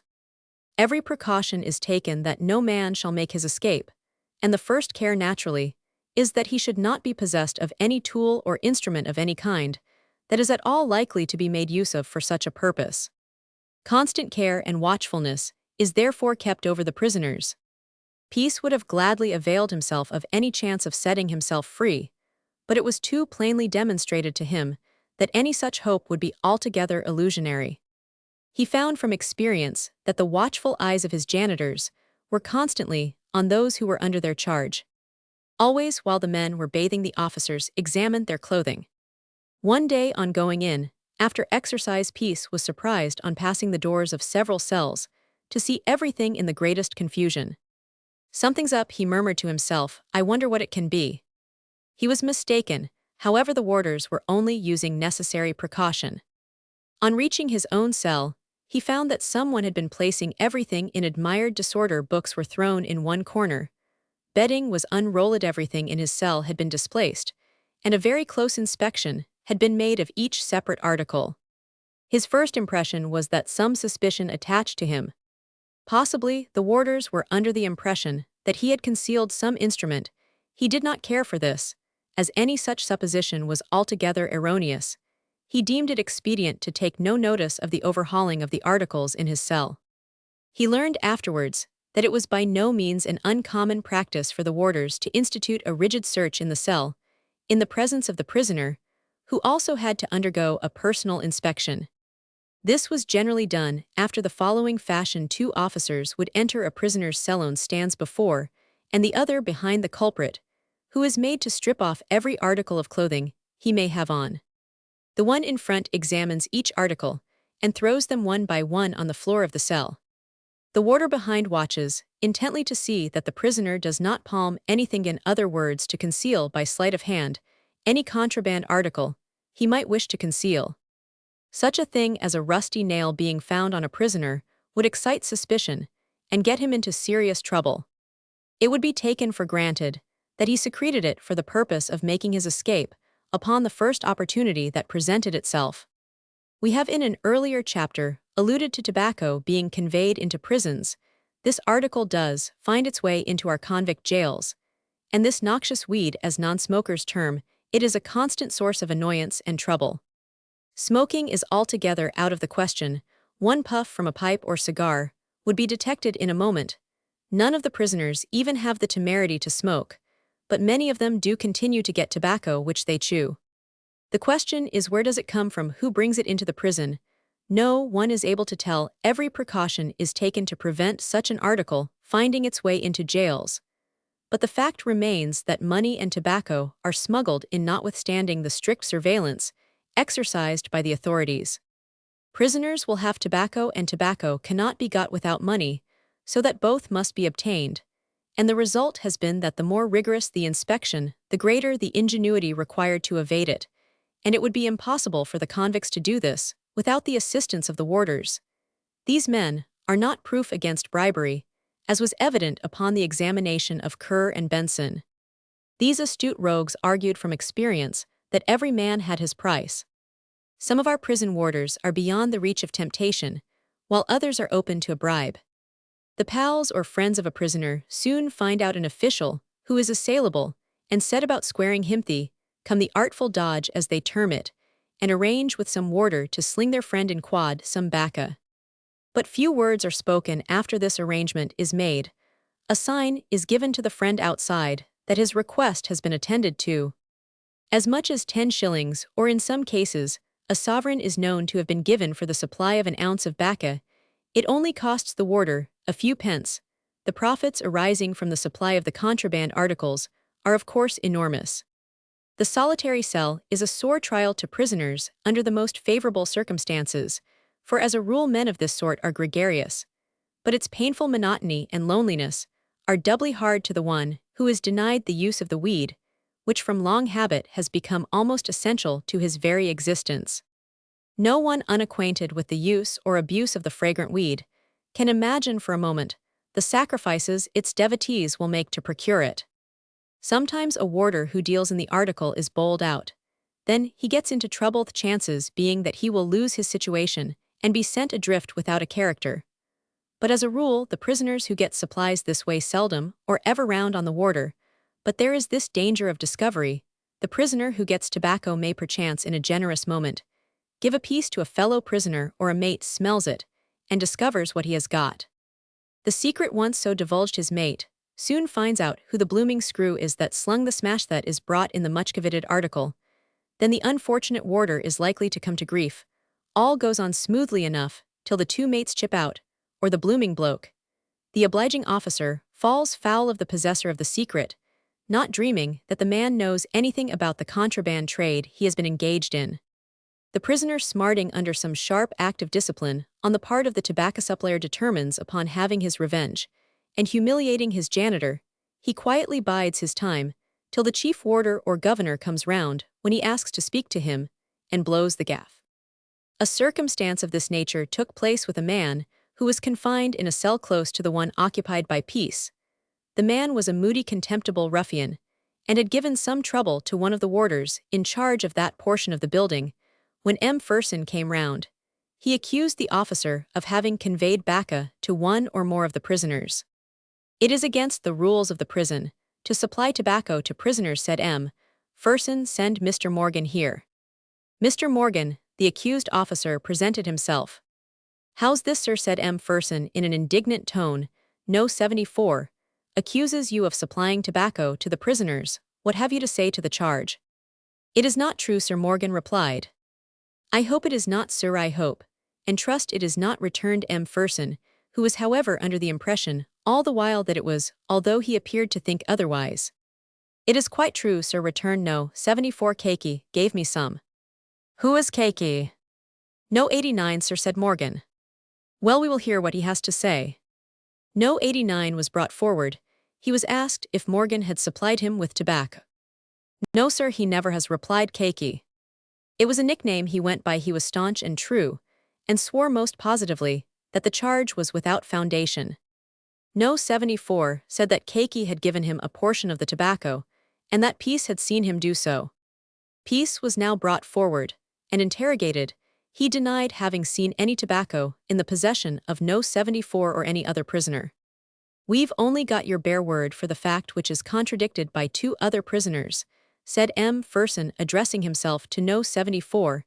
"In addition to this, your word is not of much value, seeing that you are a notorious liar. Take the men back to their cells." The men were locked in their respective cells. Then M. Ferson turned to Morgan and said, "You must be more careful, sir. If anything of this sort is brought under my notice again, I shall report you." Having delivered himself of this speech, he turned on his heel and walked away. Morgan felt that he had had a narrow escape. The chief warder, who was perhaps one of the most kindly disposed men in the whole prison, did not forget the circumstance, which however he never afterwards alluded to. He took an early opportunity of getting No. 74 transferred to another part of the jail, and so the matter ended. We have devoted rather a lengthy chapter to Peace's prison life, as the outside public know but little of the inner working of our convict prisons, and the various modes of discipline practiced therein, but we must now turn to other scenes in this life drama. Chapter Roman 62, Mr. Wrench's Wanderings, Search after a Murderer. It is astonishing how long a criminal may be at large after he is wanted, provided he gets away from his well-known haunts. Murderers have contrived to elude the vigilance of the police for a considerable space of time, and some have never been arrested for the crime they were supposed to have committed. Some few years back, two boys committed a murderous assault on an old lady at Norton Falgate. After leaving their victim for dead, the young scoundrels made off. Months elapsed, and no trace of them was found, and it was by the merest accident in the world that one of them was discovered. He was convicted upon a charge of larceny, and while undergoing penal servitude for the same, a boy residing in the neighborhood of Norton Falgate recognized him. Luckily for the would-be assassins, the old lady recovered from the terrible injuries she had received, and her two assailants were tried and sentenced to penal servitude for the brutal assault. We have a similar instance in Good, who was ultimately convicted of murdering a woman and cutting up the body of his victim at Roehampton in Surrey. He made his escape, and many months elapsed before he was discovered. He was a groom at the time of the murder, but had in early life worked as a brickmaker, and it was while following this occupation in a remote district in the north of England that he was discovered, but his identity was established by the merest accident, and had he been a little more cautious, the probability is that he would have got clean off. Mr. Wrench felt that he had a difficult task in hand. He searched in vain for Giles Chudley at most of the cheap lodging-houses and thieves' haunts in the metropolis. He sent notices off to the police stations in the provinces, but he was no nearer to the suspected man. There was one great difficulty in the matter. Mr. Wrench did not know Chudley, neither did any of his coadjutors. He had a description given him of the man, but this was very vague and could not be relied on. Nevertheless, our detective took every possible means of tracing out the fugitive. After a rigid and exhaustive search in London and the suburbs, Mr. Wrench began to think seriously of his next best course of action. Certainly, the case as far as it had gone at present did not look very promising. Chudley was country-born and country-bred. The chances were that he would secrete himself in some sparsely inhabited rural district. The question was where to look, and this Mr. Wrench could not very well determine. From information received at Scotland Yard, there was reason to suppose that a man answering in many points to the description given of Chudley had been seen tramping along one of the roads leading to Liverpool. When Mr. Wrench was put in possession of this fact, it at once occurred to him that the murderer of Mr. Philip Jamblin was journeying to that town for the purpose of shipping himself for one of the colonies. He at once determined on paying a visit to Liverpool without further delay. But here another difficulty stood in the way. How could he possibly make sure of his man, even assuming he was fortunate enough to come across him? But Mr. Wrench was not easily baffled. He telegraphed to Lord Ethelwood begging him as a special favor to send the girl Nell Fulford off at once to Liverpool, with instructions for her to go to the police station and inquire for him. Wrench. The Earl was quite as anxious as Mr. Wrench was to bring the matter to a successful issue. He deputed Mr. Jamblin to communicate with Nellie and make known to her his wishes. She at once expressed her willingness to go in search of the murderer of her sweetheart. Joe Doughty, who heard of the intended expedition, begged of his master to be permitted to go also, and so, after a few hours' notice, Nell and Joe set out together. Upon their arrival at Liverpool, they at once made their way to the police station. A constable was directed to conduct them to the house where Mr. Wrench was stopping. "He got any clue to the scoundrel, sir?" said Joe, when he caught sight of the detective. "I do hope as." "Not at present," returned Mr. Wrench. "Don't you be too forward, my man. Just keep your tongue between your teeth. I don't want anybody in this town to know our business, and an indiscreet word or two may spoil. Also, don't you open your mouth about the matter. Don't say anything to a single individual. Do you understand?" Ah, I see, beg pardon, I want say a word. Very well, that's all right, my man, when I need your services, which to say the truth I hope, I shall shortly ill, let you know in the meantime keep dark be as close as an oyster. Joe nodded and scratched his head. He came to the conclusion that Mr. Wrench was a wonderful man, and he was overawed by his manner, which was incisive and commanding. And my dear Miss Fulford, said the detective turning towards his female visitor, it is, I am sure, very kind and good of you to come all this long distance, to further the ends of justice, especially, as you are at the present time not in your usual health. I do no care about myself, sir, returned Nell, I would go to the end of the world, to hunt down the vile wretch who ha taken an innocent and honorable man's life. Certainly, of course, a very proper feeling, very proper, indeed, cried Wrench. I wish everyone was of the same opinion as yourself, Miss Fulford. And I am at your service, sir. Have you met with anybody, any suspected person? Not at present. You will have to wait in this town, till I have made all the inquiries necessary. Ah, murmured Nell, who was disappointed at not being engaged on active service at once. Mr. Wrench conducted her to a lodging he had engaged, and told Joe that he was to remain with him. Mr. Wrench's first night in Liverpool was spent in examining a number of low lodging houses, which were used by tramps, thieves, and the lower class of itinerants. He took with him Joe Doughty, and a sergeant belonging to the constabulary of the town. He was an experienced hand, and knew most of the habitations of this class. In many of these places, there were assembled scores of the most degraded and vicious members of society, who were lying in ambush, as it were like tigers, in a jungle ready to spring upon, and make a prey of anyone who came within the precincts of their lair. Prisons, treadwheels, penal settlements, gallows, were all vain and impotent as a punishment. The ragged schools and city missions were of no avail as preventives of crime, so long as the wretched dens of infamy, brutality, and vice termed padding kens continued their daily and nightly work of demoralization. Mr. Wrench and the Liverpool constable entered one of these wretched receptacles for the homeless and lawless. As the miserable occupants were stretched on their dirty shakedowns, the policeman flashed his bullseye in all directions. Some of the occupants rolled over and covered their faces with their begrimed bedclothes, while others were fast asleep heedless of the visit of the crushers, and many of them, for the nonce, feigned to be slumbering. It would be difficult, and indeed almost impossible, to describe to the reader the revolting nature of many of the places visited by the detective and his companions. As the policeman flashed his light on the men in these unwholesome dens, Joe Doughty examined each countenance, but failed to find the man of whom they were in search. One of the largest establishments of this class was kept by an Irishman named O'Flanagan, and after an inspection of a variety of these places, the searchers bent their steps in the direction of that well-known place. As they entered, they were greeted by the mistress of the establishment, who was standing behind a sort of counter, which separated the front entrance from her own private parlor. "Och, good luck to ye, Mr. Wrench," cried the woman in a strong Irish accent, "and it's mighty pleased I am to set eyes on your own swat fatchers, want ye be, after coming in, and saying a kind word or two to a poor old sinful crather like myself.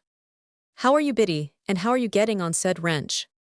"Oh, by the powers, I am glad to see ye'n, sure. I thought you had forgotten your ood friend entirely, and, bedad your bright friends, with you ill the more the welcome step. Inside Mr. Rinchin, sure the master's not at home. But that's no rasson that you should not be spaking to his wife." The three personages went behind the bar, and entered the little room beyond. "Ah, sure you are as welcome as the flowers in May, Mr. Wrench. I need not tell you that, and what will you be, after takin' you and your friends?" "Nothing, just know I've come on business." "Oh, sure now it's business ye've come on," cried the woman in an altered tone, "and I s'pose, if I may make so bold, I s'pose now, that it's after some dirty blackguard that you arryin bad luck to him." "Something of that sort, I must confess," returned the detective with a smile, "and for old acquaintance' sake y'all serve me if you can." "Faith, and I will if it lies in me power. And isn't it a good turn ye did me, when I was in the depths of Throublind? Am I likely to forget it, divil a bit, and what might it be that you may be wanting me to do, Mr. Wrench?" "You mustn't speak quite so loud, Biddy," said the detective. "And it's quite ill be as any church mouse." Mr. Wrench drew from his pocket the bill relating to the murder in Larchgrove Road, but unfortunately reading was not one of Mrs. Flanagan's accomplishments. She seemed unable to comprehend that the document was headed with the word murder. Och by the powers, she ejaculated at some murthering spalpeen yowlby after Mr. Wrench. Yes, and £100 reward will be presented to any person or persons who shall give any such information as may lead to his conviction, said the detective. I will read you a description of the man of whom we are in search. Sure now, it isn't blood money id be taking, said Mrs. Flanagan, after the detective had done reading. No, not even to save my own blessed life. But if I could put you on the track of the murtherin villain, I would. Have you seen a man answering to the description I have given? Fakes Naudival, a one I wish I had wished now. Do you think he's in Liverpool? I have every reason to suppose so. That is why I have paid you this visit. We must have a look at all the people here. Oh, by Jassus, yell not find the dirty blackguard here, Mr. Wrench. It's mighty particular we are both Dennis and myself.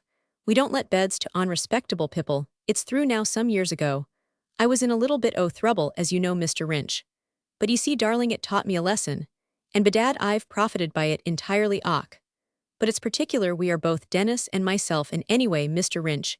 You don't suppose that we would harbor thieves or murderers? I don't suppose you do. I am not accusing you, woman. All I say is, if you have seen a man answering the description given, tell me so frankly. You had better do so. Do ye hear? I am now. Did ye iver hear the like o that cried Mrs. Flanagan, as if I wouldn't tell him at onst if I had it in my power, which it's sorry I am. I haven't more's the pity, but why'd better have a look at all the boys, and satisfy yourself, mother o' Marcy. But this is a bad business, and is it to any o' the lodging houses that ye've been, Mr. Wrench? Yes, we have, but you being so well acquainted with the town, and its people would be more likely to detect a stranger. Oh, sure you are complimentary, exclaimed the woman, who rose from the seat and conducted her visitors to a large shed-looking place, which was one of the dormitories of her establishment. The detective and his two companions passed through this place and examined the features of the inmates. Many of them present were well known to both the police officers, and some were strangers, but there was not one there answering the description of the man. They returned to the landlady's private room, no wiser than before. Sure didn't I tell ye that ye couldn't find the murtherin blackguard here? Oh, it's careful and particular. We are Mr. Wrench, and small blame to us. Haven't I 3 childer of my own to look after, and haven't I known what it is to offend the law? That's our rassin for our pickin', and choosin' our lodgers. That will do, biddy. You are a model landlady, I dare say. Faith that I am. Mine's the best managed padding ken in all Liverpool. It's kept dacent and sweet, and used by the betherest sort of tramps, and such like. And it's sorry I am that you can't find the big ugly blackguard you are looking for. But if Biddy Flanagan can do ye a good turn, never fear, but shall do it. Maybe you might find the man you want at the fair. What fair? Inquired Wrench quickly. At Nantwich Wharing Fair, as your man is in the agricultural line, maybe Helby, after going to the fair. A good suggestion, said the detective. When is it held? On the 29th of this month. Thanks, it's worth consideration, but we won't detain you longer, and so good night. But y'all be for calling again, I suppose, before you lave the town. Oh, certainly, we shall not lose sight of you. Besides, you know, you may pick up some information. The landlady looked mysterious and nodded. Her 3 visitors took their departure. She knows more than she cares to tell, said the sergeant to Wrench. You think so? Yes, I do. Then we shall have to pay her another visit. There are only 2 ways to work her, either to wheedle her, or put the screw on. We've nothing to put the screw on for, have we? I can say we have, but she's to be worked. By monies. Not by the reward that she wouldn't accept upon any consideration. Mr. Wrench returned to his lodgings very much disappointed. He had hoped to gain some information as to the whereabouts of his man, but his search in the various padding kens of Liverpool had been of no avail. He determined upon going to the docks on the following day, with the view of ascertaining, if possible, what vessels were about to set sail, and who were their passengers. Liverpool is a big place, and it is not possible to do much in the way of hunting for a person therein, in one day, or indeed in a week. No 30s. Illustration, just going to begin. Walk up, ladies and gentlemen, just going to begin, he shouted. Mr. Wrench did not despair something might turn up in the course of a few hours, which would alter the aspect of affairs most materially. He felt certain that Mrs. O'Flanagan could aid him if she chose, but he would not go to her again till he had exhausted his other resources. In the morning, he proceeded by himself to the docks. He went over several vessels, had intercourse with shipowners, captains, stevedores, and provision merchants, was, in short, industriously occupied, till nightfall, but failed to reach the desired end. It was likely enough that he had been misinformed. Giles Chudley might not be in the neighborhood of Liverpool after all. But it would not do to arrive at that conclusion too hastily. The police informed him that more than one person had declared a man, answering his descriptioner at any rate, something near it had been seen within a few miles, distant from the town. But then men of his class are so much alike, and people are so prone to jump at conclusions. Mr. Wrench knew, but too well, the difficulties attending identification mistakes were so frequently made. He spent another day visiting all sorts of odd places in the town, and at night, he went to the music halls, taking Joe Doughty with him. To say the truth, this honest countryman was having a fine time of it. He had seen more of life in the few days he had been under the detective's charge than he had in the whole course of his preceding career. Doughty was entertained, and considered that he was playing an important part, but he would have been far better pleased at finding the murderer of Master Philip. He was under the impression that there was not much chance of their meeting with Giles Chudley, but as far as that was concerned, he was not a competent judge, not having had any experience in the art of thief-catching. In the course of the following day, Mr. Wrench paid another visit to Mrs. O'Flanagan. On this occasion, he deemed it prudent to go alone, being under the impression that the loquacious landlady might be more communicative in the absence of strangers. "And sure now it was my own self as said you wouldn't be after laving the town, without just giving us a friendly call, and it's happy, and proud I am, to see ye Mr. Wrench any news about the Murtherin divil. None at all, biddy, my search has not been attended with any satisfactory result. Oh, maybe the thief o' the world has hooked it entirely and won't show up at all. It looks like it, but I say, Mrs. whispered Wrench in a confidential tone, you might be a little more candid. Oh, bother, what's that you'd be after saying? Do you think id cape onything from the likes o' ye? I hope not. Whist aisy now, just come here, aye that's it, well thin you must go a screamin' and a roarin' all over the town. Dear me, of course not, go on, biddy. Well then, a few nights ago there was a strange chap, whom nobody seemed to know, came here for a night's lodging. Well, Wrench be the powers, but I must spake my mind to an ood friend. The vagabond couldn't slape, so some of the boys tood me, and kept tossin' about, and a sighin' and a groanin' all night. In the morning, he was off, never sayin' nothink to nobody. And his appearance, was it anything like the description I read to you? Faith it was so, Pat Murphy said. And who is Pat Murphy? He's just one of the boys, one of the regular customers, begorra, he's as good as Gould, is Pat. No doubt anything more. Ah, now I dunno that there is. Oh yes, Pat understood him to say that he was bound for Nantwich. Mrs. Flanagan, I am deeply indebted to you, accept my best thanks, exclaimed Wrench, should anything come of this you will not be forgotten. Oh, kape me out of the business entirely, do not mention what I've told you to a soul, but make the best use of it, sure, now don't I owe you a debt of gratitude, and it's myself as niver forgets a kindness aisy, now kape dark, and say nothin' about this, or I shall be ruined. You may rely upon me, said the detective again, thanking his informant, as he passed out of the padding ken. Mr. Wrench kept his word. The information he had received from Mrs. Flanagan might be of essential service, or it might turn out a myth. Anyway, he was determined, upon following up the slender and uncertain clue he had obtained so unexpectedly. He at once set off to the town of Nantwich, and took with him Nell Fulford and Joe Doughty. Chapter Roman 63, Mr. Wrench and Joe Doughty, of Vagrant's lodging house. The glories of Bartholomew Fair of Greenwich, and a host of others in the neighborhood of the metropolis, have long since passed away, and it is not at all likely they will ever be resuscitated. But fairs of various descriptions are still held in many parts of England, but they are considerably shorn of their leading attractions. Mr. Wrench's motive for hastening to Nantwich was to be present at the hiring fair at a small hamlet within a few miles of that place. On Packrag Day, the 29th of September, the serfs of agriculture pack up their clothes and seek fresh masters. And on this day, the farmers, dressed in their Sunday clothes, ride to the mansions of their landlords, their faces bright with honest pride, their leather bags filled with gold coins and banknotes. The scene has been faithfully depicted in Wilkie's celebrated picture of the Rent Day.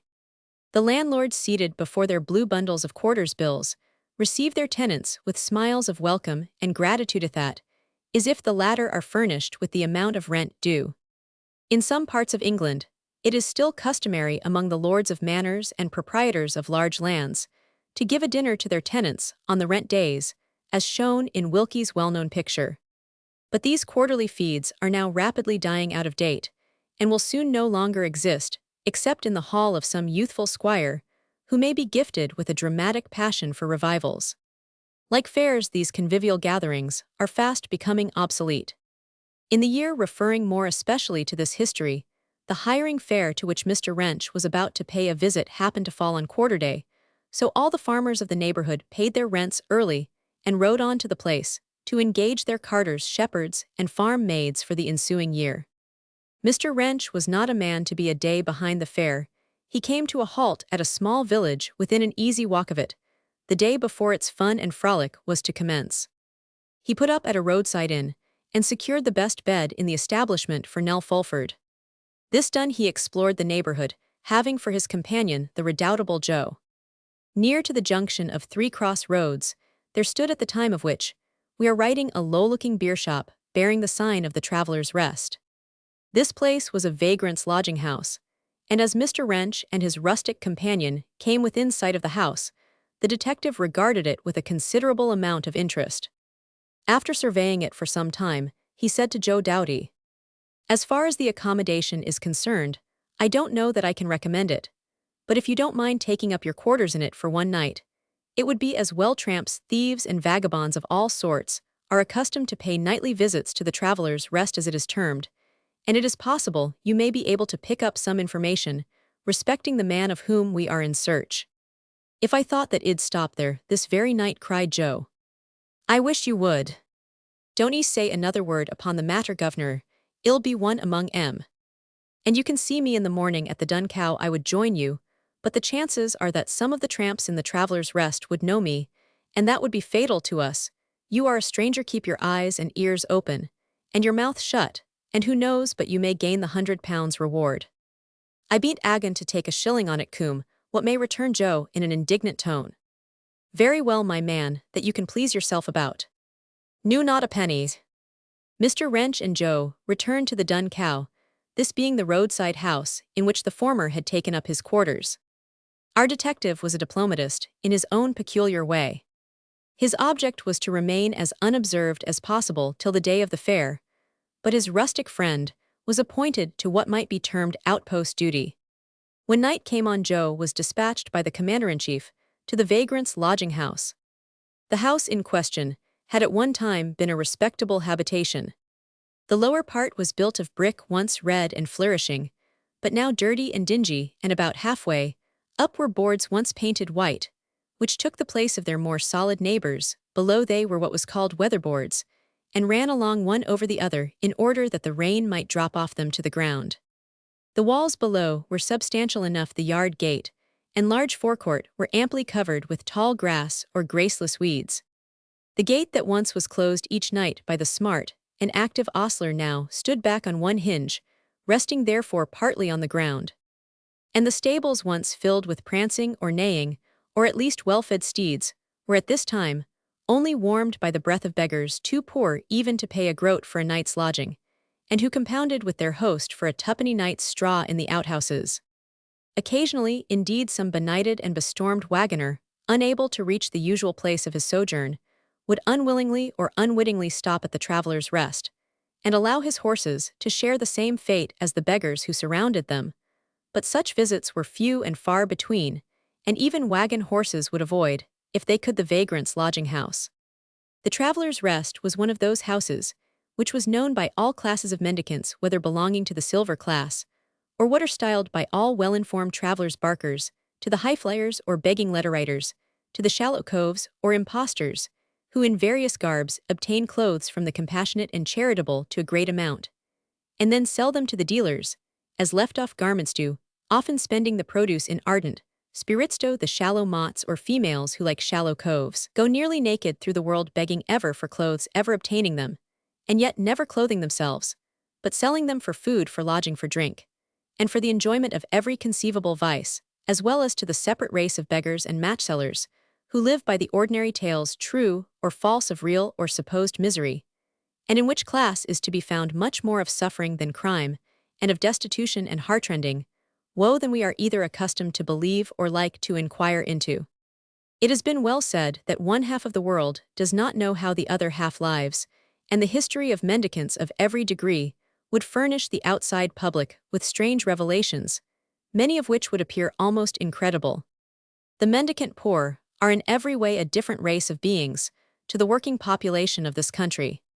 They have signs of their own, a language of their own, plans and schemes of their own, or rather for their own class, homes of their own, or rather barns and outbuildings reserved by compassionate farmers and landowners for them. They split society into fractions, calculate with tolerable accuracy all their chances, and could tell in many cases how much they should receive in a week.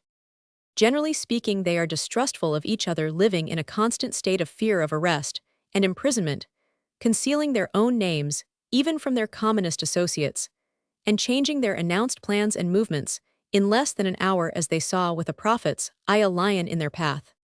But then how different are their classes? There's the systematic vagrant, whose life has been one of constant and unchanging mendicity. There is the occasional vagrant who begs after pea-picking season is over and after hopping has terminated in order to raise money to go back to London or to the county to which he belongs. There is another class of occasional vagrants who migrate from a district where poverty and misery assail them to the place of their nativity or of their former brighter fortunes, seeking for halfpence on their way to provide for their daily wants as they press onwards. The vagrants in large towns and cities, and principally in the metropolis, are the very worst class. They are in 8 cases out of 10 rank impostors. They go about with statements of losses by fire, shipwrecks, and accidents. They obtain counterfeit signatures of clergymen and magistrates to declarations of having lost their property by fire. In a preceding chapter, we have given a description of how these precious attestations were manufactured by the smoucher, and the account given of this clever concoction of false documents is substantially correct. Those who work with the slum and delicate the statement and book of subscriptions furnished them by the smoucher often raise large sums of money which they expend in vice and profligacy. The shipwrecked mariner's lurk used to be one of the most frequent and lucrative. A person of this character, known by the nickname of Captain Johnstone, followed the lurk of a shipwrecked captain for many years. He was an excellent writer, and had a respectable appearance, so the unwary were deceived, and he was enriched. It was said that he obtained some thousands of pounds by his mendacious statements. When any account of a shipwreck appeared in the newspaper, which seemed likely to suit his purpose, he would write out a new statement slum, and provide a new book delicate, and then set to work with the utmost zeal to obtain subscribers. Polish counts who had been driven from the land of their birth by Russian tyranny used at one time to infest London, Liverpool, Manchester, and Bristol, but this form of begging has gone out of fashion. The victims of accidents wholly counterfeit the sufferers from sickness, quite unreal the deaf and dumb lurkers who seem to be deprived of speech, and hearing the servant out of place who cajoles the domestics at gentlemen's houses, the colliers who have suffered from water suddenly bursting into a coal pit, and yet who never saw a coal pit, the starved-out weavers who go about with printed papers or small handbills representing that they are out of employ, although they have never seen a loom, the cotton-spinning lurk with that trick of leaving printed appeals, and calling again for them, and alms, though they know as much about diamond mounting as cotton spinning, are a few of the dodges of active cunning and shameless mendicants. There was some years ago a celebrated man named Cheshire Bill, who was at one time a cotton-spinning lurker. He traveled throughout various parts of England for more than 15 years as a vagrant. Once he was a shallow cove, and represented himself as a shipwrecked sailor. Then he was a carpet weaver in distress, and sang through the streets to obtain browns and wedge halfpence and silver. Then he was a cotton weaver from Manchester, singing through the streets in company, with others having a clean white apron round him. After this, he was on the collier's lurk, and carried a written paper stating that he had suffered from a dreadful accident at Bilston in a coal pit. Then he turned watchseller, afterwards a simple roadside beggar, and finally a cotton spinner out of employ, selling cotton, said to be of his own spinning, and out of which he managed to make a profit of 100%. The calendar's lurk is another trick, and the doggerel poetry in which their appeal is made to the kind and generous public contains amongst a variety of other verses the following record of their own virtues and charity, when as they pretend they knew better days. Whene'er we saw one in distress, we strove to help him through. But now we cannot help ourselves. We have no work to do. The systematic writers of begging letters are also much more common in London than in the country, and rejoice in the name of highflyers. Year after year, they invent new cases with different hands, and sometimes their wives or mistresses, where they are known themselves, present their appeal, and thus avoid detection and collect an abundant revenue for the sins as well as the necessaries of life. Well would it be for society at large if the vagrants of Great Britain were confined to these impostors. The remedy would be easy. Their extinction, by imprisonment and transportation, would not be difficult.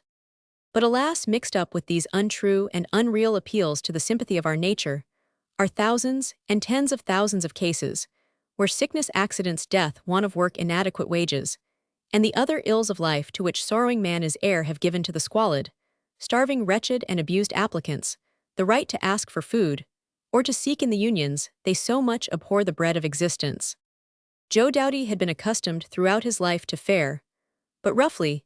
He had, however, never made the acquaintance of a low lodging-house, and did not therefore know the habits and manners of the people who are accustomed to patronize establishments of this description. When he arrived in front of the inhospitable-looking place, known as the Traveller's Rest, he hesitated. All was as still as death. Joe's courage appeared to fail him, and he was half inclined to go back to Mr. Wrench. The balance was turned in an opposite direction in a few seconds. A cadger on the fly, a beggar on the road with his female companion, and 3 children came up and made straight for the door. They entered, and Joe Doughty, seeing that they were well acquainted with the house, followed them. The landlord of the house looked at his new customers from the door of his small inner room or bar parlor, as it was termed out of courtesy. He was a man with an eagle eye, but withal a good-humored cast of features. In a familiar tone and manner he said to the cadger who had entered, "Well, Mike, what luck, old man, which is it, Brown's or Wedge?" A, meaning in plain terms, "Well, Mike, what success have you had? Is it halfpence or silver?" "Not much, Wedge," replied the cadger in a discontented tone. "Brown's is the order of the day. People are getting jolly stingy. It's a selfish world, make the best of it." As he made the last observation, the cadger walked towards a large back room on the ground floor, which was the vagrant's apartment. Joe Doughty followed without either a word of civility or salutation with his host or his customers. He sat himself down on a bench, originally rough and uncomely, but which had been polished by the much sitting of the vagrants thereon year after year. The sight presented to our honest countryman was neither cheery nor inviting, but Joe had made up his mind to take things as they came and not to murmur under any circumstances. As long as he was not interfered with, he was perfectly content, and did not find fault with the company in which he found himself. "Come here," said the man whom he had followed into the house, addressing himself to his companion and children. "Out with your scran-broken victuals, and let's have it. I am as hungry as a half-starved dog." Joe looked round. The room was filled with vagabonds of every possible description, but they were of a diversified character. Near the fire, which was composed of dead burning embers and coke, sat an old man whose hair was white as the driven snow, and who to all appearance was between 70 and 80 years of age. His eyes appeared to be bright and piercing. Certainly, they were undimmed by age or care, and he fastened them on Joe Doughty for some considerable space of time. It was evident that he recognized a stranger in the countryman whom he was endeavoring to reckon up. "These be hard times, my friend," said the old man, addressing himself to Joe. "I that they be master work be scarce, and money be scarcer still." Yes, it's a bad neighborhood for highflyers," remarked the old man. Joe, who did not understand the meaning of the term, said haphazard, "I suppose it is, sir." "Yes, very bad. But times mend, let us hope," observed Joe. The old man shook his head and lapsed into silence. The room was about 18 feet long by 14 or 16 wide. In the daytime, it was lighted by 2 windows, which looked out into a sort of half-yard and half-garden, where there was a pump of good water and a large stone sink. The floor consisted of dirty boards, which were however sanded every morning. The room had neither prints, pictures, blinds, or curtains, such articles being deemed altogether unnecessary. There were, however, strange to say, no broken panes in the windows, but two ventilators whirled round in the upper portion of them, through which the hot air and smoke from the pipes gained egress. The fireplace was at the farther end of the apartment. Around the wall, and fixed to it, firmly, were a line of benches, before which were tables, on which the vagrant opened his bag, his towel, his basket, or his wallet. The favorite benches were those which were placed at the top of the room from the fireplace, to each side, which were in fact cross benches. Those who arrived last were obliged to content themselves with the forms which were not fixed. The tables were by no means crowded, but they were tolerably full. Having discovered a vacant place about the right center bench, which was fixed to the wall, Joe Doughty made his way to the spot. But as he pushed his way along, he met with a reproof from a female whose supper he disarranged in passing by. Joe apologized, and the female was gracious enough to accept it and express herself well satisfied. This little incident passed unnoticed by the rest of the occupants, all of whom appeared to be intent upon their own business arrangements. Joe, when he had taken his place, had another glance at his companions, who, to say the truth, would have afforded a painter an excellent study for his canvas. By the side of the old man sat one of the prettiest girls Joe had seen for many a long day. She was traveling, or in other terms begging, with her grandfather, who sat next to her. Whether she was his grandchild, no one could tell. She passed as such, and the two were inseparable. Her age was about 18. There was a light in her eye, a rapidity in her step, a fascination in her smile, and a playfulness in her jests and tone, which were quite captivating. Joe had not come to the Traveler's Rest to lose his heart, but the young girl engaged his attention in a remarkable degree. She be a purty creature, he murmured to himself, and be a deal too good for a place like this air. He did not know, when he apostrophized her, that she had been corrupted by depraved society, and was miserably callous to all moral sentiment. The old man, her reputed grandfather, did the lame lurk during the day, that is shammed lameness, and at night had his leg unbandaged, and could walk nimbly enough across the room. He was a picturesque old scoundrel, and his grey hairs doubtless helped him more than his lameness, and enabled him to smoke his pipe, drink his pint, and supply half the same quantity to the girl, who devoted herself so uncomplainingly to him. The old man was now and then irritated by the whispering of an out-and-out swell vagrant, who sat next his granddaughter and endeavored to flirt with her. But the girl did not encourage the amorous swain. She shifted her seat to the other side of the old man, who fell foul of the swell whom he soundly rated. "Shut up, Stowe," it exclaimed several, addressing themselves to the young man, "you ain't everybody, and the girl don't want to have any of your fine speeches." The young man, finding himself in the minority, desisted from further importunities.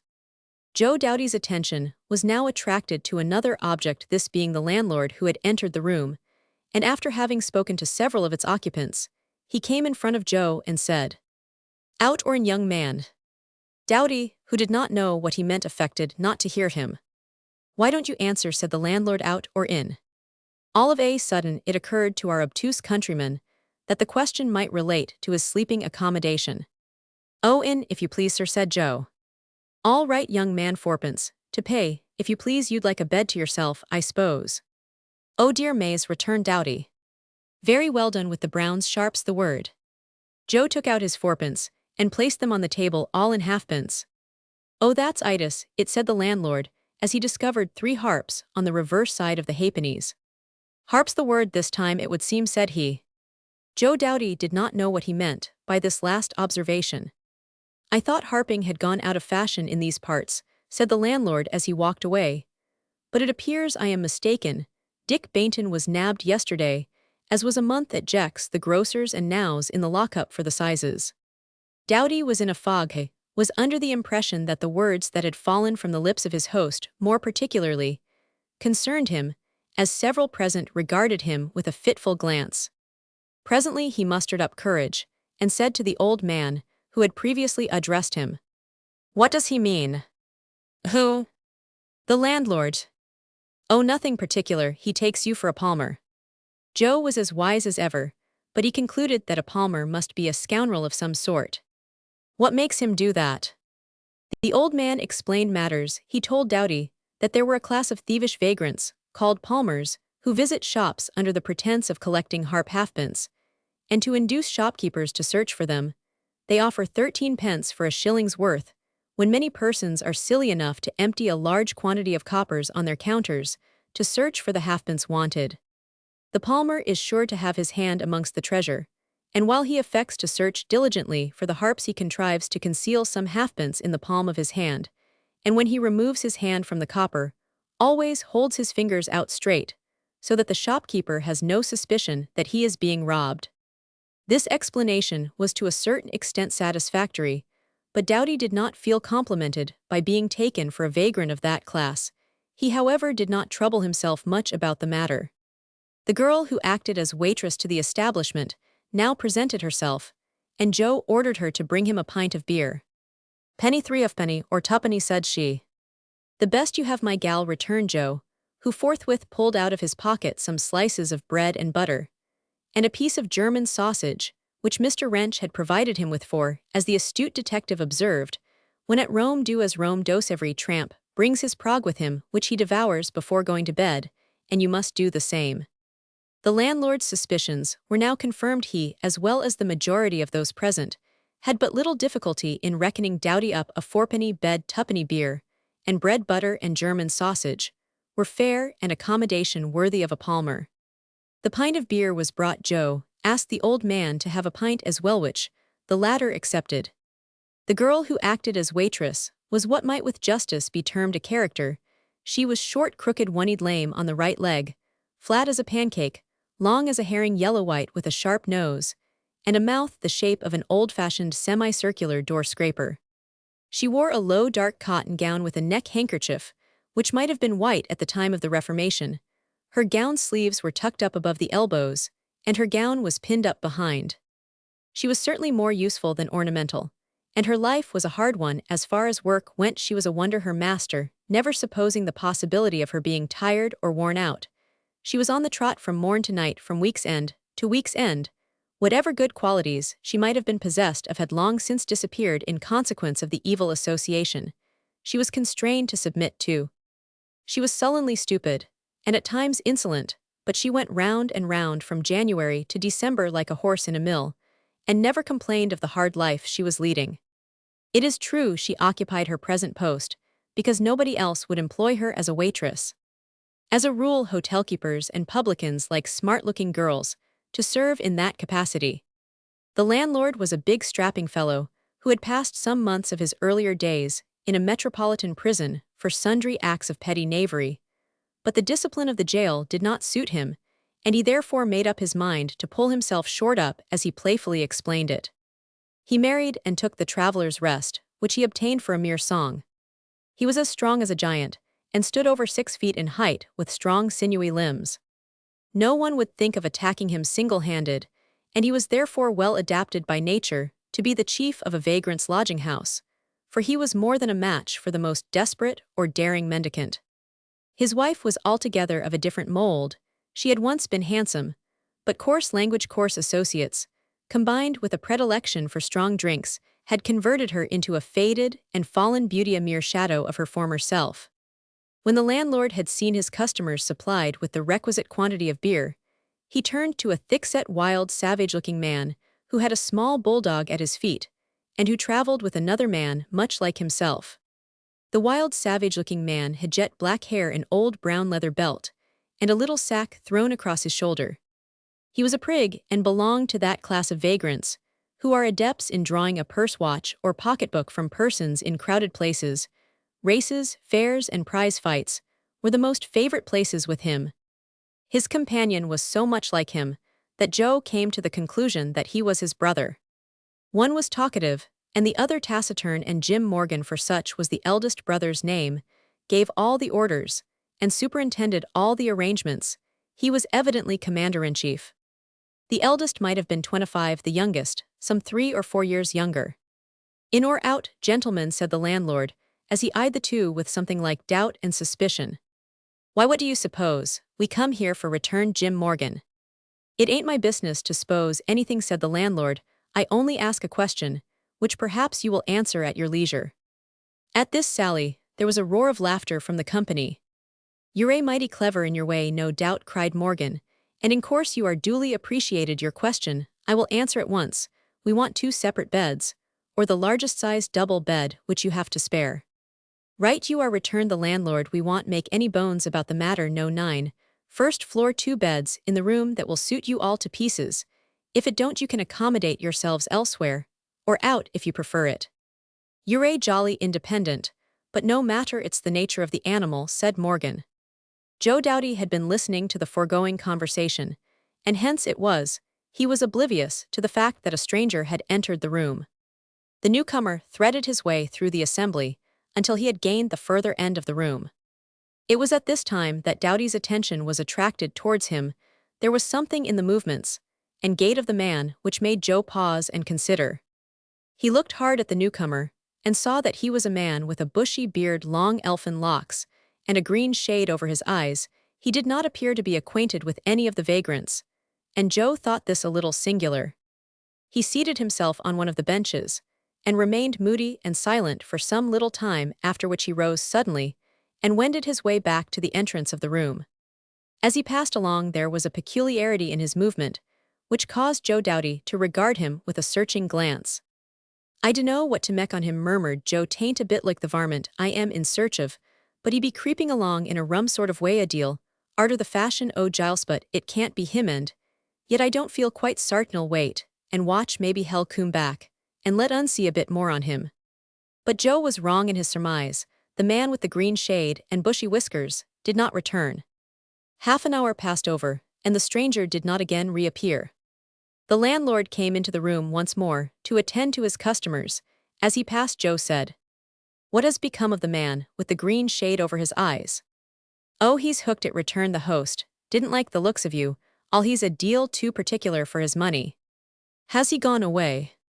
"Yes, he's stepped it, and arter paying for his shakedown two's a rum un."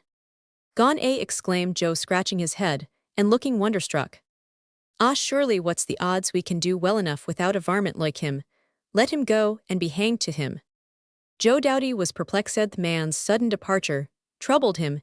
He sat silent and thoughtful for some time, and then he took himself to his bed in one of the upstairs rooms.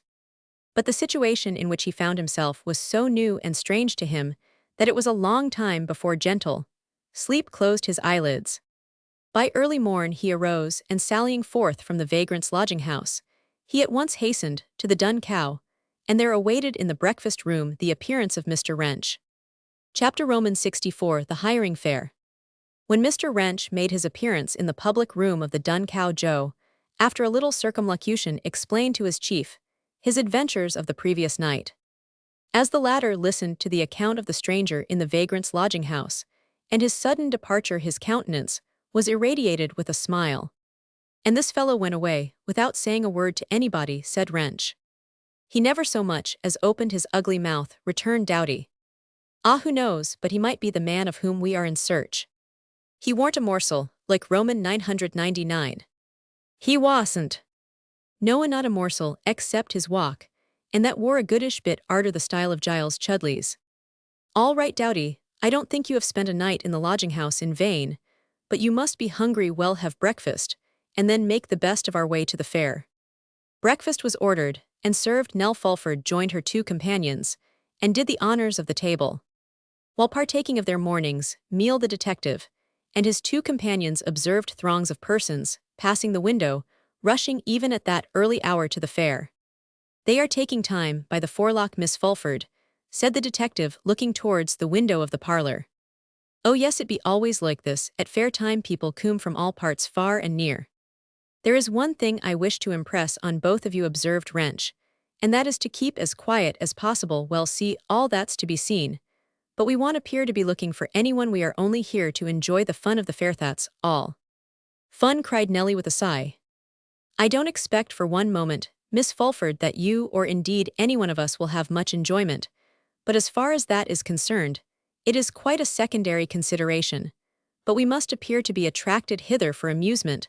Let us hope something more important will follow." His female companion inclined her head in tacit acquiescence, and Joe said he'd have nothing to say to anybody. The fair was held at a small market town, which was built on the banks of a river, As far as architectural beauty was concerned, it was not much to boast of, for the streets rivaled those of Cairo, which are said to be the narrowest and dirtiest in the world, and central is the marketplace. In this marketplace, the fair was held, though many of the booths and canvas-covered stalls extended down the Egyptian thoroughfares, choking them with impassability.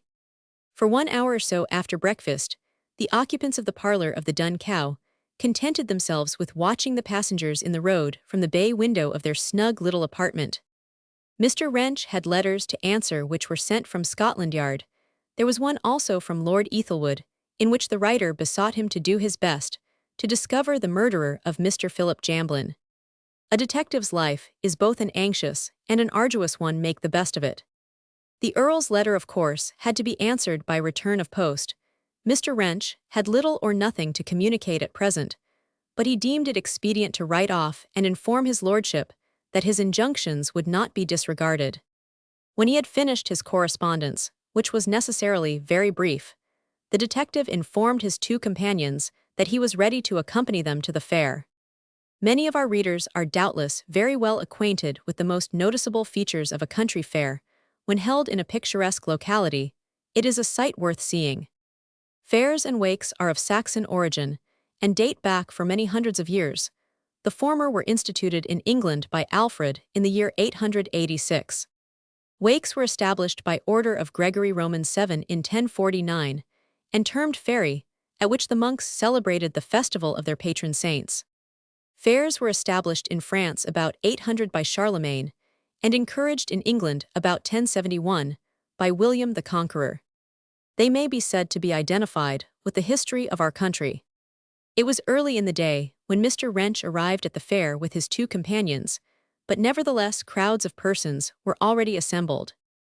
As they joined the body of the people, the noise was almost deafening, but a noise so like that of people enjoying themselves that he must have been a flinty philosopher who could get out of temper with it. No gathering of this sort was complete without Richardson's celebrated show, in which a melodrama of a most touching nature was enacted in the brief space of 20 minutes, or from that to half an hour. Richardson himself at this time was gathered to his fathers. He was a dumpy, pockmarked man with a red face and a long brown coat. Reading and writing were not included in his accomplishments, but he was a kindly disposed, persevering, honest little man, much given to dirt, and the drama, who contrived by praiseworthy industry to amass a large fortune. It was his boast that some of our most celebrated actors and actresses were at one time or another included in his troupe. The late Edmund Kean, in his early career, acted at Richardson's show. The great Mrs. Pritchard, who played with David Garrick, began life as a performer at fairs. Numbers of similar instances could be cited of other distinguished members of the theatrical profession who were wont to strut their hour upon the stage at shows and booths. Although Richardson had passed away, the booth in the fair still bore his name, albeit it was in other hands. "Walk up, ladies and gentlemen, just going to begin," shouted out a leather-lunged individual on the platform of the show. The Bleeding Nun, or the Midnight Hour, was the powerful drama about to be represented. While the gentleman with the never-failing lungs was addressing the yokels, a clown was going through some antics on another part of the platform. After this, a brass band struck up, playing the most discordant music it is very well possible to conceive. Mr. Wrench and his two companions ascended the steps, which led to this temple of the drama, paid their money, and after waiting a considerable time in the interior of the booth, had the satisfaction of witnessing the drama in question. When they came out after the performance, they were asked by the gentleman on the platform how they liked it, and of course said they were very much pleased. Upon this, the touter turned triumphantly to the gaping crowd below and again shouted out, "Now's your time, gentlemen, and latest just going to begin." The formula was gone through over and over again during the whole of the day. As to dwarfs and giants and giantesses, they were innumerable, together with curiosities, both natural and unnatural. An Irishman made up as a Red Indian, and called Yakumana, the celebrated fire-eater, undertook to put the end of a red-hot poker into his mouth, across his tongue, and on the soles of his naked feet. Then there were swings, roundabouts, gold gingerbread nuts, Wombwell's brass band, playing their loudest tunes, a horse with 2 heads and 6 legs, a mermaid, a wild man caught in the Black Forest, A learned pig waxwork exhibitions, performing dogs and monkeys acrobats, Mademoiselle Claudel de Favorini, the celebrated tightrope dancer, who had performed before most of the crowned heads of Europe, a sword swallower, a Chinaman hailing from Dublin, who threw sharp-pointed swords at another Chinaman, hailing from Cork, the Cork Chinaman, standing all the while with arms outstretched against a board, against which the swords were thrown within the eighth of an inch of his body. Added to all these was the snapping of guns at the nut, stalls, the artificial screams of the young women, and the hoarse guffaws of the young men. Peace and quietness were out of the question throughout the livelong day. There was a ceaseless row and clatter. The crowd was composed of three distinct classes. First, those who came for amusement only. Smock-frocked bumpkins and gala-dressed lasses, who had taken a fresh lease of servitude, and who had been permitted to enjoy a genuine holiday and witness sights, which were only to be seen at fairs. Clergymen and other professional men of status and respectability, who walked awkward through the crowd trying to look as if they were not enjoying themselves. A score or so of boys from an adjacent boarding school, walking in couples like prisoners out for exercise, with the head jailer in black trousers and blue spectacles, anxiously clearing a way before them, and above all a rosy-cheeked housemaid, who, having stolen half an hour's liberty under pretext of an errand, was taking a sip at those waters, which Solomon affirmed to be so sweet. Some came only upon business. Mr. Wrench and his two companions were included in this category. Austere old maids who scowled upon the circus and sneered at the wild beasts. Farmers and farmers, wives of the temperating drink and intemperating religion genus, who, like the Caliph Omar, deemed it necessary to make a hell of this world in order to merit the heaven of the next. A goodly sprinkling of pickpockets, a host of young persons with painted faces and comical smiles, and let us add, for the benefit of my small readers, all the people engaged in the various places of amusement, from the pretty girl who looked so happy as she danced on the tight rope down to the red and white-faced clown who said such funny things that you nearly split your sides with laughing. And there were a great many people who went to the fair, both for business and pleasure. Farmers and their wives of the true old Saxon sort, who went to hire their servants, and to spend their money. Artful little husses, who intended to enjoy themselves dancing in the booths, and to pick up fresh acquaintances, or to pull some irresolute swain over that matrimonial precipice on the brink of which he had long been oscillating, and the great mass of boys and girls who had come, to use their own words, to see the wild beastacies, and to get bound to the farmers. It is incident to a fair that persons shall be free from being arrested in it for any other debt or contract than what was contracted in the same, or at least promised to be paid there. Fairs of this sort were generally held once or twice a year, and by statute, they were not to be held longer than they ought. Also, proclamations were to be made how long they were to continue, and no person was allowed to sell any goods after the time of the fair was ended on forfeiture of double the value, 1/4 of which was to go to the prosecutor, and the rest to the king. That was a toll usually paid in fairs on the sale of goods, and for stullage pickage. Roman 100 fairs abroad are either free or charged with toll or impost. The privileges of free fairs consisted chiefly, first, in all the traders. Roman 100, whether natives or foreigners, who were allowed to enter the kingdom, and who were under royal protection, exempt from duties. Tolls. Roman 100 No. 31. Illustration: capture of Giles Chudley. Capture of Giles Chudley. They were established by letters patent from the prince. Fairs, particularly free fairs, make a very considerable article in the commerce of Europe, especially in the Mediterranean and the inland parts of Germany. The most celebrated fairs in Europe are those of Old Frankfurt, held twice a year in spring and autumn, the first commencing the Sunday before Palm Sunday, and the other on the Sunday before the 8th of Sept. They are famous for the sale of all kinds of commodities, but particularly for the immense quantity of curious books nowhere else to be found, and from whence the booksellers throughout all Europe used to furnish themselves. Before each fair there is a catalogue of all the books to be sold, thereat printed and dispersed to call together the purchasers, though the learned complain of divers unfair practices therein, as factitious titles, names of books purely imaginary. Roman 100, besides great faults in the names of the authors, and the titles of the real books. The fairs of Leipzig are held thrice a year, beginning on the 1st of January, another 3 weeks after Easter, and a third at Michaelmas. Besides these, there are a host of others held in various parts of the continent. England was at one time famous for its fairs, and even in the present day, there are numbers held annually. Stourbridge Fair near Cambridge was by far the greatest in Britain, and perhaps in the world. Bristol is next on the list. The only fishing fair in this country is the one held at Great Yarmouth. In addition to these, there are fairs for butter at Ipswich in Norfolk, for Scotch runts at Betford for sheep, and a host of others in the leading towns of England. The place visited by Mr. Wrench and his two companions was, as we have already signified, a hiring fair. Those who offer themselves as grooms place a piece of sponge in their hatbands, the shepherds, a tuft of wool the carters, an inch of whipcord, and the boys of all work a bunch of blue and green ribbons. When a farmer wishes to engage a man, he finds out a strong-limbed, clear-eyed young fellow. When this has been done, they haggle.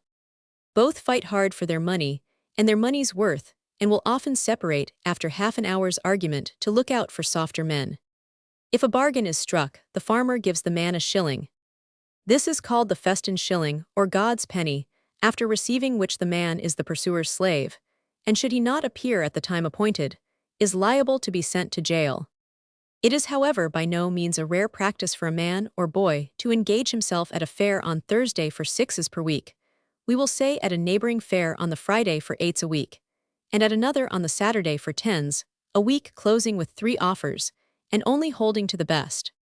Farm servants are as hungry after money as the workmen in many of our manufacturing towns, and they are not the innocent creatures which novelists and dramatists would lead you to suppose. Mr. Wrench had kept his eyes open throughout the livelong day. He had, in company with Joe and Nell Fulford, visited most of the shows, but had not met with the man he was in search of, but he did not feel disposed to give up the search as hopeless. He partook of a substantial meal with his 2 friends in a small public house, which stood just outside the fair. Night drew on apace, but the devotees to pleasure were not sated. They had come to see all that could be seen, and the village carnival was just as crowded after nightfall as it had been during the bright and sunny hours of the day. The quietly disposed village folks retired to their beds. This was a mere matter of form, for the noise in the streets placed sleep out of the question. Now indeed the real fun of the fair commenced. Now the whole company of the very minor theatre were assembled upon the outer platform, and the man with the leathern-lunged voice was as vociferous as ever. He was a little hoarse with constant shouting, but this did not matter. He contrived to make himself heard. The company on the platform went through a wild pantomime in which the clown was ill-treated by everybody. He was unmercifully whipped by a man in jackboots, but was heedless of the punishment, which, to say the truth, did not appear to affect him in the slightest degree. He contented himself with making grimaces in revenge, at which the people laughed till they cried again. They had come to enjoy themselves, and it did not take much to move them to laughter. The external preliminaries having been concluded on the platform of Richardson's celebrated booth, the dramatis person retired behind the curtain, the man with the leathern lungs shouting out at the top of his voice, "Now's your time, good people, walk up, you'd better by half come in at once if you means coming. We are just going to begin grand, spectacular, romantic melodrama, as 'ud move the heart of a stone. This way, gentlemen." The harsh clang of unmusical instruments from within the shaking of the tent, and the delighted shouts of the audience, proved the interesting fact that there were still some spots in the world where theatrical announcements were not impostures. The wild beasts had been fed, Wombwell's brass band had finished their last tune, and the shaven-cheeked, greasy-headed performers were packing up their instruments, chewing their sore lips, and stretching their cramped and weary limbs. Life and jollity now rolled towards the dancing booths, washing into its stream all those who had been shooting at the nut stalls, or who had been to see the calf with 6 legs, the wonderful donkey, or the live mermaid, or had been peeping in at the panorama of the Orphan massacres in the Anxieties, in which the artist, wisely sacrificing truth to effect, had painted the murderous sepoys as black as saucepans, with blubber lips, frizzly hair, white waistcloths, and long spears dripping with gore. Between 2 gingerbread stalls, there was a brave battle between the crowds. Crowd No. 1 making for Public House Roman 50H, Crowd No. 2 pushing for Dancing Booth Op. Both crowds were composed of free Britons, who will never believe that retreats are sometimes judicious. 3 men in particular might have been seen pushing first one way, and then the other, as if they rather enjoyed the scramble than otherwise. This did not escape the observation of the others, who cried, "Now then you sir keep your elbows to yourself, you ain't everybody." "You're another," cried a voice. "Don't 'ee give me any o' your cheek young man, or you may get a prop in the eye." "Hi my jackodandy yow'll spile your pretty govers, if ye shove us common people about like this air," observed a rustic to a young swell. "Look at the old bloke with the green goggles, how uneasy he is to find himself somewheres. Keep still old gentlemanwell, make it all right for you arter a bit." "Order silence, where are you shoving to your fool?" cried a stout farmer. "Haven't ye ever been to a fair afore?" "Take care of your pockets," cried a policeman from the outside. "You, as has got anything in 'em," he added with official sarcasm. "All right Bobby, we're flyall on us, regularly, up to the knocker." Don't squeesh," cried a cockney costermonger, with the good-humoured raillery of his class. "If there's one thing as I hates more than another it is to be squeeshed, the doctor says, as how my constitution won't bear it." "Oh Bill," murmured a female voice from the abyss. "Vell you knows, I can't bear it Saul," returned the costermonger. "You knows, as how I've a delicate constitution." "Bear up old man, don't e gie way," observed a rustic. "Oh you big hulking beast," screamed an old woman, "you've been and torn my best dress by a treadin' on it, why your great hobnailed boots." "Mek him pay for ut mother," suggested a ploughman. "Give I am in charge o' the police." Police," shouted out the old dame. "What's the matter, marm?" said a constable. "Matter indeed, this hulking fellow has torn my gown from my back, that's what be the matter." "It can't be helped, it was an accident, you ought to keep out of the crowd." At this there was a roar of laughter. The old woman became furious. "You're as bad as he is," she exclaimed, shaking her umbrella at the constable. "What good are you? What are you paid for? I should like to know. You ought to be ashamed o' yourself, to let an honest woman be used in this way." The policeman offered to conduct her out of the crowd, but she would not listen to him. She went on abusing the whole force in general, and the luckless constable in particular. This little incident seemed to be interesting to the multitude, who pushed and shoved to their heart's content. It is impossible to say how long this contest might have lasted, had not several persons cried out that they had been robbed, and called out to the police. The old woman declared that she had had her pockets picked. 3 policemen now charged the crowd, and knocked down an old man, and 2 boys who had done nothing. After which they clumsily noted down the depositions of the plundered ones, in their pocketbooks, with looks of solemn authority, and words of the obscurest promise. Half an hour passed, and the 2 crowds ceased their contest. Mr. Wrench and his 2 companions, who had become hemmed in, were now enabled to make their escape. They had been borne along by crowd no one, and during the rush they had no means of extricating themselves. When however they got clear of the mob of malcontents, they passed out of the fair with all convenient speed. At some short distance, they discovered a small tavern bearing the sign of the Lord Cornwallis. They made for this, to partake of some refreshment. A large flag, the Union Jack, was suspended over the front of the house, at the door of which stood 3 or 4 soldiers of that unwashed stamp, which haunt the dens of Orchard Street, and the purlieus of Birdcage Walk. There was an Austrican semicircle of rustics, at a little distance, before whom stood an enlisting Sergeant's features, bloated and reddened from beer and alcohol beginning, with his naked sword in his hand. He had the gift of the gab, and the words he was giving utterance to fell glibly enough from his lips. "Now my fine fellow," he cried in a thick husky voice, "don't hesitate, a fine chance offers itself, take the Queen's money, and join our gallant comrades in the East, now's your time. But don't all speak at once, happy is the man who enlists in our crack regiment. We want a little help just now to thrash all them black-faced, black-headed scoundrels who've been butchering the poor women and children. You won't have another such a chance. And so don't hesitate, don't hang back like a pack of curs. I see around me a fine lot of fellows come now. You, with the white Dudley, we can't get on without you. You know there isn't such a pair of shoulders as yours in the whole army. You're cut out for a soldier. And it's a real sin for a handsome young fellow like you to be wasting your precious life following the plough when you might be making a fortune in India. There's heaps of gold there, and you are sure to get promoted. Say the word, take the Queen's shilling, and y'all come back a general with white stars on your breast, and a mahogany box full of yellow sovereigns. You want refusker, not one of that sort. I've had my eye upon you, and y'all thank me for making a man of you. What say you, comrade? Don't 'ee do nothink o' the sort, lad, don't 'ee listen to what 'ee says," cried a woman standing by. I know what he only talks like that cos. He gets so much ahead for every fresh fool. He take the queen's money, indeed, let him keep it, if it was to a man's good to go a sodering die. Think they'd want to tempt him with a shilling go to the wars. And what will he get for it, a bit o' ribbon, or an iron cross? Maybe it's a hard world for humble folk in war, they does the fightin' and others get the reward in peace. They does the hard work, and others collar the money, don't be kitty kilted into it, my lad. They mek the gentlemen generals, not the private sojers, and all the plunder goes to the government, as stays at home, not to them, as risks their lives for it abroad. He can talk and tell lies by the bushel, but don't be gammoned by him, and don't believe a word as he says. The rubicund face of the enlisting sergeant became redder than ever as he listened to the words, which fell from the lips of the young woman. He was greatly incensed, and looked upon her with ineffable disgust.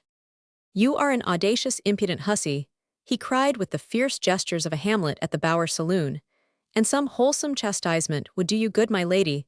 If you were a man, I'd give you something for yourself. But a British soldier never raises his hand against a woman." Having delivered himself of this heroic declaration, he turned towards the rustics, and said in a confidential tone, "You've got too much sense to take any heed of what a poor half-witted creature like her has to say. Anyone can see that she has not got her right chain." "You've got your change, old man, and no mistake," returned the woman, giving him a playful push in the chest, which sent him reeling against the wall. "Why, you're a screwed old man," and added, "you're a nice sort of general, ain't ye?" The clowns, who invariably join with the stronger side, hailed their hero's discomfiture with loud shouts of derisive laughter, and closing fearlessly round him, chanted the cynical refrain. "A sergeant stepped up to me and asked me for to list. I bid him stand back, and I showed him then my fist. Twirl rarel twirl la." The sergeant was a big bulky man, but owing to sundry potations, he was a little groggy on his pins. He however felt very much inclined to give his assailant a sharp box on the ear, but the chances were, if he did so, that he would raise the ire of the male portion of the assembled throng, and prudence directed him to pass the matter over as lightly and good-humoredly as possible. "A woman's more than a match for the best of us, mates," he said, in a jocular manner. "My principle is to let them have their own way. I never argufy with a man too old a soldier for that. That's the way to serve out them listin' sergeants," cried the woman, taking no heed of the last observations made by the gallant son of Mars. "They bring more sorrow and heartaches upon the poor than all the tax-gatherers and squires' stewards can do. Why, Willie, you ha got gay ribbons on today," she ejaculated, catching sight of a young man who was known to her in the crowd. "Hast caught a master with all thy finery." "Don't you know the British colours, my girl?" said an old soldier, standing by. "Your Willie has enlisted." Her countenance now wore a troubled expression. "Oh, well," she murmured in a low, respectful voice, "and ha ye left your poor mother to starve or go to the house? But there, it's no use talking now, words can't free a bound man, nor yet any money that she or you could find." "Never fear," said the young man, "I'll come back rich, and make her and you happy." He said this in a faint voice, having but partially recovered from the quartern of gin, under the influence of which he had been imprudent enough to enlist. He now began to feel qualms as to his future welfare.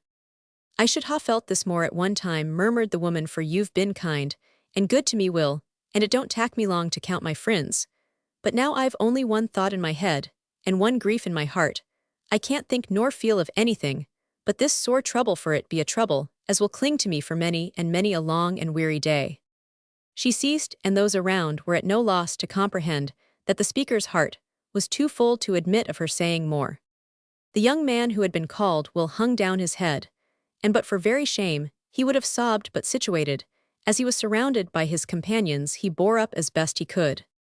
The woman turned her back upon the young recruit and went halfway down the tavern passage. It was blocked up by soldiers who appeared to be discussing the character of their acquaintances. "He's got an oil bottle in his pocket," were the first words she caught, "and so has your brave listing sergeant," said the woman, "and bad luck to him, and all such smooth-tongued varmints." "Don't you speak ill of the sergeant, young woman," said a soldier, "he's a duty to perform." "Has he?" "Yes, he's right enough, but I don't like a man as puts salt into his own beer and sugar in mine. At first sight too tain't natural, or seemly, that he should." "And who be that there?" inquired the "Ah, no one, as you knows," returned a rustic. "But who be it? No matter whether it be my business or yourn." An old man, my dear, as has been pouring melted butter down our backs, and talking to us, as if we were all field marshals or generals. Ye soldiers want to keep all the blarney to your own mouths, but what sort of man be he? Short and dirty like a winter's day, with a green shade over his eyes. A green shade, exclaimed Mr. Wrench, glancing at Joe Doughty, an old Mayne, my friends. Well, he ain't a young one, leastways, to judge from appearance. Appearances are sometimes deceptive, observed the detective. Well, that be true, governor, we all on us find that out some time or another, but he ain't no good. There's some truth in what he said, though, cried another of the soldiers, that it's us privates as wins all the battles, while the generals take good care to keep out of harm's way. Ah, my lad, said an old soldier, joining the group of idlers, that's all very well as far as it goes, but you might as well put a horse in a gig, and tell him to drive himself up to London, as to set an army at an army without a general to hold the reins. And it wants a brave man to be general in a fight when the cannons are roaring, and the wounded are groaning, and the smoke is thickening. It's hard work to keep one's head cool, to see what regiments want help, and what regiments can do by themselves. I tell you, it ain't easy work either for the generals, the captains, or the privates. But here we are, sorry soldiers, to block up the passage in this fashion, and none offering to move to make room for a pretty girl to pass. This last observation applied to Nell Fulford, who had silently and quickly drawn towards the entrance of the passage. Now then, soldiers, make yourselves a little less, and let this young woman pass. Several of the men withdrew at once, and Mr. Wrench and Joe passed through and gained the public room beyond.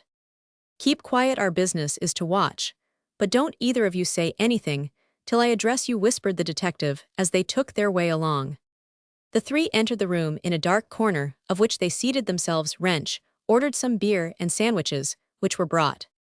They all three of them glanced round the room, and soon perceived the subject of the soldiers' conversation. He was a bent, long-haired man with a green shade over his eyes, and dressed in a kind of cloak with loose sleeves. At the next table, with a huge cheese before him, and glass of cold brandy and water at his side, sat a stalwart, broad-shouldered man, with a hard, square cast of face. Near the window lolled a young gentleman, who was well dressed and bejeweled, and who had a lighted cigar between his kidgloved fingers. He must have wandered in there for a few moments from curiosity, unless he was one of those gentlemen by birth, but not by breeding, who drink the dregs of society by preference. Mr. Wrench recognized these as the last-named two men who had been so energetic during the hustle. Bring us a graybeard of Hussar and Squencher, said a rustic in a smock frock, who was seated near to the detective. A graybeard is one of those jugs commonly used in alehouses, with the face of an old man on it. Hussar and Squencher is a drain of gin and a quart of beer mixed. That was a bad job, observed a rustic, addressing the man in the green shade. That air job in Larchgravelling. I've not heard on it, said the man with the green shade. What was it? When Nell Fulford heard the man with the shade speak, she gave a start and half rose from her seat. Mr. Wrench placed his hand on her shoulder, and by a motion of his head, signified that she was to remain quiet. She obeyed and shrank back farther into the corner behind a settle, and listened with gleaming eyes. Situated, as she and her two companions, where they could not be seen by the man with the green shade. The rustic, who had already alluded to the tragedy, now gave a brief account of the same for the edification of those present. These things are most horrible, exclaimed the young swell with the cigar. Most terrible. What motive had the scoundrel? I suppose plunder. No, or it warn't that, said the countryman. Leastways, I think not, he added, drinking from his mug, and setting it down upon the table with a bang. It warn't done for money, Meester Coes. Ye see, the young farmer hadn't been robbed, so I've been tood. No doubt it were done out o' spite or revenge. Like enough some think that sort, observed the man with the shade, who after this last observation appeared to fall into a reverie. And be you a stranger in these parts, Meester? Asked the countryman with provincial curiosity, if it be a fair question. Leastways. Yes, I only came here this morning. I want, if I can, to get. Nell Fulford could not remain longer passive. She bounded like a panther across the room, and sprang upon the man with a horrible shriek, which rang through the apartment with appalling distinctness. Wretch, murdering villain, we've found you at last, she cried, clasping him by the neck with superhuman force. It be he, she shouted in a voice of triumph. It be Giles Chudley. The room was filled in an instant. The woman's mad, exclaimed one of the newcomers, dragging her from the man. Mad, she cried, and with inconceivable strength, she broke from the man's grasp and darted upon the murderer of her sweetheart. She tore off his wig, which she flung upon the floor. The company assembled in the parlor of the Lord Cornwallis saw before them a man with fluttering conscience-stricken eyes and hands, clasped imploringly towards them. "I am innocent," he exclaimed, "take her away." Joe Doughty rushed forward, overset one of the tables, as he went along and sprang at the throat of Chudley. "Ill ha your heart's blood," he yelled, in a voice of concentrated passion. He caught the affrighted man by the throat with both hands and pressed him against the wall. Chudley's face became purple, and it was evident that he was undergoing the process of strangulation. "Leave go your hold," cried a soldier at the further end of the room. "Do you want to kill the man?" "Ill ha his life if I die for it." By this time, the utmost disorder prevailed. Mr. Wrench came forward and besought Joe Doughty to release the culprit. "I'll not let him go for you nor no man," cried Joe. "We want see murder committed," said several rustics forward to the rescue. "Doughty, do as I bid you, let go your hold." His first paroxysm of passion now, having in a measure subsided, Joe released his man, upon whom Mr. Wrench had already slipped a pair of handcuffs. "I did not do it," exclaimed the prisoner. "Did not do what?" said Joe Doughty, thrusting his fist within an inch of the pallid, mottled face. "Lying want sarve you knew you're nabbed, and the hangman's rope is ready for you." "He says he did not murder Mr. Philip Jamblin," cried Nell Fulford. "You see he knows what he is charged with, although he's never been in these parts afore this morning." The landlord of the Lord Cornwallis now entered the room. He was in a great state of frustration, and became seriously concerned, as he beheld a terror-stricken man, upon whom the eyes of all those present were intently fixed. "What is the matter, gentlemen?" inquired Boniface. "Murder's the matter, that's all, my friend," answered Mr. Wrench, "and this man is my prisoner." "Prisoner are you in the force?" "I am a detective from Scotland Yard. I know my duty, let that suffice." "Well, this is a pretty business," exclaimed the landlord. "Never had such a thing as this occur in my house. I can't make it out rightly." "It will be made pretty clear very shortly, I expect, but that does not much matter as far as you are concerned." "It's no business of mine, that be sartin," said the landlord, "but I wish it had taken place anywhere but here, howsomever it can't be helped." "What be goin' to do, why your man, meester?" cried a countryman. "What do you suppose, you silly fellow?" answered Wrench. "Take him to the lockup, to be sure, Doughty. Just go outside and bring in a policeman or two." That is, if ye can find 'em," observed the countryman. "They're a seldom in the way when they be wanted." At this sally, many of the rustics who were present burst out in a loud guffaw. The landlord and one of his barmen proceeded to replace the table which had been overturned, and picked up the shattered glasses, which lay upon the floor. A dead calm succeeded the storm and tumult which had been raging but a few minutes before. Joe returned with two policemen, who promptly obeyed the orders given by Wrench, who handed his prisoner over to them, and he was forthwith marched off to the village lockup. "Dall it all," cried the countryman, "but this be but a sorry ending to the fair." The young gentleman with the flowing locks and kid gloves had quietly withdrawn from the scene immediately after Nell had sprung upon Chudley, was followed by the man who sat with the huge lump of cheese before him. Their sudden flight struck Mr. Wrench as being a little singular. He, however, did not make any remark in reference to the same. Everybody in the room seemed all at once to become more serious and reflective. The noise of many voices had ceased. The soldiers were as stiff and formal as on a parade day, and those in the parlor, who had partaken a little too freely of strong drinks, appeared to be sobered by the sight they had witnessed. For the remainder of the night, there was little else talked about in the parlor of the Lord Cornwallis, but the capture of the wretched man, who was arrested upon the grave charge of murder. Chapter Romans 65, The Bench of Magistrates' Examination of the Prisoner. Mr. Wrench had frequently declared that he sometimes came upon a culprit of whom he was in search when he least expected, and this observation was borne out by the capture of Chudley, which was as unlooked for as it was extraordinary and fortuitous. He had good reason to congratulate himself upon the issue. After seeing his man safely under lock and key, he sent off that night a telegram to Broxbridge, informing Lord Ethelwood of the arrest of the accused. Early on the following day, he took his prisoner per rail to Broxbridge, Nell Fulford, and Joe Doughty returning with him.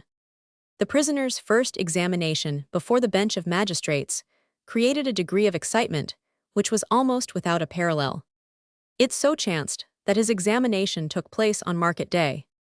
A country town is only awake once a week, and that is only on market day. At other times houses may be open, shops may be open, and eyes may be open. But houses, shops, and people are fast asleep. The houses resemble mausoleums, the shops are cold and still as pictures, and the citizens who walk about do not seem to know where they are going, what they are doing, or why they are out of doors. But on market days, everybody and everything is alive. The tradesman no longer props his front door and yawns down the empty street, is behind the counter bowing and skipping like a French dancing master. His shop is not filled with impatient customers like a shop in London on Saturday night, but with patient customers like a shop in the country on Saturday morning, for the good old housewives only go shopping once a week, and consider it too serious and sacred a business to be lightly hurried over. Everything is full, the inns fill the farmers, as the farmers fill the inns, the yards are full of carts, the stables full of horses' heads, are full of business hands, full of wares, hearts full of hope or joy or discontent. The streets are filled with ragged idlers indigenous to the town and its vicinity, with market women, who erect temporary barricades with donkey carts and hen coops and fruit baskets, towering towards the sky. With clumsy cubs of peasant farmers with felt hats, fustian frocks, plush waistcoats, brown leather breeches, sky blue stockings, and great greasy shoes big as wheelbarrows. In addition to all these, there are to be found homespun specimens of agriculture, who shone years and years ago in Mr. Morton's comedies, with gray hairs, red faces, and top boots, heavy riding whips, and sentimental hearts for all but their day laborers.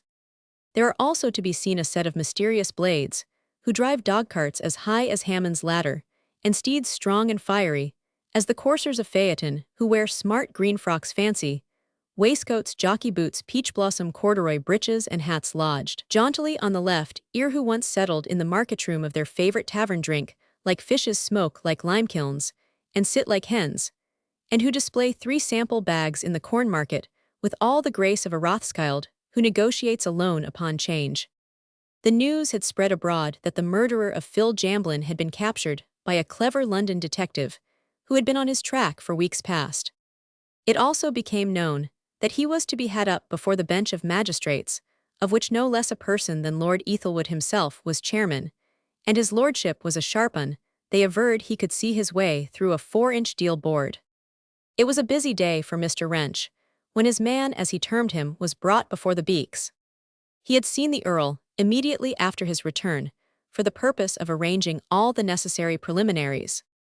Enough evidence would be offered to warrant a remand. There would not be much difficulty about that, but before the committal, the case would have to be gone more fully into. Giles Chudley, in common with most criminals of his class, hoped to escape the punishment he so justly deserved. A man put upon his trial for a capital offense has so many chances in his favor that nothing but the strongest and most conclusive evidence will suffice.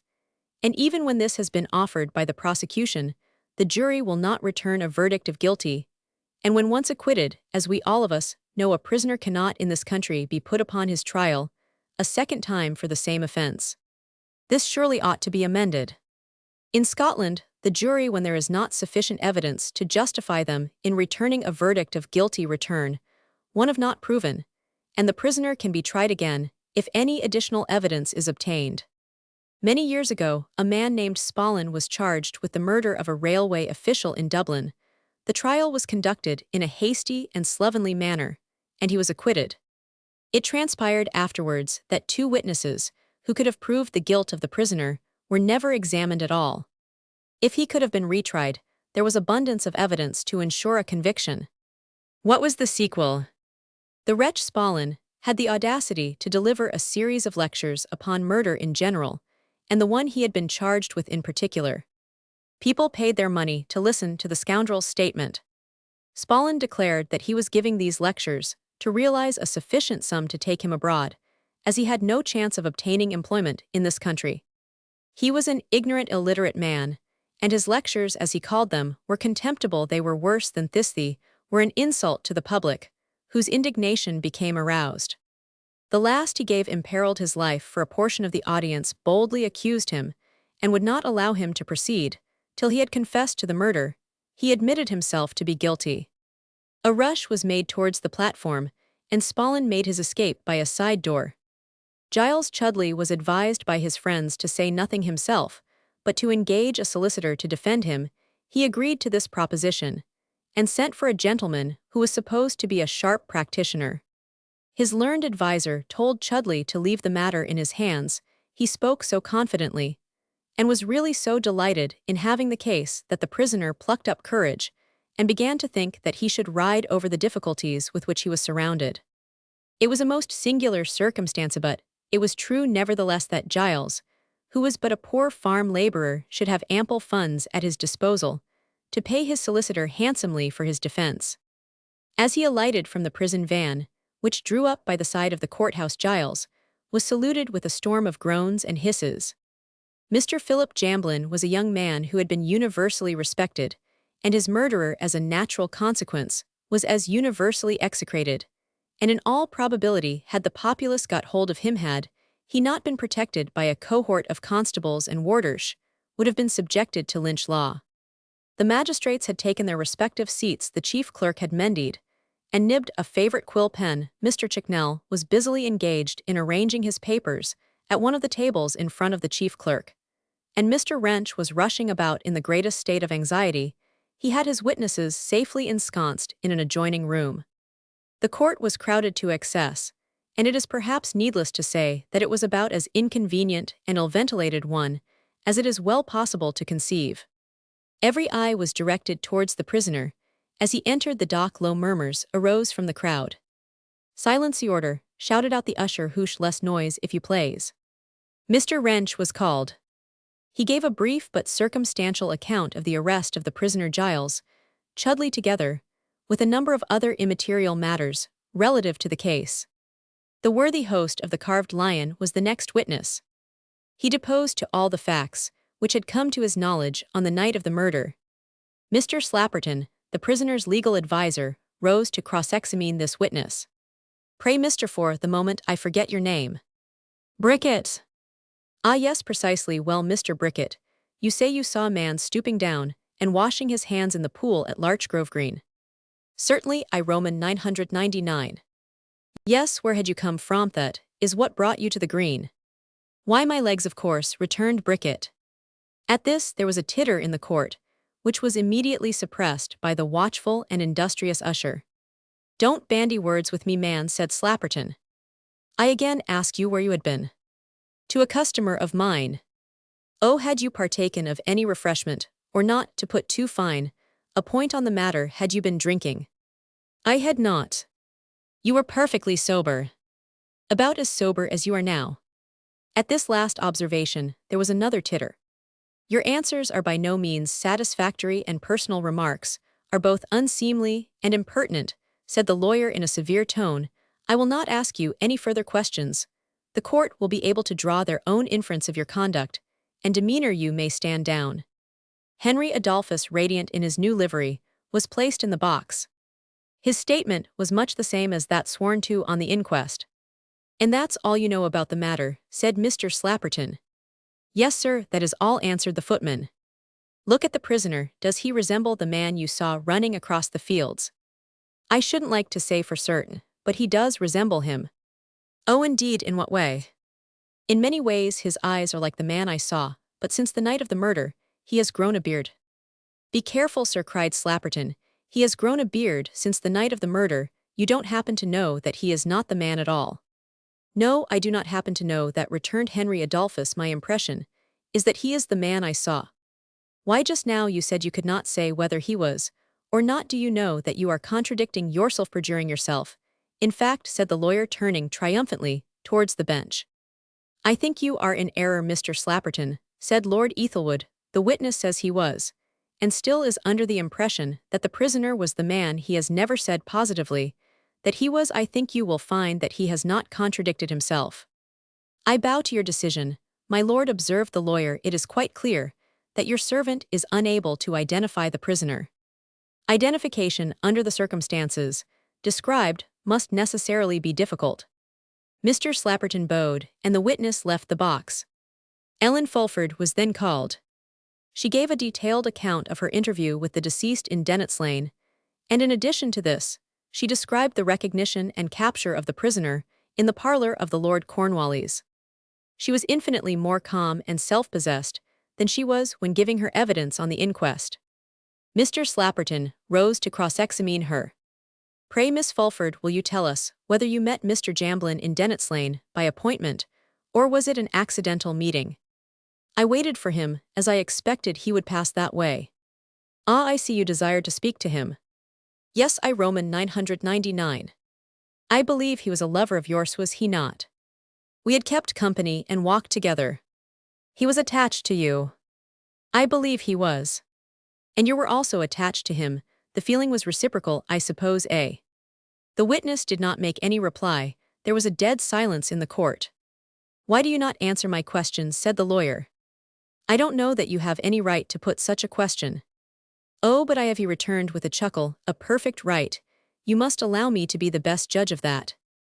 Mr. Chicknell came to the rescue. He rose, and addressing the bench said, "I strongly object to any such question being put to the witness. It is irrelevant."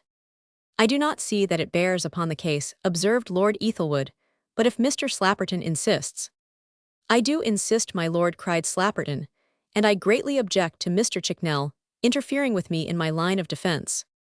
I have a duty to perform, a duty I shall not shrink from, but perform fearlessly. I think I shall be able to prove that the young man who is now under examination is innocent of the charge preferred against him." As he made these observations, he thumped the table and looked defiantly round the court. "If it is essential for you to have an answer from the witness, it would be wrong for us to interfere. Proceed with your examination," said Lord Ethelwood. The question was again put. "He was my accepted suitor," said Miss Fulford after some hesitation. "You were engaged to be married to him." "He would have married me if he had lived," said the witness, bursting into tears. Everybody in the court felt for her, everybody but her questioner. The situation in which she was placed was indeed a most painful one. But the pertinacious Mr. Slapperton was determined to make himself as conspicuous as possible. He did not often get the chance of being engaged in such a big case, and he was bent on making the most of it. "Pray, Miss Fulford, were you not acquainted some time ago with a person named Charles Peace?" "I did know Mr. Peace when he resided in this neighborhood." "Ah, I thought so, and was he also a lover of yours?" Miss Fulford became red with indignation. "No, he was not. He paid me some attention, it is true." "Very marked attention, was it not?" "Mr. Slapperton, I think you are quite out of order," remarked one of the magistrates. "The man Peace has been in prison for some considerable time, and I for one strongly object to you introducing his name in this case." "I shall not shrink from doing my duty," said Slapperton, perfectly unmoved. "I affirm most positively and emphatically that I am quite justified in the course I am pursuing. If the bench is of an opposite opinion, I have no alternative but to submit to their decision, but I shall do so under protest. I say under protest." The magistrates conversed together, after which the chairman said, "My brother magistrates and myself think you are exceeding the limits which ought to circumscribe an advocate in a preliminary examination. It has nothing to do with the charge against the prisoner, and the fact of the witness having one or more admirers or suitors is matter altogether irrelevant. Good taste ought to guide you, and prevent any undue reference to subjects which must necessarily be painful to dwell upon or even to refer to. My object is to elicit the truth, my lord. The questions I have to put are perfectly relevant. You must pardon the observation, but I claim to be best judge in respect to my line of defense.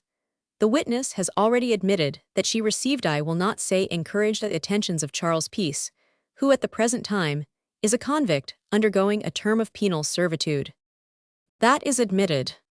"That being so, I have one or two other questions to put to the witness, which in the interest of my client I am constrained to ask." "Proceed, sir," said Lord Ethelwood haughtily. "Pray, Miss Fulford, may I ask you if you are aware that the man Peace and the prisoner had a hostile encounter?" "I believe they had." "Oh, you believe so, you are not certain?" "I was told so." "By whom?" "By many persons." "By Peace himself?" "No, not by him, but by the neighbors." "Can you give us their names?" "Mr. Bricket was one." "And do you know also that the ill-fated Mr. Jamblin committed an assault upon Charles Peace. I do. What was the reason for the assault in question? Mr. Peace was rude to me in Dennett's Lane. He was in a violent passion, and dragged me forcibly along. I strove to get away, and screamed, being terrified at the time Mr. Jamblin rescued me. And did he strike Peace? Yes, with a stick he was carrying. And did Peace leave the neighborhood after that? Yes, immediately afterwards. Were you attached to him? Really, Mr. Slapperton, you are quite out of order. I object to the question. Oh, if you object, sir, returned Slapperton in a sarcastic tone, then I presume the court will coincide with you. Without waiting for the decision, Nell Fulford said in a loud voice, I was not attached to him. Thank you, madam, I am much obliged by your courtesy, cried the persevering advocate, in an ironical manner, casting at the same time a withering glance at Chicknell. Mr. Slapperton had come for the express purpose of asking every possible conflicting and painful question of the witnesses. It was his aim in doing so to distinguish himself as a fearless advocate, and thus create what he termed a sensation, but the latitude of counsel has increased since his day, and recently it has been a scandal to our courts of law. Whether, as some people tell us, the quality of the bar, and of police courts in particular, has deteriorated of late years, whether it is assumed at present the plea of public interests covers every excess of zeal, and every abuse of privilege which an advocate may permit himself, or whether it is that the inquiries before the magistrate, which have of late years grown to such inordinate dimensions, afford an entirely new field for the display of such excesses, we will not undertake to say, but the fact is indisputable, nor are the discreditable scenes, which distinguished the courthouse at Richmond, during the examination of Kate Webster, the only ones which have recently drawn attention to the growing coarseness and inquisitorial tyranny with which cross-examinations are conducted. No. 32. Illustration: Examination of Ellen Fulford. Examination of Ellen Fulford.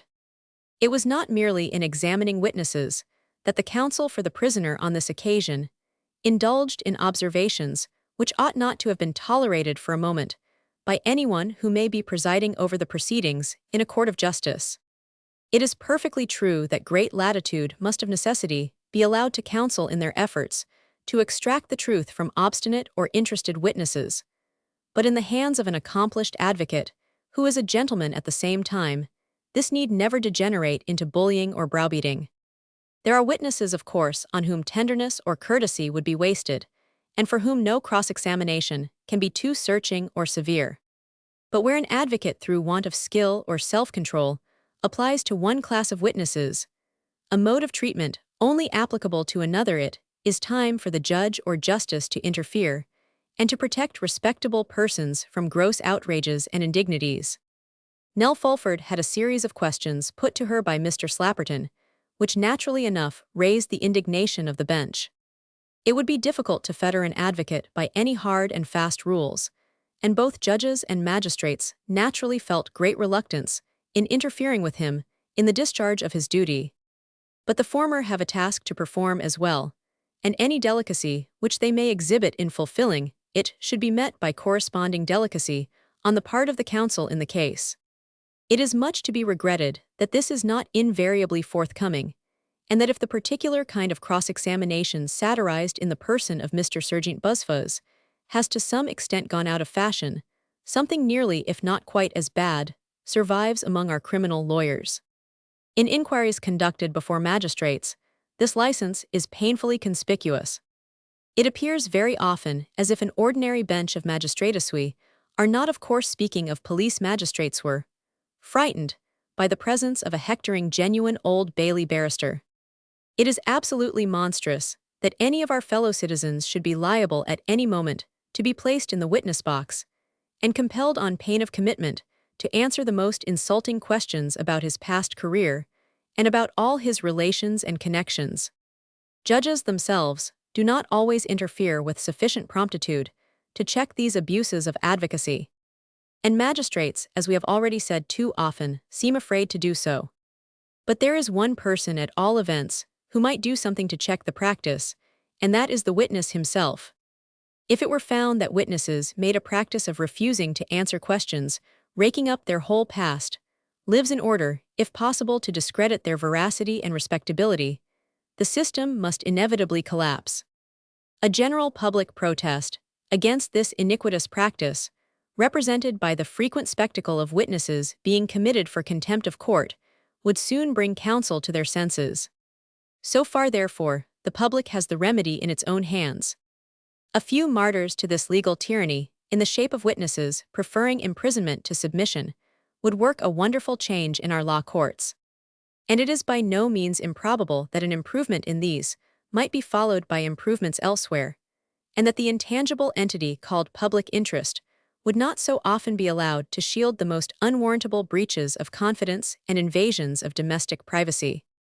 Every man, of course, knows what he has to expect if he ventures to criticize the procedure of a court of law or the conduct of a judge or barrister. He is treated with contempt as a person who must necessarily be in total ignorance of the subject under consideration. In all professions, there is a tendency to regard the comments of the outside public as not only worthless but impertinent. The practice of the law is a comparative mystery to all but the practitioners themselves. The forms of the court, the rules which regulate the examination of witnesses, what evidence is admissible, and what is not, the very phraseology in which lawyers communicate with each other, all subjects of which nobody can acquire any knowledge whatever by the light of nature, and this consciousness of ignorance on the part of the public disposes them to look with a kind of awe on the interior of a court of justice, and to be very much at the mercy of any one of the hierophants who shall think proper to rebuke the presumption of an audacious and uninstructed critic. It is too often forgotten by both sides that the professional man himself labors under disqualifications scarcely less serious than those of the intruder whom he ridicules. The lawyers experience his familiarity with technicalities so formidable to the unprofessional mind, and his personal acquaintance with the working of our judicial system enable him to speak from a point of advantage in contending with a lay disputant by which the latter is apt to be abashed. But the layman, on the other hand, is free from those ideals which upset the judgment of the lawyer. He is not defending a system in which he has been bred, the details of which he has mastered with great difficulty, and which long habit has taught him to consider irrepressible. It is always a moot point whether professional or non-professional men make the better reformers. For our own part, we incline to think the latter more likely to become so, from the very fact that they are enabled to take an independent and unprejudiced view of the law as it stands. The first have the knowledge and experience, but they cannot see themselves from without or appreciate the criticism of common sense when brought to bear upon their long-established maxims. The second can take broader views of the questions submitted to their judgment and see the immediate defects of existing rules and regulations, though they are not always able to comprehend the full consequences which might flow from their suggestions. It must readily be owned, therefore, that such animadversions ought to be uttered with some diffidence and received with considerable caution.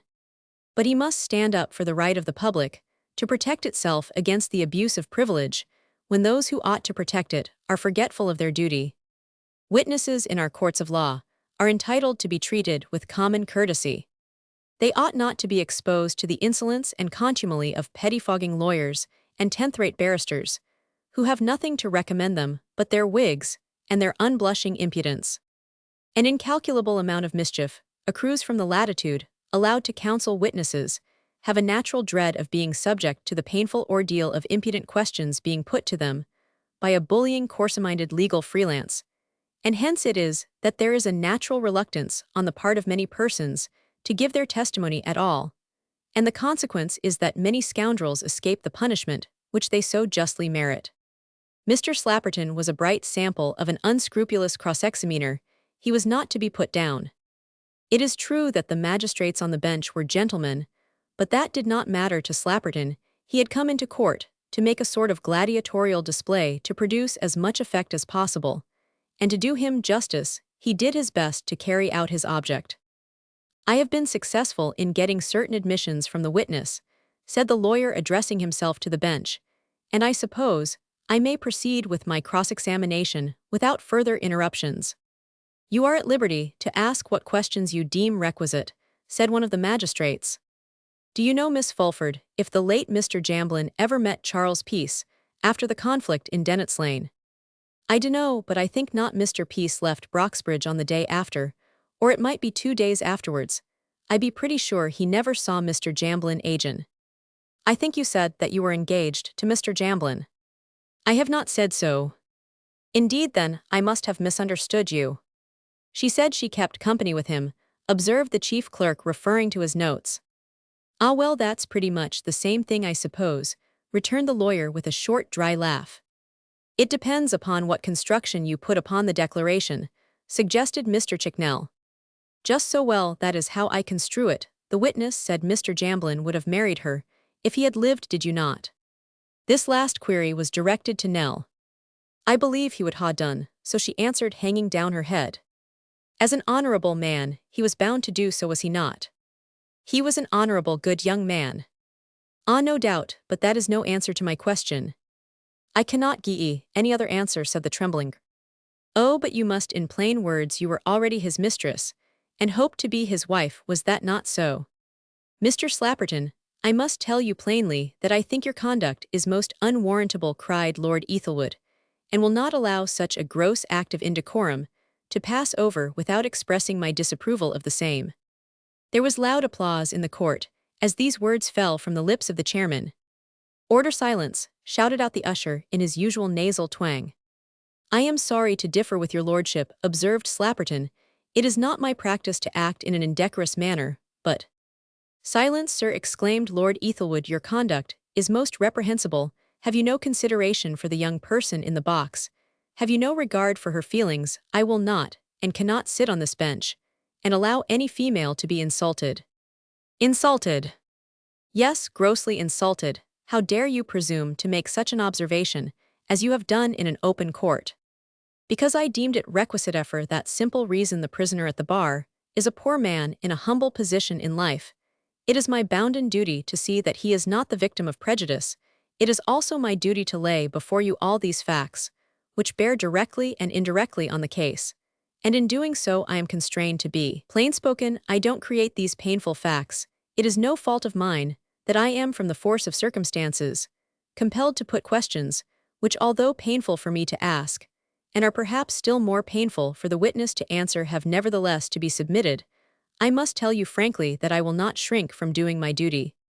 You cannot proceed, Mr. Slapperton, in opposition to the ruling of the bench, that you know as well as I do, said Mr. Chicknell. But as yet the bench have not decided the point. We have said one of the magistrates, and our decision is unanimous. Your last question to the witness is not admissible, and we cannot reprobate your conduct too strongly in putting such a query, or the bad taste you have displayed by the innuendo accompanying it.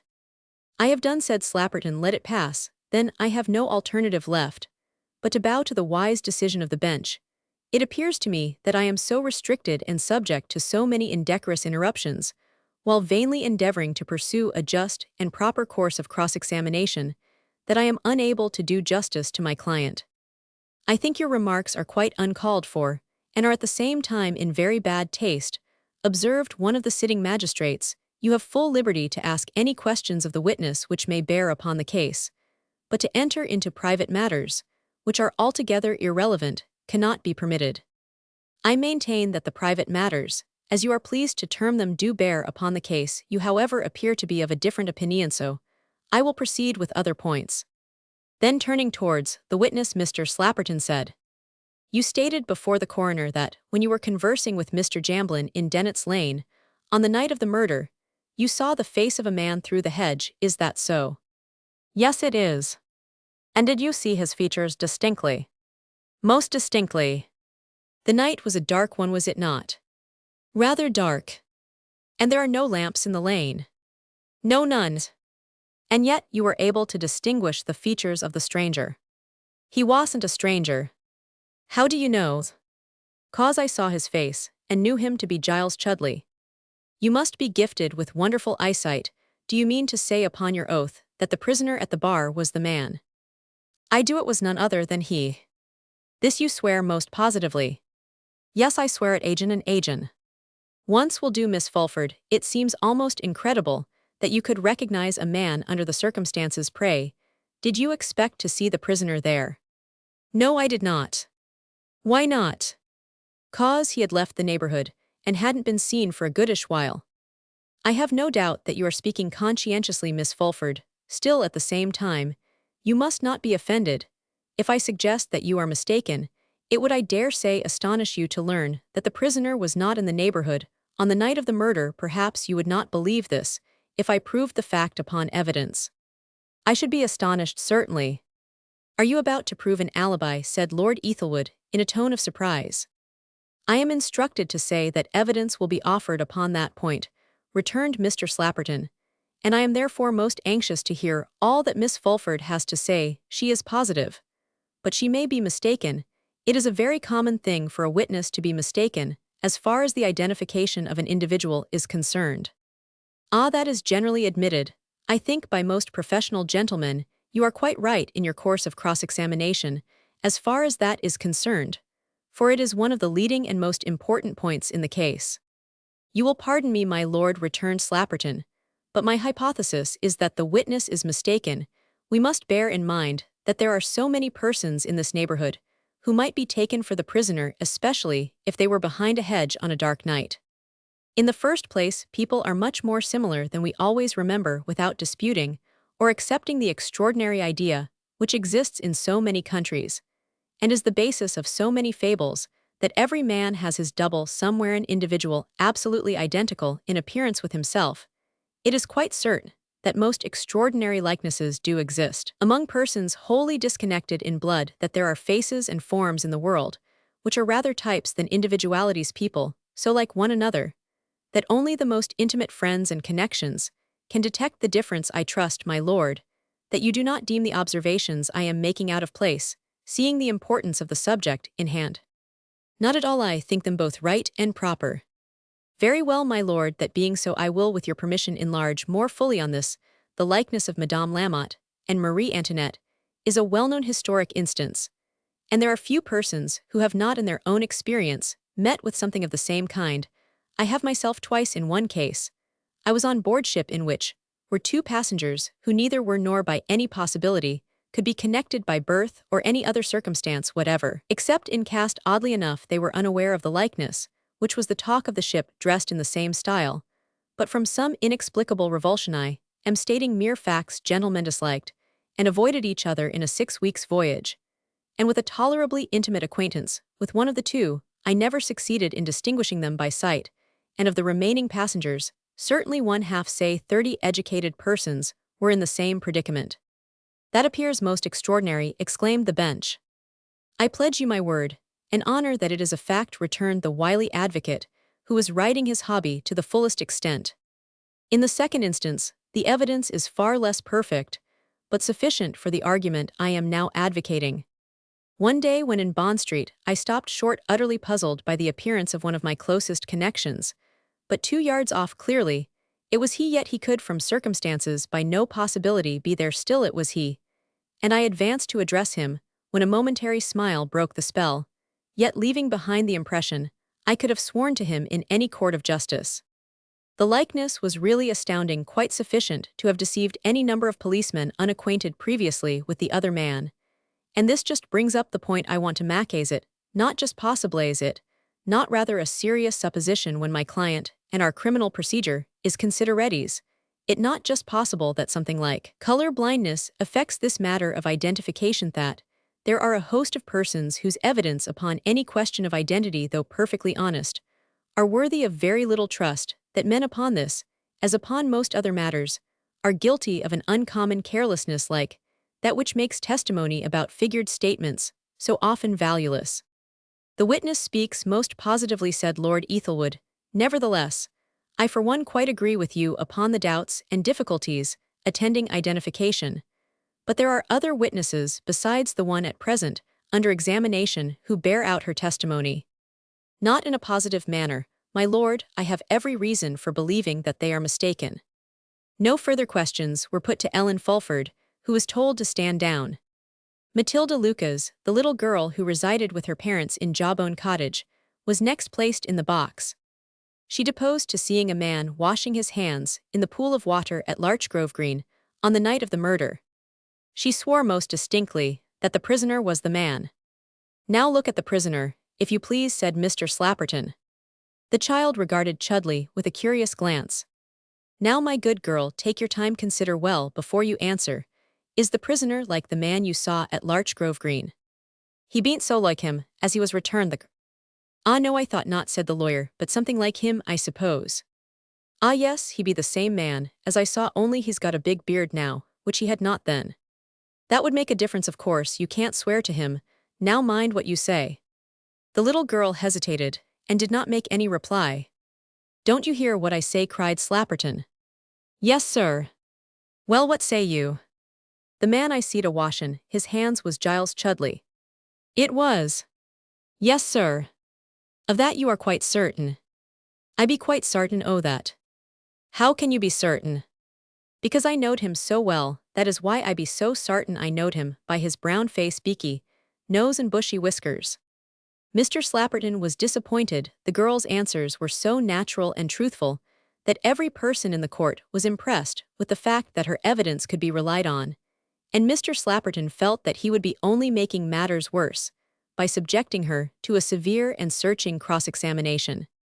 She is a truthful witness, my lord, said the lawyer, that is an honest witness, who speaks what she believes to be truth, but it does not follow that she may not be mistaken. She has given her evidence remarkably well, observed one of the magistrates, and is a very intelligent little girl. Now I have one or two more questions to put, said Slapperton. When you looked out of the bedroom window of the cottage, was the man's back towards you or his face? His face were towards me. And it was rather a dark night, was it not? No, a not where I seed the man, the moon was a shinin' quite bright loike. Was his face in shadow? I dunno that it were, I knowed it were the face o' Giles Chudleyoff, that I be sartin sure, and his mouth were able-edden. Slapperton felt that it would be worse for him, so ceased all further questioning, and he therefore said, in a tone of affected satisfaction, That will do, I am quite satisfied, have no further questions to ask. The little girl left the box. The divisional surgeon was called. His evidence was to the effect that he had examined the prisoner's mouth. Front teeth incisors were missing, and the two teeth picked up by the police in Larchgrove corresponded in size, structure, and color to the others in the prisoner's jaw.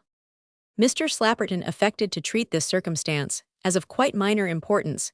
He said that there were very few persons who had not shed some of their teeth, and it was quite impossible for the most skilled surgeon or dentist to say positively that those found belonged to the prisoner. The magistrates, however, appeared to be of a different opinion, and a long discussion ensued between them and the prisoner's advocate. Both agreed, however, that it would be a question for a jury to decide. There was a prima facie case made out, and further adjournment was therefore deemed unnecessary. The bench then decided upon fully committing the prisoner for trial upon the charge of willful murder.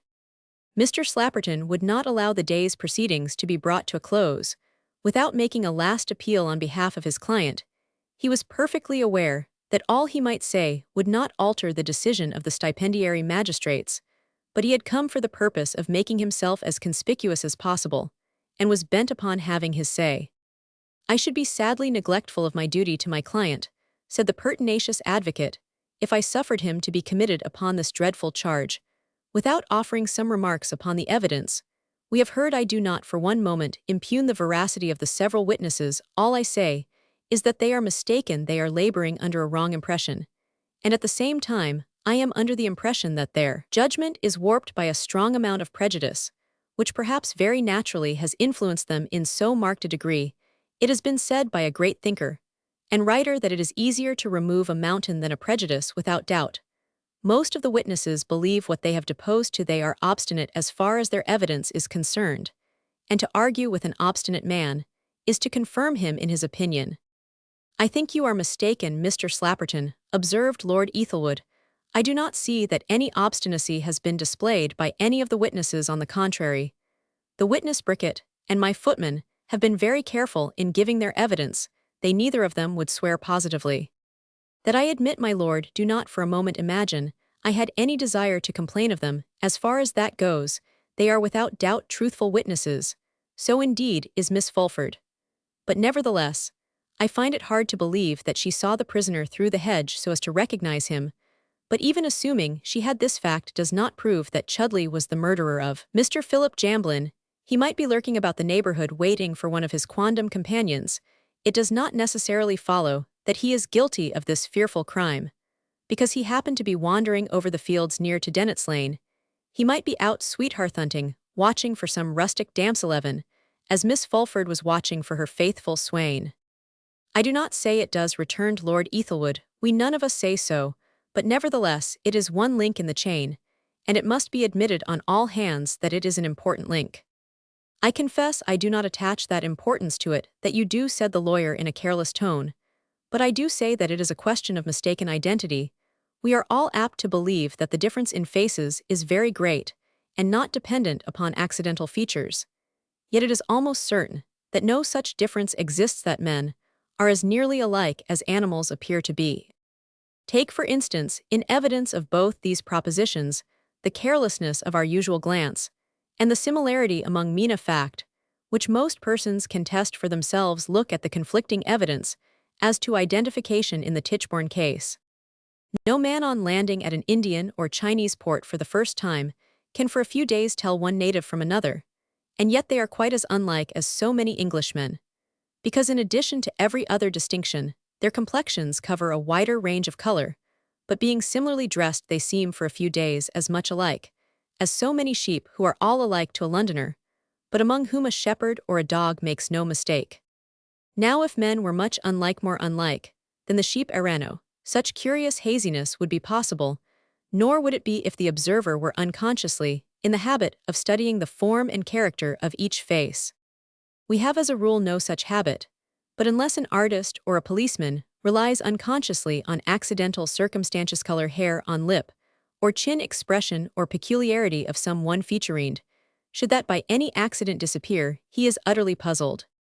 1/10 at least of Western mankind is consciously or unconsciously short-sighted, and never see in any true sense. Then a great number of persons are subject to sudden and sometimes erroneous impressions, and with country people, especially when once an idea enters their head, they are very reluctant to part with it. It would be out of place for me to cite cases of mistaken identity that must be reserved for the trial, for it is quite clear that you intend to send the case for trial.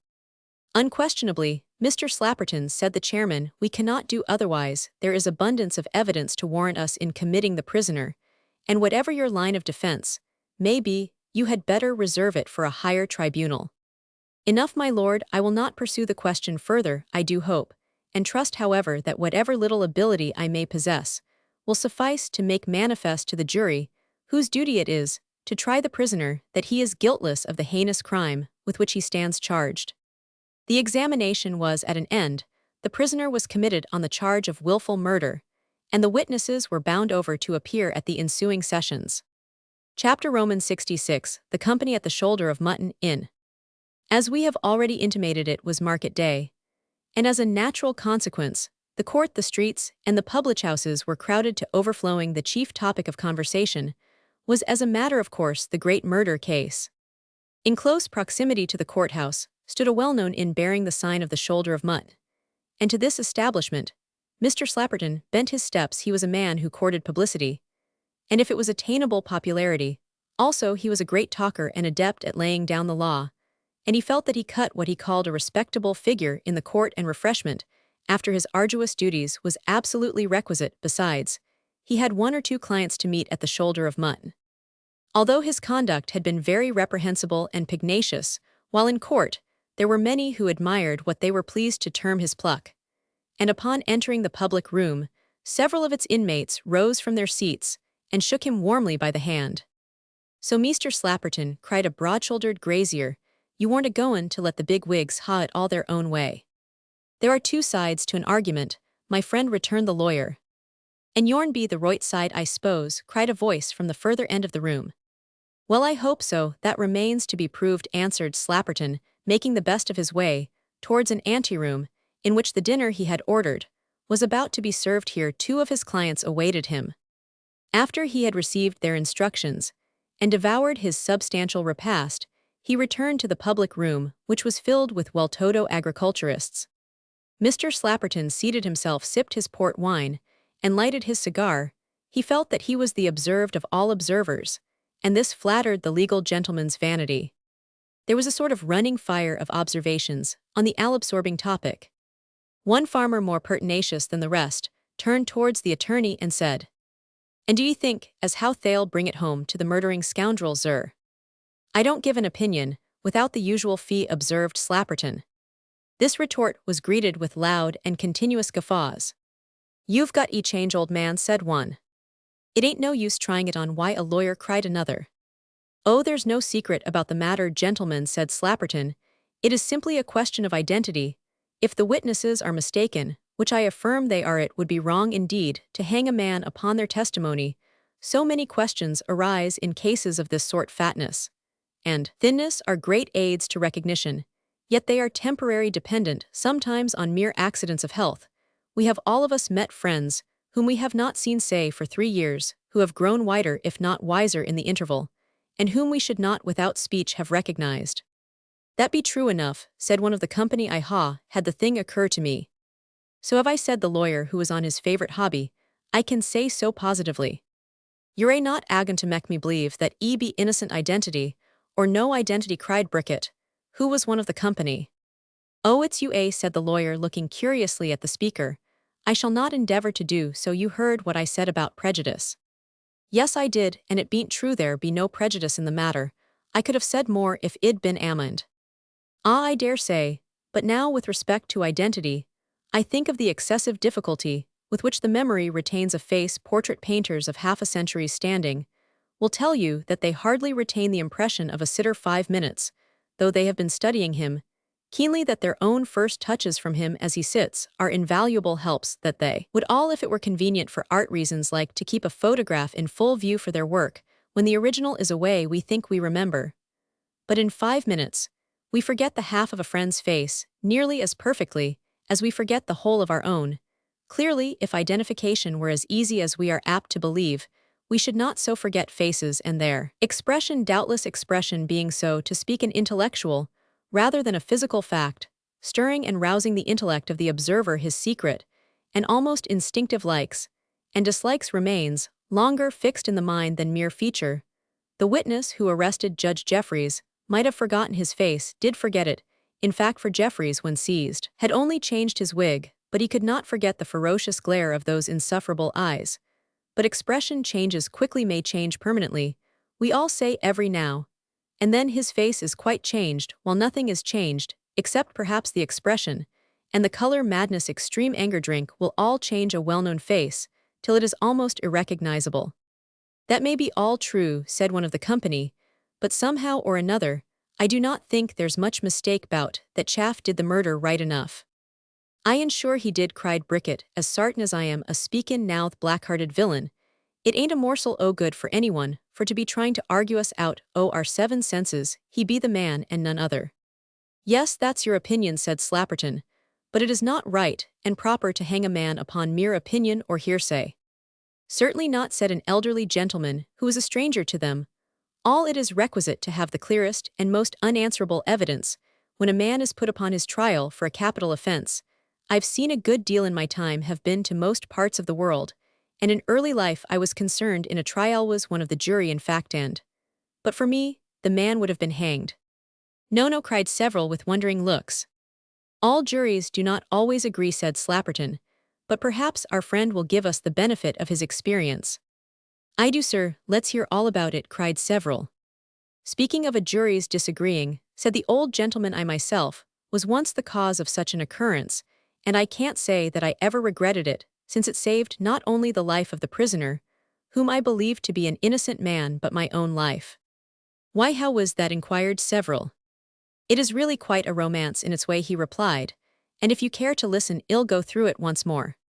It happened many years ago when I was in the United States. Very shortly after I came of age, I was summoned on a jury. As it was my first experience, I did not attempt to escape serving, as older men are apt to do. The only important case that came before us was the trial of a young man for the murder of his own father. I won't go into the particulars any more than is necessary for the story. The crime was a most horrible and unnatural one, and to look at the frank, boyish face and believe him capable of it seemed impossible. The evidence was entirely circumstantial, yet gradually, as its terrible weight accumulated, an abundant motive was found in the son's desire to inherit at once the father's immense wealth. As it was shown, they had recently quarreled, that hot words had been given, and returned, that the young man had publicly threatened his father's life.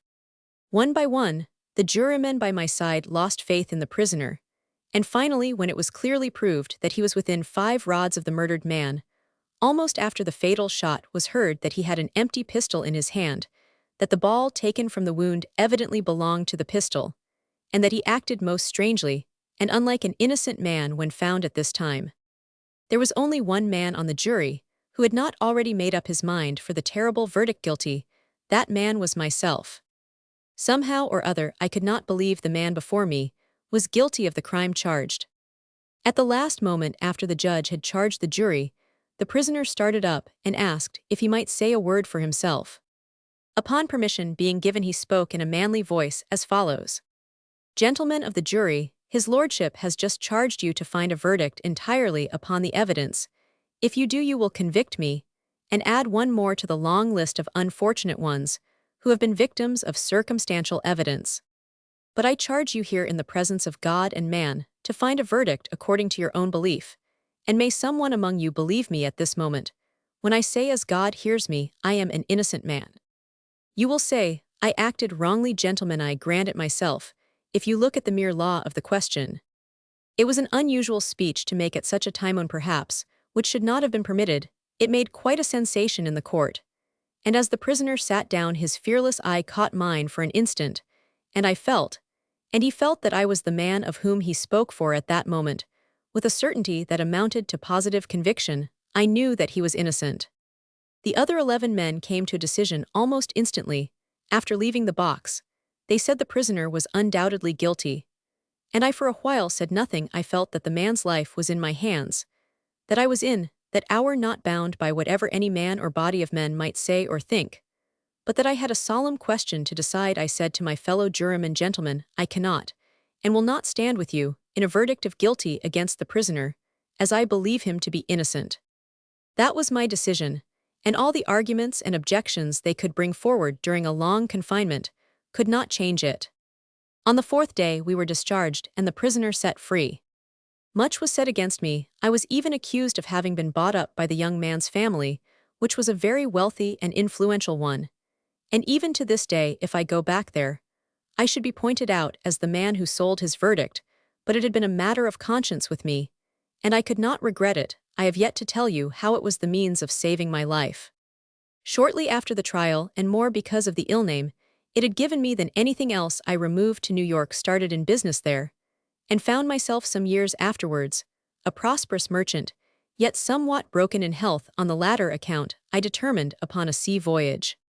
I went to Fayal for several seasons, traveled a year or so on the continent, and finally, having in a great measure recovered my health, I took passage by steamer to New York. Somewhere about mid-ocean, we experienced a terrible storm. I think the steamer was by no means so seaworthy as she should have been for a voyage at that time of the year. It was in September. At any rate, a single night of rough weather strained her severely, and at breakfast next morning it was whispered about that there was a leak forward, and that the water was gaining on us, in spite of everything that could be done. All the while, too, the violence of the storm increased rather than diminished. 2 of the steamer's boats had been disabled in the storm. A rush was made for the remaining 3 by the cowardly crew. One was stove in launching, and the other 2 swamped, and their occupants left helpless in the water before they had put half a dozen yards between them and the ship. Indeed, no boat, however staunch, could have lived in such a sea.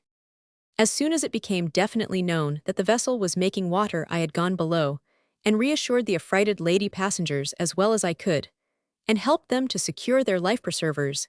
Indeed, so assiduous had I become in the latter office that I had neglected to save one for myself, and when suddenly an appalling cry came from deck, and we rushed up just as the ship seemed in her last death struggle, I was entirely destitute of any means for keeping afloat.